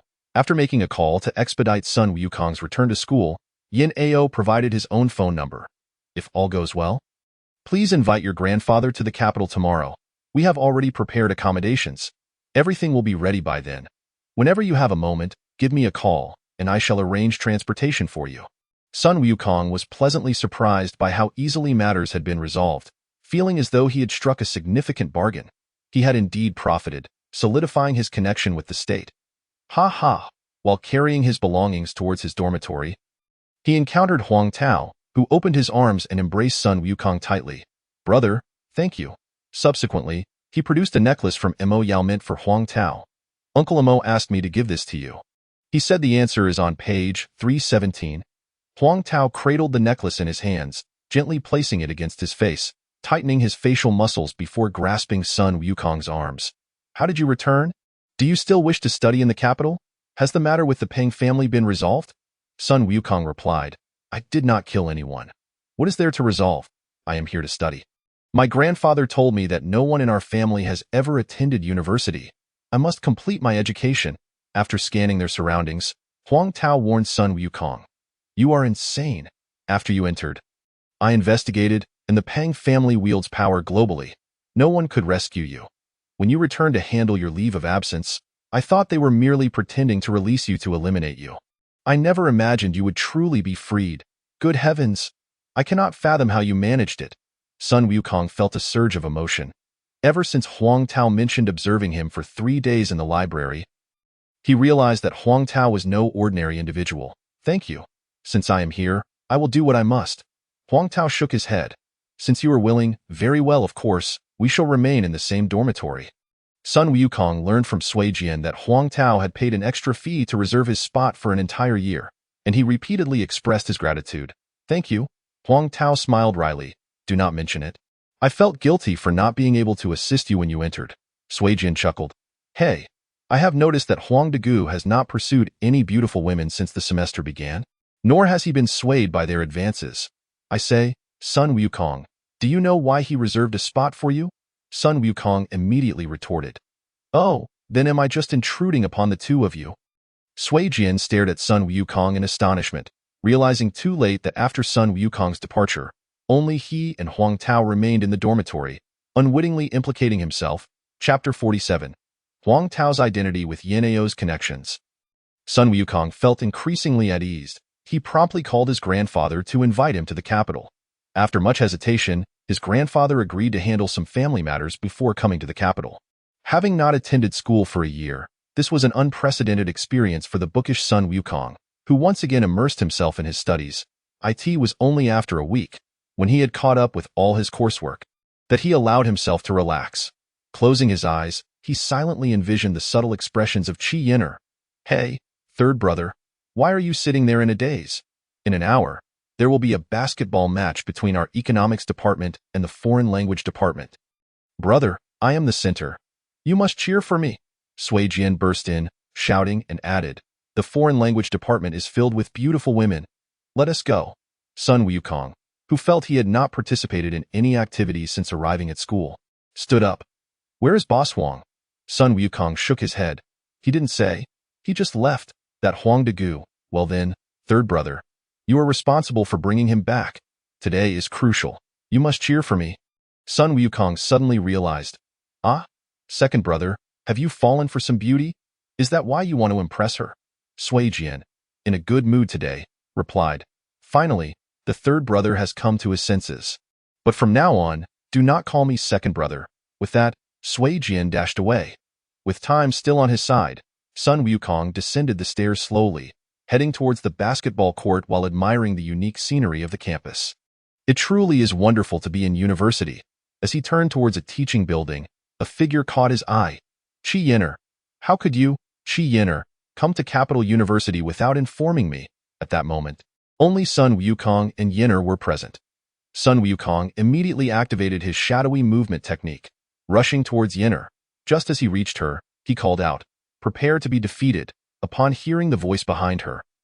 Yin'er was startled and turned, but Sun Wukong's fists were already poised to strike her back. Not good. Sun Wukong retracted his fists, but his momentum continued unabated. In a swift motion, he inadvertently knocked the girl to the ground. Their positions exceedingly intimate. What are you doing, pervert? Let me go. Oh no, that voice does not belong to Qi Yin'er. Sun Wukong hurriedly stood up, helping the girl to her feet, only to receive a resounding slap across his face. Pervert! Heaven! This girl not only bore a striking resemblance from behind, but she also shared 3 similarities with Yenner: delicate nose, cherry lips, pointed chin, and long hair. Yet her eyes lacked the brilliance of Qi Yenner. It then dawned on Sun Wukong that Yenner was currently in seclusion. How could he have acted so impulsively without thinking? What a blunder! I apologize. I mistook you for someone else. You look remarkably like a friend of mine.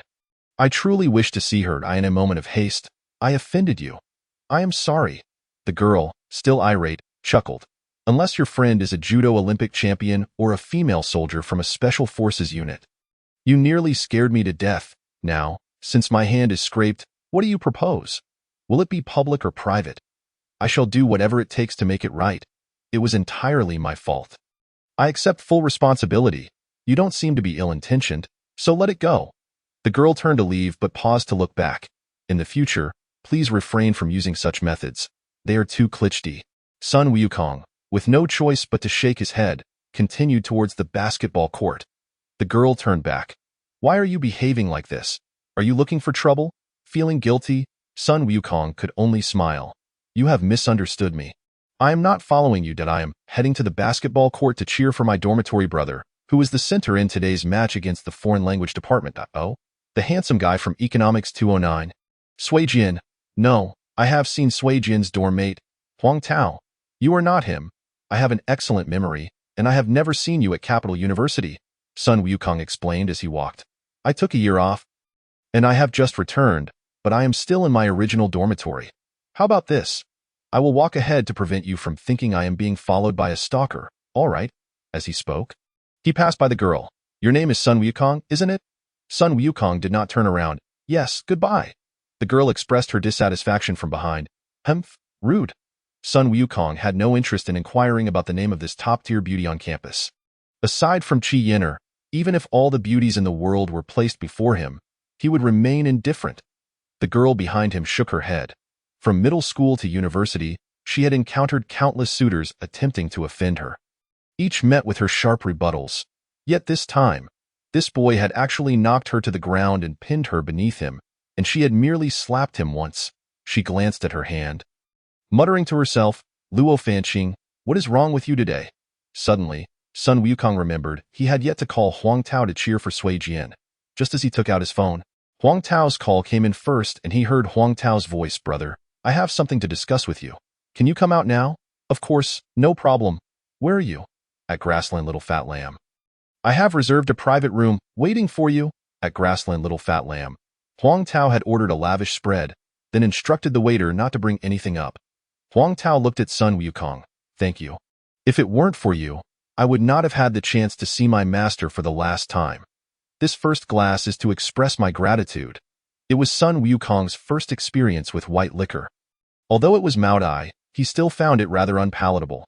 However, as this toast held special significance from Huang Degu, he accepted it. Huang Tao poured a second glass, slowly saying, although our trio shares a good bond, I have always been wary of forming connections with others. I have observed you for at least 3 months, and just as I decided to become true friends with you, you withdrew from school. Today, we are finally sitting together. I, Huang Tao, wish to become genuine friends, true brothers, with you, Sun Wukong. Sun Wukong raised his glass and downed it in one go. All right, good brother. After Huang Tao filled his glass again, he said, this last drink, I know you do not drink white liquor, and neither do I. Moreover, after this glass, I, Huang Tao, will no longer consume alcohol. Boss, do not be too sorrowful. After downing the drink, Huang Tao smashed the Maodai bottle onto the ground, pointing at the 2 cases of beer on the table. Let us have this now, let us dig in. I was just waiting for you to say that. I have been craving it. After pausing for a moment, Huang Tao continued. Like you, I also come from a rural village. Since childhood, I have been inseparable from my mother, who suffers from severe asthma. Thus, at the tender age of 5, I began foraging for mushrooms in the mountains, selling them at the market to fund her medical treatment. I also gathered firewood, cooked, and hunted from that young age. When I turned 6, my mother's condition worsened significantly. One day, after collecting a basket full of mushrooms, I was on my way to the market when I encountered 3 boys who were on holiday in the area. Upon seeing my basket of mushrooms, they mocked me, claiming they wanted to buy some. Naturally, I was elated when I saw someone willing to purchase my mushrooms, so I set the basket down for them to choose. To my dismay, they emptied the basket onto the ground and trampled the mushrooms underfoot, then informed me that all mushrooms in the mountains belonged to them and forbade me from foraging again. At that moment, all I knew was that those mushrooms were meant to be sold to pay for my mother's treatment. Anger surged within me, and I charged at them. But how could a 6-year-old child possibly contend with 3 robust boys aged 12 or 13, who were accustomed to fighting and regarded ordinary people as mere playthings? After I bit one of the boys on the thigh, they retaliated furiously, threatening to kill me. Life is filled with infinite possibilities, yet that brief moment determined the course of my entire existence. They knocked me down time and again, but each time I rose, akin to a dog, to bite back. At that juncture, a man passed by and witnessed the 3 boys assaulting me, despite my persistent attempts to rise and retaliate. He intervened and inquired as to the cause of the altercation. I explained to him that these boys had crushed the mushrooms that were meant to save my mother's life, and that I intended to kill them. The man nodded and smiled upon hearing my declaration. He then placed his hand on my head, and in that instant, I felt a surge of strength and agility coursing through my body. He told me I was too young to fight them and that my physical condition could not match theirs, nor could I kill them. He advised me to feign falling in their direction and then spring up to bite them. I demonstrated his strategy flawlessly, sinking my teeth into one boy's private area, causing him to faint from the pain point. One of the other boys brandished a knife, threatening to kill me, but the weapon inexplicably slipped from his grasp and fell at my feet.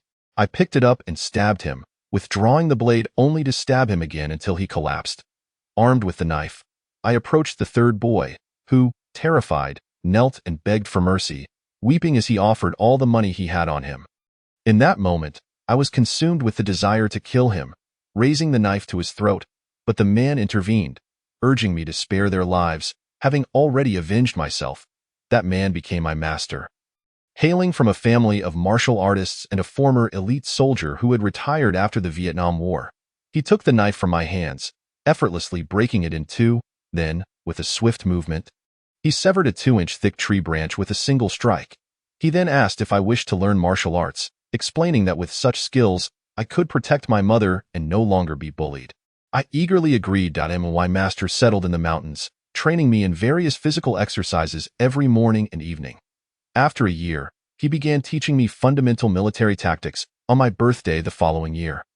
He gifted me a gun, and from that moment on, he instructed me in the art of firearms, stealth, disguise, sniping, assassination, traps, poisoning, execution, interrogation, weaponry, combat, self-rescue, medicine, astronomy, and concealment. He aimed to equip me with every skill essential for a super soldier, though I never ultimately joined the military. The 3 boys sought revenge against me using the influence of their parents. My master guided me in tracking them down, and at the age of 7, I killed my first victim, a retired high-ranking official in our locality. Afterward, my master instructed me on how to eliminate all traces of the act, leveraging the fear of death to deter any potential avengers. My dog fell victim to poison from a dog trader, a practice that had persisted for centuries. They would poison dogs, purchase them cheaply, and sell them to restaurants for profit. Using the poisoning techniques my master had taught me, I injected a toxin into the marrow of the deceased dog and disposed of its body outside the village. The dog trader collected it and sold it to a restaurant, leading to the deaths of 11 individuals who consumed the poison meat. The trader's actions incited public outrage, resulting in his death sentence.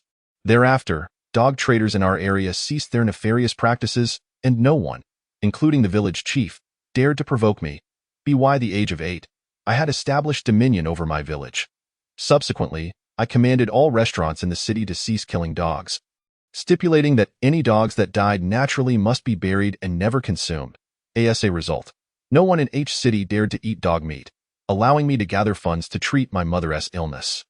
Upon entering school, I extended my influence over all institutions, gradually forming my underground legion. I controlled local gangs and high-ranking officials through various means. Brother, you may not be aware, but while I might not be the wealthiest individual in China, in H province, there is nothing I, Huang Tao, cannot accomplish. When I turned 14, my mother passed away, and before her death, she urged me to abandon my current path and focus on my studies. After her passing, my master also departed from my life. I spent 4 days at home, cradling my mother's ashes, vowing to enroll in the best university to fulfill her unfulfilled dreams. Despite my control over H province, few were aware that I was the architect behind it all, as my power lay hidden behind various factions of the underworld. Thus, although I now found myself in an academic setting, I still wielded control over the entirety of H province. Sun Wukong took a long time to utter a single sentence. Why tell me all this? I had stated that I wanted to be true friends with him, which necessitated sharing my story to reveal the kind of person I am. Huang Tao shrugged. You know, after confiding in you, I feel considerably lighter. Are you not afraid I might spill your secrets? Huang Tao smiled slightly. It seems you were so engrossed in my tale of the underworld that you overlooked the fact that my master comes from a lineage of martial artists. I am not solely a shadowy figure leading the underworld. I am also a practitioner of internal martial arts. Since your return to school, you have undergone a remarkable transformation. Whether it's the way you regard others with a piercing gaze or your silent, steady breath, your every movement exudes the essence of a master. Your posture, whether standing, sitting, or reclining, embodies the profound principles of martial arts, a feat that cannot be achieved through conventional training in just 1 year's time. Moreover, the Pang family seeks to eliminate you. Even with my current capabilities, I would be unable to save you. Yet someone managed to effortlessly dissuade them from their intent to kill you. This revelation astonished me, prompting me to investigate. The person protecting you is an exceedingly low-profile businessman whose influence is beyond my reach. However, I observed that the core members of his circle are all exceptional martial artists. Yet they have never been acknowledged within the martial arts community, and none of them admit to possessing martial skills. Furthermore, during this return, your perspective of the world has evidently shifted. You are no longer the Sun Wukong of old, but rather an independent peak. You possess your own standards for evaluating others, and I have also heard about your experience in the car. We share certain similarities. Sun Wukong silently marveled at the depth of Huang Tao's insight. No wonder he could dominate all of H province. His remarkable attention to detail in observing people is something most cannot achieve. Over the course of 3 days, he meticulously analyzed what books he had read in the library, tallying the total number of words and synthesizing their themes to determine his research direction. He nearly uncovered the influence of Qi Yinji's clan, which is truly commendable. I, Huang Tao, have traversed H province, becoming accustomed to the material world's vicissitudes. I no longer place much value on such matters. Brother, my desire to befriend you and share these thoughts is not to forge alliances or exploit your connections. I, Huang Tao, have always relied on my own strength to achieve everything. For a long time, I have yearned for friendship, which is why I have observed you so closely. Few are worthy of such effort. I genuinely wish to be your brother. With that, Huang Tao extended his hand to Sun Wukong, and the two formidable figures clasped hands tightly. Chapter 48. An appointment with a star. Huang Tao settled into a hotel while Sun Wukong returned to school alone. Upon entering the dormitory, he was met with the furious gaze of Sui Jian, and it dawned on him that he had promised to attend Sui Jian's match but had failed to do so. He felt a jolt of anxiety and chuckled sheepishly. Hey there, old Sui. Sui Jian sprang from his bed and wrapped an arm around Sun Wukong's shoulder. You scoundrel, because you didn't come to support me? I lost the match and embarrassed myself in front of the ladies. What do you propose I do about this? Come on, old Sui, that's not your style.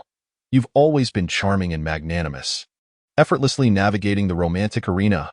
Well, I do appreciate that compliment, Sui Jian retorted, his tone shifting to one of mock seriousness. But tell me this, what is your relationship with the star, Ruan Wei? Sun Wukong recalled that he had ended up in prison for killing Ruan Wei's ex-boyfriend, and after being rescued by Qi Yinji, he had left school. He had never mentioned this incident to his friends upon returning to school, so it was no wonder Sui Jian was curious.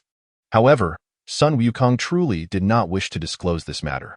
Just as he furrowed his brow, Sui Jian interrupted his thoughts, insisting, if you tell me, I'll forgive you for not cheering me on. Otherwise, this isn't over. I'll make you regret it. It is not a closely guarded secret that Sui Jian and the others have likely heard the embellished tale of my altercation with Pang Wei over Ruan Wei. It would be prudent to inform Sui Jian of the truth, lest he persistently harangue me with this issue in the future. Moreover, this fellow possesses an extensive network on campus, and upon discovering the facts, he will undoubtedly disseminate them widely. After some contemplation, Sun Wukong resolved to reveal the truth. We encountered each other on a train. Their group, the 39 Degrees, aspired to achieve fame, yet struggled to find the right approach, resorting only to participating in commercial events for small earnings, and they sought my assistance in planning. I visited their academy to observe their performances, but coincidentally, her ex-boyfriend arrived at the practice room upon hearing Wanwei's return, and in his fury at witnessing their act, he charged at me, only to be defeated. Afterward, he rallied a group to confront me, and in a moment of misfortune, I accidentally killed him. Although he had a heart condition, it was still my actions that led to his demise. This incident weighs heavily on my conscience. Sui Jian abruptly shoved Sun Wukong onto the bed, pointing an accusatory finger at him. Come now. Do not attempt to downplay this matter. Who among us is unaware of your embrace with Wanwei? Who does not know you professed your affection for her? Do you not consider me a brother? Sun Wukong felt overwhelmed. Only Yishun and Yi Mei had been present at the time. But why would they divulge this information? Perhaps it was because Wanwei had left their group to pursue a solo career?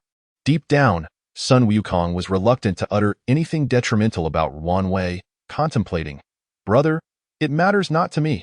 Wanwei is now a celebrated star. I cannot casually speak of her. She has worked hard to achieve her fame. Sui Jian smirked, seizing Sun Wukong's shirt. Aha, you still harbor feelings for her, do you not? Answer me. Sun Wukong vehemently shook his head in denial. No, well, I admit, I did have some difficulty controlling my affections for her at that time. And indeed, I did embrace her. But that was merely due to my previous immersion in study, having scarcely interacted with any girls. Wanwei was the first beautiful girl I encountered, and naturally, I felt an attraction due to the innate allure between the sexes. Plus, her dancing is exquisite. Who could possibly dislike her? Such feelings are entirely normal. However, I have since realized that I do not genuinely love her. I merely emerged from my studies and into the phase of liking the opposite sex. Do you comprehend my meaning? Sui Jian scrutinized Sun Wukong from head to toe. Am I not gazing at an extraterrestrial? Come to think of it, you truly have not appeared to notice a single girl at school. I would believe half of what you say. Yet, you must explain why Wanwei sought you out earlier. Sun Wukong was genuinely taken aback. What? Wanwei came to find me? Not her personally, but rather her manager. Sui Jian exulted. Tell me the truth, or you shall not receive the phone number left by her manager. I warned you, withholding the truth will lead to regret. Sun Wukong shook his head. Since my release from prison, I have departed the capital and have had no contact with anyone. I truly knew not that she would send someone to seek me out. Look at your demeanor. Sui Jian laughed heartily. Do you fancy that a big star wishes to rekindle a romance with you? Sun Wukong's face flushed.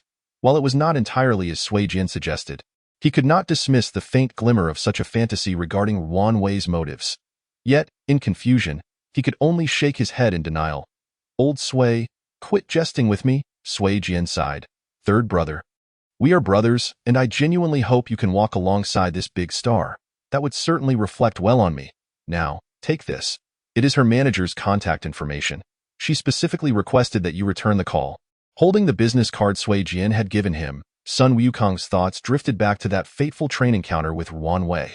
After a moment's pause, he dialed her manager's number. Hello, I am Sun Wukong. Oh, hello, I am Wanwei's manager, Li Rufan. Please hold for a moment while I connect you to her. As he awaited Wanwei's response, Sun Wukong felt his heart racing uncontrollably. Sun Wukong, what is wrong with you? You only like Qian Yenner. Suddenly, Wanwei's enthusiastic voice came through. Ah, the busy one. You have finally returned to school. Yes, indeed. I am back to continue my studies. Sun Wukong found conversing with Wanwei to be a daunting task. I have searched for you with great difficulty. Sun Wukong shook his head in a wry smile. A big star seeks me out. Are you not concerned about the rumors from the tabloids? Let them say what they will. The more they talk, the more famous I become. Wanwei laughed. But let us not digress. The Capital University has invited me to perform a concert on campus. I would like to invite you to be my dance partner. Me? I cannot dance, Wanwei's gentle voice replied. You taught me the wall dance, the palm dance, and the drum dance. Without you, Sun Wukong, there would be no Wanwei today. Until now, I have performed the wall dance alone, but this time, I wish to invite you to perform it with me. Please, you must agree. What time? I truly cannot dance. You agreed? Wonderful. Sun Wukong, do not jest with me. You cannot dance?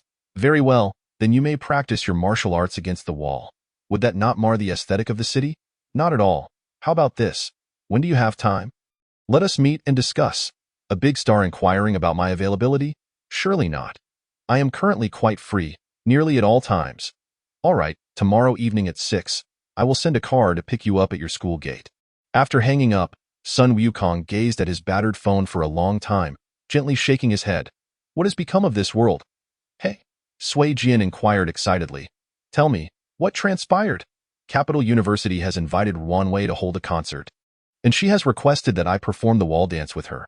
Ah, you can perform the wall dance? Sun Wukong chuckled. The wall dance is something I taught Wan Wei. Do you believe me? At that moment, Sun Wukong's phone rang. Good heavens, it was his grandfather calling. Grandfather, is that you? Haha, what is it? Are you upset because I have never called you before? Not at all, where are you now? Grandfather, I have purchased a plane ticket to the capital. Wow, grandfather, when will you arrive?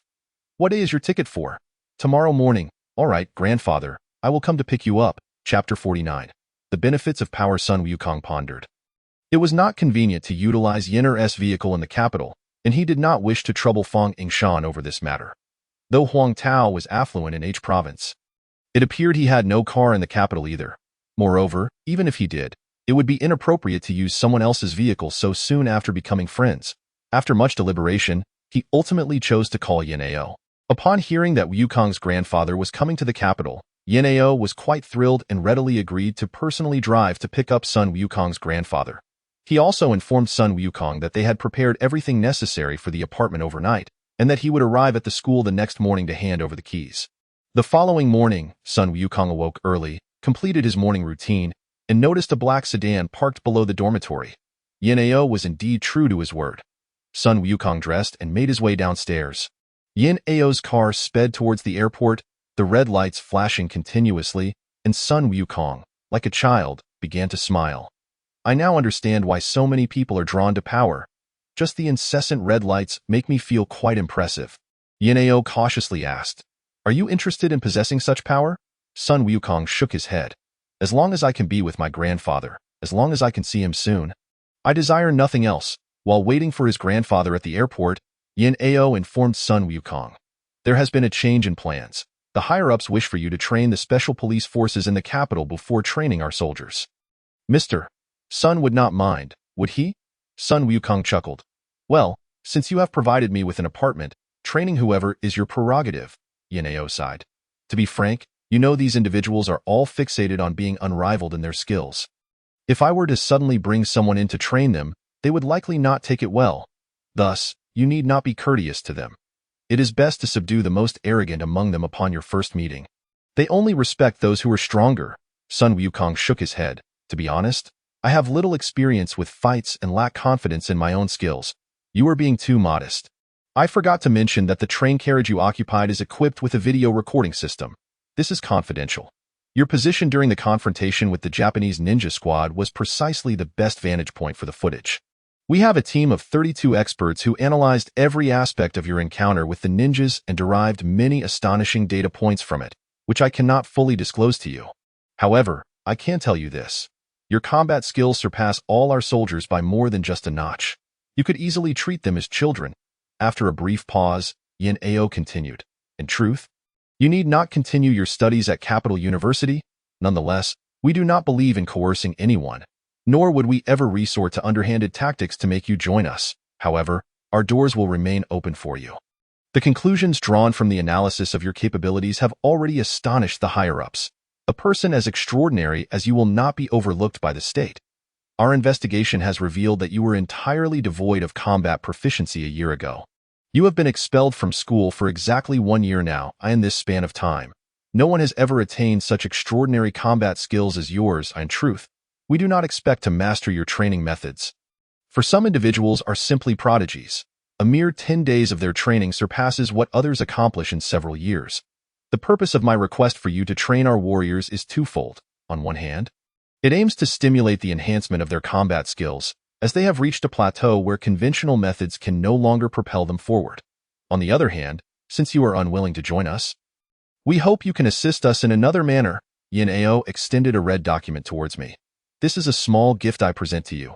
Possessing it will facilitate your dealings with various government departments considerably. Sun Wukong accepted the coveted document, akin to a privilege that ordinary citizens could only dream of, and chuckled, saying, I am not one for socializing, Mr. Yin. I truly thank you. Yin Ao smiled. Being a few years your senior, if you do not mind my presumption, you may call me Brother Yin, and I shall refer to you as Brother Sun. Sun Wukong was elated. With Yin Ao's backing, life in the capital would be much safer. Subsequently, he spotted his grandfather emerging from the airport. It was also the first time Sun Wukong laid eyes on the apartment Yin Ao had provided them. In a city as densely populated as the capital, possessing an apartment of at least 110 square meters was an extraordinary feat, further heightening his awareness of Yin Ao's intentions. Could it be that he truly holds such worth? From a previously inconspicuous and impoverished student to having the state procure a residence for him, along with a complimentary pass. Very well.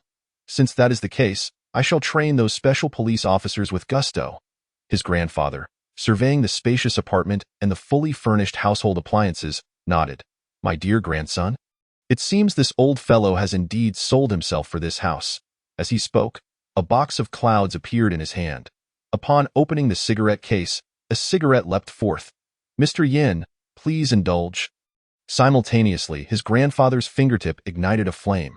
Witnessing this, Sun Wukong could not help but chuckle.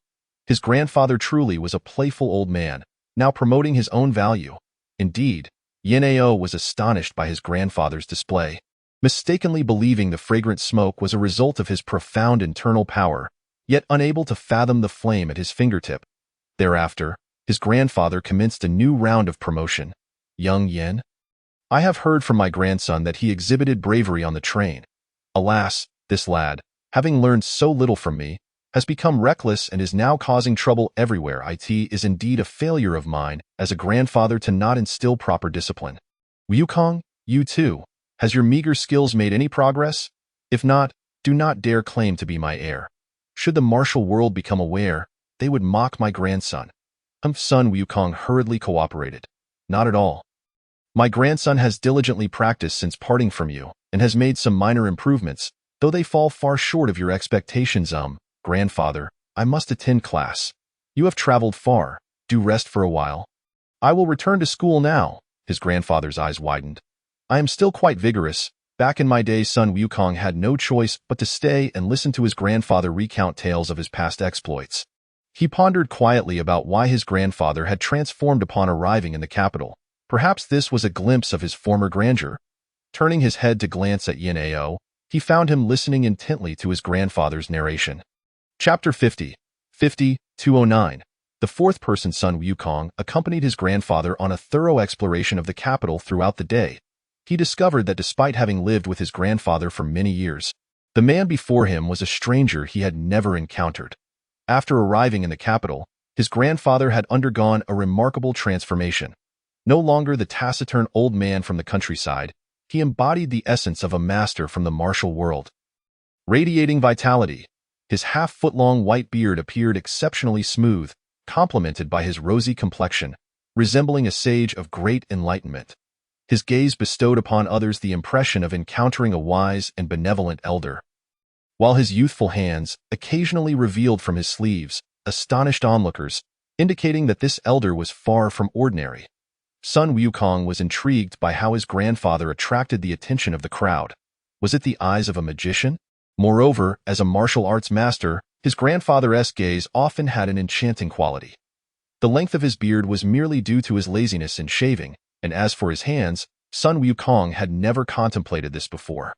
Perhaps it was due to his grandfather's frequent summoning of flames with them. Shaking his head, he dismissed the thought.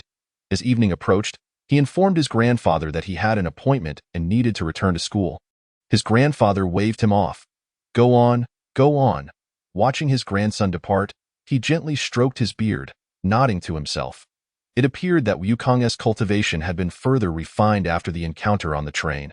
Upon arriving at the school gate by taxi, a middle-aged woman in professional attire emerged from a nearby car. Are you Sun Wukong?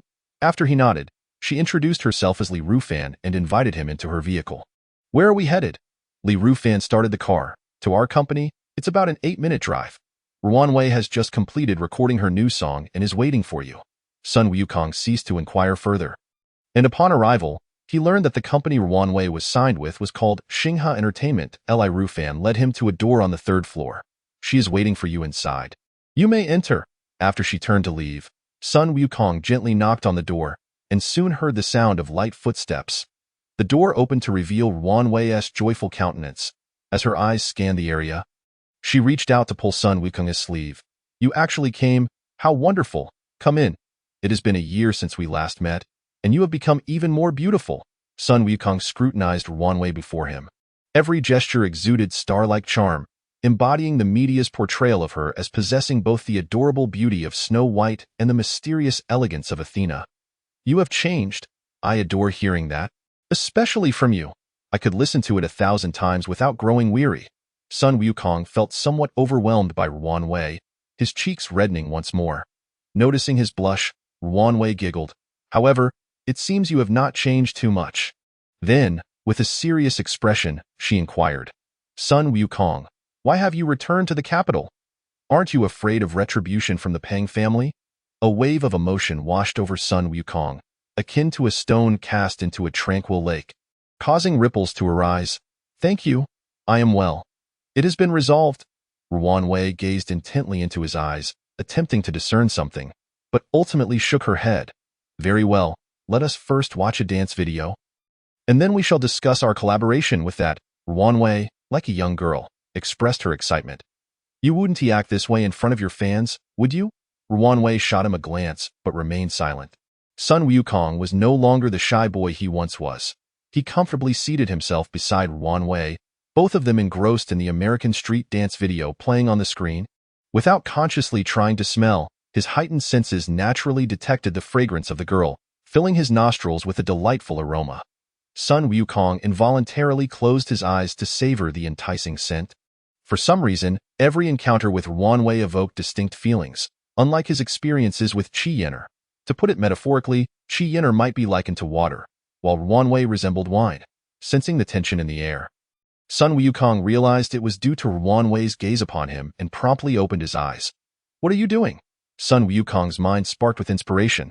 I just thought of a performance method. Ruanwei, could you show me the videos of your wall dance and palm dance? Ruanwei opened her computer and retrieved her dance videos. Sun Wukong quickly skimmed through them, and a bold idea leapt into his mind. Observing the glint of realization in his eyes, Ruanwei felt puzzled. Surely Sun Wukong had conceived a new idea, but what could it be? Ruanwei, please don't call me that. Then how should I address you? My family calls me Xiao Hui. I hope you can call me that too, Sun Wukong. Sun Wukong, am unworthy of such affection from both Qi Yenner and Ruanwei. In that moment, Sun Wukong finally grasped the difficulty of accepting the kindness of beautiful women. Staring at Ruanwei, he ultimately uttered 2 words, Xiao Hui.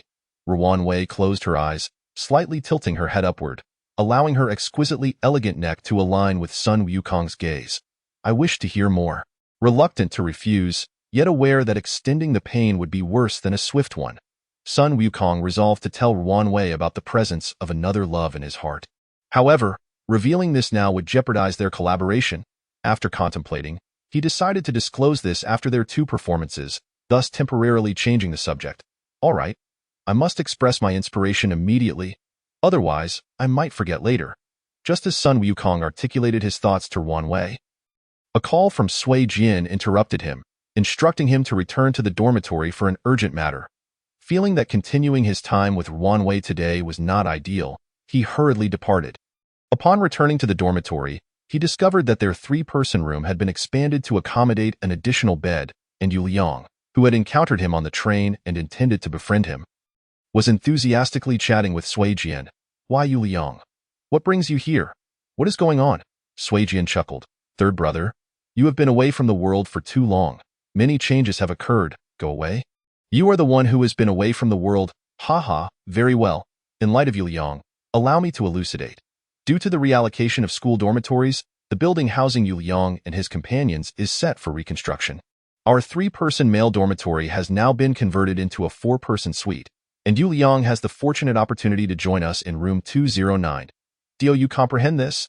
Sun Wukong stepped forward and embraced Yu Liang tightly. It seems we are indeed fated. Chapter 51. A lesson for the special police. Early the next morning, Yin Ao's vehicle came to a halt beneath the dormitory of the School of Economics. Sun Wukong tightly shut his eyes, thinking, goodness, does this mean I won't be studying anymore? My days are already quite busy. Upon seeing Sun Wukong emerge from the dormitory, Yin Ao opened the car door. I have no pressing matters today. Allow me to treat you to breakfast. You wouldn't refuse, would you? Although Yin Ao did not explicitly state it, and despite his adeptness at concealing his true thoughts, Sun Wukong understood that he longed to have Sun Wukong train him from the very day they met. Yet, he had patiently bided his time, waiting for Sun Wukong to focus his attention on him. With this in mind, Sun Wukong shrugged. Let's skip breakfast for now and head to your special police soldiers. Shall we? A flicker of excitement gleamed in Yin Ao's eyes, though he quickly masked it. Excellent.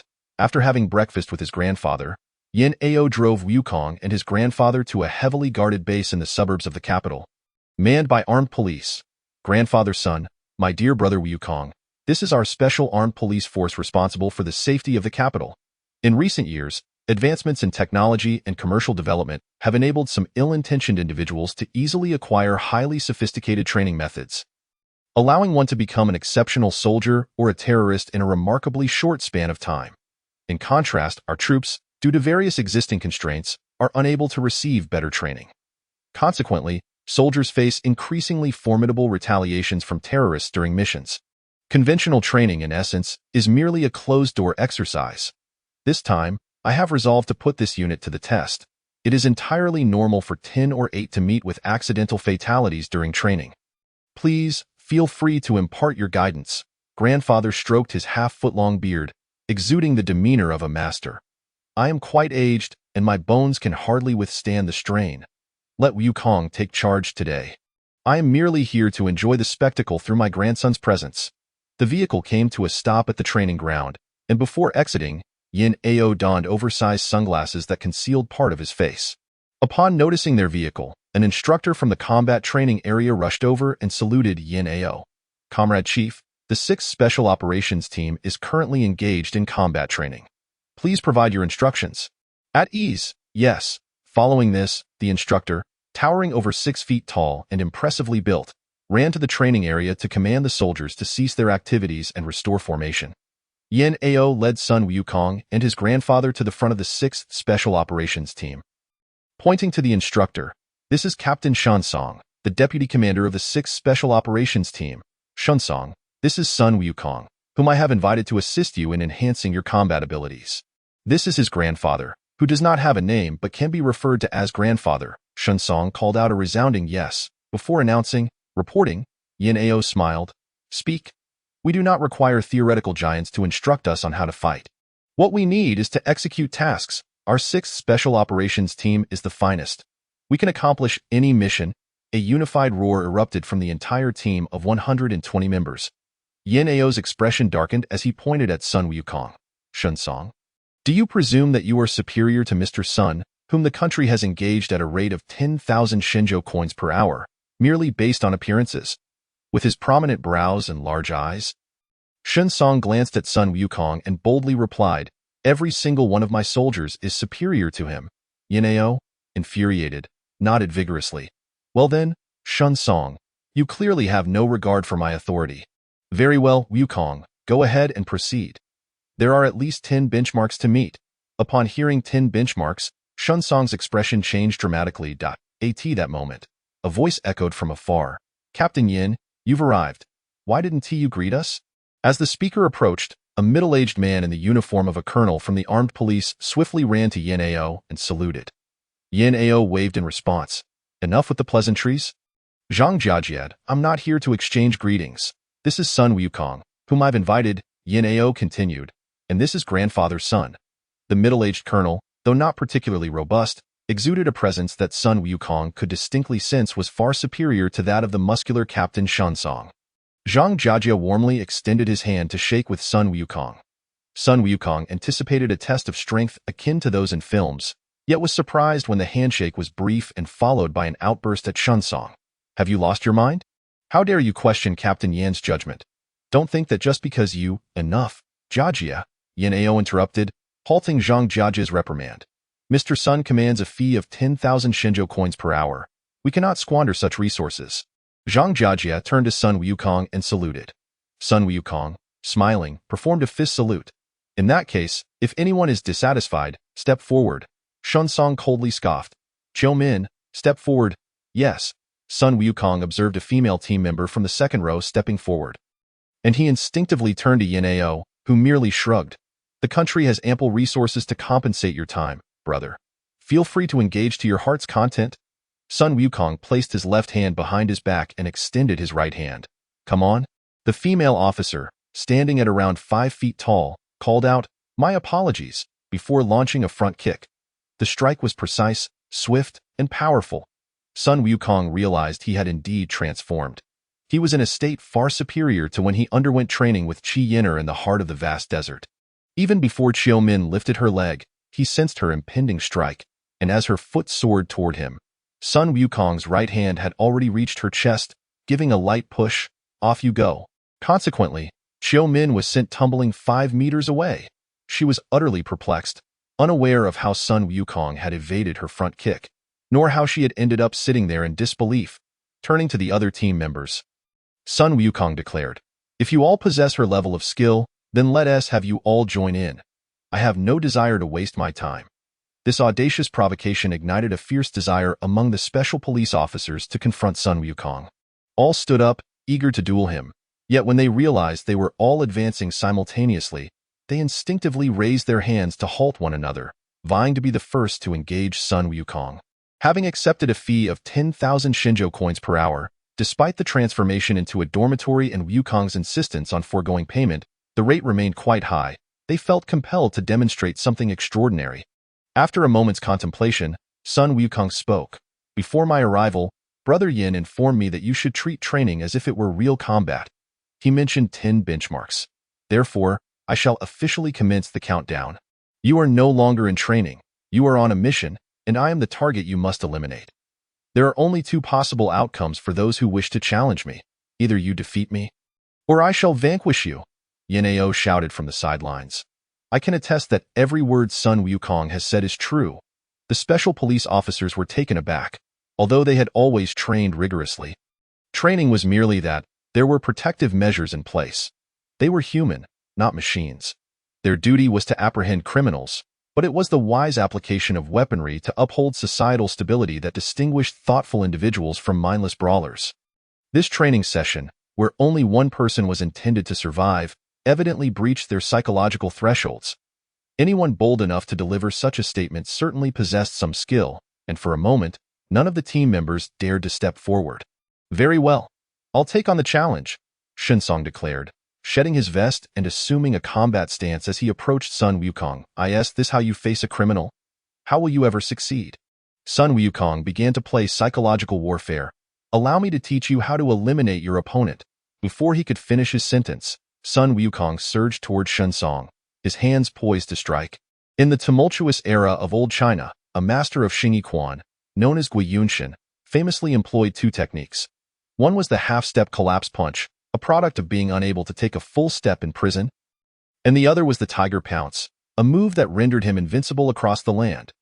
The tiger pounce was particularly challenging to defend against, not only because it allowed rapid closure on the opponent but also because the practitioner could unleash a variety of techniques, pushing, pulling, twisting, and entangling, through this single maneuver. Those who mastered it could even release all 8 categories of internal strength simultaneously, leaving the recipient utterly bewildered regarding the strength, direction, and point of impact. Regrettably, few possess true comprehension of the tiger pounce in contemporary times. When Qi Yin'er first executed the tiger pounce, it was a culmination of the most alluring movements researched by generations of saints. In the initial months, whenever she employed this technique, Sun Wukong would clutch his head, pleading, I yield. Must you use this move? Each time, he faced a thorough beating. Suddenly, Sun Wukong resolved to retaliate with the same technique, for his recollection of the tiger pounce was deeply ingrained. Thus, it became a trick he had mastered. Aside from Qi Yin'er, he was confident that no one could evade his tiger pounce unscathed. Shun Song had not anticipated that Sun Wukong would so recklessly charge forward, arms raised high, exposing his entire torso and lower region. Damn! I'll kick you to death and see how arrogant you remain. As he lifted his leg to deliver a fierce kick to Sun Wukong's groin, he simultaneously aimed a slicing palm strike towards Sun Wukong's throat with his left hand.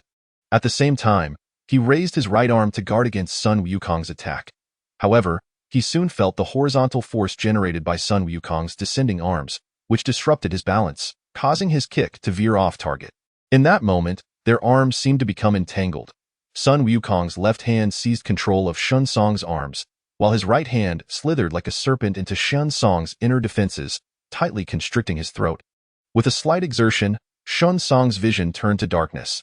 A crushing blow struck his lower abdomen as Sun Wukong's kick sent him soaring off the ground, crashing down motionless. All right, Sun Wukong clapped his hands. The first objective is complete.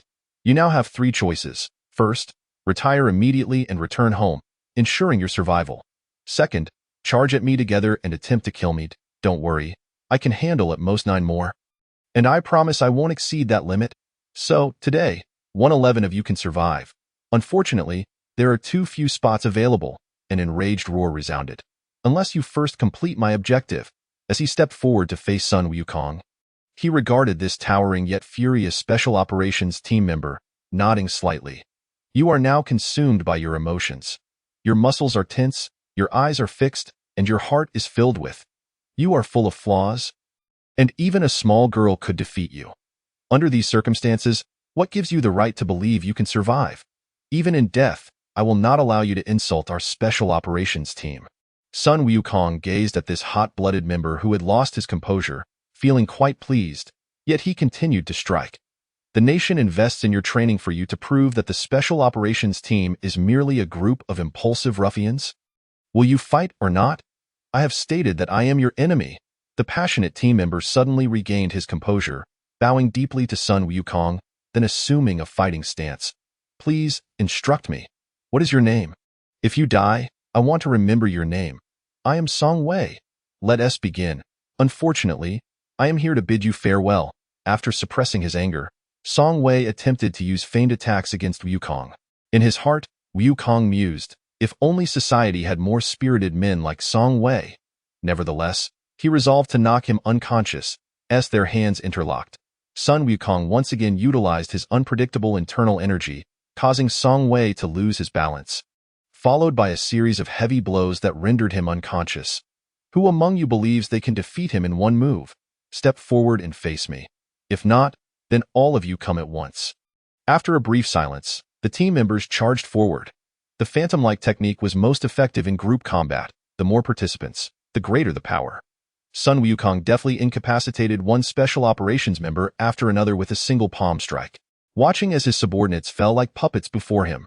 The expression on Captain Zhang Jiajia's face was one of utter dismay, as all team members were inevitably brought down, with over half rendered unconscious by Sun Wukong. Afterward, Sun Wukong turned around. Where is the medic? Revive them all. Half an hour later, all members assembled before Sun Wukong, including Shun Song. I know you are still unconvinced, feeling perplexed by how I dismantled your attack direction, force, and points of impact, correct? Shun Song shouted loudly. That's precisely how I feel, but I admit I cannot defeat you. He apologized to Instructor Sun. I'm sorry. What are you waiting for? Welcome Instructor Sun Wukong. Hello, instructors. Sun Wukong bowed to the soldiers. The 10 objectives I mentioned were merely to intimidate you, to ensure you possess adequate psychological awareness. Each of you represents the force of justice. Losing even one is a loss for the nation. How could someone as kind-hearted as I ever do that? However, if you wish to improve significantly, you must not train like athletes, but treat every combat training session as a genuine battlefield, as if it were a life-or-death scenario. I never intended to insult any of you, nor could I bear the reproach of tarnishing the reputation of the Special Operations team. I only wished to test your mental fortitude, to see if you could maintain composure in any situation. Only when one's heart is like a clear mirror can it reflect information swiftly, accurately, and transparently. Conversely, if one's heart is filled with anger and it is akin to a tinted mirror, unable to ascertain the true actions of an opponent. I will elaborate on this later. Grandfather, please come forth. The grandfather ambled forward. Just now, I have come to understand your training methods. I have heard that military personnel are duty-bound to obey orders. I may be an old man who loves to ramble, but I despise ignorance and self-righteous questioning. Now, let us commence the first lesson. Everyone, assume the horse stance for 2 hours. Sun Wukong realized his grandfather was about to implement training methods from his own era. Chapter 52. The Dance of Heaven as grandfather traced a fiery dragon in the air with his hands. And that dragon, without any external assistance or fuel, slowly floated around the waist of a special operations member standing at attention, forming a closed ring of fire. Everyone except for the two of them was left in astonishment. Grandfather waved his hand proudly. Do not lose focus. Continue your stance. You have not practiced internal energy, let alone transformed it into true fire. Now, I must correct some of your misconceptions regarding the stance and posture. The team member instinctively shifted his attention to the fiery ring encircling his waist. Grandfather shot a flame towards a wooden board used for training by the special police, igniting it instantly. Do not assume this flame is fake. Its temperature is higher than that of conventional fire. Young man, you had better remain still. Subsequently, grandfather did not waste his efforts, merely sending another flame to dance among the assembled team members. All those in stance unconsciously directed their focus toward their waists. Grandfather began to instill the importance of stance in the special police members. After explaining the significance of the stance, he clapped his hands and said to Wukong, "This group of young men is quite interesting. All right, grandson, you may return to school now. I will take over from here." Sun Wukong shrugged. "All right, I'm off." He never expected his grandfather to change so drastically after arriving in the capital. Sun Wukong smiled as he and Yin Ao left the training base. On their way back to school, Yin Ao suddenly asked Sun Wukong, "Doesn't grandfather's ability resemble martial arts? It seems more like a supernatural power." Sun Wukong chuckled and shook his head. "Grandfather rarely shares such matters with me. In fact, he only began teaching me around the time of the new year last year. The first lesson was to have me hold the stance for 3 hours. Before that, I had no idea that my grandfather practiced martial arts. He only taught me for about a month. When he was young, he was a traveling magician, and as for his flames, I also do not believe they stem from martial arts. Perhaps they can only be described as supernatural abilities." Yin Ao nodded. "Let grandfather train them for a week. Today has truly opened my eyes. However, I feel your strength is not inferior to grandfather's. Oh, let us stop here." Yin Ao smiled as he glanced at the banner of Xinghe Entertainment by the roadside. "I almost forgot. Tomorrow, the big star Wan Wei will be performing at Capital University, brother. You must get me 2 tickets. Sun Wukong nearly collapsed. "No way." Yin Ao shook his head. "We cannot abuse our power. It can easily expose us." The next day, at Capital University Stadium, although Sun Wukong had attended numerous concerts here during his school days, it was his first time arriving at this venue. As he gazed at the throngs of people filling the arena, he could not help but frown. Is this many people really here for Wan Wei? As the time for the concert approached, the shouts for Wan Wei grew louder and more fervent, and Sun Wukong finally believed that Wan Wei had such immense popularity. When the lights in the venue suddenly dimmed, 5 splendid fireworks shot into the sky. And as a focused beam of light followed, a figure performed acrobatics and leaped into the center of the stage, igniting an eruption of applause from the audience. Seated in the front row of the VIP section, Sun Wukong joined in the applause with the crowd. Then, all applause ceased, and silence enveloped the venue as everyone controlled their breathing. On a large drum no more than 2 feet in diameter, Wan Wei commenced her performance. Like a mesmerizing artifact from ancient legends, Wan Wei began her movements atop the drum, and in that moment, Sun Wukong understood. She was a born dancer. Her fluid movements evoked images of the universe's creation, of humanity's first attempts to crawl.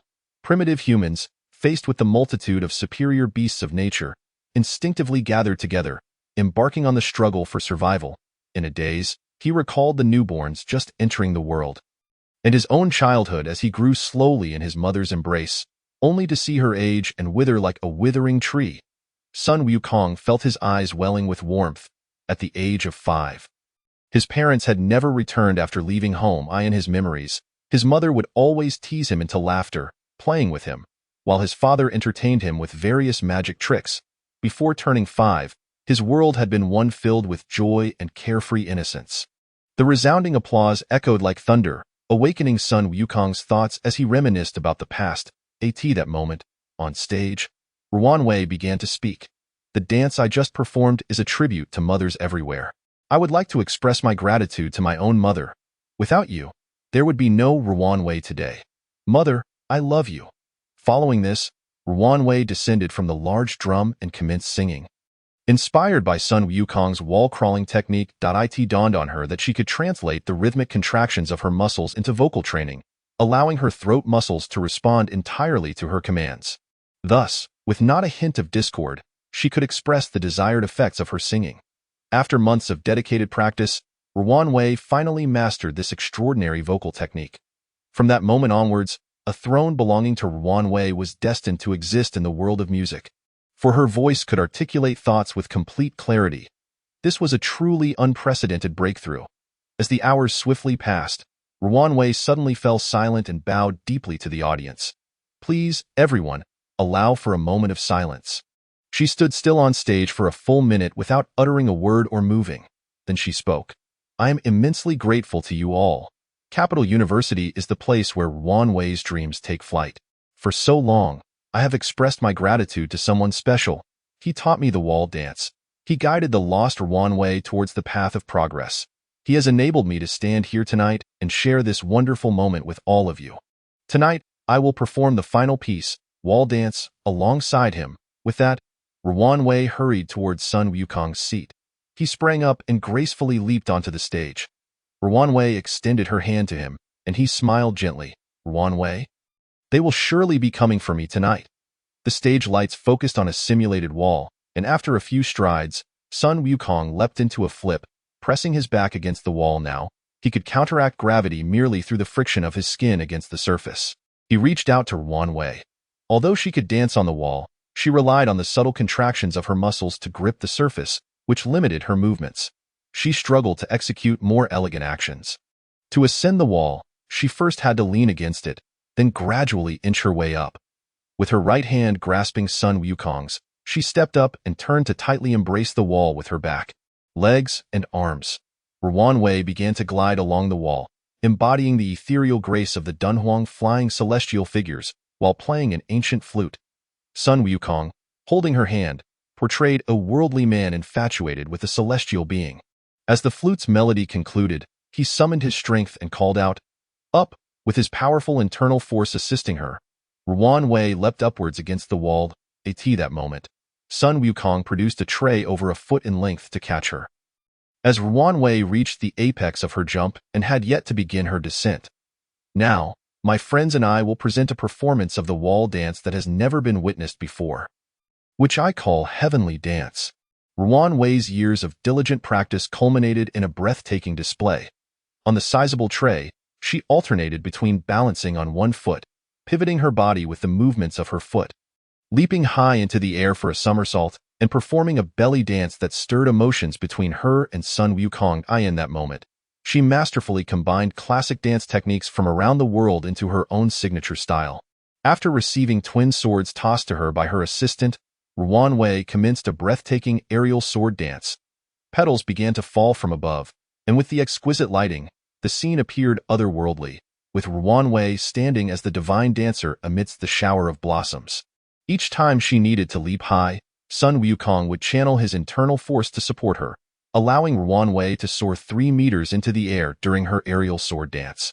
As she ascended, she twirled gracefully amidst the cascade of flowers, and upon descending back to the tray, Sun Wukong would subtly counteract her falling weight, enabling her to rise once more like Nuwa, the goddess who mended the heavens. As the audience marveled at her heavenly dance, Ruan Wei's melodious voice resonated ethereally through the air, akin to the compassionate Guanyin Bodhisattva chanting sacred mantras to awaken a world mired in despair, or like an eternal flame guiding a lost soul from the depths of darkness. In that moment, those who had learned to be cruel and deceptive in the mundane world opened their hearts, allowing themselves to be cleansed by her transcendent song. While Ruan Wei danced and leaped with her swords, she also sang with abandon, and as the ethereal fairy rose time and again amidst the turbulent world, the audience experienced a soul-stirring baptism of life. As Ruan Wei soared and Sun Wukong adapted to her movements, she fully surrendered her limbs, executing many actions they had not practiced before. Despite the increasing difficulty of the movements, Ruan Wei firmly believed that Sun Wukong's hands could support the entire sky. Standing on the tray in a pose of a golden rooster, she pointed her sword towards the heavens, declaring the successful conclusion of her solo concert at Capital University. Chapter 53. Every endeavor comes at a cost. Sun Wukong, wishing to remain inconspicuous, bid farewell to Ruan Wei and leapt off the stage as she announced the concert's end. Huang Tao and Sui Jian rushed forward. Embracing him tightly, "Third brother, you were incredible. You're amazing." Yin Ao observed Sun Wukong from a distance. As a high-ranking official in the Security Bureau, he had a keen understanding of human psychology. Sun Wukong might not yet realize it, but Yin Ao already knew that if any force sought to manipulate him, they would undoubtedly target Ruan Wei first. He would not allow such a thing to happen, especially after witnessing Ruan Wei's dance and hearing her song. Even someone like him, who usually remained detached from the entertainment industry, recognized that Ruan Wei's voice was profoundly captivating, each note resonating deeply with the heart. Such was the effect of her singing that even he, a master of emotional control, found himself reflecting on his own childhood, let alone ordinary people. Thus, his troubles began. Yin Ao sighed. "Am I going to have to ask this kid for protection money now?" Turning back, he saw Ruan Wei joyfully dancing with a middle-aged woman, and he inhaled deeply. "Brothers, let us go." Sui Jian slung an arm around Sun Wukong's shoulder. "Third brother, you must get me a few autographs from Ruan Wei. Otherwise, I want to let it go." "Didn't I already ask for one?" Sui Jian lamented.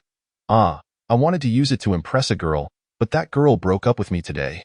"You seem hardly distressed," Huang Tao added. "No, he is a little sad. He is mourning the loss of the autograph he gave away." Sui Jian chuckled. "You don't know, I, Sui Jian, am a master of navigating the flower-filled world without a single petal clinging to me." Seeing that he appeared completely unfazed by his breakup, Sun Wukong continued to inquire. "Master of the romantic realm, then how did you still fail?" Sui Jian scoffed at Sun Wukong's question. "The key to courting is to relish the gains and losses, the joys and sorrows of the process. It's about immersing yourself in each encounter with your own wisdom. As the ancients said, observe 1,000 swords to recognize their worth. A man who does not seek to understand more women and experience the pleasures of their company is truly missing out." Sun Wukong shook his head. "You're hopeless. Let us go, my treat." The next morning, major media outlets reported on the unprecedented success of Ruan Wei's concert at Capital University. Peng Jian, president of Weishuan Tuo, commented, "History will forever remember this night. Ruan Wei has etched the most dazzling brilliance of this era upon the vast river of music." Cui Zhonghai, chief columnist for the Haitian newspaper, remarked, "If there exists a deity in this world, then Ruan Wei is the goddess of dance." Howing from Sino-Korean cultural media stated, "The 3-hour concert was merely a prelude to the final aerial sword dance, which eclipsed the brilliance of the stars." Yu Yi, chairperson of Danlon Cultural Communication, expressed, "The moment Ruan Wei leapt into the aerial sword dance held significance akin to Armstrong's first steps on the moon." Zhen Baiqi, president of Capital University, reflected, "I shall never forget witnessing the performance of the heavenly dance. Words cannot capture the shock within my heart." However, a comment from an internet user with the pseudonym 24K Pure Pervert garnered widespread attention. "Ruan Wei's song and dance have transcended the clouds. I am more curious about the young man who supported her soaring flights. Who is he? Why was he not given a dedicated spotlight?" The next morning, Ruan Wei's company held a press conference regarding the heavenly dance at Capital University. Faced with intense questioning from the media, Ruan Wei steadfastly refused to reveal Sun Wukong's name. "If he doesn't want it, I cannot disclose it. I'm sorry. Will you invite him to perform the heavenly dance with you again in the future?" Ruan Wei smiled dreamily. "If he is willing, is he your lover? I apologize, but without his explicit consent, I shall refrain from discussing any matters pertaining to him with the media. I implore everyone not to pressure me, for I fear that he may never collaborate with me again on the performance of Tianwu." This pronouncement swiftly silenced all journalists attempting to inquire about Sun Wukong. None wished to miss witnessing the legendary Tianwu. Through videos circulating online, the spectacle of the flying sword dance has captivated audiences across the globe. Despite the clarity of the footage, many lamented their inability to experience Ruan Wei's performance in person. On the third day, numerous private jets surged towards the capital of Shenzhou, their mission to secure the rights to distribute Ruan Wei's music in the country, followed by efforts to invite the Tianwu dancer for a performance. Sun Wukong, at the training base of the Special Police Force, observed his grandfather instructing the elite squad. The team members covered their eyes, and then his grandfather unleashed 7 flames that danced among them. The warriors, sensing the heat of the flames, instinctively dodged. His grandfather had the support staff develop a wind whistle designed to enhance human auditory perception. Upon throwing the whistle, it sliced through the air, producing sound. Gradually, his grandfather lowered the whistle's volume, ultimately substituting it with pebbles, allowing the soldiers to discern at least 30% of the direction through their hearing and avoid danger. As Sun Wukong watched, he quietly admired his grandfather's mastery in training others. If it were he would struggle to instruct anyone. At that moment, his phone rang, and Ruan Wei's hesitant voice came through. Wukong, where are you now? I wish to see you. Is it convenient? Just a moment. I am currently in the suburbs of Beijing. I shall return shortly. Where are you? Upon hearing Wukong agree to meet her, Ruan Wei seemed to exhale in relief. Sun Wukong shook his head. A major star was taking the initiative to invite him? Such news would be hard to believe for anyone on Earth. Taking a military vehicle to the nearest subway station, just as he exited the station, his phone rang again. I see you. I am in the car by the roadside.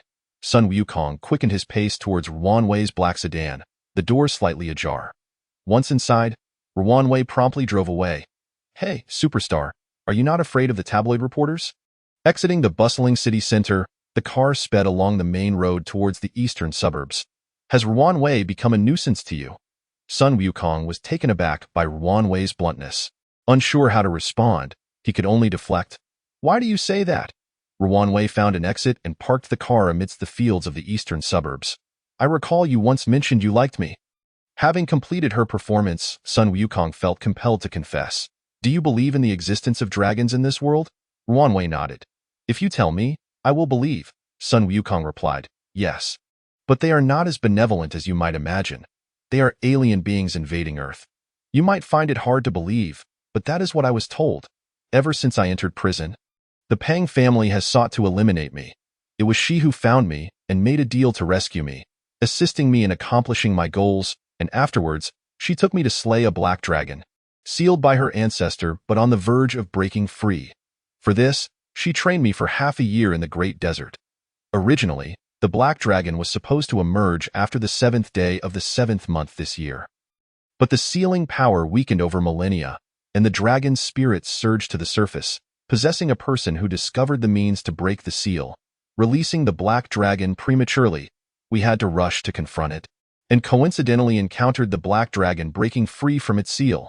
She used my blood to slay the dragon, and I felt heartbroken as I departed. Subsequently, due to excessive blood loss, I lost my memory and ended up in a small village, where I was sheltered by my grandmother, Xiaopin, and the mute Yuning. Later, she found me, and at that moment, I regained my memory that a group of mysterious individuals sought to kill me, and an unprecedented flash flood devastated the mountain village. She and I escaped from there, subsequently parting ways. When I was with her, I believed our relationship was merely transactional, a collaboration. But upon returning home after leaving her, I found myself unable to eat or sleep soundly until I picked up the phone to tell her I liked her. At which point the pain vanished. Turning his gaze back, Sun Wukong noticed Ruan Wei lightly biting her cherry lips, and the sparkle in her captivating eyes left him momentarily speechless. What is her name? Her name is Qi Yenner. Where is she now? She is a holy maiden of a minority ethnic group, and since the new year, she has been in seclusion for 4 months. After this period, she will come to the capital to find me. If someone else were to tell me this, I would assume they were avoiding the truth. But you? Ruan Wei turned away from Sun Wukong. Her angelic voice tinged with sorrow. I believe you. Yet my heart aches. Why did you not tell me when we first met? You are about to hold a concert at Capital University. I did not want to affect your emotions, so I refrained from speaking immediately. Thank you. Ruan Wei suddenly turned back, raising her voice. But what do you want me to do next? Not allowing Sun Wukong a moment to respond. Ruan Wei continued. The performance of the wall dance you supported me in achieving was a dream that I could never have reached alone. Yet because of you, we accomplished it. However, it is precisely because of you that I cannot continue. How can that be? Your current fame is recognized worldwide. Ruan Wei shook her head. Others may not know, but you, Sun Wukong, surely do. Can you find a second person capable of supporting me for the flying sword dance? Even if you could, I would not dare to trust them. That night, I attempted many unprecedented moves, taking risks I had never imagined, for I knew you were below me. Even if I fell from a height of 10,000 meters, you would catch me securely and absorb the impact, allowing me to soar once more. You brought me to the pinnacle of human dance, and then you withdrew. Cold sweat broke out on Sun Wukong. He had only wished to assist Wanwei in achieving greater success, never anticipating it would lead to this. Yet it was indeed the case. If Wanwei were to cease performing the flying sword dance in her dancing career, nothing else would ignite the audience's excitement. The only path left would be to ascend ever higher. Ultimately, this was all a consequence of a creative idea from him, Sun Wukong. After pondering, Sun Wukong firmly nodded. Very well. In the future, if you hold another concert and require the performance of Tianwu, I shall be there. Wanwei suddenly erupted into laughter, causing Sun Wukong's heart to race. Then, with resolve, Wanwei declined, leaving Sun Wukong bewildered. What more does she want? Wanwei's demeanor regained composure. I received an invitation from your principal. He has asked me to attend Capital University. I have agreed. Now that the world is aware of your Tianwu, why would you choose to withdraw at this moment? Wanwei raised an eyebrow. I forgot to ask you, if you cannot slay the Black Dragon, what will happen to this world? Sun Wukong could only shake his head. That was an unknown. Wanwei sighed. A significant portion of my reputation is due to you, Sun Wukong, not my own strength. Moreover, this external fame distances me from you. Sun Wukong secretly rejoiced. If she chose to study at school, he would not have to accompany her to perform the flying sword dance everywhere. Subsequently, Wanwei changed the subject. However, do not think you can easily extinguish my career in entertainment, nor shall you treat me as a mere puppet in your hands. I aspire to possess the ability to perform the flying dance independently. Sun Wukong eagerly approved. Indeed, that is the demeanor of a superstar, a high standard for a new generation of independent women. Wanwei interrupted Sun Wukong's thoughts. Therefore, you must impart your skills to me, enabling me to perform freely on the wall and soar gracefully in your palm. Sun Wukong widened his eyes, gazing at Wanwei for a long moment before uttering, "Very well." Following that, Wanwei exclaimed with joy and embraced Sun Wukong. Chapter 54. Listen to grandfather's words as Sun Wukong strolled slowly through the campus of Capital University. He reflected on Wanwei's recent embrace. He began to resent himself, having only confessed his feelings for Qi Yin'er on New Year's Eve. Initially, he believed his affection for Wanwei was merely a result of her being the first opposite sex he encountered, a catalyst for awakening his emotions. However, upon returning to the capital and facing Wanwei, Sun Wukong realized he had been mistaken. His grandfather had always been his idol, especially after hearing the stories of his grandfather and grandmother. Sun Wukong became increasingly convinced that one can only have one true love in life. Yet, at this moment, he discovered that he had started to develop feelings for Wanwei immediately after parting with Qi Yin'er. How could such a despicable nature exist within him? A person who has reached the innate level of mastery can no longer alleviate inner torment through physical suffering. Advanced skills come with their own flaws. This is also why high-level practitioners often possess calm and tranquil dispositions. For once the mind is disturbed, they endure a suffering 100-fold greater than ordinary people. Their spirits have generally attained a level of complete control. Thus, mental anguish can lead to a purgatory of the soul. After some contemplation, Sun Wukong resolved to consult his grandfather. Observing his grandson return home in silence, his grandfather, reclining on a wicker chair while watching television and munching on bananas, chuckled and scolded. "You little rascal, you never return to see your grandfather without a good reason." I knew something was amiss. Ultimately, is it oneself who has grown up, or is it the grandfather who understands oneself the most? Sun Wukong, conveying his thoughts, inquired of his grandfather, "Grandfather, am I very fickle in love? Despite having perused countless medical tomes, you truly are a bookworm. Even a rough fellow like me can grasp this." The grandfather swallowed a banana and wiped his mouth. "Allow me to elucidate in simple terms. Since childhood, you have had little interaction with girls, and Wanwei is the first girl you have encountered, correct? She introduced you to a whole new world, awakening your feelings for the opposite sex. You have trained alongside Qi Yin'er for several months without so much as a touch. Yet after parting ways, you suddenly felt a void, did you not? Sun Wukong nodded vigorously. Indeed. Ah, you cannot bear the blame entirely, the grandfather sighed, his expression turning somber. Your mother passed away too early. From a young age, I have been both father and mother and your grandfather. You have matured, yet subconsciously, you yearn for a mother figure. Thus, when you encounter individuals like Fang Yingshan and Qi Yin'er, who care for you and even train you, you instinctively develop a sense of dependence on them. This reliance is not inherently negative. After all, many are drawn to nurturing types, as you have mentioned, feeling no racing heart beside Qi Yin'er. Perhaps this is the reason. Ruan Wei, on the other hand, represents a relationship formed on equal terms. A mutual attraction. This kind of sentiment has been extolled throughout the ages. Any couple entering such a bond feels their lives become vibrant due to the other's presence. Do not regard me with such disdain. Your grandmother and I were once in a similar situation, and in that feudal society, she became pregnant with your father before marriage. However, relationships are complex. There is no right or wrong. You merely encountered two different types of girls at a fortuitous time, which does not imply you are unfaithful. Human nature is intricate, not simplistic. What should I do then? That depends on you. I have merely provided my analysis. However, historically, marriages based on mutual attraction are profoundly captivating yet fraught with uncertainty. Sun Wukong exhaled with relief. Hearing you say that comforts me, but I still do not know what to do. The grandfather stood and patted his grandson's shoulder. In my time, I knew what to do. But what good did it do? Knowing the right course of action is futile. Love is a matter between two individuals. Dear grandson, heed my advice. Go wherever life takes you. The future is unpredictable. Consider this. If you knew every event that would unfold each day, what meaning would life hold? It is better to embrace the unknown and strive wholeheartedly. Even if you do not attain your desires, you will have no regrets. Grandfather, after grandmother departed, what have you lived for all these years? The grandfather smiled wistfully. I shall tell you before I depart this world. After parting from his grandfather, Sun Wukong slowly made his way back to the dormitory, deciding not to dwell on such matters any longer. Life is not meant for endless suffering. Upon returning, he found Sui Jian pacing the dormitory, muttering to himself, this approach is too old. I cannot use it. No, that is too risky. No, this method won't work either. Upon noticing Sun Wukong, Sui Jian seized him. Third brother, quick, give me an idea. I'm going crazy. Sun Wukong had never seen the usually charming and mischievous Sui Jian appear so anxious and couldn't help but ask. What is the matter, old Sui? Sigh. What should I do?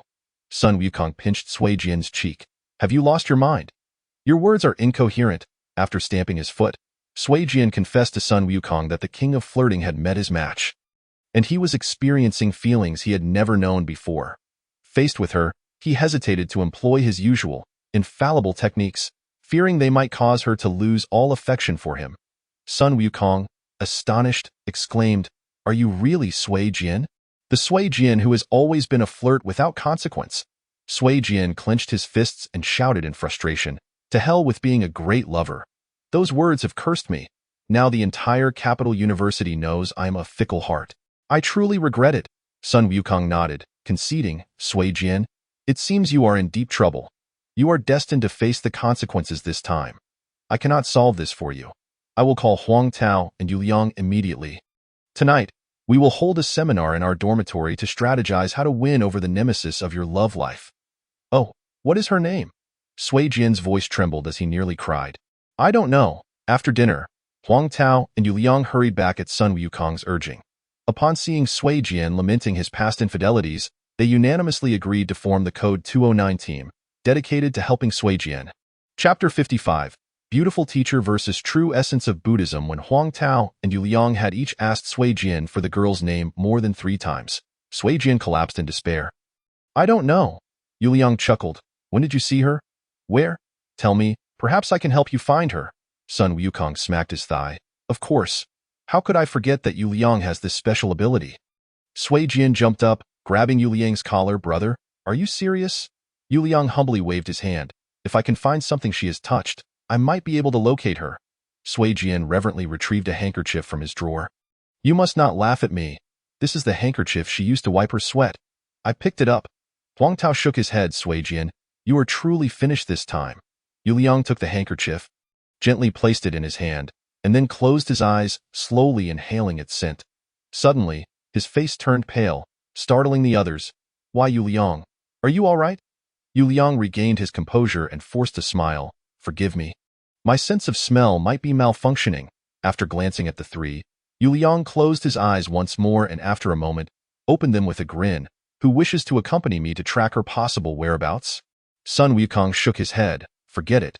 I can guess she is in the girls' dormitory even with my eyes closed. I do not wish to force my way in where I am not welcome." Yu Liang shrugged. "Sui Gu, let's wait until tomorrow.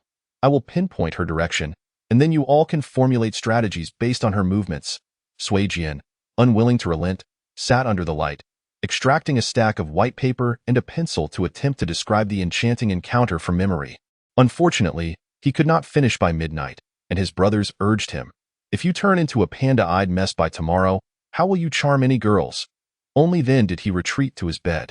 The next morning, Sui Jian patiently waited for his brothers to finish breakfast before inquiring if they could begin. Why, Yu Liang nodded. "Okay." The four of them arrived at the path where Sui Jian had encountered the girl the previous day. Yu Liang lingered around the bench where she had sat, then turned back. "Why are you all following me? Go about your business. I will inform you the moment I have news." "Fine." Sun Wukong pondered that he had not attended classes in days. It was time to go. He turned to Huang Tao. "Old Huang, I'm going to class. Are you coming?" Huang Tao sighed. "All right, I haven't attended in several days either. Let's go." Sui Jian suddenly perked up. "Hey, you two are just being coy." Hey. Have a little conscience. What are you saying?" Sui Jian looked disdainfully at Huang Tao and Sun Wukong. "What are you pretending for? Who doesn't know the first class today is taught by the new beautiful professor? The most stunning teacher at Capital University? I never expected you two to." Sigh. "A dog's mouth cannot produce ivory." "Fine. Since you said that, I will definitely go. Old Huang, let us go charm the first beauty professor." "Wait, Sui Jian, what does she teach?" Sui Jian shook his head. "Forgive your two foolish friends. Behavioral psychology and business. Her name is Yang Rui, a dual PhD from Harvard." Huang Tao, with his arm around Sun Wukong, laughed as they approached, proclaiming loudly, "Sui Jian, let us see if you can handle your nemesis or if we catch the first beauty professor first." Upon entering the classroom, Sun Wukong and Huang Tao discovered that although there were still 10 minutes until class began, every seat was already taken. They could only shake their heads and leave. The allure of the first beauty professor was indeed formidable. "Oh well, I just wanted to listen to a lecture. Let's find another classroom," Sun Wukong suggested. Huang Tao shrugged. "Whatever, I'll accompany you." They entered a random classroom, and Sun Wukong remarked on the few students present, "Let us switch rooms. There are too few people here. We will stand out." Huang Tao pushed Sun Wukong into a seat. "Enough. This will do. I don't want to waste energy. Let us sit and relax." He then pulled out his laptop to check the status of his invisible empire. Sun Wukong rummaged through his old military backpack, which he had carried for over a decade, and began to study the female psychology book he had borrowed from the library just yesterday. He found himself utterly uninformed about the intricacies of the female psyche. The classroom doors swung open, and a young woman clad in athletic wear entered. As she gracefully stepped into the room, all the students' gazes were irresistibly drawn to her, as if caught in a gravitational pull. In a mere 5 seconds, Sun Wukong and Huang Tao snapped back to reality, exchanging looks of astonishment.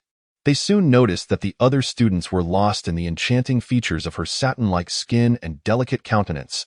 Indeed, her lips resembled morning dew, evoking an irresistible urge to kiss. Her eyes, while radiating the essence of a woman with her own aspirations and a profound disdain for material pleasures, simultaneously exuded an alluring feminine charm. Her nose stood centrally on her face like a charming little cat. As she approached the podium and began to speak, the dimples on her cheeks captivated the hearts of the students. At that moment, the students collectively shook their heads, lamenting the unfairness of it all. Her feminine allure and intellectual poise harmoniously intertwined to form an undeniable magnetism. Good heavens! Could she truly be the most beautiful teacher at the university? Surely I am not mistaken? Upon hearing the hushed exclamations from the students behind him, Huang Tao gleefully gestured to Sun Wukong, indicating, "Look, I told you so." Sun Wukong could only shake his head, marveling at how life constantly defied expectations. "Hello, everyone. Your teacher Li has some matters to attend to, and I will be substituting for her today." My name is Yang Rue. Let us begin. Please prepare yourselves, as today's discussion will revolve around the thoughts left by your teacher on the topic of Buddhism. I invite everyone to share their insights. I shall start. A boy eager to impress the university's most beautiful teacher stood up, feeling a surge of pride at being the first to speak.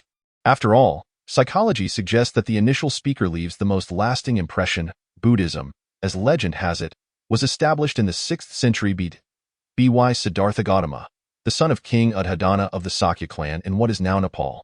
The teachings later diverged into the Mahayana and Theravada schools. This student passionately recounted the origins of Buddhism, and Sun Wukong admired his bravery. The lad, while gazing longingly at the beautiful teacher, flawlessly recited the history of Buddhism. He had the potential to become the next Sujin. Sun Wukong searched his backpack for a history book for what felt like an eternity, but it was in vain.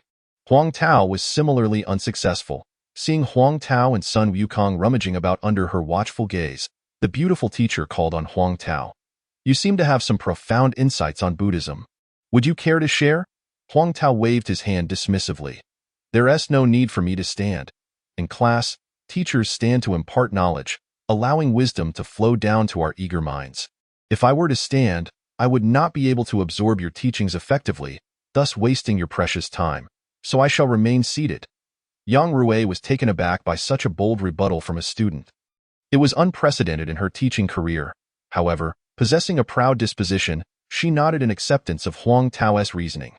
Very well, from now on, no student needs to stand to speak. Please continue. Huang Tao pressed on. Since you, Teacher Yang Rue, are delivering a traditional lesson on Buddhism, I would like to request that you refrain from referring to me merely as this student. I have my own name and independent thoughts. Do you not agree, Teacher Yang Rue? Yang Rue chuckled lightly. Indeed, I was remiss in my impromptu lesson plan didn't allow me to inquire about everyone's names, which would undoubtedly consume too much time. Since we're on the subject, please introduce yourself.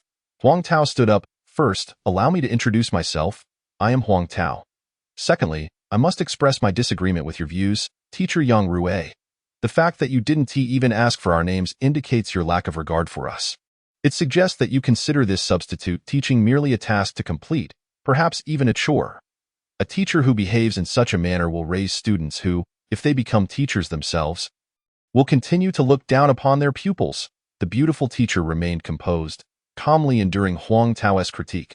Sensing her resilience, Huang Tao thought it prudent to offer her an escape. Of course, if each student were to introduce themselves, you would come to know us, and we would learn from you how to embody the virtues of a teacher and the proper way to live. However, half the class has already passed. What a contradiction. I believe this mirrors the very reason Buddhism was founded, as Gautama was simultaneously surrounded by countless beautiful women in a life of pleasure while grappling with the diminishing vitality of his own desires. Though he never explicitly stated it, his teachings subtly pointed to two words he sought: ultimate bliss. What is ultimate bliss? For a man, it is the moment of ecstasy when he releases his essence into a woman. Yet Gautama yearned for a sensation that would last far longer. Yang Rue stared at the first man in her life who dared to so brazenly discuss such topics in her presence. Her teeth clenched in silent fury. This was an affront and an insult to her dignity. Chapter 56. The coward Huang Tao observed the university's most beautiful teacher struggling to maintain her composure, and a perverse pleasure surged within him, emboldening his words. Thus, I surmise that Gautama likely experimented with various ancient aphrodisiacs to prolong his pleasures in the throes of passion. He would often hold back at the moment of climax, and when unable to control himself, would resort to inflicting pain, perhaps with a sharp object, to delay the urge. This echoes the common adage, a man must be tough on himself. All the students watched with bated breath as Huang Tao spoke with unabashed audacity, while Sun Wukong marveled at his gang leader's unconventional and audacious approach to seduction. Truly remarkable. He doubted he could ever express such thoughts. Yet, this thrill was akin to the teacher's chalk, diminishing with each use. Any aphrodisiac merely hastens the inevitable. Gautama, due to his excessive indulgence and frequent use of such substances, became impotent by the age of 29. Such a disgraceful truth was not one to share openly. Thus, he left the palace and, after countless attempts to regain his virility, established the ascetic teachings of Buddhism, even introducing the perverse doctrine forbidding marriage among his followers. That is all I wish to say. Yang Rui took a deep breath, raised her porcelain-like hand, and initiated applause for Huang Tao. Wonderful, you've offered a fresh perspective. It's commendable to step outside traditional confines and adopt a new mindset. Huang Tao, you did well, teacher. I have further insights, but I shall reserve my thoughts for my fellow classmates at this moment. We can continue our dialogue later. Thank you, thank you. Huang Tao then boldly reclaimed his seat. Goodness, after such a declaration, who would dare stand and expound on Buddhism? All the students were left in disbelief, realizing the age-old truth that beautiful women are drawn to rogues, and that indeed, bad boys are irresistible to women. Yang Rui then pointed to Sun Wukong, who felt a shiver run down his spine. Casting Huang Tao a glance of reproach, he stood up, contemplated briefly, and began to share his story. Once upon a time, there was a king who, due to the demise of his firstborn child, cherished this newborn, ensuring he was raised in the finest surroundings. As he grew, his parents shielded him from the realities of sickness, aging, and death. Not a single elder served in the palace, and horses were replaced before they aged. Leaves that fell were promptly cleared away. Whenever he ventured outside the palace, his father had arranged for all signs of aging to be removed from his path. He remained blissfully unaware of the existence of suffering. He believed he would be happy forever, fully indulging in the pleasures of life. Until one day, he encountered a figure lying dead in the street. Curious, he inquired about the situation, and his servant informed him, "My lord, I cannot deceive you. He has died." Inquisitive, he asked, "What is death?" The servant explained that every person must die and estimated how long an average person lives. He was struck with unprecedented shock. Could his own life end at any moment? Would the maidens he reveled with eventually grow old and become the wrinkled old people his servant spoke of? What meaning does life hold then? He commanded his servant to inform his parents that he would seek the secret to immortality, and if he could not find it, he would never return. Ultimately, he concluded that only by shedding this mortal coil could one attain eternal life. Yet, to abandon the body is to perish. In pursuit of immortality, he sought to discard his flesh. I cannot fathom this. Truly cannot. Teacher, can you enlighten me? Sun Wukong posed this complex dilemma to Yang Rui, who realized that both of these young men were equally formidable opponents. Huang Tao's theory is audacious and audacious. Yet it resonates deeply with human nature. The issue of Sun Wukong, however, has been a topic of endless debate for centuries.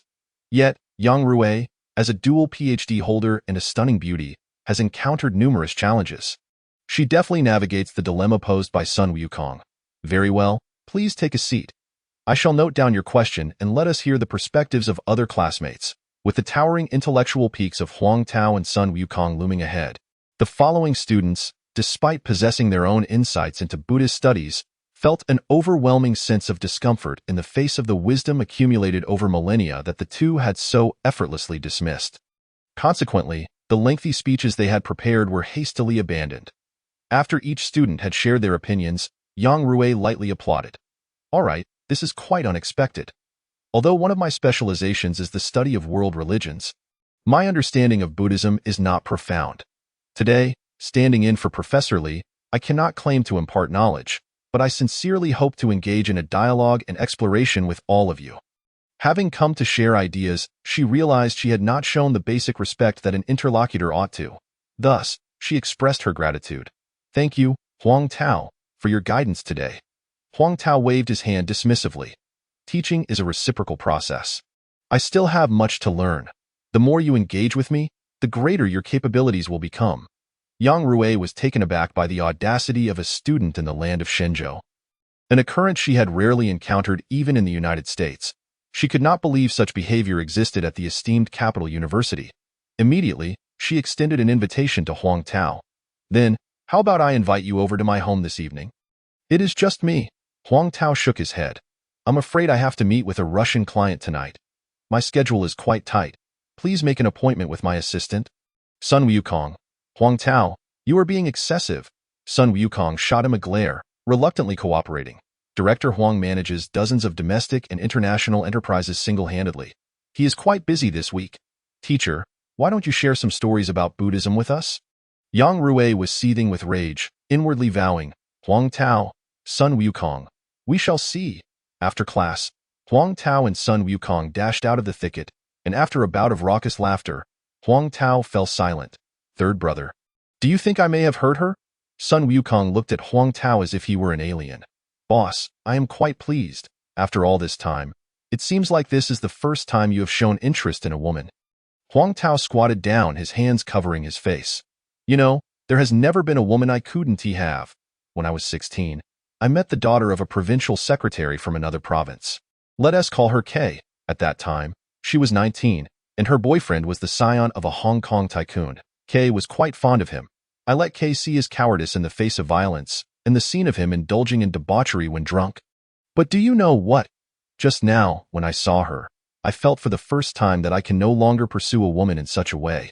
It was the first time I felt so out of control, not knowing what I was rambling about. On one hand, I desperately wanted to leave a profound impression on her, but on the other hand, you see, I have never pursued a girl through honorable means.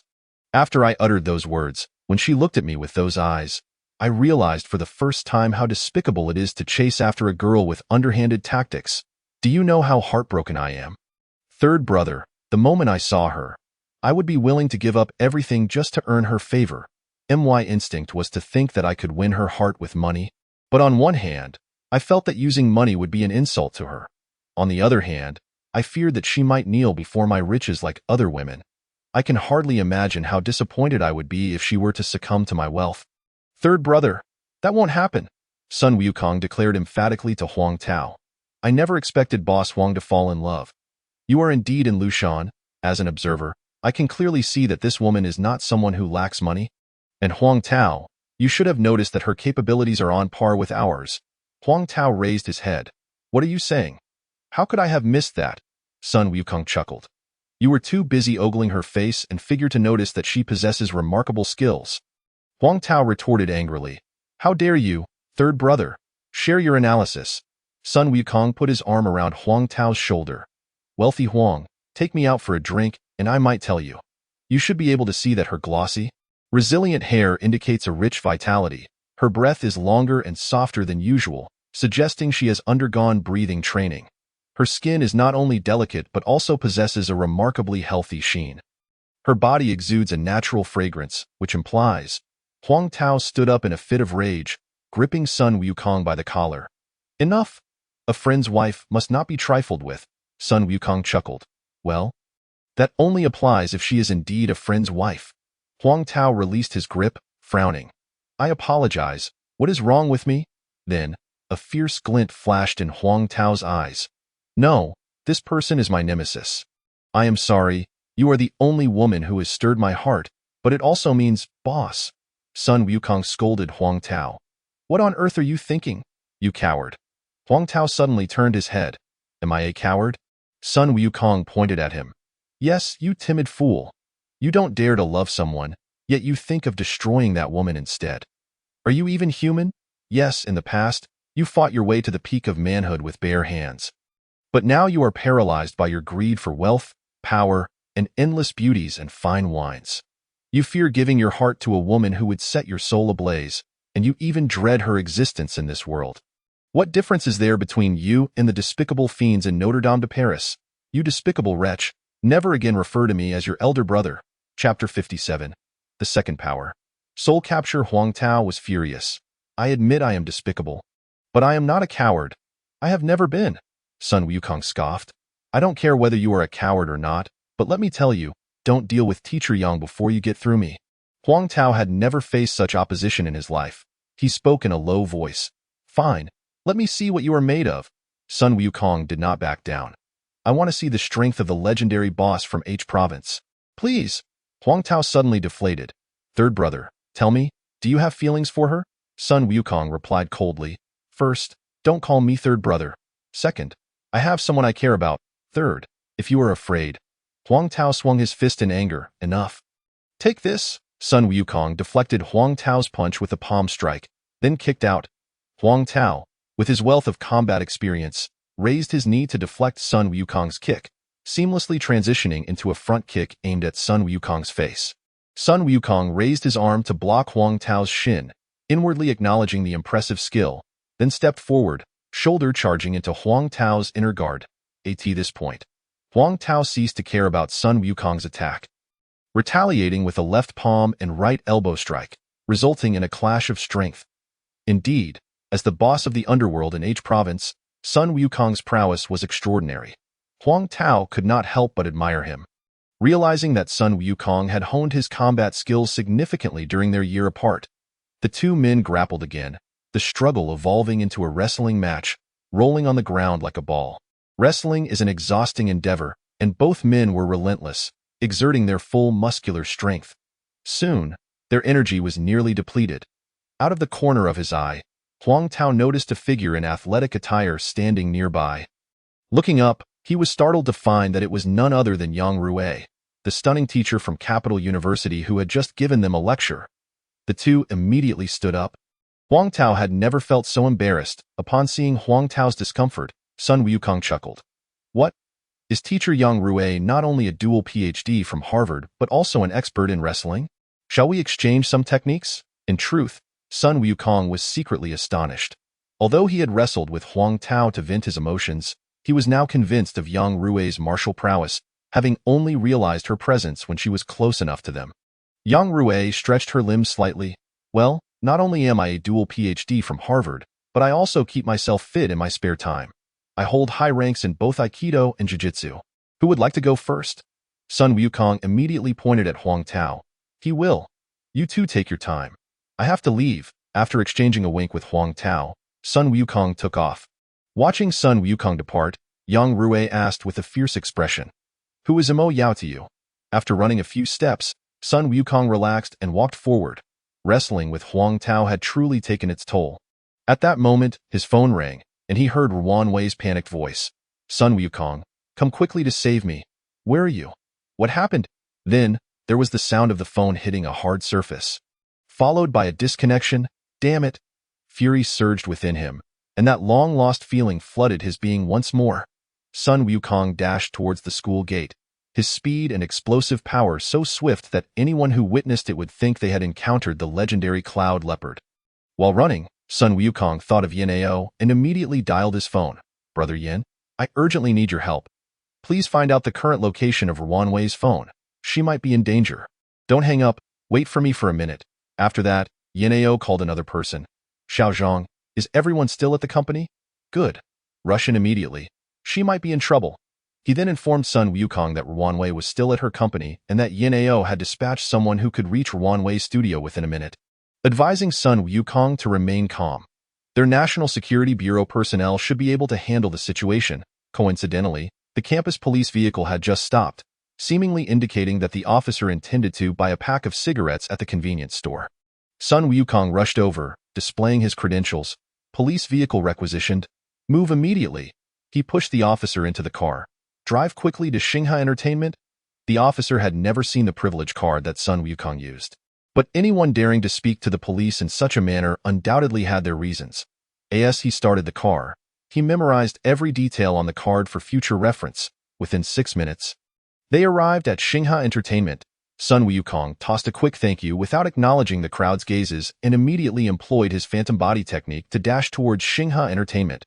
The officer, witnessing Sun Wukong's superhuman speed, couldn't help but exclaim, "Goodness, is this even human?" With a leap, he swiftly navigated through the crowd, reaching the second floor and Ruan Wei's workspace in just 5 seconds. Sun Wukong saw a slender young man standing protectively in front of Ruan Wei, confronting a group of individuals. "Mr. Hu, we are in a society governed by law. I hope you will consider the legal implications of your actions carefully. UTMD think you're something? Get lost and don't ruin my mood." At that moment, Sun Wukong parted the crowd and approached the young man. "You must be Xiao Zhang, right?" "I'm Sun Wukong." The young man nodded upon seeing Sun Wukong and whispered, "We were instructed not to reveal our identities, so I couldn't use my privilege to drive them away. I can only persuade them to leave. Now that you're here, it's up to you." Sun Wukong shook his hand. "Thank you." The young man turned to leave and Sun Wukong reached out to Ruan Wei. "I'm here, don't be afraid." Ruan Wei smiled and nodded vigorously. "I knew you would come." Turning around, Sun Wukong immediately fixed his gaze on the leading figure, Mr. Hu. After undergoing specialized training in prison to enhance his gaze and activating the rare battle eye during his train journey, Sun Wukong was unaware that his stare could instill profound fear even in the most resolute warrior, let alone someone like Hu Fengzhou, who was perpetually lost in hedonism and power. In that fleeting moment of eye contact, Hu Fengzhou recoiled in terror, exclaiming, "Ah, don't kill me." He felt somewhat reassured upon noticing the numerous bodyguards around him and attempted to muster the courage to command them to teach Sun Wukong a lesson. Yet, he found that Sun Wukong evoked a sensation within him. As long as Sun Wukong had him in his sights, even with 8 bodyguards surrounding him, this young man could exert life and death control over him in an instant. Suddenly, Hu Fengzhou realized he was intimidated by this youthful figure. He felt a coward's fear. Couldn't he even dare to let his bodyguards handle this kid? Then, he witnessed the young man, still holding Ruan Wei's hand. "Take a step forward, you," Sun Wukong suddenly revealed a charming smile. "What's your name?" "My name is Hu Fengzhou." Everyone was astonished to see Hu Fengzhou obediently state his name. In that instant, Sun Wukong comprehended the essence of the soul-capturing technique. It was not merely hypnosis, for the practitioner, wielding immense mental power, could deeply embed themselves into the opponent's consciousness, manipulating their thoughts in a brief moment. Sun Wukong's uniqueness lay not only in his mastery of the gaze, but also in refining it to an ethereal level, compounded by the rare battle eye, enabling him to seize control of the brazen Hu Fengzhou, instilling a profound fear of Sun Wukong in his subconscious. "Ruan Wei is my good friend. You, Hu Fengzhou, must never lay a hand on her. Do you understand?" "I understand. Good. I'm in a good mood today, so I'll let you off this time. I only say my words once. Now take your people and leave." Hu Fengzhou, feeling a weight lifted off his shoulders, turned and fled. His bodyguards, unaware of what transpired between Sun Wukong and Hu Fengzhou, assumed Sun Wukong was someone not to be trifled with and hurriedly followed Hu Fengzhou out. "It's all over now. Don't be afraid." Ruan Wei gently nestled into Sun Wukong's embrace, wrapping her arms tightly around his waist, resembling a little bird snuggling against him, an action that greatly satisfied Sun Wukong's masculine pride and vanity. "What happened?" Ruan Wei pressed her cheek against Sun Wukong's chest, listening to the powerful rhythm of his heartbeat. "Ever since our performance of the heavenly dance, this person named Hu Fengzhou has been fixated on me, pressuring the owner of Xinghe Entertainment, Zhang Zhongtian, to make me his artist. I told them I wanted to withdraw from the entertainment industry to study at Capital University. They became furious, started cursing at me, and I was terrified, so I called you. Wukong, you are truly amazing. Even Hu Fengzhou is afraid of you, but I don't understand why he fears you. What has happened to you over this past year?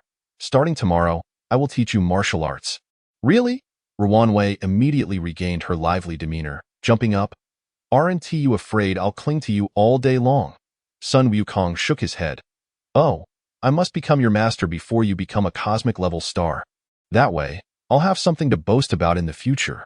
Chapter 58, 300 million. The phone rang, and Yu Liang's excited voice came through. "Hi, Wukong. Where are you? I found out about the girl that Suigo likes. When are we starting our operation with the code name 209 to charm the ladies?" Ruan Wei beside him twisted Sun Wukong's arm playfully. "Charm the ladies?" Sun Wukong hurriedly covered the phone, explaining, "My roommate is infatuated with a girl and is too timid to take action, so we decided to help him." Afterward, he informed Yu Liang that he had something to attend to and would call back later. Just as he hung up, Yaneo called again. "Wukong, what is the situation now?" "I've arrived, Brother Yan. Thank you. Everything is fine now. Fortunately, Xiaozhang happened to be nearby, and nothing happened. Haha, just say what you mean." "Xiaozhang is someone I sent. First, Ruan Wei's singing and dancing are national treasures. Second, she is your female friend. If any forces hostile to the nation wish to manipulate you, they would likely attempt to control Ruan Wei to control you. However, we fully respect your personal rights." Sun Wukong felt a wave of gratitude. "Even so, I am very thankful." Yaneo suddenly sighed. "Brother, the taller the tree, the stronger the wind. My ability to help is quite limited. You must take care of yourself." Upon hearing Sun Wukong's words, Zhang Zhongtian, the anxious president of Xinghe Entertainment, who had been pacing nervously outside, walked into Ruan Wei's studio with his head down. Ruan Wei, you know that since you signed with our company, I've always taken great care of you. Today's incident, I truly had no way to intervene. Alas, you don't know about this Hu Fengzhou.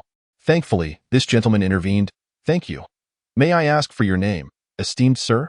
Sun Wukong slowly took out the privilege card given to him by Yin Ao. It was inconvenient for Yin Ao and the others to use it to maintain secrecy. But Sun Wukong eagerly seized the opportunity to utilize it. Afterward, he returned the card. Mr. Zhang, I hope you can keep my identity confidential. Of course, if you cannot, we shall ensure your confidentiality. You may call me Sun Wukong. I believe that Ruan Wei will receive top-notch treatment no matter which company she is with. I hope such incidents do not occur again in the future. If that fellow dares to create trouble again and you feel afraid, let him come find me. Oh, by the way, Miss Ruan wishes to return to school. Could we waive her unnecessary activities? Zhang Zhongtian nodded vigorously. Education is paramount. However, as long as Ruan Wei does not leave our company, everything is acceptable. I heard Ruan wishes to attend Capital University. That's splendid. As long as Ruan Wei completes the recording of the next 2 albums in her spare time, we at Xinghe will cover all expenses during her studies. Today's incident is my fault. I will cancel all unnecessary commercial shows in the future. Impatiently waving Zhang Zhongtian off, Sun Wukong requested a few signed albums before Ruan Wei suddenly spoke up. Do you know? At the last concert at Capital University, my mother was there. Even if Sun Wukong were dense, he could discern the meaning behind Ruan Wei's words, feeling deeply touched. What merit do I hold? Ruan Wei reached out to cover Sun Wukong's lips. From the moment I met you, I've never had the chance to voice it. Until the heavenly dance, my fame grew, but simultaneously, do you know? I became increasingly afraid that this would distance us. Although you told me you have someone in your heart, I must express it. Ruan Wei likes Sun Wukong. I liked you then, I like you now. And this will not change due to your wealth, fame, or what others say. Today, I am disinclined to endure your disdainful remarks about my responses. Forgive my selfishness. I shall take my leave first. Tomorrow, as your fellow alumnus. You cannot evade me, and you are obliged to impart your martial arts skills to me. With that, Ruan Wei swiftly exited her studio. Behind her, Sun Wukong softly replied. Sun Wukong also harbors feelings for Ruan Wei. Ruan Wei hesitated momentarily before accelerating her departure, concealing her face from Sun Wukong. He slowly closed his eyes, attuning himself to the fervent rhythm of his heartbeat. Thud, thud, thud. Upon returning to campus, Sun Wukong noticed Huang Tao trudging disconsolately toward the dormitory, prompting him to call out, Hey, Boss Huang, why do you look as though you've lost your soul? Upon seeing Sun Wukong, Huang Tao despondently shook his head. Third brother, do you know? If Yang Rui is my master's wife, do you think I can still pursue her? What? Sun Wukong was taken aback.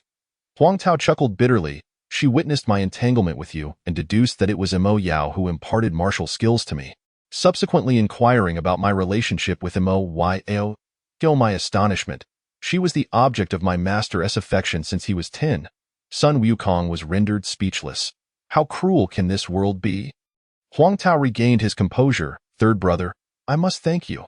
You intended for me to vent my emotions through combat, and for that, I am grateful now. I wish to return and rest for a while.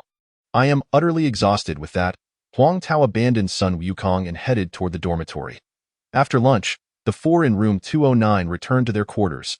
Upon awakening from a slumber, Huang Tao had regained his formidable demeanor. And Sun Wukong sighed in relief. At that moment, Yu Liang excitedly took a seat. Hey, Suigu, your insight is truly remarkable. Her name is Li Fei. She is 20 years old, hailing from Jinshan, Shanghai, with the online moniker Julian in long air. She is a freshman in the School of Life Sciences. Though she resides off campus and is renowned as the most beautiful girl in the School of Life Sciences, Huang Tao chuckled. All right, let me first go online to assist Suijian in connecting with this Julian in long air. Subsequently, Huang Tao accessed the digital realm of Julian in long air. After perusing her numerous blog entries, Huang Tao furrowed his brow. I cannot play games. Who can? Suijian retrieved a comb from his belongings and styled his handsome hair. Alas, it seems destined that she is my other half. Although I do not enjoy gaming, isn't love also a form of play? Enough of this. Let me present myself to Suijian. Huang Tao suddenly burst into laughter. While we may not know how to play games, I have conceived a method far more meaningful than merely accompanying her in gameplay. Do tell, Boss Huang. Please do not keep me in suspense. Huang Tao slowly articulated. What if we invite her to be the spokesperson for the game? Would she not be thrilled? Suijian shot Huang Tao a glare. For heaven's sake, boss, I am being serious here. I implore you, propose something practical. Huang Tao's eyes gleamed with determination. I am preparing to venture into the capital. Very well, the first campaign is thus decided. I shall immediately invest 300 million to establish a video game company. Simultaneously, I will dispatch my team to acquire the games Li Fei enjoys. Chapter 59. The assassin when Sui Jian and the others witnessed Huang Tao making several phone calls and the figures in his online banking account fluctuating. They were thoroughly convinced that Huang Tao indeed possessed a substantial enterprise outside the campus. Hearing Huang Tao's command to successfully register the Ting Tao Network Development Company within 3 days, and to secure an office lease and construction within a week, while also offering exorbitant sums to recruit game developers at any cost, Sui Jian and his companions were left astounded. Sui Jian muttered to himself, "They say that the capital university is a place of hidden talents. Little did we know that room 209 harbors a dragon." "No, rather 4 dragons," Yu Liang skeptically inquired, "but isn't this a rather lengthy endeavor to woo a girl?" Huang Tao excitedly replied, "As soon as the company is registered, we shall commence. The first step is to recruit a game spokesperson from the capital university. Sui Jian, you will oversee this endeavor. Is that agreeable?" "No problem, of course, no problem. But hey, boss, we were discussing how to help me pursue Li Fei, not your profit-making schemes. You already have enough wealth to last several lifetimes," Huang Tao replied with a slight smile. "To strategize for a lifetime rather than merely a day, my brother. If you are resolute in your intention to marry her, no skills are necessary." Huang Tao's words fell upon Sui Jian like a bucket of ice water. Causing him to deflate instantly, he sank onto the bed. "I don't know. Boss, do you realize? I fear that I may have merely experienced a fleeting infatuation with an unprecedented woman, and I dread that this is merely a momentary novelty rather than true affection. After years of indulgence, I cannot even trust that I am capable of enduring love for a single woman." The dormitory fell into an extraordinary silence as Sui Jian contemplated deeply. After a lengthy pause, he finally spoke. "Perhaps this is the consequence of indulgence, but now that the wayward Sui Jian has returned to the right path, I hope heaven grants me a chance. If Li Fei does not agree to marry me, I, Sui Jian, shall never wed another woman. I am utterly certain that I do not wish to be merely a man who has shared her bed in the past. Rather, I aspire to be her protector, devoted to her for a lifetime." "You are right, boss. If I am determined to marry her, no skills are required. I shall win her heart as the genuine Sui Jian, rather than resorting to illusions and romantic gestures to impress her. I will not employ any underhanded tactics, tricks, or sweet talk to gain her affection. From this moment forward, the notorious playboy who has wooed 1,000 girls shall vanish from existence. I, Sui Jian, shall confess my feelings to Li Fei tomorrow." Sun Wukong and the others were left utterly despondent. Had this lad lost his mind? Yu Liang muttered dejectedly, "Alas, this is not going to be enjoyable." Ever since entering the innate fetal breath state, Sun Wukong had never dreamed, let alone experienced nightmares. Yet, on this night, he dreamt of the 24 masked Japanese ninjas he had slain on the train, their unwavering gazes fixed upon him. That penetrating stare jolted Sun Wukong awake. Gazing out at the starlit sky, he noted it was 3 in the morning. A restless unease lingered within him. For the first time, he comprehended that he had taken lives, and not just any lives, but 24. He realized that he would not be able to sleep this night. Early spring in the capital still bore a slight chill, although Sun Wukong had cultivated his inner energy to withstand the cold. He chose not to attract attention, thus donning ordinary clothing. Even at 3 in the morning, he habitually donned a cotton coat, gently opened the door, and stepped outside the dormitory. It was the tranquil darkness before dawn, exceptionally serene and deep. Sun Wukong strolled toward the campus woods, which during the day resembled a paradise of romance. The sudden onset of such a nightmare, if not a premonition, could signify the onset of madness. Sun Wukong wandered aimlessly through the thicket, feeling an incessant flutter of unease within his heart. Ahead, he heard the gentle murmur of flowing water, and before he realized it, he found himself at the famous lakeside of Capital University. Suddenly struck by the thought of what the lake might look like in the dead of night, he quickened his pace. At that moment, an ominous sensation washed over him. His battle instincts prompted him to instinctively evade, and he concealed himself behind a tree. From the right, he detected a nearly imperceptible sound of something piercing the air, but with his keen hearing, he discerned it was not one sound. but 5 consecutive sounds striking the tree trunk in rapid succession. The assailant who could launch such needle-like projectiles from a distance was certainly no ordinary foe. Failing to land a hit, the attacker was momentarily taken aback. She had shadowed Sun Wukong for quite some time. Waiting for the opportune moment when his attention drifted toward the lake, believing it to be the ideal moment to strike, as anticipated, she unleashed 5 lethal needles, but Sun Wukong managed to evade them at the very first moment. Her surprise caused her to lose the stealth she had maintained until now, allowing Sun Wukong to pinpoint her hiding place. Moments later, she saw Sun Wukong's ghostly figure flash before her, and before she could launch another poisonous needle, she swiftly drew a long knife from behind, executing a series of 9 swift strikes. However, Sun Wukong, akin to a butterfly flitting through flowers, deftly evaded her lethal blows, leaving her attacks futile. After the 9 strikes, witnessing Sun Wukong remain unscathed, she felt an unprecedented shock. Clenching her teeth, she aimed a horizontal slash at his midsection, not intending to harm him but merely seeking to push him back slightly, allowing her an opportunity to escape. This opponent was too formidable. She realized she was not his match.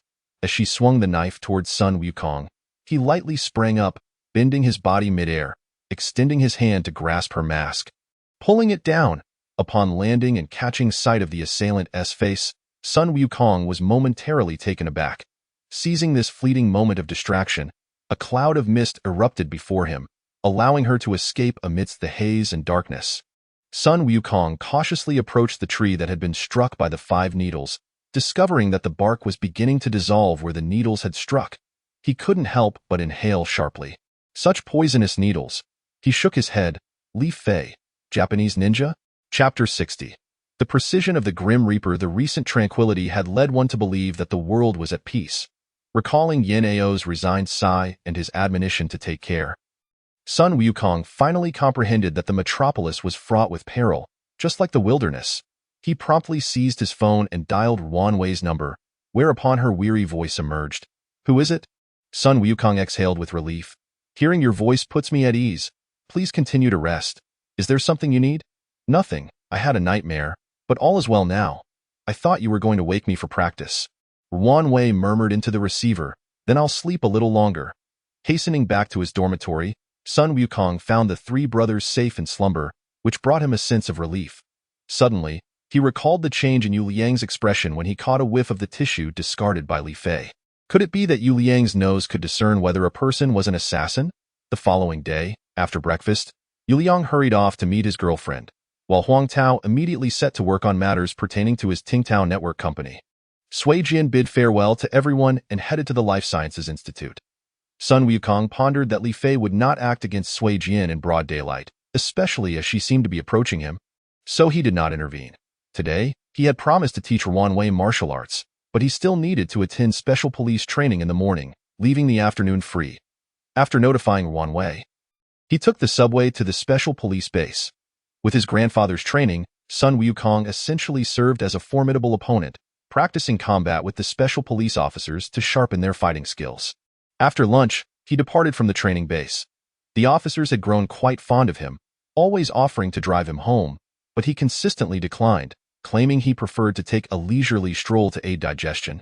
This occasion was no exception, as he stepped out of the training center and made his way to the subway station. The midday sun was particularly bright, a rare sight in the capital where the abundance of vehicles often obscured the sky with exhaust fumes. Bathing in such sunlight in the capital was a delightful experience, though it could not rival the sun of Qifan village.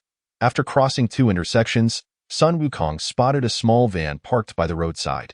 It was uncommon to see such a vehicle on the main thoroughfare since it was prohibited within the 6th Ring Road. Soon after, he observed a burly man bending down before a stern traffic officer, pleading, "Please, my wife is about to give birth. I was in a rush to take this route. Enough of your excuses. How many times must I repeat myself? This vehicle is impounded. You dare to drive on the main road? And as an experienced driver, you should know better. In a minor sense, you are breaking the law. In a larger sense, you are defying national policy. Are you attempting to be anti-revolutionary? Pay a fine of 20,000 yuan and face 15 days of detention. If you continue to obstruct police duties, I can add more charges." Watching the man's retreating figure, Sun Wukong couldn't help but shake his head. Upon first sight, the man's physique reminded him of the special police personnel he had been training with. This individual exuded explosive potential. If he so desired, he could eliminate the traffic officer in a heartbeat. Yet, the law loomed as a sword behind the officer, compelling this formidable man to bow before someone who hardly exercised yet held a position of authority. Sun Wukong stepped forward, revealing his privilege. The law is not devoid of humanity. Did you not see that his wife is on the verge of childbirth? Human life is paramount. Release him at once. Turning his head, Sun Wukong regarded the man, who appeared to be in his 30s, with thick brows, large eyes, and skin akin to bronze. Get in the car. I'll accompany you to the hospital. Let's see who dares to stop us. Upon meeting Sun Wukong's gaze, the man promptly opened the door and started the van. Once Sun Wukong was inside, he accelerated towards the nearest hospital. Ignore the red lights, head straight for the hospital, Sun Wukong instructed. The man cast a grateful glance at Sun Wukong, who smiled back. Don't look at me, focus on the road, safety first. The man quickly turned his attention back to driving. Thank you. Without you, I truly don't know how today would have unfolded, and my wife is about to give birth. Oh, my name is Ma Tianxing. I haven't had the chance to ask for your esteemed name. Casting a glance back at the pregnant woman who was nearing labor, Sun Wukong furrowed his brow. Why did you only think of going to the hospital now? While driving, Ma Tianxing replied. We live in a mountainous village in M County. West of the capital, a few days ago, the stone bridge on the mountain road collapsed, making it impossible to enter or exit. Seeing my wife about to give birth, I had no choice but to carry her down the valley and then climb back up, traversing 17 li of mountain road. When I encountered the owner of this van, I quickly bought it, but just as we entered the capital, I was stopped by the traffic officer. It's been half an hour. And he still refuses to let me go. Thankfully, my benefactor has appeared. Recalling the difficulties of his own Chifan village, which also lacked proper roads, where 4 women had died during childbirth due to delays reaching the county hospital, Sun Wukong deeply sympathized with Ma Tianxing. I understand you. My hometown is similarly inaccessible, requiring a trek of several li through the mountains. My surname is Sun Wukong. Anyone in this situation would lend a hand. The pregnant woman's cries grew increasingly desperate, a sense of foreboding weighing on Sun Wukong's nerves. Hurry, faster. Xiaoyu, hold on just a little longer. We're almost there. Ma Tianxing sped down the road, exceeding the van's carrying capacity. Sun Wukong was impressed by Ma Tianxing's skillful maneuvering at such high speeds. Upon reaching the hospital entrance, the cries of the woman he referred to as Xiaoyu ceased. Clenching his fists, Sun Wukong felt his hands tremble once more as Ma Tianxing rushed into the hospital, cradling the now lifeless Xiaoyu. Regaining his composure, Sun Wukong presented his privilege to the hospital staff, urging them to spare no effort in resuscitating her. He then dismissed the traffic officer who had been tailing them. 2 hours later, witnessing Ma Tianxing kneeling beside Xiaoyu, who had died from complications during childbirth. Weeping while holding their deceased infant, Sun Wukong was at a loss for what to do.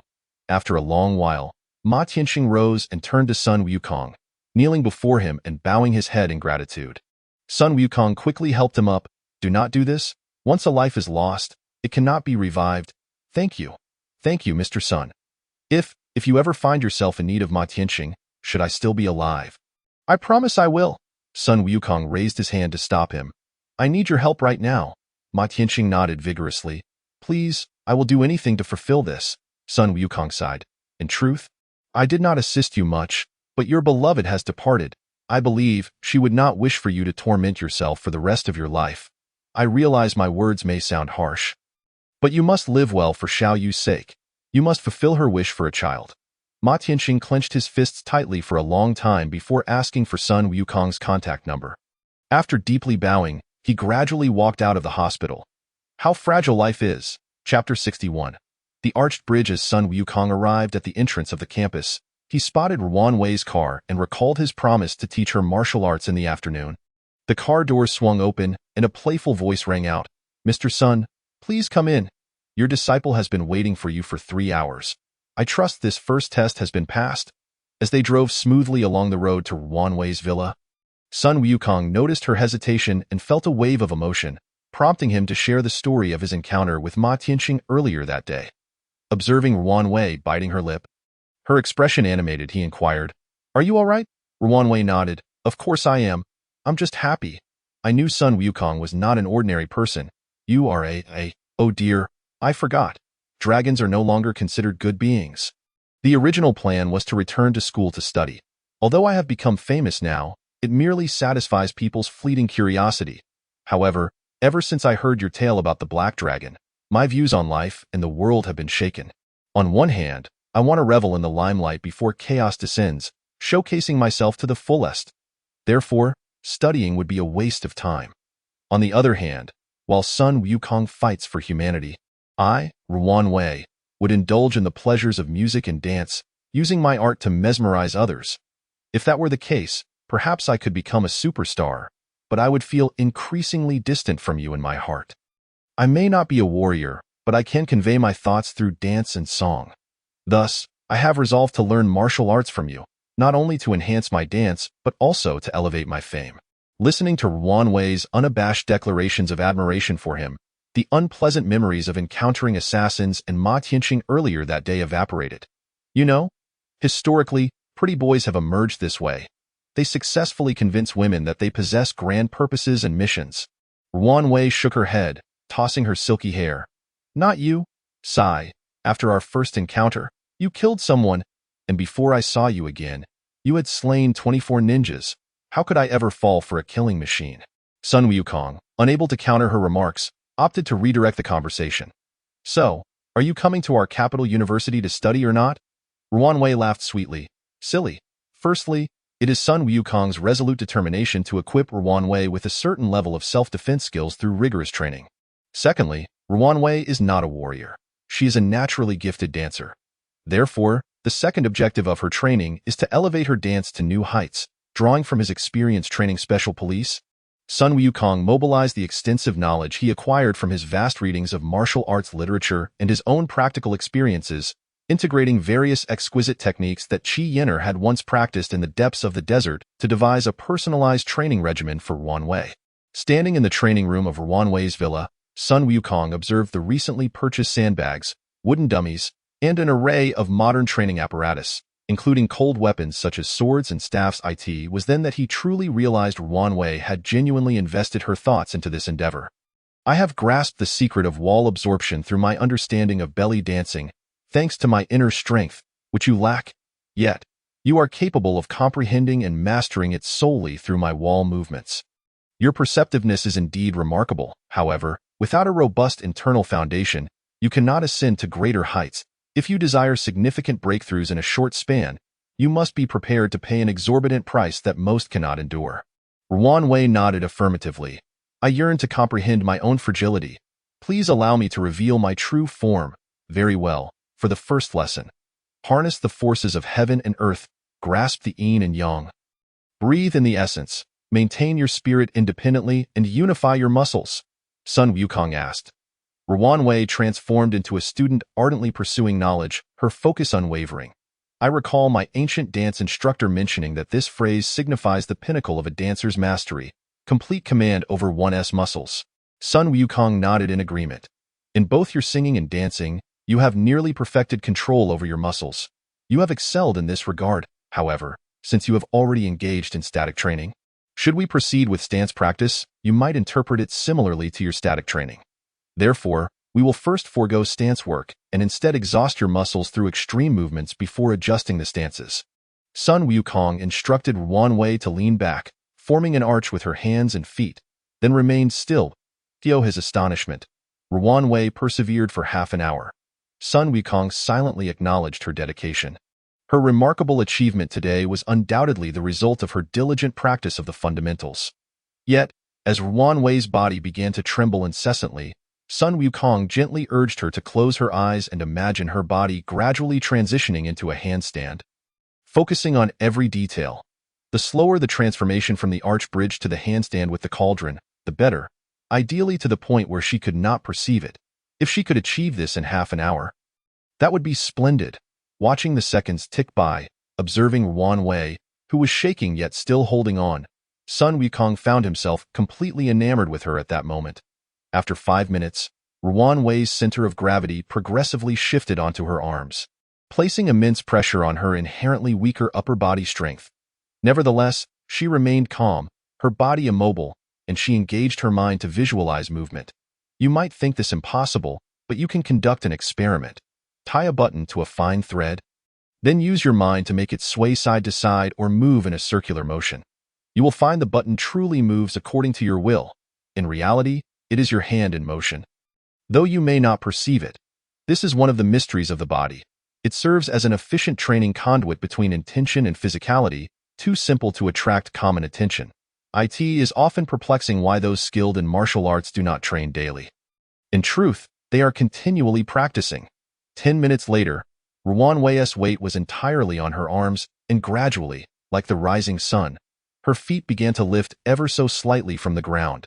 At this moment, Ruan Wei finally succumbed to fatigue, her arms weakening as her body began to fall. Sun Wukong swiftly extended his hand to catch her. Upon opening her eyes, Ruan Wei and Sun Wukong's gazes intertwined, illuminating the brilliance within each other's eyes. Suddenly, Sun Wukong recalled the myriad crises surrounding him, and thus he helped Ruan Wei to her feet, handing her a towel. Incredible! You are not merely a natural dancer. You are a gifted warrior. Let us conclude today's session here.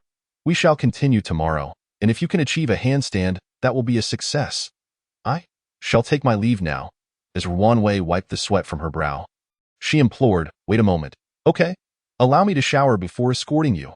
Sun Wukong shook his head in refusal. "Once you finish your shower, I will miss our 209 meeting tonight." Ruan Wei shrugged. "Very well. Tomorrow, I must fly to Hong Kong for a prearranged event, and then I have some matters to attend and I expect to resolve them within a week, after which I shall head to Capital University." Sun Wukong raised an eyebrow. "It seems I should open a flower shop at Capital University. You need not wait for me. I shall manage on my own." Upon returning to his dormitory, Sun Wukong found Sui Jian seated on his bed, organizing his books, prompting him to exclaim in surprise, "Old Sui, what are you up to? One failure merely paves the way for the next opportunity. Why are you tidying up your books? You're not? Enough of that. Let me tell you, I, Sui Jian, achieved success in my first endeavor." Sui Jian stood, proudly informing Sun Wukong, then sheepishly scratched his head. "Ah. In my moment of tension, I forgot yesterday's words and resorted to my techniques to interact with the girl. The power of habit is indeed formidable. However, at least we are now acquainted." Sun Wukong, intrigued, pressed, "Old Sui, quickly tell me, what tactic did you employ?" Sui Jian sighed. "As soon as I reached the Life Sciences Institute, I spotted her preparing to leave campus. I was apprehensive, so I rushed forward, pretending to mistake her for someone else and grabbed her abruptly. Clearly, she assumed I was using this as an excuse to flirt with her. However, when I produced a photo from my wallet, one that I had seen in her social space, she realized the resemblance to a mutual acquaintance. Thus, I successfully obtained her phone number.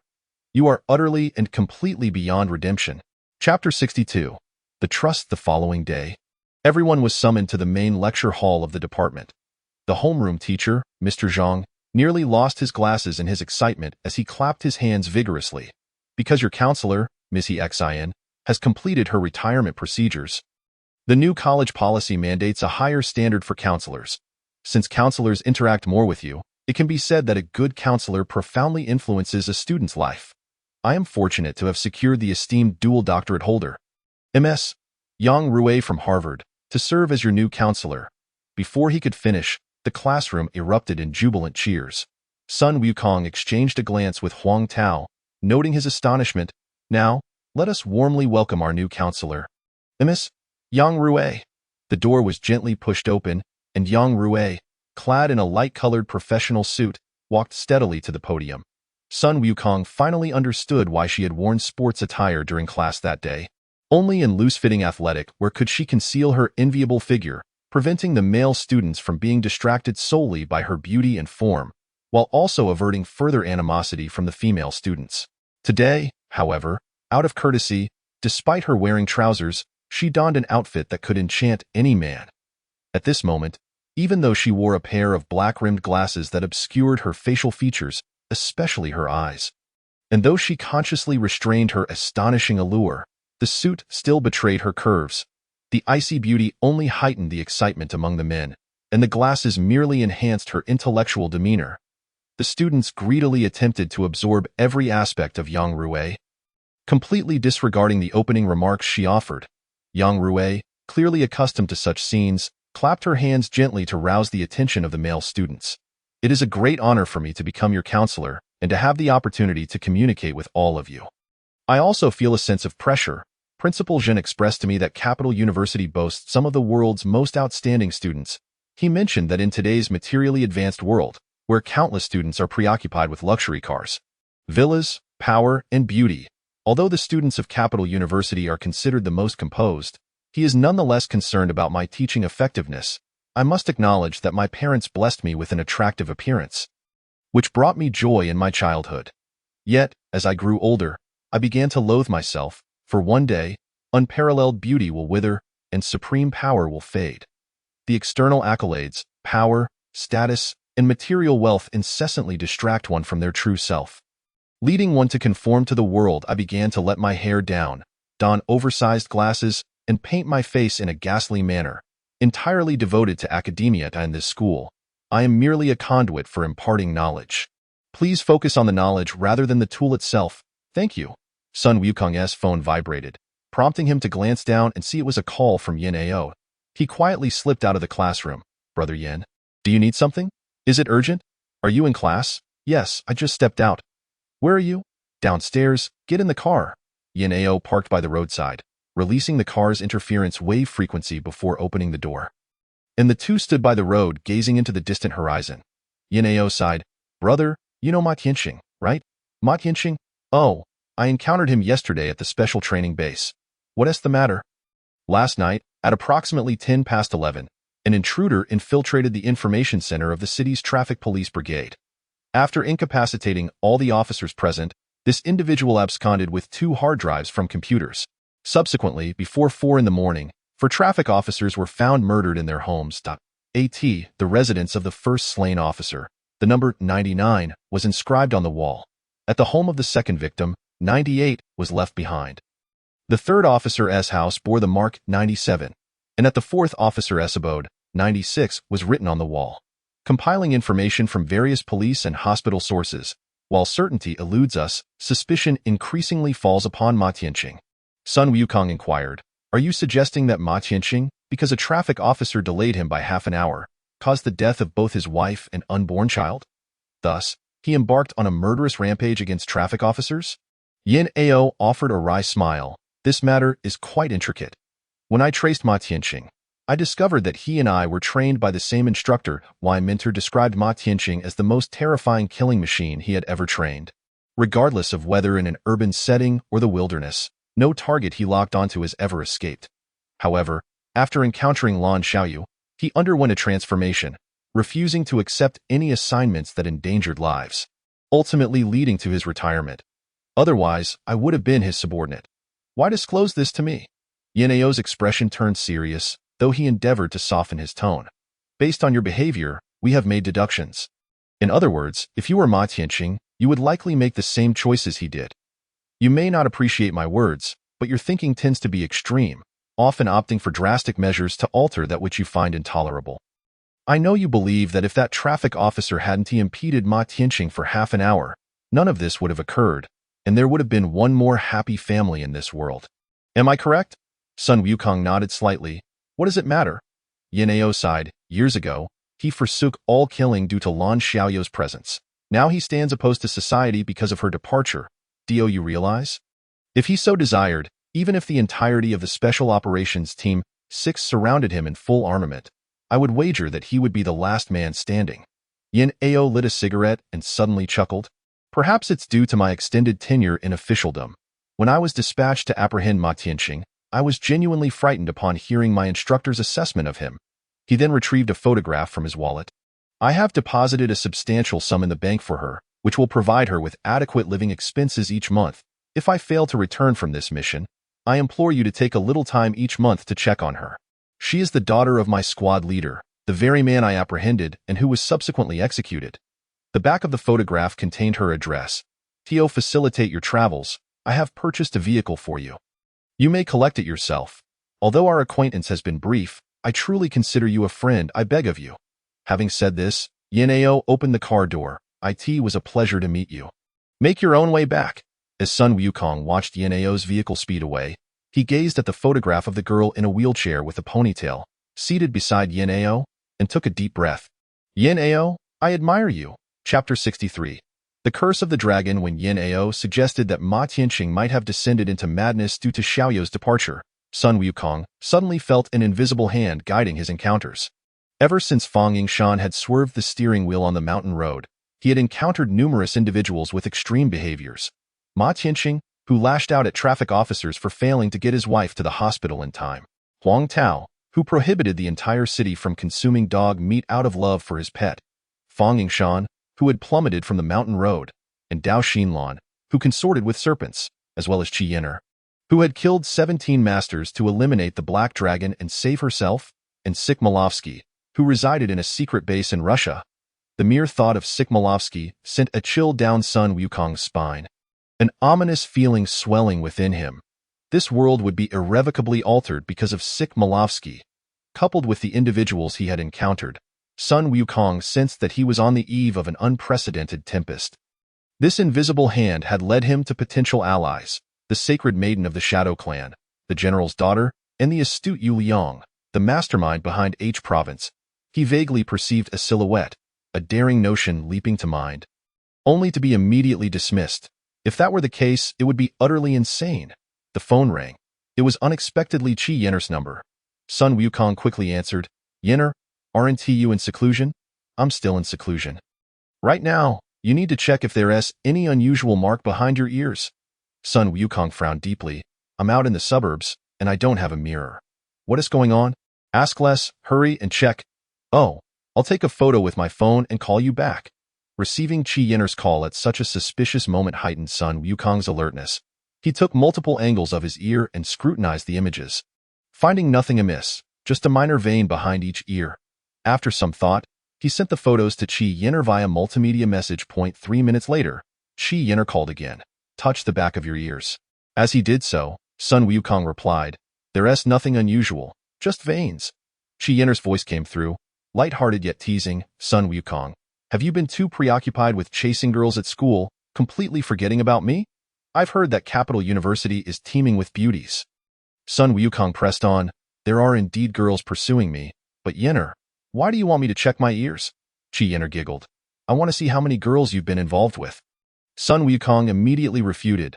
"I, Sun Wukong, am well-read and have never heard of such a method of assessment." "Don't deceive me, Yin'er." Qi Yin'er huffed. "You have so much to learn." Qi Yin'er would not break her prolonged seclusion to call him without reason. Sun Wukong continued conversing with her while pondering the underlying cause for her insistence on inspecting his ears. Suddenly, a realization struck him. The appearance of the veins behind his ears bore a striking resemblance to the markings of the black dragon he had slain in the vast desert. "Yin'er, could this be related to the black dragon?" Qi Yin'er's voice turned choked. "You fool, do you not realize? When the black dragon's blood splattered all over you, it left a deep imprint of the dragon's curse within you. Moreover, before we killed the black dragon, it had already sent a message to the dragon world. Once the dragon world arrives here, their first task will be to eliminate you in retribution for that black dragon. And you have already succumbed to the dragon's curse. No matter where you go, you cannot escape. Every dragon within the dragon clan will sense your presence." Sun Wukong stood dumbfounded. "Why didn't you say this sooner? Why save me back then? I only recently comprehended the secret messages left by Master Qinxue during my meditation." Sun Wukong felt a surge of emotion. "It's just a black dragon. What difference does it make if another one comes? We'll deal with it just the same. I forgot last time, but this time, I must feast on some dragon meat." Qi Yin'er sighed.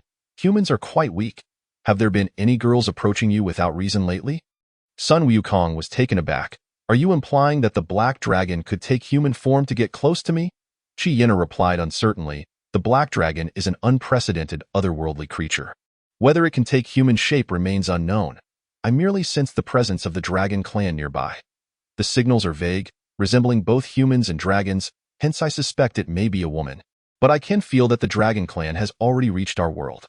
Sun Wukong quickly recalled his encounters since arriving in the capital and relayed to Qi Yin'er the incidents involving Wan Wei, the assassination attempt in the jungle, and the stunning teacher Yang Rue. After a moment, Qi Yin'er thoughtfully analyzed. I've seen Ruan Wei. She's unlikely, unless possessed by the Black Dragon. She South been so close to you. She had every opportunity to kill you, yet she didn't yet, however. Your new homeroom teacher is quite suspicious, as is that assassin. Qi Yin'er's tone shifted sharply. Listen closely, you rascal. Do you remember what I told you? Of course, you said there might be proximity to the Dragon Clan. Stop digressing. I warned you. If you ever feel you've wronged me, you're finished. Sun Wukong fell silent, unsure how to respond to Qi Yin'er. A sigh came through the line. Regardless of your thoughts, I must tell you the truth. Many challenges lie ahead, and you will be in great danger. If the girls around you lack strength, their lives will be at risk. Should another incident like that of Yu Ning occur, I cannot predict what you, Sun Wukong, will become. Whether you will be consumed by the malevolent energy of the four demons. I say this without selfish intent. You have the right to choose your own partner, but simultaneously, you must possess the ability to protect her. Take care of yourself, Sun Wukong. I must return to my meditation. Before the Dragon Clan strikes, I need to diligently practice the heart method left by Master Qinxue. Yin'er, the voice of Qi Yin'er echoed on the other end of the phone. Oh, I forgot to tell you. To be honest, you and Miss Ruan are quite a match. Sun Wukong, feeling utterly powerless, lay on the roadside with his eyes shut, murmuring the dragon's curse that Qi Yin'er had once spoken. Chapter 64. Sun Wukong's first kiss. Sun Wukong made numerous attempts to call upon the Earth's ascent, yet there was not a hint of response. Ever since departing from the Return Wind Hollow, he had not felt that profound connection with the Earth that coursed through his veins, bereft of the extraordinary ability to sever the Black Dragon's head. He was reduced to merely being a martial arts master, easily subdued by a single bullet. Why should he protect his beloved in the presence of the formidable Pang family, the ninja clan? And the Black Dragon world? Rising to his feet, Sun Wukong ambled at a snail's pace toward the city, utterly clueless about pursuing the criminal and unable to assist Yin Ao in any way. Despite Yin Ao's pretense of bravado, Sun Wukong knew he was a genuine expert. A sleek black sedan halted a foot away from Sun Wukong. As the door swung open, a pair of delicate feet emerged. Sun Wukong abruptly lifted his gaze. Ruan Wei, is that you? A radiant smile blossomed on Ruan Wei's face as she playfully shrugged. I just got off the plane. My great hero, you can't maintain this image. Ruan Wei drove back into the heart of the capital, while Sun Wukong relaxed against the seat. Thoughts of the Pang family, the ninjas, the Black Dragon world, and countless other unknown adversaries weighed heavily on him, each more formidable than the last, eliciting sighs of despair.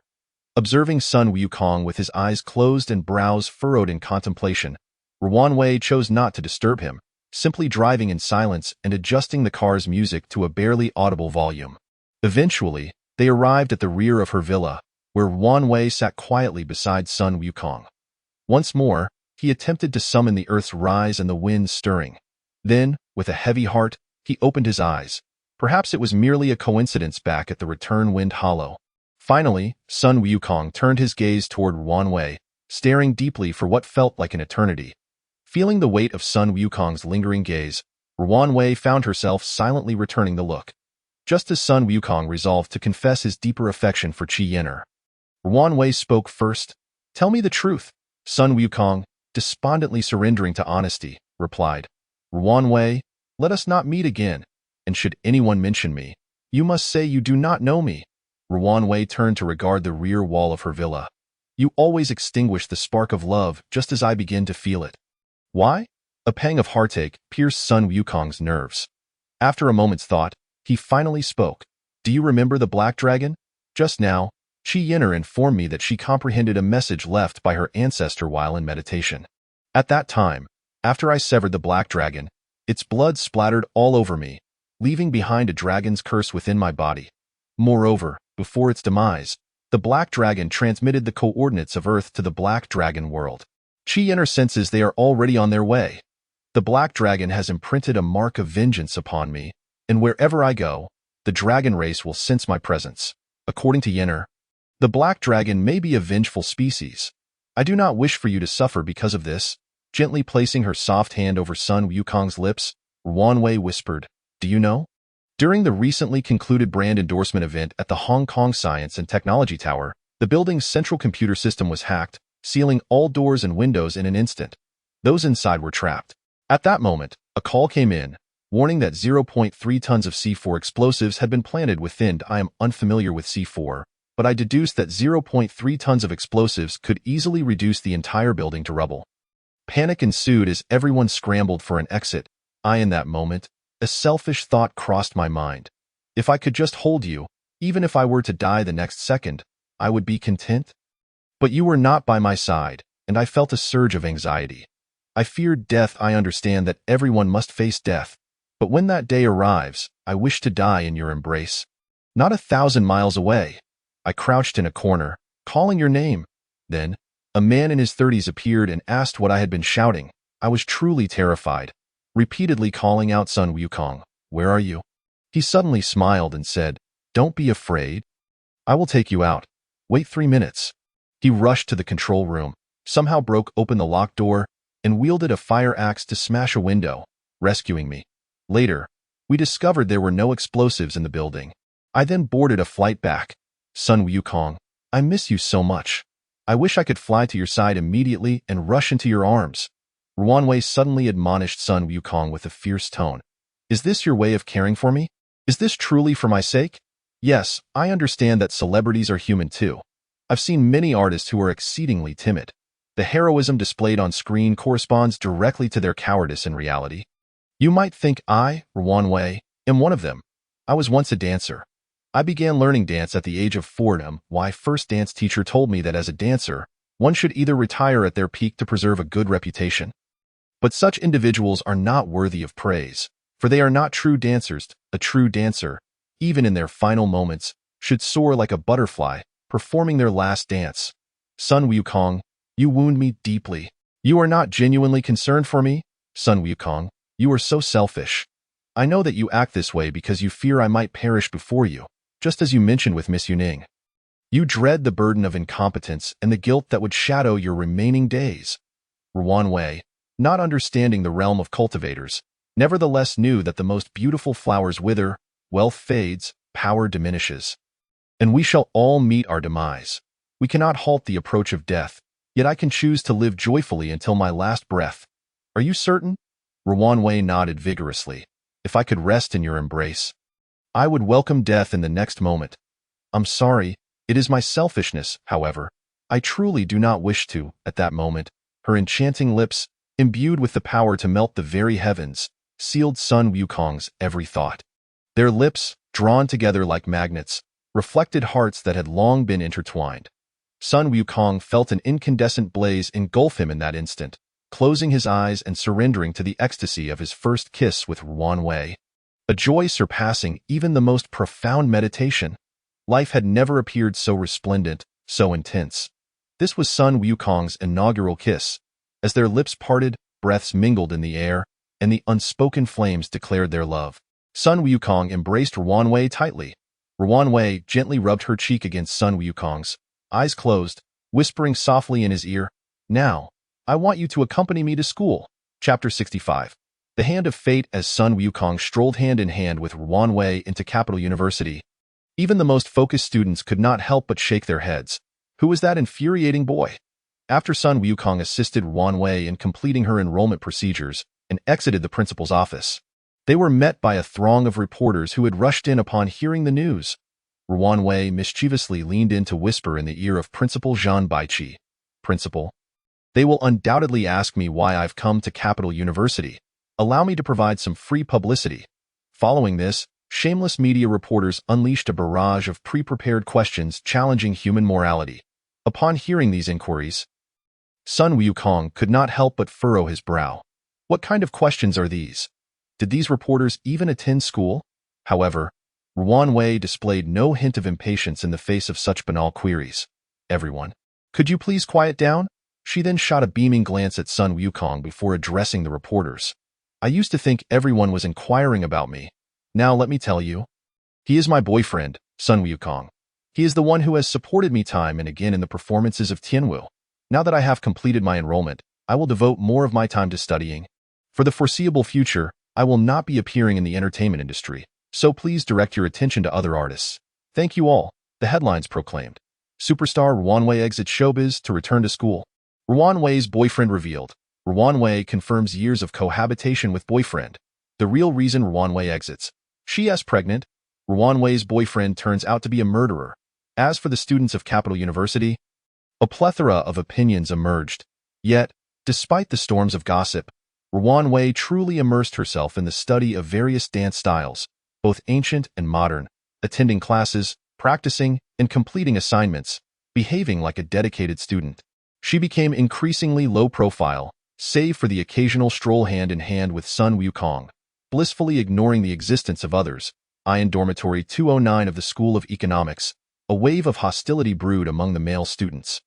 But with the presence of two extraordinary talents, Huang Tao and Sun Wukong, along with the formidable Sui Jian and the peculiar Yu Liang, all opposition waned. The four together rendered Dormitory 209 an unshakable force, acknowledging Sun Wukong as a truly unassuming master. The following day, after lunch, Sun Wukong inquired about the situation within the Hong Kong Science and Technology Building. When Ruan Wei described the man who appeared to be around 30 years old, Sun Wukong couldn't help but be taken aback. Ma Tianqing? Subsequently, relying on her memory, Ruan Wei sketched the man's features, and Sun Wukong finally confirmed that the man who saved Ruan Wei was indeed Ma Tianqing. The existence of causality in this world is truly remarkable. Good deeds shall be rewarded. Sun Wukong picked up his phone and dialed Yin Ao's number. Brother Yin, those traffic police were not killed by Ma Tianqing. He appeared in Hong Kong that morning, making it impossible for him to have committed murder at 4 in the morning and then arrived in Hong Kong later. After a moment of silence, Yin Ao chuckled bitterly. I understand. This indicates something more, my dear Wukong. You are now in great danger. Their actions are intended to divert me from your side, to sow discord between the country and you. The person who killed the traffic police is likely someone who closely resembles Ma Tianqing, or perhaps someone wearing a mask of him. All right, brother, that's all for now. I must make some arrangements immediately. In the evening, Ruan Wei returned to her villa in the car that Yin Ao had given to Sun Wukong, commencing an almost grueling martial arts training regimen. With the relentless presence of the Black Dragon, Ruan Wei resolved to train diligently, while Sun Wukong deeply recognized his own shortcomings. Ever since learning about the Black Dragon, every night had been spent meditating instead of sleeping. Only formidable strength could safeguard oneself and one's loved ones. Although they spent those 2 nights at Ruan Wei's home, Sun Wukong was engaged in deep meditation throughout. Had these events not transpired, perhaps the two of them would have continued to enjoy their time together blissfully. However, life is devoid of such what-ifs. The next day, the school authorities summoned Sun Wukong to the principal's office, informing him that it was an urgent request from above. Just as he was about to bid farewell to Ruan Wei, Principal Zhang Baiqi called Ruan Wei, instructing her to arrive at the principal's office without delay. As he activated the Oriental Sun car gifted by Yin Ao, dormitory leader Huang Tao called to inform him that all members of Dormitory 209 were to head to the principal's office immediately. What on earth was happening? Chapter 66. The World University Survival Competition. When Sun Wukong and Ruan Wei entered the principal's office, they found several people already present, including Huang Tao, Sui Jian, Yu Liang, and Yuan Xiaowen. Then, Sun Wukong spotted the beautiful girl he had mistakenly thought was Qi Yin'er, who had once been pinned beneath him on campus. His gaze sharpened as it locked onto Li Fei's eyes. Unfazed by Sun Wukong's intense stare, Li Fei merely nodded amicably. Sun Wukong reluctantly attempted to be cordial, thinking to himself, how dare she put on such an act in front of me? Upon noticing Ruan Wei and Sun Wukong's arrival, Principal Zhang Baiqi stood up. Good, everyone is here. Follow me. Zhang Baiqi led the 8 students, 4 boys and 4 girls, into a stretch limousine, accompanied by a convoy of vehicles for security. The students exchanged glances, each seeking answers from one another, all bewildered by the unfolding situation. Their astonishment only grew when they entered the fabled highest governmental office of the nation, where they were greeted by a leader they had only ever seen on television. This leader, known abroad as the Secretary of State, welcomed them warmly, surprising everyone with his affable demeanor. After some pleasantries, the principal exited, leaving the leader to survey the 8 university students. The Japanese ambassador conveyed that your country is to host a World University Survival Competition, wherein participants from various nations will undergo rigorous survival assessments. Japan has specifically chosen to challenge our esteemed Capital University. To ensure fairness, we will allow Japan to select 4 boys and 4 girls. The boys will be chosen from the dormitories, while the girls will be selected randomly. Congratulations, you have been fortunate enough to be chosen as representatives for this Sino-Japanese competition. Sun Wukong was the first to grasp the underlying scheme and spoke up. Prime Minister, I have something to say. The kind elder gestured for him to continue. Go ahead. After contemplating, Sun Wukong chose his words carefully. There is something fishy going on here. I am certain they have ulterior motives. The elder, experienced in reading people, nodded in understanding. Indeed, you are correct. Such competitions typically do not require my presence to rally support. The Japanese have made remarkable advancements in recent years, surpassing us in many fields. This time, they aim to directly defeat our students by targeting Capital University. As for their ulterior motives, you need not concern yourselves with that. Just remember, you represent the 14 billion behind you in this competition. Children, I have spent an entire night reviewing each of your profiles. As materialists, we do not believe in superstitions, but this time, fate is on our side. Each of you is exceptionally talented beyond imagination. I do not wish to impose pressure upon you, but I believe the future of our nation lies in your hands. You are capable of shouldering greater responsibilities, and the country looks forward to your triumphant return. Having finished speaking, the Prime Minister bowed to all the students. Regardless of their individual beliefs, facing such a high-ranking leader of the Republic incited in all the students a profound sense of determination. They would not betray the hopes of their nation and people. Seated on a private plane prepared for the 8 of them, Sun Wukong observed Sui Jian excitedly showcasing his various talents beside Li Fei, while Yu Liang and Yuan Xiaowen appeared as an exuberant couple, akin to newlyweds. Meanwhile, Luo Fan and Huang Tao were resting with their eyes closed. Ruan Wei gently leaned closer to Sun Wukong and whispered, "Is this what you meant by danger?" Sun Wukong sighed softly and replied, "At Capital University, I have only interacted with 4 girls, those present here. What are the odds of that?"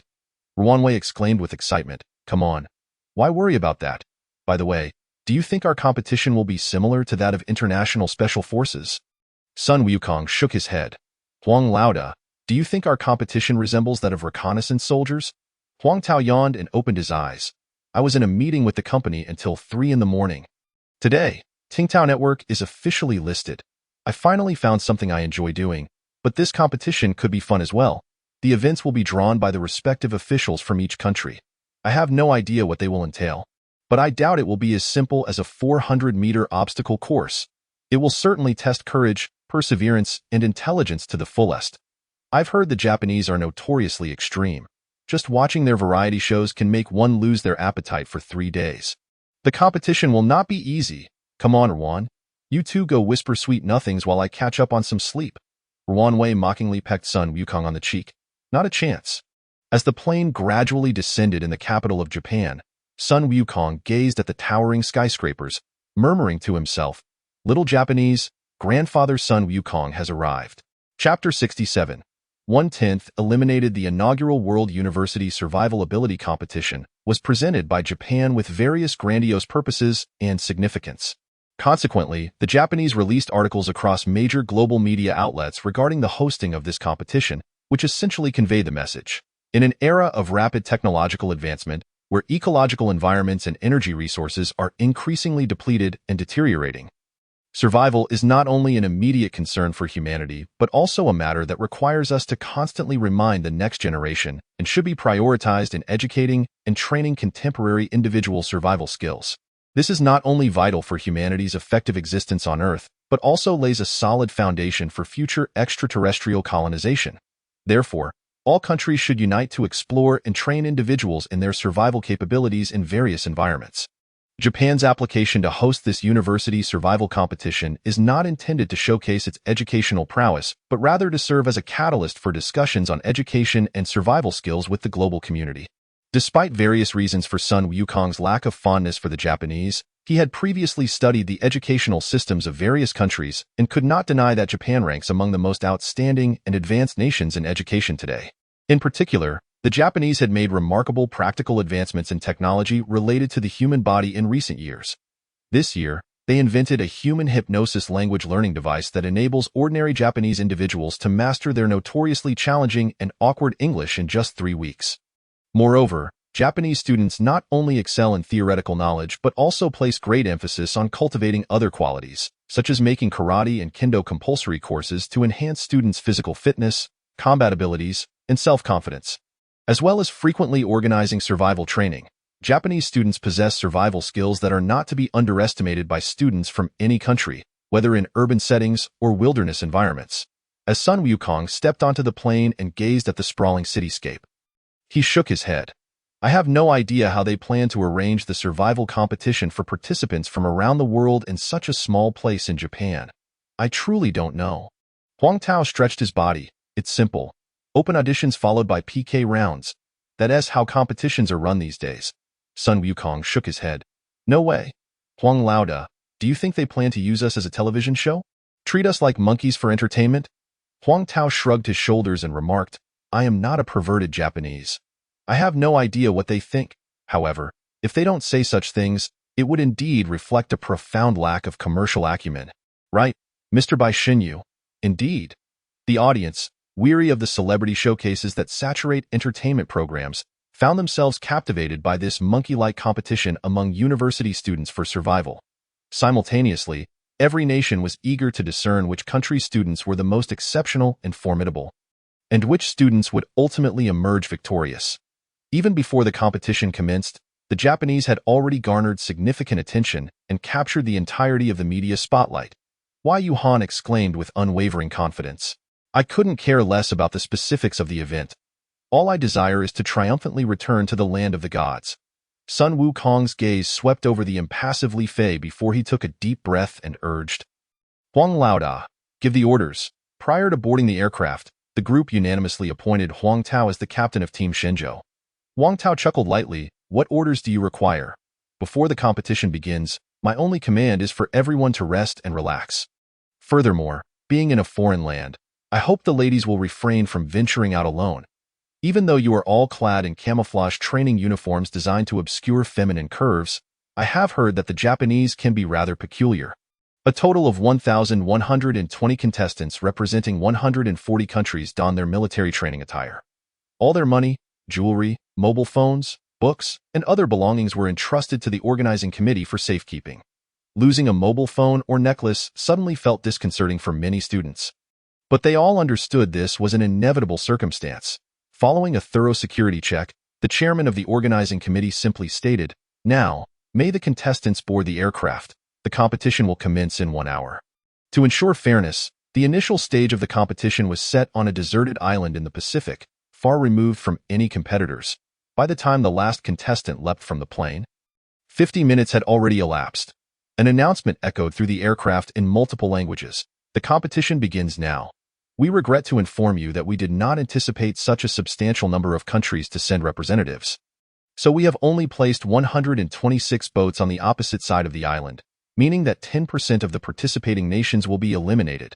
A gentle reminder to all contestants. This is a long and intricately shaped island. Countless challenges and dangers await you as you traverse to the other side.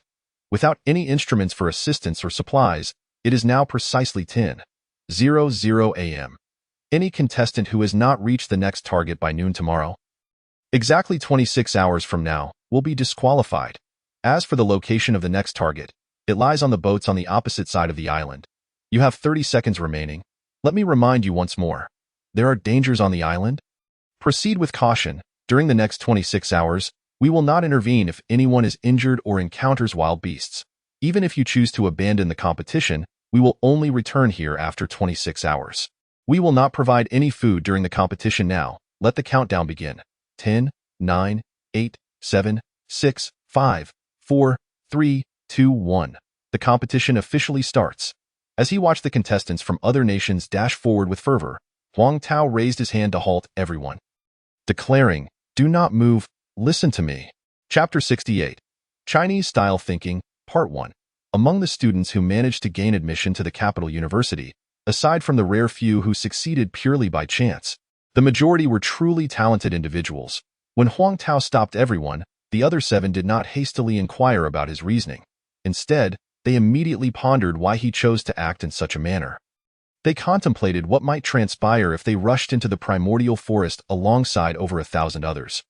Noticing that there were no foreign competitors nearby, Huang Tao promptly inquired, "Is there anyone here who cannot swim?" Sun Wukong furrowed his brow and replied, "Boss, I cannot swim." Dian Tao grinned ominously, "Good, then I shall take it upon myself to carry the star, Ruan, across. Is there anyone else who cannot swim, aside from Sun Wukong?" All others nodded to inform Huang Tao that they could indeed swim. Sun Wukong shrugged, "Okay, forget what I just said. Not having swum does not imply I cannot swim." Huang Tao, brimming with confidence, remarked, "Just now on the plain, I observed the island's terrain from above. It resembles a dumbbell. The island's two ends are relatively broad, while the center is quite narrow. Although I could not discern the finer details from the aircraft, I can preliminarily ascertain that the island possesses a complex landscape, and it is not improbable that wild beasts may inhabit it. My belief is that swimming around the island would be more expedient than traversing through it. Given the island's unique topology, it should be quicker to navigate along its edges." Sui Jian rolled up his sleeves. "Then what are we waiting for? Go." At this moment, all 1,112 contestants had already plunged into the dense forest. Huang Tao lifted his head and waved goodbye to the departing members of the organizing committee, instructing, "Sui Jian and I will lead the way. Wukong, you and Yu Liang will bring up the rear. Ladies, please be cautious not to stray too far from the island. Keep close to its rocky edges." Huang Tao was the first to leap off the nearly 10-meter-high rocky shore of the island, signaling for everyone to follow suit. Sun Wukong contemplated that as long as he remained close to the shore, he could grasp the rocks with his strength and prevent himself from sinking, thereby allowing him to swim along the island's rocky perimeter. He took a deep breath and jumped in. Upon entering the water, his body immediately reacted. Though he had never swum before, the rigorous training he underwent with Qi Yin had significantly enhanced his physical abilities. As he immersed himself, Sun Wukong quickly adapted to the qualities of the water, nodding his head, "Hey, had I known, I would have swum every day. This feels quite good. Ladies, please proceed." As Li Fei swam past him, Sun Wukong quietly asked, "Have we met before?" Li Fei smiled gently, "Perhaps I appear too ordinary. Moreover, 3 individuals from your dormitory, room 209, have already mentioned having seen me." Observing Li Fei's expression, Sun Wukong felt a twinge of emotion. Convinced she was not lying and shifted the conversation, "Let us set off." His gaze then turned towards the recently left Ruan Wei, pondering, could it be that the Li Fei I encountered that night was also a Japanese wearing a disguise? If so, what would be the purpose behind that? To instill distrust within our group. Watching Ruan Wei glide gracefully into the water, Sun Wukong could not help but sigh. She was a natural dancer. Even her entry into the water was remarkably elegant. Yu Liang and Sun Wukong swam side by side as they traversed approximately 500 meters. Suddenly, Yu Liang turned his head towards the sea and whispered to Sun Wukong, "Third brother, we might be encountering a large fish. I wonder if your skills will hold up in the water." No sooner had Yu Liang spoken than Sun Wukong sensed a menacing aura rising from the ocean's surface. Turning around, he beheld several black triangles breaking through the water's surface, heading straight for them. Sharks? Damn. Just what I feared would come to pass. At that moment, Huang Tao also noticed the unusual activity on the water's surface and quietly advised everyone, "Stay silent. Wukong and I will handle them. Sui Jian, Yu Liang, you two should guide the ladies towards the rocky outcrop." Although seeking refuge on the rocky outcrop would significantly reduce the likelihood of being bitten by the sharks due to their unique tooth structure, it did not guarantee safety. Sharks would first use their snouts and body movements to destabilize their prey, opening their jaws to deliver multiple bites within a span of 5 seconds, with their razor-sharp teeth capable of exerting a pressure of up to 18,000 pounds per square inch. In other words, even if a person's bones were forged from steel, they would be shattered in an instant. Huang Tao's words were intended to reassure the girls. Once the 4 ladies had huddled close to the rocky outcrop, Huang Tao swam to Sun Wukong's side, their hands clasped tightly together, both wearing expressions of barely contained excitement. They finally had the opportunity to fight alongside one another. Seeing Ruan Wei safely near the rocks eased Sun Wukong's heart. He knew she could utilize her swimming prowess to evade any shark attacks. Turning his attention back to the ocean before him, he observed the pale blue crescent-shaped tail flash across the surface, and a swarm of finned sharks, resembling military flags, swiftly approached them at a speed of 43 miles per hour. Sun Wukong's eyes gleamed with a hint of greedy delight. Come on, come on. To his left, Huang Tao paddled through the water with a smile, addressing Sun Wukong. 7 sharks, shall we compete to see who can take down the most? At that moment, the 7 dorsal fins submerged, and the great white sharks prepared to attack. What are we waiting for? Continue swimming close to the rocky outcrop. I, Huang Tao, killed a northeast tiger with my bare hands at 13, and at 15, I single-handedly took down 4 black bears. These little shrimp pose no challenge. Hurry up and seize the boats. Wukong and I will play around for a bit before joining you. Ruan Wei and the other 6 began to cautiously swim along the rocky outcrop towards their goal. While Ruan Wei had never witnessed Sun Wukong's prowess, she believed that someone capable of slicing through a black dragon would not be devoured by a shark. However, Sun Wukong currently had no weapon at hand. As Sun Wukong and Huang Tao protected the 6 individuals from behind, they gradually retreated. After 9 breaths, the sharks had yet to attack. Another 9 breaths passed, and still, there was no sign of the sharks. Huang Tao shook his head. Are these great white sharks mentally unstable? Why are they retreating? Let us continue forward. Upon hearing the news of the shark's departure, the girls exhaled in relief. Ruan Wei felt assured due to her faith in Sun Wukong's abilities. Li Fei, a master of combat, and Yuan Xiaowen, a medical student. Yet, Luo Qingfan's expression mirrored theirs, as if they had merely encountered a school of large fish. Reforming their original formation, Huang Tao swam to the front, declaring, "Let us keep pushing forward." We already covered a third of the distance. The 8 of them followed closely, propelling themselves through the water. Suddenly, the 6 in front accelerated, prompting Sun Wukong to call out, "Hey, what's the rush? It's not like I'm a poor swimmer or anything." Then, Sun Wukong noticed Huang Tao and the others swiftly veering towards the rocky outcrops, where a cluster of aquatic vines intertwined with the stones. He watched as they collided with the vines, which tumbled away, revealing an opening. They were drawn into the abyss. At that moment, Sun Wukong felt an overwhelming, irresistible undercurrent pulling him and Yu Liang toward a space that barely surfaced above the water. After all his calculations, he hadn't anticipated the existence of such a current. No wonder even the sharks had abandoned their pursuit. It turned out that the sharks feared being sucked into that dark void. Realizing this, Sun Wukong and Yu Liang were swept into the boundless darkness. Chapter 69. Chinese-style thinking, Part 2. In this moment, Sun Wukong's thoughts were entirely consumed by Ruan Wei and the others, who had already been engulfed by this dark space. He yearned to accelerate and catch up with his companions. For the first time underwater, he attempted to employ the phantom heart technique, extending his arms and propelling himself forward. The bright sky suddenly vanished, plunging him into the depths of darkness. Even with his trained eyes, he struggled to adjust, but his exceptional senses and profound combat intuition allowed him to perceive that the space extended about 9 zhang deep, and within it lurked an unfathomable black hole, voraciously consuming seawater. If Ruan Wei and the others were drawn into that abyss, Sun Wukong could scarcely fathom what awaited them. Summoning his innate energy, he propelled himself parallel to the water's surface, racing against the current. At last, just before the 7 were sucked into the black hole, his hands grasped the rocky wall above. Transforming his palms into claws, he utilized his internal martial prowess to firmly grip the protruding rock. At that moment, he noticed that a teammate had been caught in the current and was being pulled toward the cave's entrance. Without hesitation, Sun Wukong clamped his legs around the teammate, realizing with a start that he had inadvertently clasped a female companion's chest.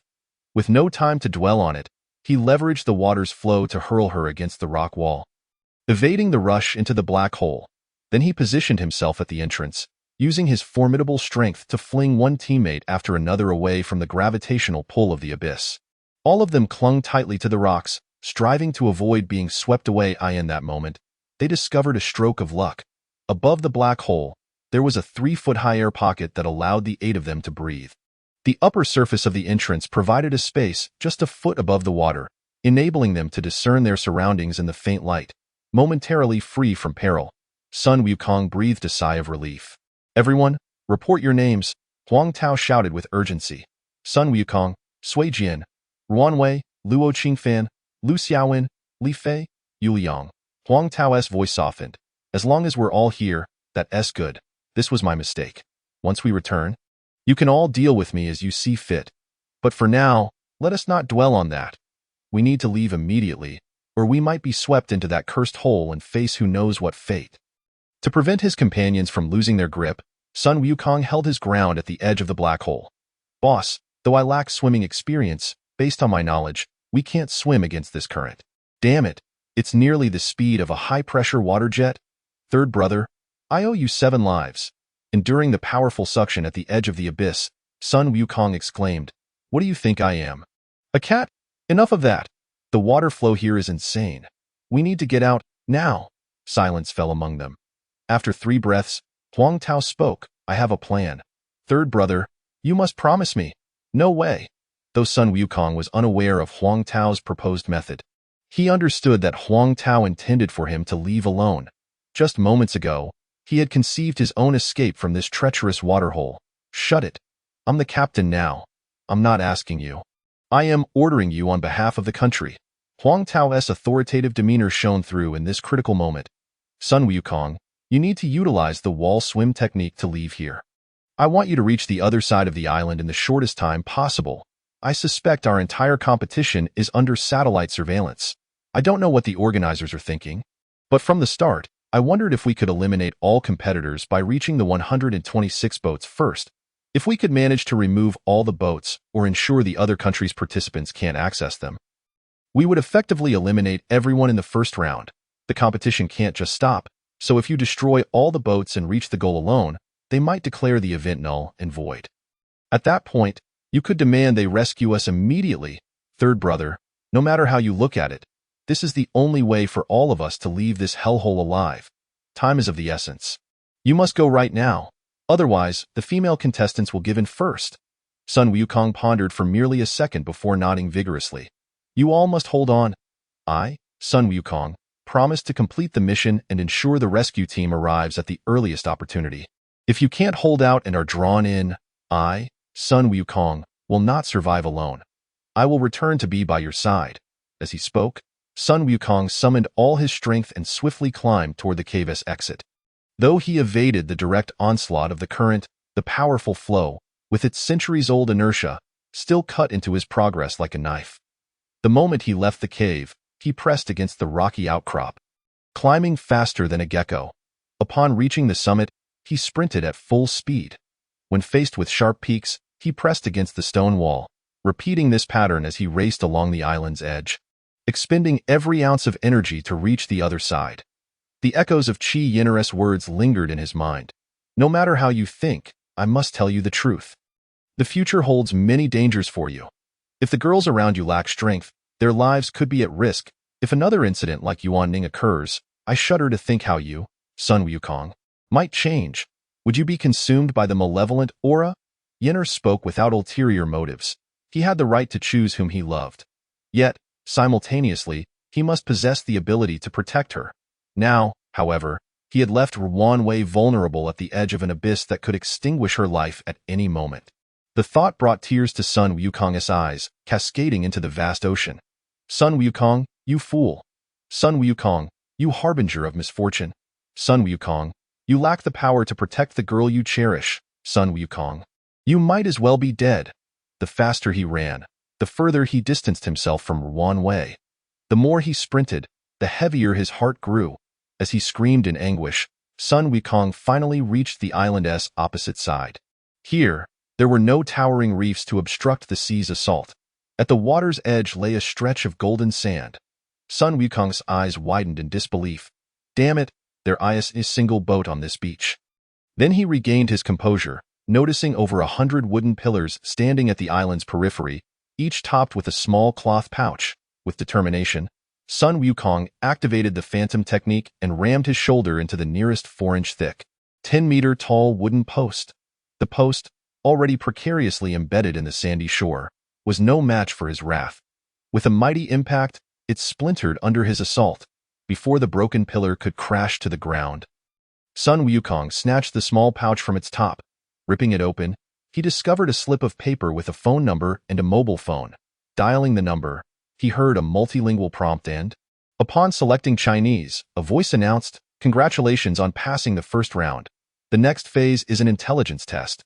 Please answer, Before the voice could finish, Sun Wukong furiously smashed the phone into the sand, crushing it beneath his foot. Undeterred, he charged toward another wooden post, this time allowing the pouch to fall and then shattering the phone once more, again and again. After toppling 11 pillars, Sun Wukong devised a better plan.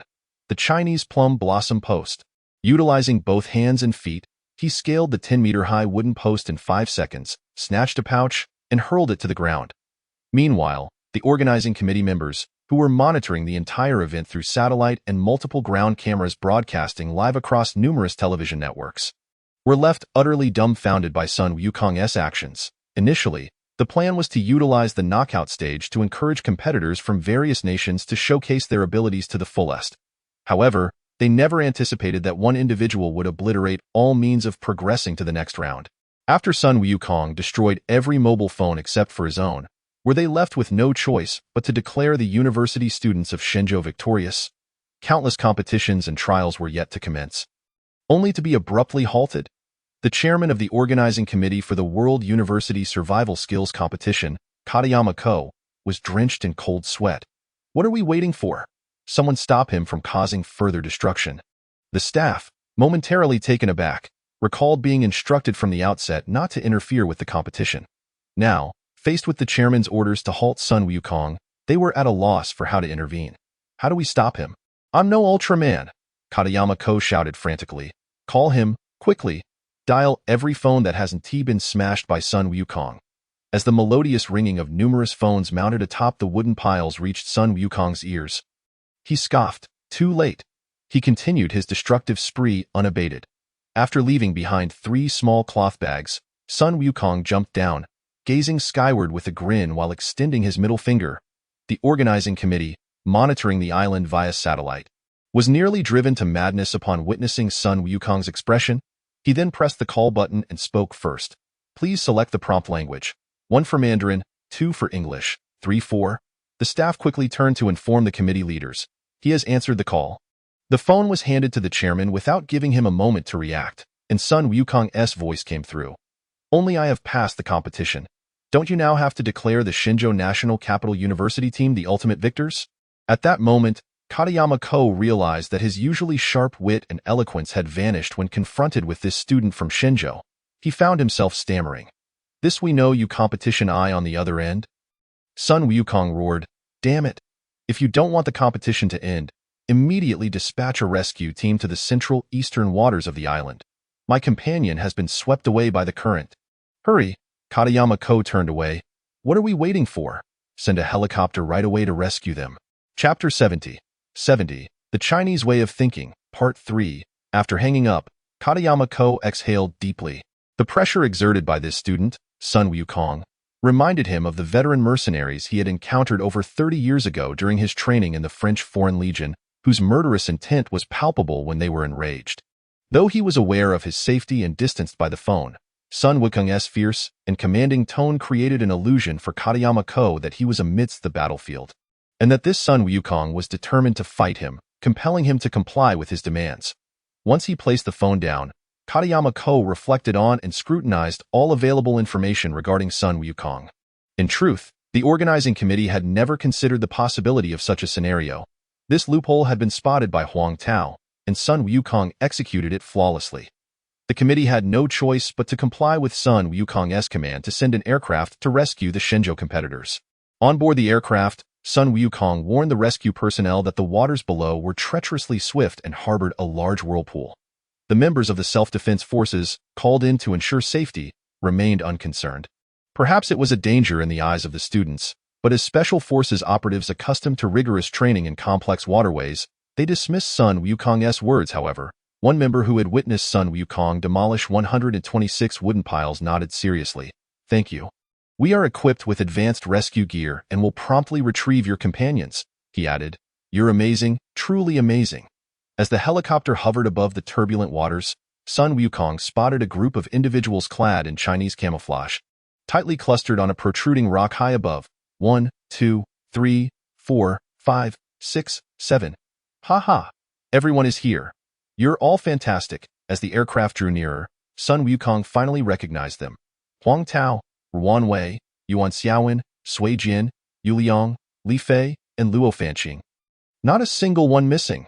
He embraced each teammate tightly and finally approached Ruan Wei, gazing at the excited yet slightly disheveled beauty before him.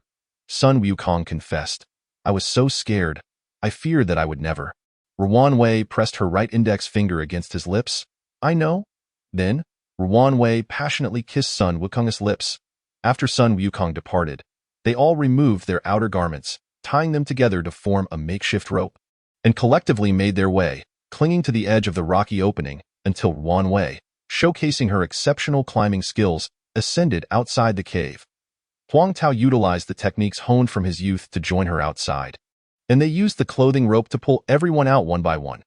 As Ruan Wei lifted her head from Sun Wukong's embrace, she playfully smiled. "Hi, good thing you didn't arrive too quickly. Otherwise, we wouldn't have had time to get dressed." The Shenzhou team garnered the organizing committee's cunning and unscrupulous assessment. Due to Sun Wukong's destruction, the first competition was abruptly declared halted, and a substantial contingent was dispatched to the island to assist the bewildered students from various countries in regrouping at their destination. The committee found itself in disarray, as their initial plan aimed to eliminate over half of the competitors within 3 days, given that 1,120 participants had exceeded manageable limits. After a brief discussion, the committee resolved to conduct a deserted island training exercise, regardless of whether the competitors utilized the island's trees or their swimming abilities. Any team that reached Crocodile Island to the due west before noon the following day would be considered to have completed the first elimination round, while those who failed to arrive would be disqualified. This time, no equipment, including compasses or watches, would be provided. Everything relied on the contestants' own abilities. Once again, only a handful of competitors from various nations rushed to seize the fallen wooden pillars on the beach after hearing of the new competition. While most turned their attention toward the Chinese competitors, they were eager to witness how the cunning Chinese would navigate this trial. Huang Tao looked proudly at everyone. "Hey, did you see? They're all waiting for us now. What are we waiting for? Let us have some fun. Come on, let us grab the wooden pillars." As the Chinese team lunged toward the wooden pillars, all the competitors understood this was a contest of brute strength. Who knew how far Crocodile Island lay to the due west? A boat was essential. They immediately joined the fray over the wooden planks. Once all the competitors began to scramble for the wood, even resorting to brawls, Huang Tao and his team discreetly withdrew. They stealthily ushered everyone into the island's forest for concealment. "Boss, what other plans do you have this time?" Yu Liang inquired nervously. Huang Tao pointed at the competitors on the beach, chuckling. "I don't know what the committee intended with this competition, but I do know that the material of these wooden pillars is exceptionally unique. 99% of trees worldwide float on water because their density is lower than that of water. Yet this particular type of wood reacts chemically with organic elements in seawater, especially marine humus, after 3 hours, causing its density to become akin to steel. South Asian pirates often place such wood in critical areas of their vessels to enhance their resistance to impacts. Even small cannonballs couldn't penetrate, however. If they managed to craft a boat from this material, it would quickly sink beneath the waves." Yu Liang dared not shout loudly. Instead, he excitedly clenched his fist and made a gesture. "Boss, so what should we do?" At that moment, Luo Fanqing posed a question. "What if the journey to Crocodile Island takes less than 3 hours? Chapter 71. 71. The medium Huang Tao suddenly looked at Luo Fanqing with a mischievous glint in his eyes. "I've just realized that the talented woman from Shaoda, Luo Fanqing, is not only intelligent but also possesses such alluring charm, truly appetizing." Sui Jian smacked his forehead in disbelief.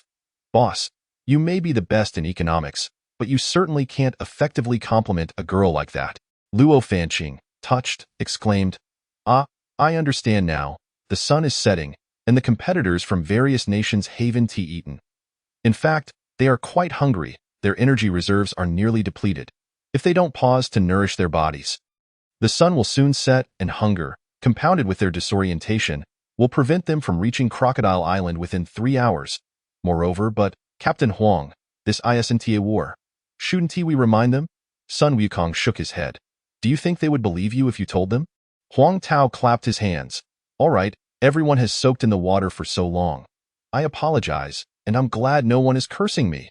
We want tea set off tonight. I believe you can't find authentic local delicacies in the capital. Let us indulge ourselves tonight and feast heartily. Afterward, we'll rest well, and tomorrow morning we'll set sail for Crocodile Island. Yu Liang was still somewhat puzzled. Boss, where's the boat? What are we going to eat?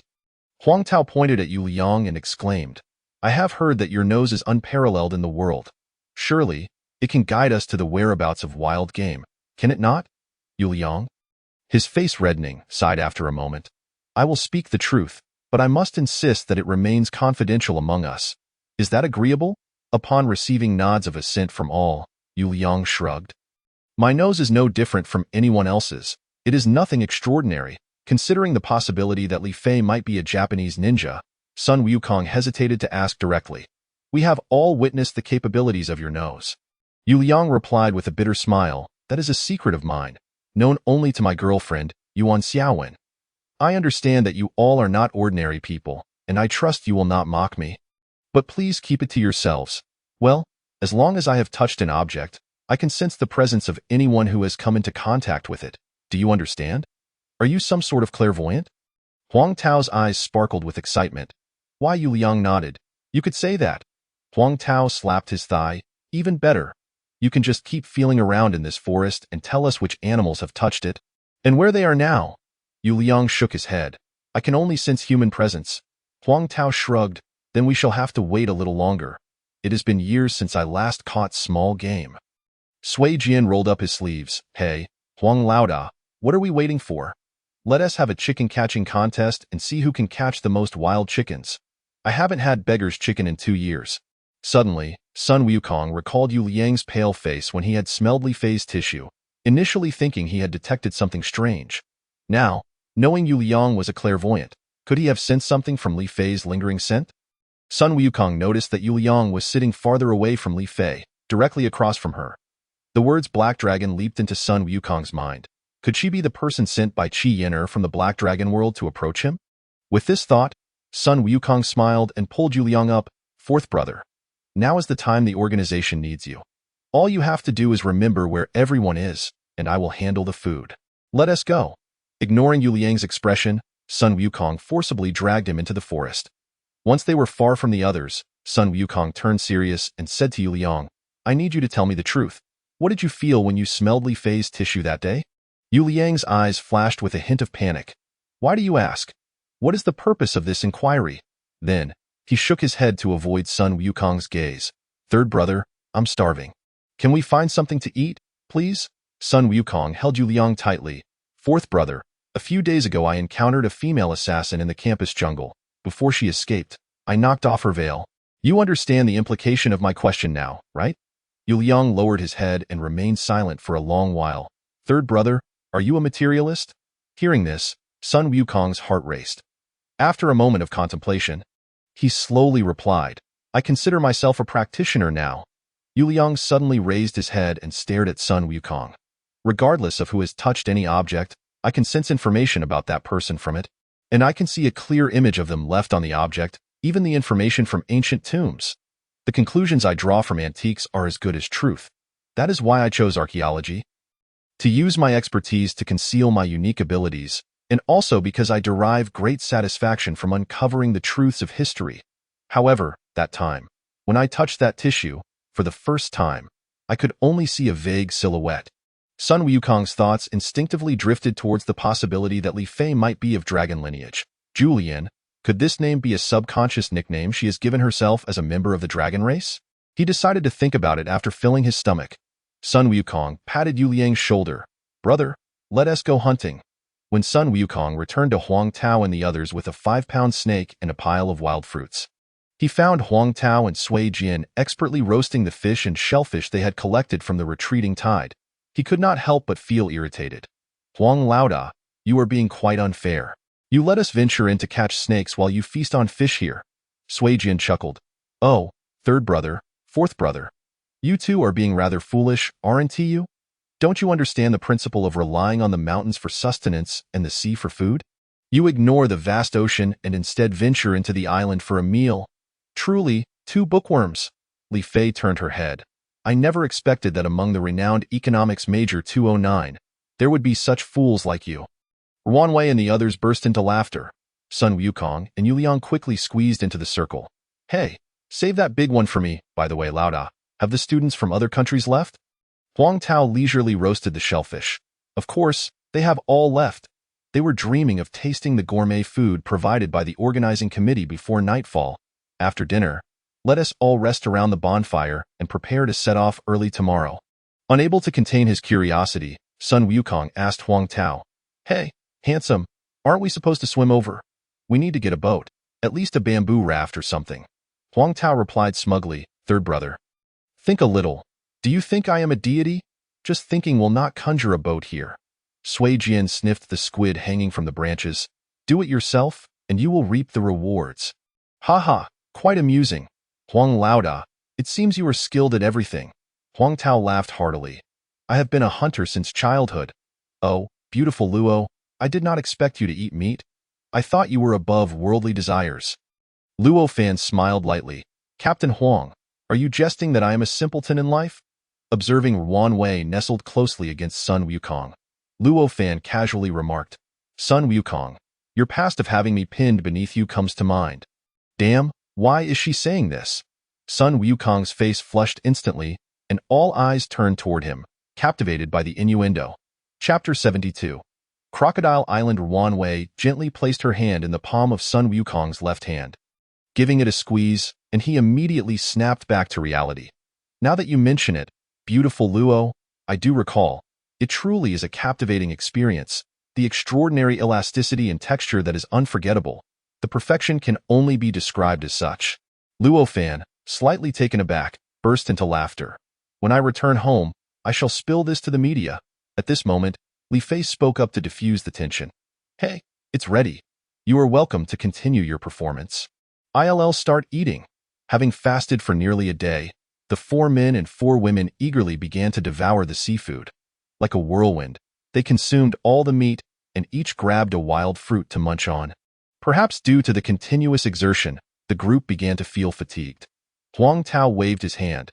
"Everyone, let us turn in early. We shall set off bright and early tomorrow, on their first collective outing under the stars." Without tents or bedding, the group surprisingly engaged in little idle chatter and simply lay down to sleep. Observing his teammates drifting into slumber, Huang Tao smiled faintly. These classmates had not experienced hardship. He recalled how, at the age of 6, he began enduring various survival trainings under Mo Yao, simulating nearly every conceivable survival scenario. Huang Tao meticulously checked the surrounding area where his companions slept, arranging the smoldering branches in an orderly manner around them, then adding more twigs to the bonfire. He then gently lay on the ground, resting his head on a hollowed log, seeking tranquility to lull himself into sleep. Before drifting off, Huang Tao took one last glance at his teammates. When he saw Wan Wei nestled in Sun Wukong's arms, peacefully dreaming, and Sun Wukong gently stroking Wan Wei's flowing hair, he was abruptly reminded of his master Mo Yao, who often caressed his beloved firearm when alone. Pushing the thought from his mind, he closed his eyes and succumbed to sleep. As dawn broke with the first light, Huang Tao opened his eyes to find the bonfire still crackling. He noticed Wan Wei still nestled against Sun Wukong, who remained in a meditative posture. It dawned on him that his third brother had been continuously adding branches throughout the night to shield everyone from the early spring chill. Aware that Huang Tao was observing him, Sun Wukong slowly opened his eyes and smiled at Huang Tao. Huang Tao gently clapped his hands. "Everyone, it's time to rise. We are setting out immediately." Yu Liang rubbed his eyes and inquired, "Lauda, where is the boat? How are we supposed to depart?" Luo Fan stretched languidly. "I slept so soundly. Economics 209 truly lives up to its reputation." "Captain Huang, if you have any interest in women, how about considering being my boyfriend?" Huang Tao chuckled. "I have a notorious reputation as a lecher," Luo Fan giggled. "Are you referring to your classic discourse on Buddhism and sexuality? It is truly legendary. I pondered it for quite some time before realizing that we actually do not need a boat." Yu Liang was taken aback. "No need for a boat? Please, I do not wish to plunge into icy waters first thing in the morning." Sun Wukong was massaging Wan Wei's neck muscles as she had just awakened. "Luo, you are truly impressive. I only comprehended this in the morning. Compared to you all, I feel utterly foolish." Yuan Xiaowen playfully bumped Yu Liang on the head. "We are currently on Crocodile Island." Yu Liang widened his eyes in disbelief, exclaiming, "What? We are on Crocodile Island? Then why are we instructed to arrive at the westernmost point of Crocodile Island before noon? What does that mean?" Huang Tao shook his head and replied, "My English isn't particularly strong. Upon hearing it, I initially thought it referred to the exact west of this island. It was only when we were competing for those wooden stakes that I realized these logs could not possibly serve as means to cross the sea. With over 1,000 people suddenly losing their boats in the ocean, fatalities are inevitable. Even the strongest rescue logistics cannot save that many in the shortest time. Therefore, I carefully recalled every word from the organizing committee.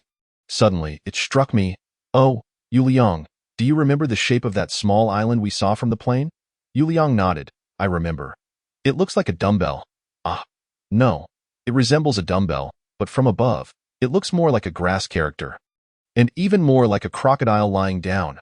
"Ah, I understand now. He meant that at noon, we should be to the west of Crocodile Island. Our current position is on the eastern side of the island, which means the place we stepped onto the island yesterday is indeed the west." Huang Tao nodded. "Exactly. We are to return to the starting point. But why only set off now? Why not go last night?" Yu Liang queried. Huang Tao chuckled. "The terrain on the island is complex, and there was no light at night, which is also when animals are active. Now we shall utilize the sunlight from the east to guide us in the right direction. Come, my brothers and sisters, let us depart." Yu Liang still did not comprehend, asking as they walked, "Boss, I still don't understand. It was already proven yesterday that the contestants from 140 countries, from 10 in the morning until nearly evening, only managed to reach the eastern side of the island with the guidance of the organizing committee. How can you be so confident we will arrive before noon?" Huang Tao looked at him with pride. "Of course, we are relying on you. Did you not say you could sense a person's whereabouts from the traces they leave behind?" Yu Liang slapped his forehead. "I will never associate with you again. You undermine my self-esteem."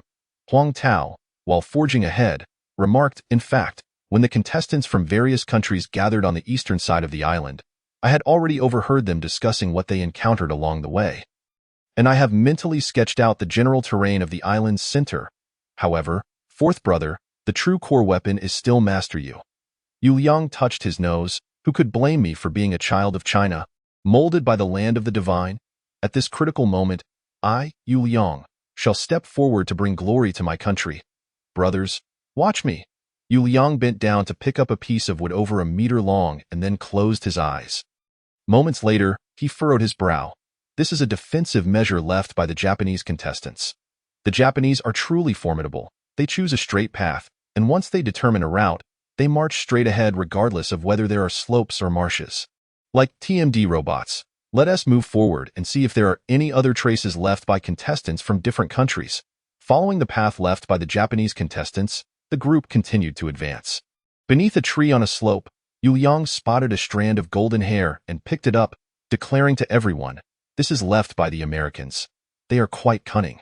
They know that without a GPS system, their survival capabilities cannot match those of the Japanese, so they closely follow behind them while skillfully avoiding the slopes and marshes. However, they are also quite weary, but we shall not shy away from climbing. We can circumvent through that area." Under Yu Liang's leadership, the group navigated through the narrow path between the two slopes. As they turned a corner, Sun Wukong felt his skin tightening, his hair retracting. And though he could not articulate why, he immediately halted the group. "Stop." Almost simultaneously, Huang Tao reached out and grabbed Yu Liang. "Something's not right." The eyes of Huang Tao and Sun Wukong met, revealing their shared alarm. Scanning their surroundings, Sun Wukong heard a low, grating sound emanating from the slopes. Huang Tao shouted, "Quick, retreat. It's a snake swarm." It seemed they were a moment too late, as countless snakes of various sizes surged into view, surrounding the group from all sides as if the Creator had instantaneously transported them into a realm of serpents.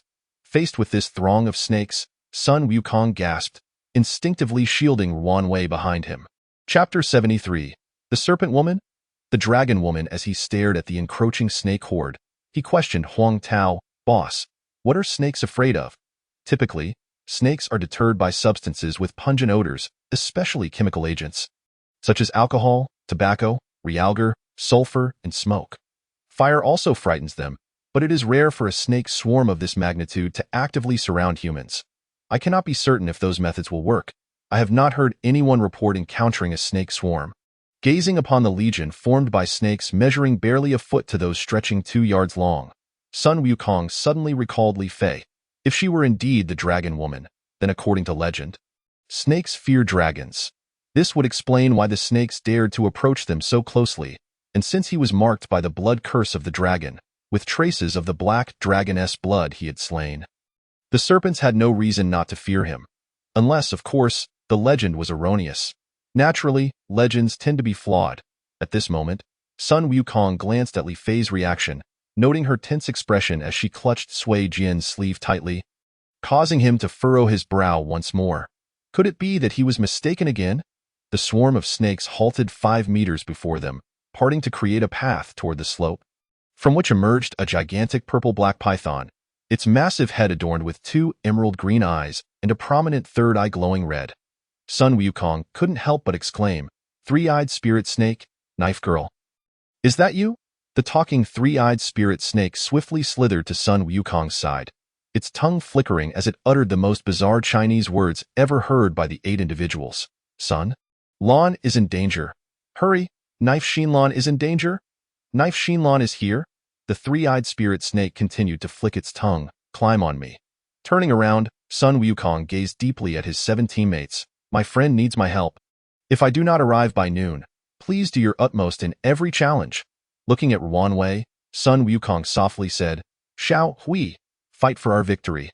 Climbing onto the serpent's back and wrapping his arms around its lengthy body, the wind howled in his ears as the three-eyed spirit snake navigated through the forest. Soon, darkness enveloped him as he realized the serpent was taking him to an underground cave, though he was not well acquainted with Knife Shinlan. Upon hearing the three-eyed spirit snake warn him of her danger, Sun Wukong felt an immediate urge to act. Just as the three-eyed spirit snake bore him into the underground, he suddenly recalled the image of the black dragon leaping from the base of the Shadow Clan in the desert. At that moment, he contemplated a question he had overlooked for a long time. Who had released the black dragon from its underground seal after the battle between Knife Shinlan and the three-eyed spirit snake within the light barrier? Both had vanished, leaving behind the small lawn subduing the spirit snake and a snake gallbladder as an offering. Learning of the snake clan's legend, he proceeded to the Xinjiang desert. What was Knife Shinlan doing in the Xinjiang desert?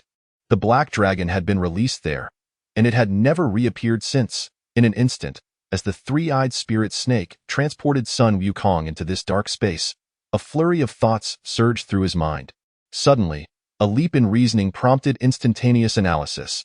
This is bad, a trap. At that moment, the three-eyed spirit snake had brought Sun Wukong to an unknown location underground. The combat I sensed an obstruction ahead.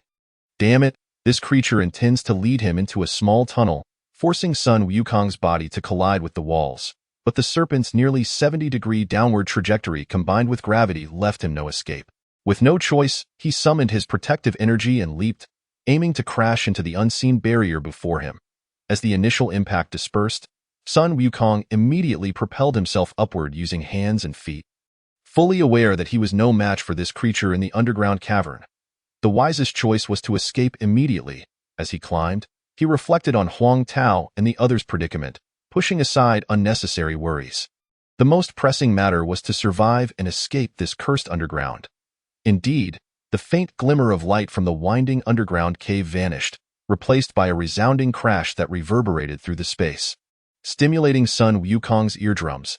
He had no choice but to open his mouth wide while continuing to ascend, for the closer he got to the surface, the greater the chance of escaping this place. The continuous sounds echoed in the underground, as stones of varying sizes rained down from above. Sun Wukong felt both annoyed and relieved. Annoyed that this delay hindered his ascent, as every second brought greater danger. Yet relieved that the more stones that fell, the higher his chances of escape became. Ideally, the cave below would be blocked off, preventing that creature from following him.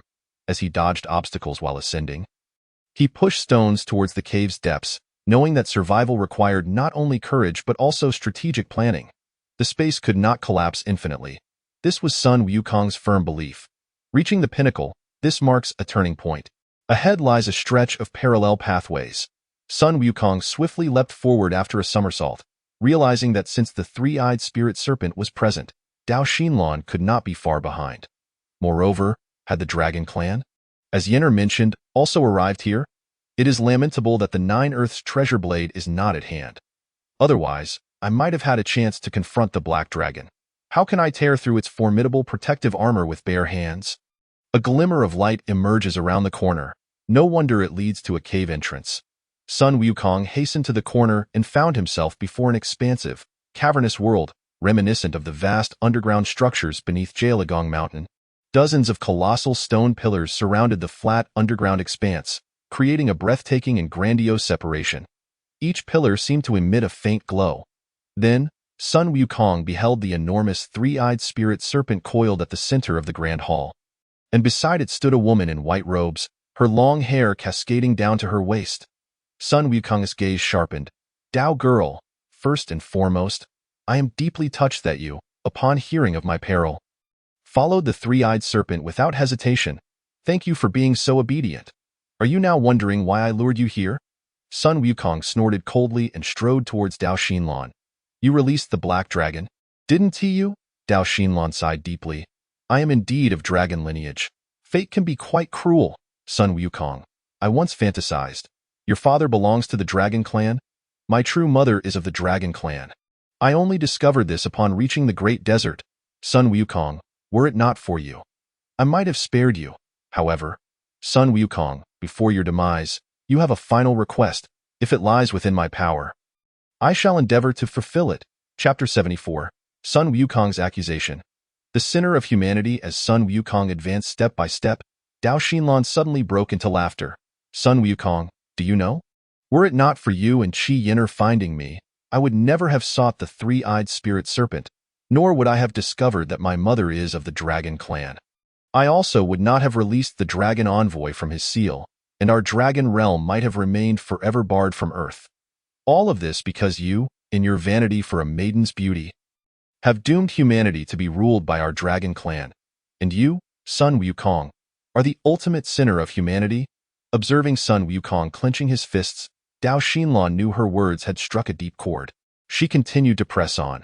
"I truly wish to see you live on in guilt, but I must inform you, our dragon clan has already arrived on Earth. There shall be no opportunity for you to atone for your sins. You have slain the dragon envoy, sealing your fate. Yet, before you perish, you shall indulge in our lavish hospitality." Dao Xinlan persisted in her assault on Sun Wukong. "Perhaps you are puzzled as to why the global university survival competition chose your dormitory?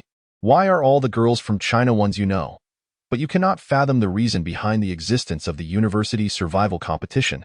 To acclimatize ourselves to this world, we Dragon Clan must inhabit human bodies.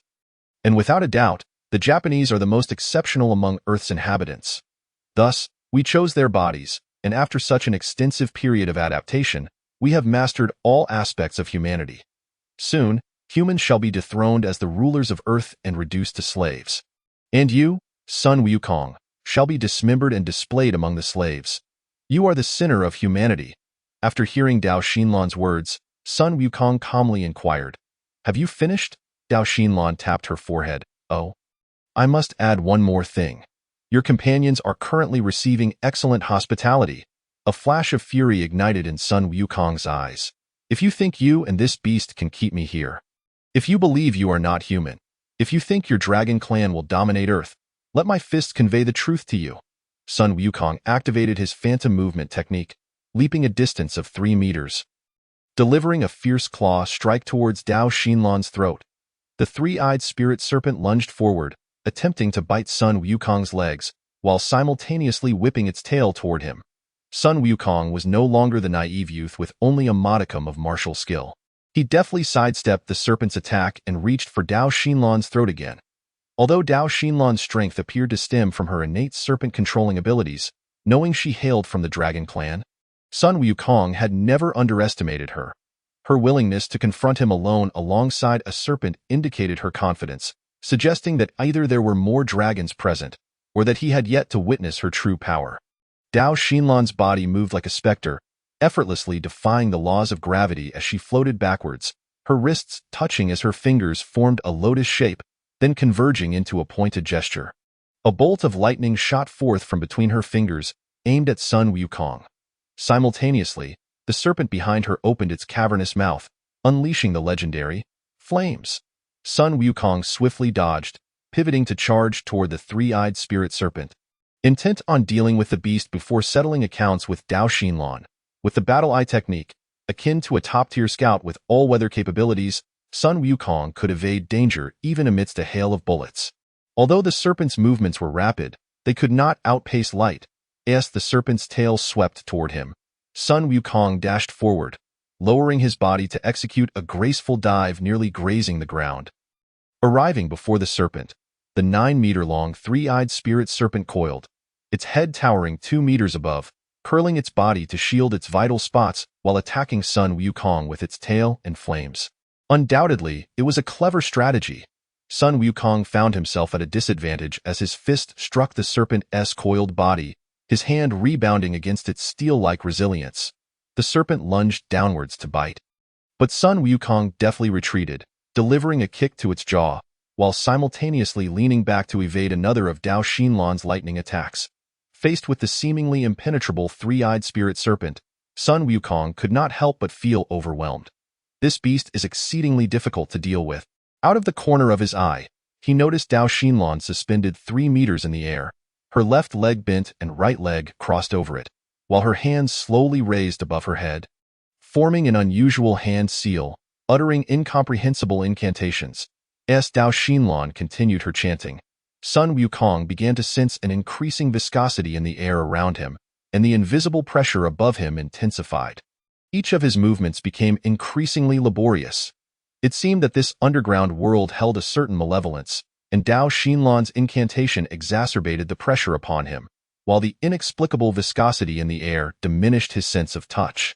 Thus, Sun Wukong began to evade the serpent while searching for an exit. He could not believe that Dao Xinlan could survive in this enclosed underground space without a way out, so there must be a passage leading to the surface. At that moment, the three-eyed spirit serpent ceased its fiery assault, its slightly ajar mouth releasing a cloud of pale pink mist. His first instinct. This is poisonous mist. Sun Wukong hastily retreated, only to collide with a resilient barrier that halted his movement. Upon touching it, he discovered it was solidified air. Ha ha ha ha. Sun Wukong, I forgot to mention, this is our Dragon Clan's barrier. Unless you kill me, you shall not escape from this barrier. The three-eyed spirit serpent did not pursue Sun Wukong but continued to expel pink mist, which gradually enveloped the entire dragon barrier. Chapter 75. The Dragon Realm calls for desire. Sun Wukong suddenly leapt towards Dao Xinlan, who hovered 3 meters in the air. If she remained, the Dragon Realm might never be shattered. Dao Xinlan above let out a melodious laugh. Only now do you think of this? It's too late. Sun Wukong halted 2 meters above the ground, the pressure of the Dragon Realm preventing him from ascending further. While Dao Xinlan traced arcs in the air with her hands, effectively trapping Sun Wukong in midair. The massive tail of the three-eyed spirit serpent swept toward him with a whistling sound. With no way up or down, Sun Wukong had no choice but to raise his legs to withstand the immense force. Bang! Sun Wukong was violently slammed against the barrier, a sharp pain radiating from his back, forcing a cry from his lips as the pink mist surged into his mouth. The serpent's tail relentlessly continued its assault on Sun Wukong, but the barrier remained firm, like a wall in a flash of inspiration. Sun Wukong maneuvered sideways against the air wall, dodging the serpent's attack, then positioned his hands with the middle fingers aligned, the remaining 8 fingers forming a tower shape. As the serpent's tail approached his waist, he executed a split kick, narrowly evading the serpent's immense force. Break. This was the powerful black hole technique imparted to him by Qi Yenner. At that moment, the oppressive weight of the Dragon Realm above Sun Wukong suddenly lightened. Proving effective, he silently thanked Yenner.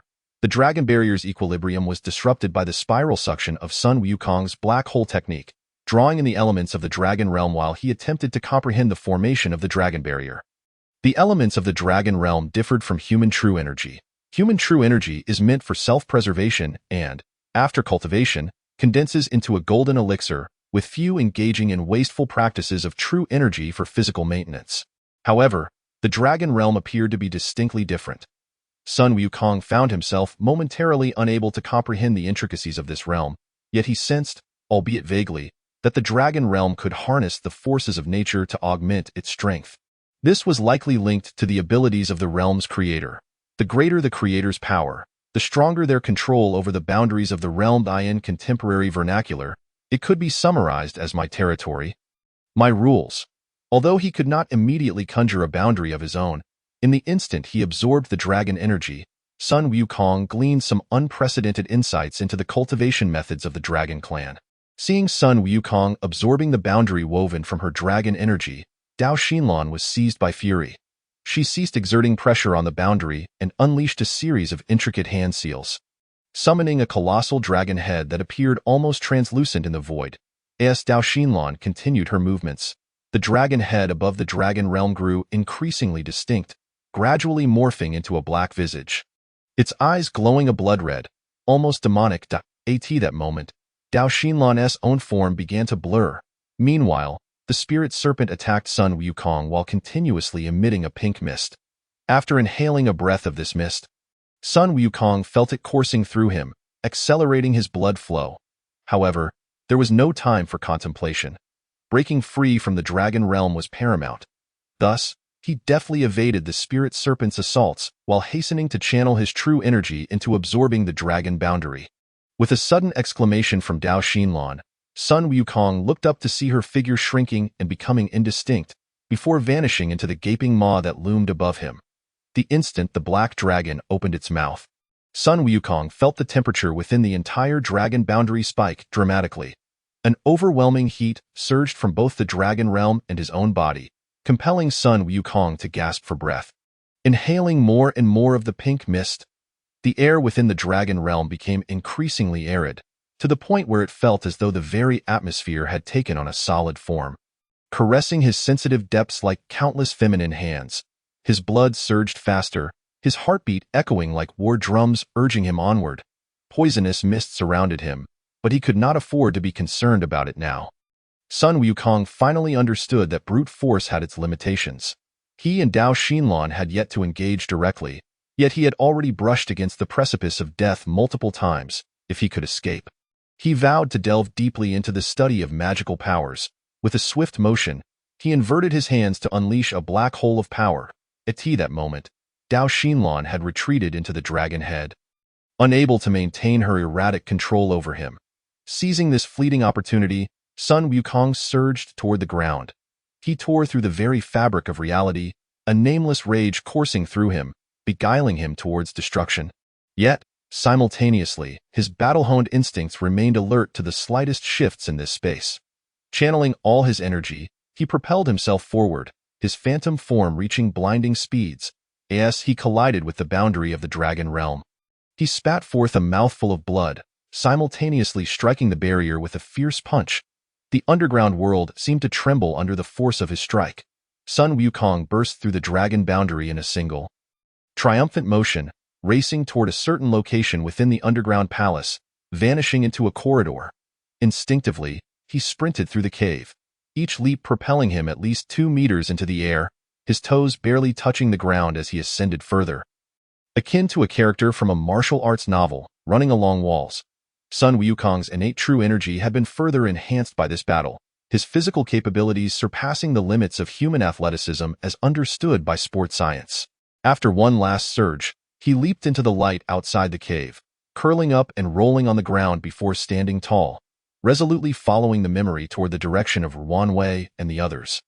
Quickly, he traversed the underbrush, crossing a brook until he reached the very spot where they had first set foot on the small island. At that moment, he spotted Ruanwei anxiously scanning the surroundings amidst the foliage. Sun Wukong finally relaxed, enveloping Ruanwei in a tight embrace. The entire world faded from existence. As he held Ruanwei, the suppressed desires that had been building within him ignited at the contact with her enchanting form. When Ruanwei's cherry lips met his, the fire within Sun Wukong erupted into a conflagration, and Ruanwei responded fervently, as they kissed passionately, shedding each other's garments in a fervor. As Ruanwei removed the last of Sun Wukong's undergarments, they shared a lingering, deep kiss. In the heat of the moment, Sun Wukong struck Ruanwei's abdomen with a fierce punch, denying her any time to react, followed by an elbow strike to her temple. With a swift kick, he sent her sprawling. She landed with a thud, groaning in pain, and before long, Ruanwei transformed back into Dao Xinlan, the world around them shifting once more into the confines of the dragon boundary. With resentment, Dao Xinlan exclaimed, "Sun Wukong, You are the first man to ever strike me. You will pay for this, three-eyed. Kill him. In a blink, Sun Wukong appeared before Dao Xinlan, seizing her throat and lifting her. With a finger pointed at the three-eyed spirit serpent, he warned, "Beast, get lost, or I will kill her." Then, with a wicked grin, he remarked, "Miss Dao, your body is truly exquisite." He forcefully pressed Dao Xinlan against the boundary wall, his left hand kneading her proud bosom. With sultry eyes, Dao Xinlan let out a beguiling moan. "You are the first man to dare strike me, and the first to capture my heart. Come, Dao Xinlan is yours." Sun Wukong tightened his grip on her throat with his right hand while gently caressing her face with his left. For a fleeting second, he felt his heart stir, observing the desire that burned within him. Yet his expression grew increasingly composed. Dao Xinlan realized she could not provoke his desire for conquest and passion. She had failed this time. "Very well, Sun Wukong, tell me where I went wrong. How did you see through me?" Soft light danced in Sun Wukong's eyes as he replied, "When we kissed deeply, her lips felt like the entire universe." Then, his demeanor shifted to icy resolve. "Miss Dao, you are indeed beautiful, yet your lips resemble those of an inflatable doll. This time, I shall spare you. After all, you once aided me. I once regarded you as a true friend, and from this day forth, I owe you nothing, nor do you owe me. I hope we never meet again. If that day comes, I will make you understand the meaning of regret." It consists of 16 strokes. With a flick of his wrist, he cast Dao Xinlan to the ground, donned his camouflage training uniform, and summoned a black hole of power alongside his phantom form. Sun Wukong charged forth, bursting through the dragon boundary, racing toward the surface's passage. Behind him, Dao Xinlan pressed her hand against her throat, watching Sun Wukong vanish into the corridor with a furrowed brow. Chapter 76. A plane crash. People often liken someone's state to that of a riled bull, illustrating that desire can be a powerful motivator. As it was for Sun Wukong. The insatiable fire of longing within him surged forth, compelling him to run incessantly to release this primal energy. His speed escalated, and within a few breaths, he burst forth from the underground cavern. The crimson sun blazed above him, the azure sky pristine. How splendid the world above was! He estimated that his battle with the serpent woman had been brief. The true duration had been the entrance and exit process. Approximately half an hour. Relying on memory, Sun Wukong dashed through the narrow passage between the two hills where he and Ruanwei had parted ways, slowing down to assess the traces on the ground.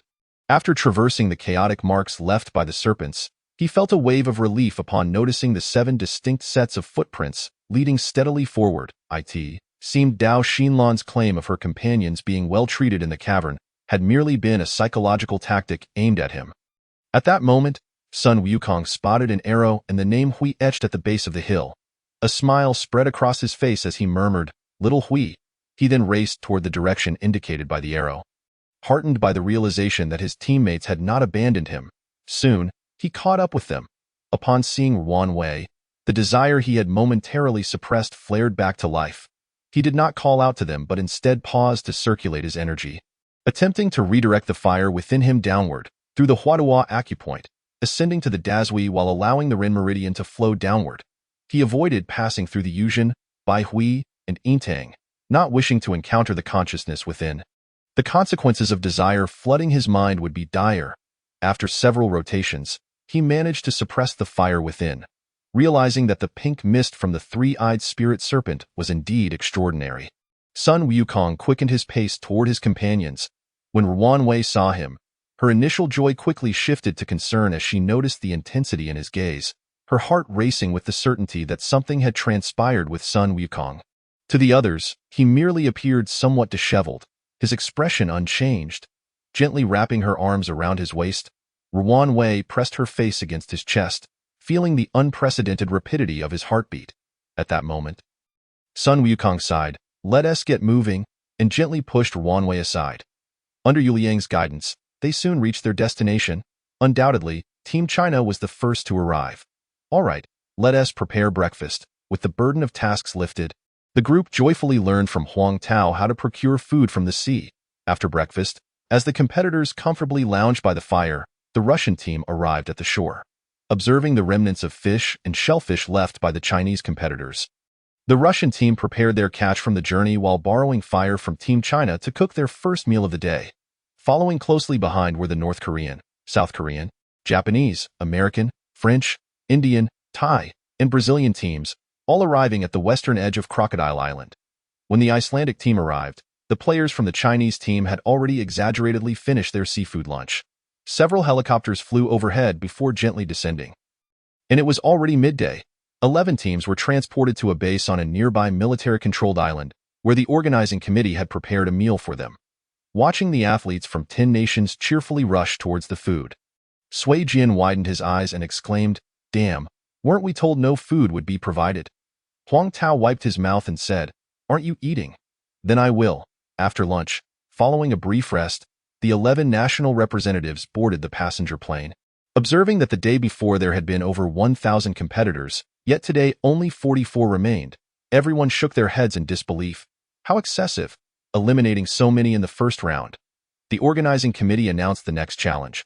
All competitors were to be taken to an indigenous island in Africa. And by any means necessary, each country's team had to return to the capital of Japan within 15 days to pass this round of competition. Goodness, is this truly a contest for students? It's nothing short of a desperate escape. Contemplating the distant African island, all competitors inhaled sharply. After glancing at the crowd, Huang Tao remarked, "Let's adapt to the situation. We have no idea what that African island is like. There's no point in overthinking it. It's more important to rest while we can." Approximately an hour later, the captain announced in English that all systems on the plane had suddenly ceased functioning, and communication with the ground had been lost. He regrettably informed everyone that this was not the beginning of a test, but a genuine emergency. Due to the competition rules, all participants were prohibited from bringing mobile phones or other modern communication devices. The captain had to inquire if any staff members had a phone. A flight attendant handed her phone to the captain, saying, "It's almost out of battery." The captain pressed a series of numbers, waiting for a connection. Just then, the call was answered, but before the captain could exchange more than a few words, the connection dropped. Enraged, he smashed the phone against the wall. Sun Wukong suddenly laughed and whispered to Huang Tao, "It must have been a long-distance call. It ran out of credit." The Japanese are quite meticulous with their phone bills. Huang Tao turned to Sun Wukong and said, "The plane is about to crash. Aren't you afraid of dying?" Sun Wukong paused for a moment and replied, "I'm terrified." Huang Tao gathered the Chinese competitors together, stating, "We have a 99% chance of plunging into the ocean. The plane won't crash immediately. We still have a chance to escape as it descends into the sea. Are we going to sit idly by or take action to survive?" Sun Wukong nodded. "I haven't lived enough yet. I still want to press down on Luo Daybody again." Luo Fan shot Sun Wukong a glare, retorting, "Thanks. I would also like to have you pressed beneath me. You can't even produce ivory." Wanwei gave Sun Wukong a hard pinch before nodding in agreement. Huang Tao then turned and approached the North Korean and South Korean competitors, calling them over simultaneously. It turned out Huang Tao could speak Korean. At that moment, a black American competitor approached Huang Tao for a brief conversation. While the captain remained bewildered, all the contestants reached a consensus on how to escape upon the plane hitting the water. They would open the exits and evacuate to avoid drowning. Though the odds of survival were slim, just then, the captain's broken phone rang. Watching the phone that could no longer make calls, the captain struck his head in frustration. Sui Jian couldn't hold back his laughter. It's definitely the ground control that detected the issue and paid for his phone credit. But he's already smashed it. Ha ha. Suddenly, a loud noise echoed in everyone's ears, and darkness enveloped them. Through the windows, they deduced that the plane had indeed crashed into the ocean and was still plummeting at an astonishing speed. Chapter 77. The haunting melody of the underworld as the plane began to submerge. Icelandic student Kola Dgolfsdóttir bravely opened the aircraft's door, and the rushing seawater slammed against her elegant figure. Subsequently, Kola was swept away by the torrent. Unsure of how long they would be submerged, Sun Wukong took a deep breath at the moment the plane hit the water, preparing himself and his teammates for escape. Within a fraction of a second, the cabin was nearly filled with water. Just before it was completely inundated, Kola was thrust before Sun Wukong. Seeing her mouth agape in pain, he suddenly realized how beautiful this Icelandic student was. Feeling a pang of guilt, he quickly covered her mouth with one hand, while gripping the seat with the other to resist the water's force. The stunning Kola was now pressed tightly against him. With one hand struggling against the water, Sun Wukong swiftly released his grip on Cola's lips to grasp the seat's backrest, leaning forward to seal her mouth with his own against the onrush of seawater. A second later, as the cabin filled with water and the pressure in front of him eased, Sun Wukong immediately embraced Cola and swam toward the exit. Blessed with innate energy, Sun Wukong could hold his breath for 8 to 15 minutes without needing to inhale again. During this time, he could enter a state akin to fetal breathing to avoid underwater suffocation. Similar to methods employed by many yogis buried underground, he could also open his pores to breathe through his skin. However, at that moment, he needed to provide a significant amount of oxygen to Cola, doubling his demand. Therefore, he accelerated his ascent toward the cabin exit, knowing they should not be far from the surface. Using all his limbs to escape, Sun Wukong propelled himself upward. Indeed, within a mere 30 to 50 meters. They reached the surface. Sun Wukong gently tapped Cola's cheek and asked in English if she was all right. Cola vigorously nodded and replied in Chinese, "Thank you. I'm fine. You should help your teammates." If not for Cola's unexpected appearance before him, he wouldn't have cared about anyone else except Wan Wei. Just as he was about to dive back underwater, competitors from various countries began surfacing, with Wan Wei being the 7th to emerge. Huang Tao scanned the surrounding waters and pointed, "Over there seems to be a small island. Let us head that way." At that moment, Huang Tao's words became a lifeline for everyone. Coupled with the Chinese team's outstanding performance in the previous rounds, all participants swam towards the direction Huang Tao indicated. Those who had managed to endure among the 140 international competitors until now must have either been blessed with divine luck or possessed remarkable skill. Only the finest selections remained from this wave of competition.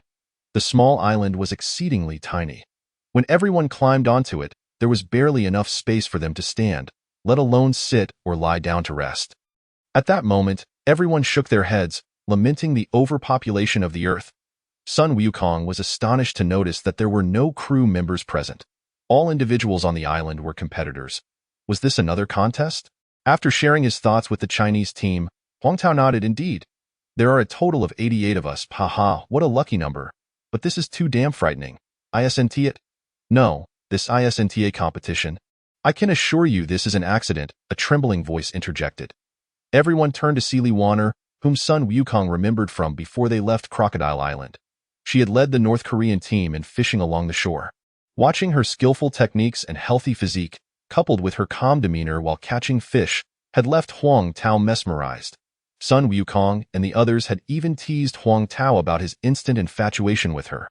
After gathering enough seafood for the North Korean team, she had faced the sun on the beach, stretching her healthy body, and her rosy cheeks, adorned with dimples, had captivated all the competitors present, though Sun Wukong.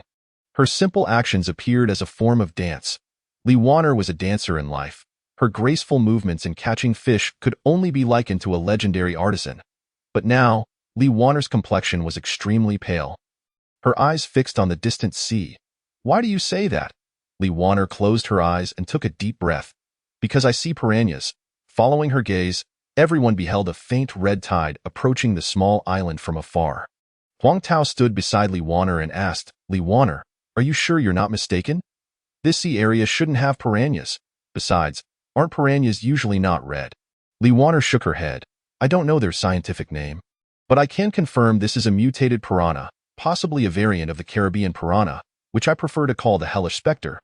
They are not bound by water temperature, thriving from the Antarctic to the equator, with no place they cannot reach. Vessels and ships that encounter them have always met with total annihilation. I know that historically, over 100,000 people have encountered red-finned piranhas, yet only 4 have escaped with their lives. It seems we are doomed this time." In an instant, the red tide entered everyone's sight. Hissing sounds echoed from the surface of the water, growing ever closer. Li Wanner suddenly leaped into the sea. Swimming towards the piranhas, Huang Tao immediately jumped in after her, his explosive strength astonishing as he seized Li Wanner upon entering the water, grasping her throat and lifting her back onto the island. "Li Wanner, who were the 4 survivors? Who else is alive?" Li Wanner gazed at Huang Tao in astonishment, and after a moment, she slowly replied, "At present, I am the only one left alive." Huang Tao nodded as if he had known all along.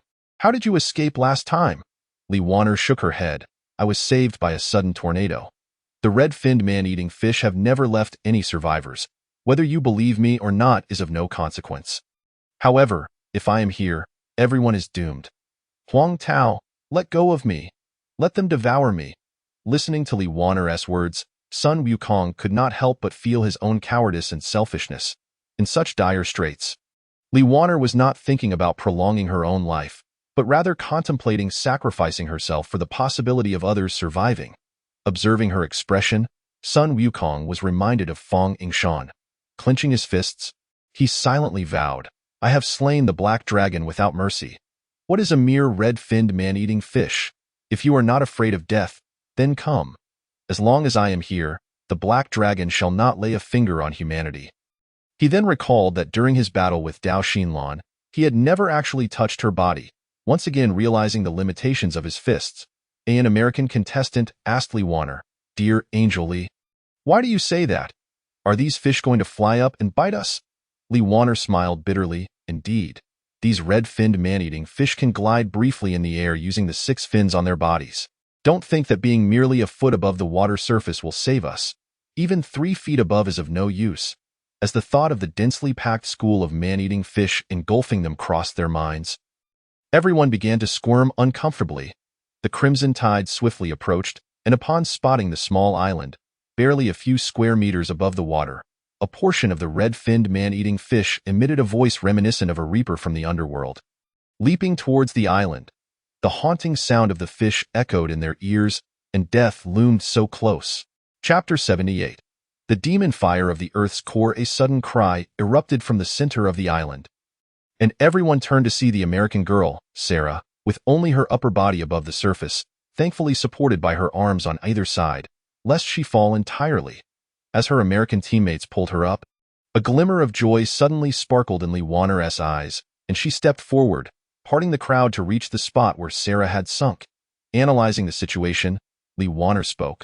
I do not understand why there exists a crocodile den in this deep sea. It is exceedingly rare. It must have been a long time ago. There are unlikely to be any crocodiles left inside, and there should be a deep cavity if we all dare to venture down. The man-eating fish will leave as long as they cannot see us. We all have a chance to survive. Huang Tao chuckled. What are we waiting for? Let us dig open the hole.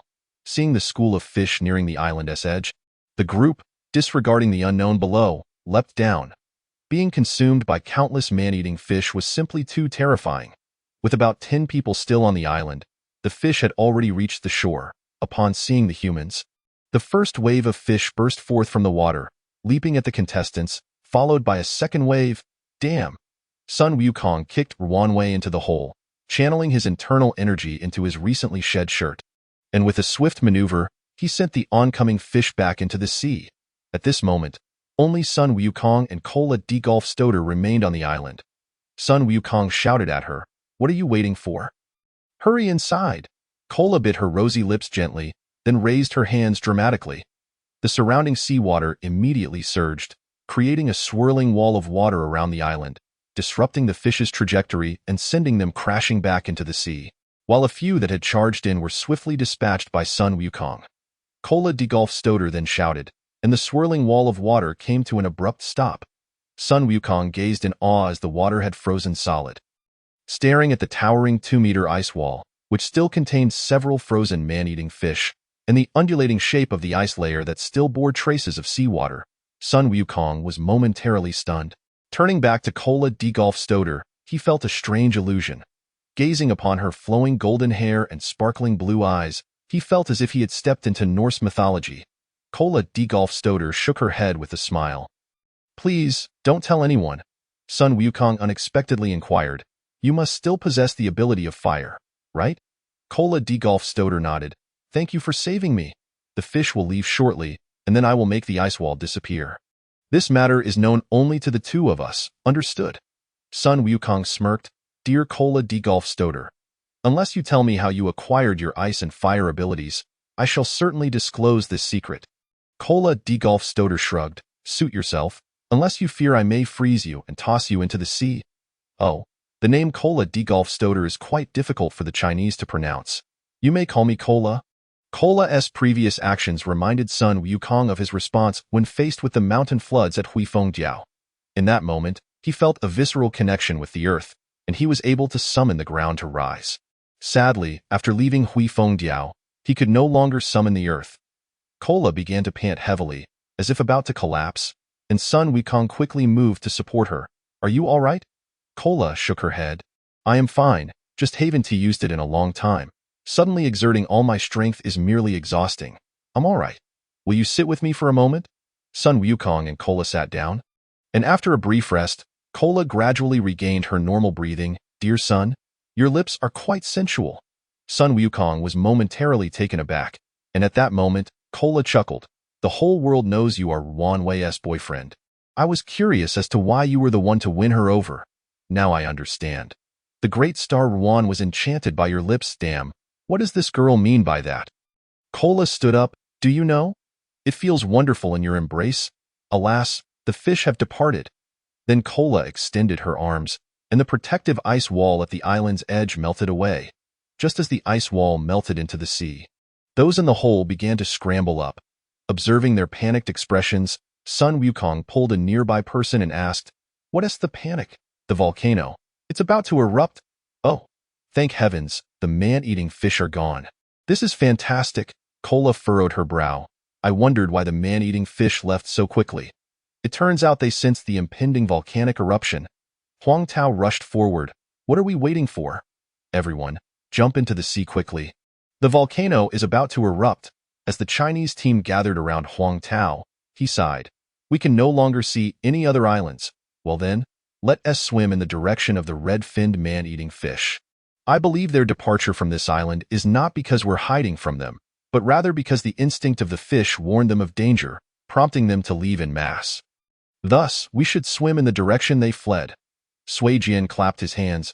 "Boss, you make sense, but I still don't understand. If the red-finned man-eating fish discovered that this island's volcano was about to erupt, why did they still attack us?" Li Wanner's voice came through. "It was the red-finned fish king that sensed it. The king usually swims in the center, and upon sensing danger, it commanded the school to flee." Huang Tao turned around. "This is not a competition, and your experience with the sea is unrivaled at Wanner. We need your guidance." Li Wanner nodded. "Though it is somewhat dangerous, I agree with your assessment. Let us swim in the direction of the man-eating fish." Huang Tao shouted, "Life and death are at stake. Everyone, hurry and escape."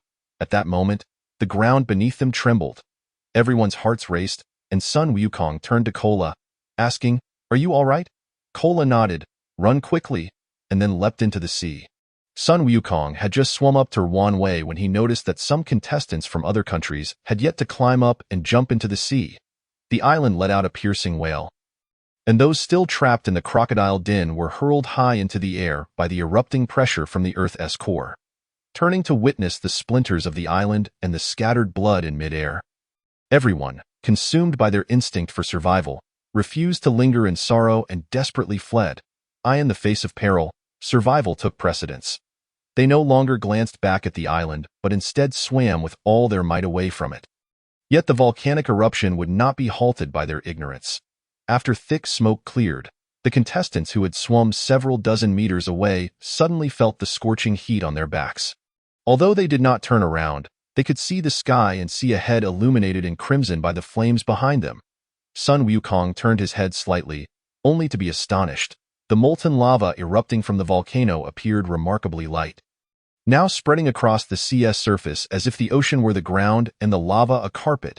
It was estimated that within 10 seconds, it would catch up to them.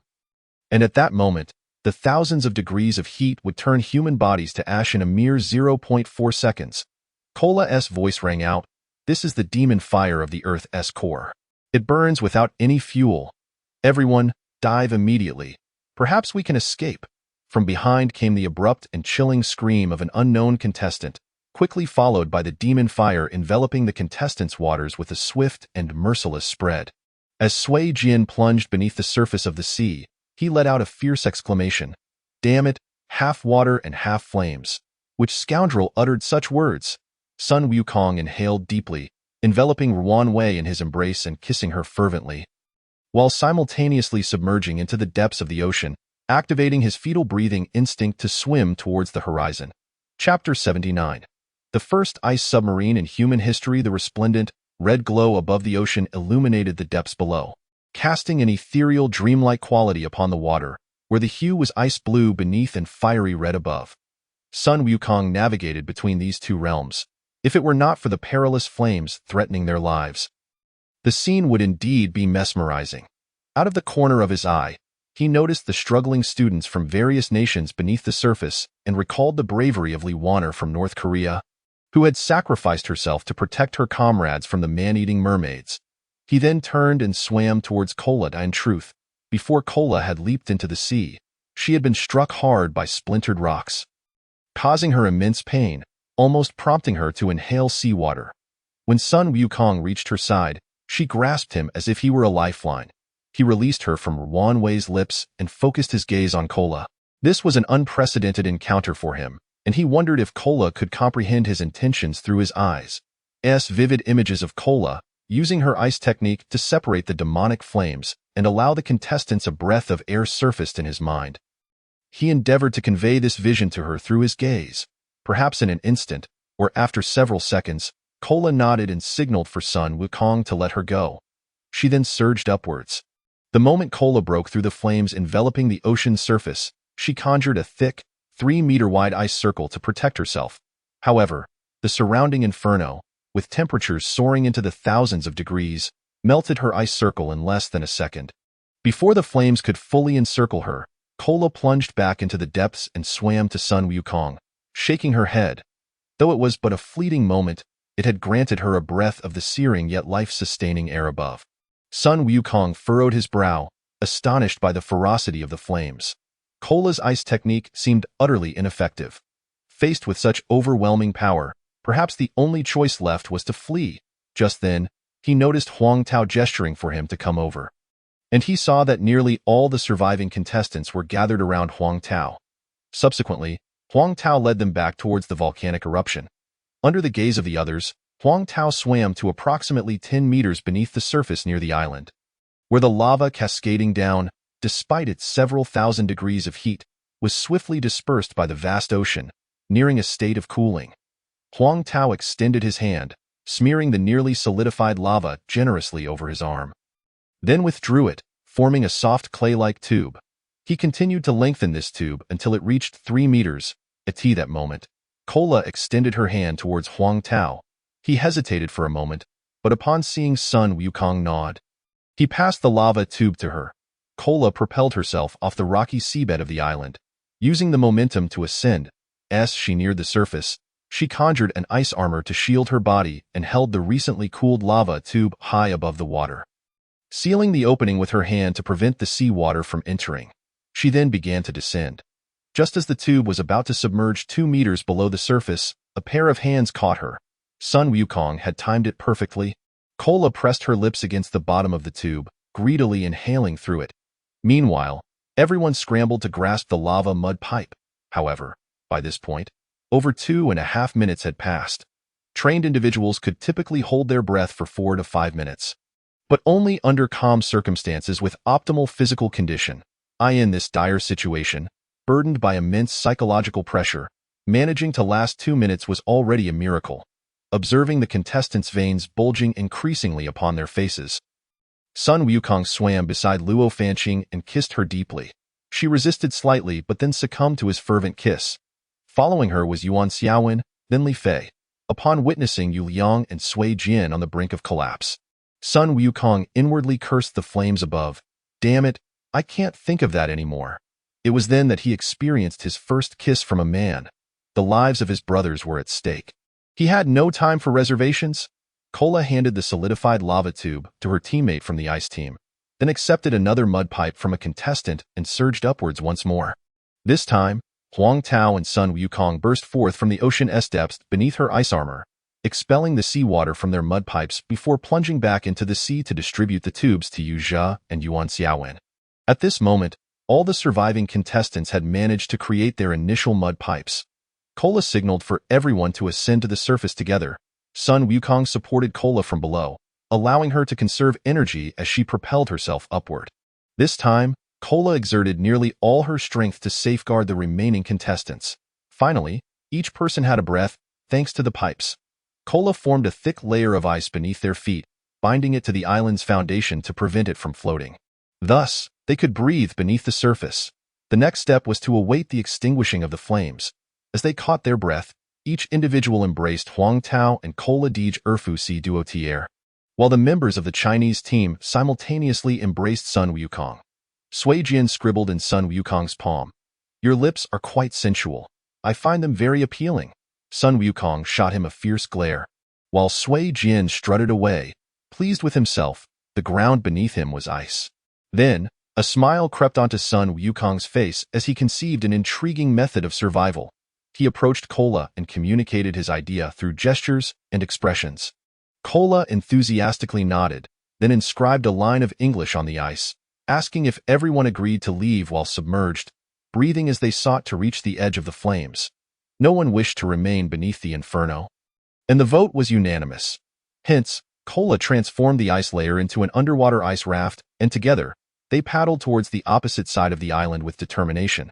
Thus, the first ice submarine in human history was born.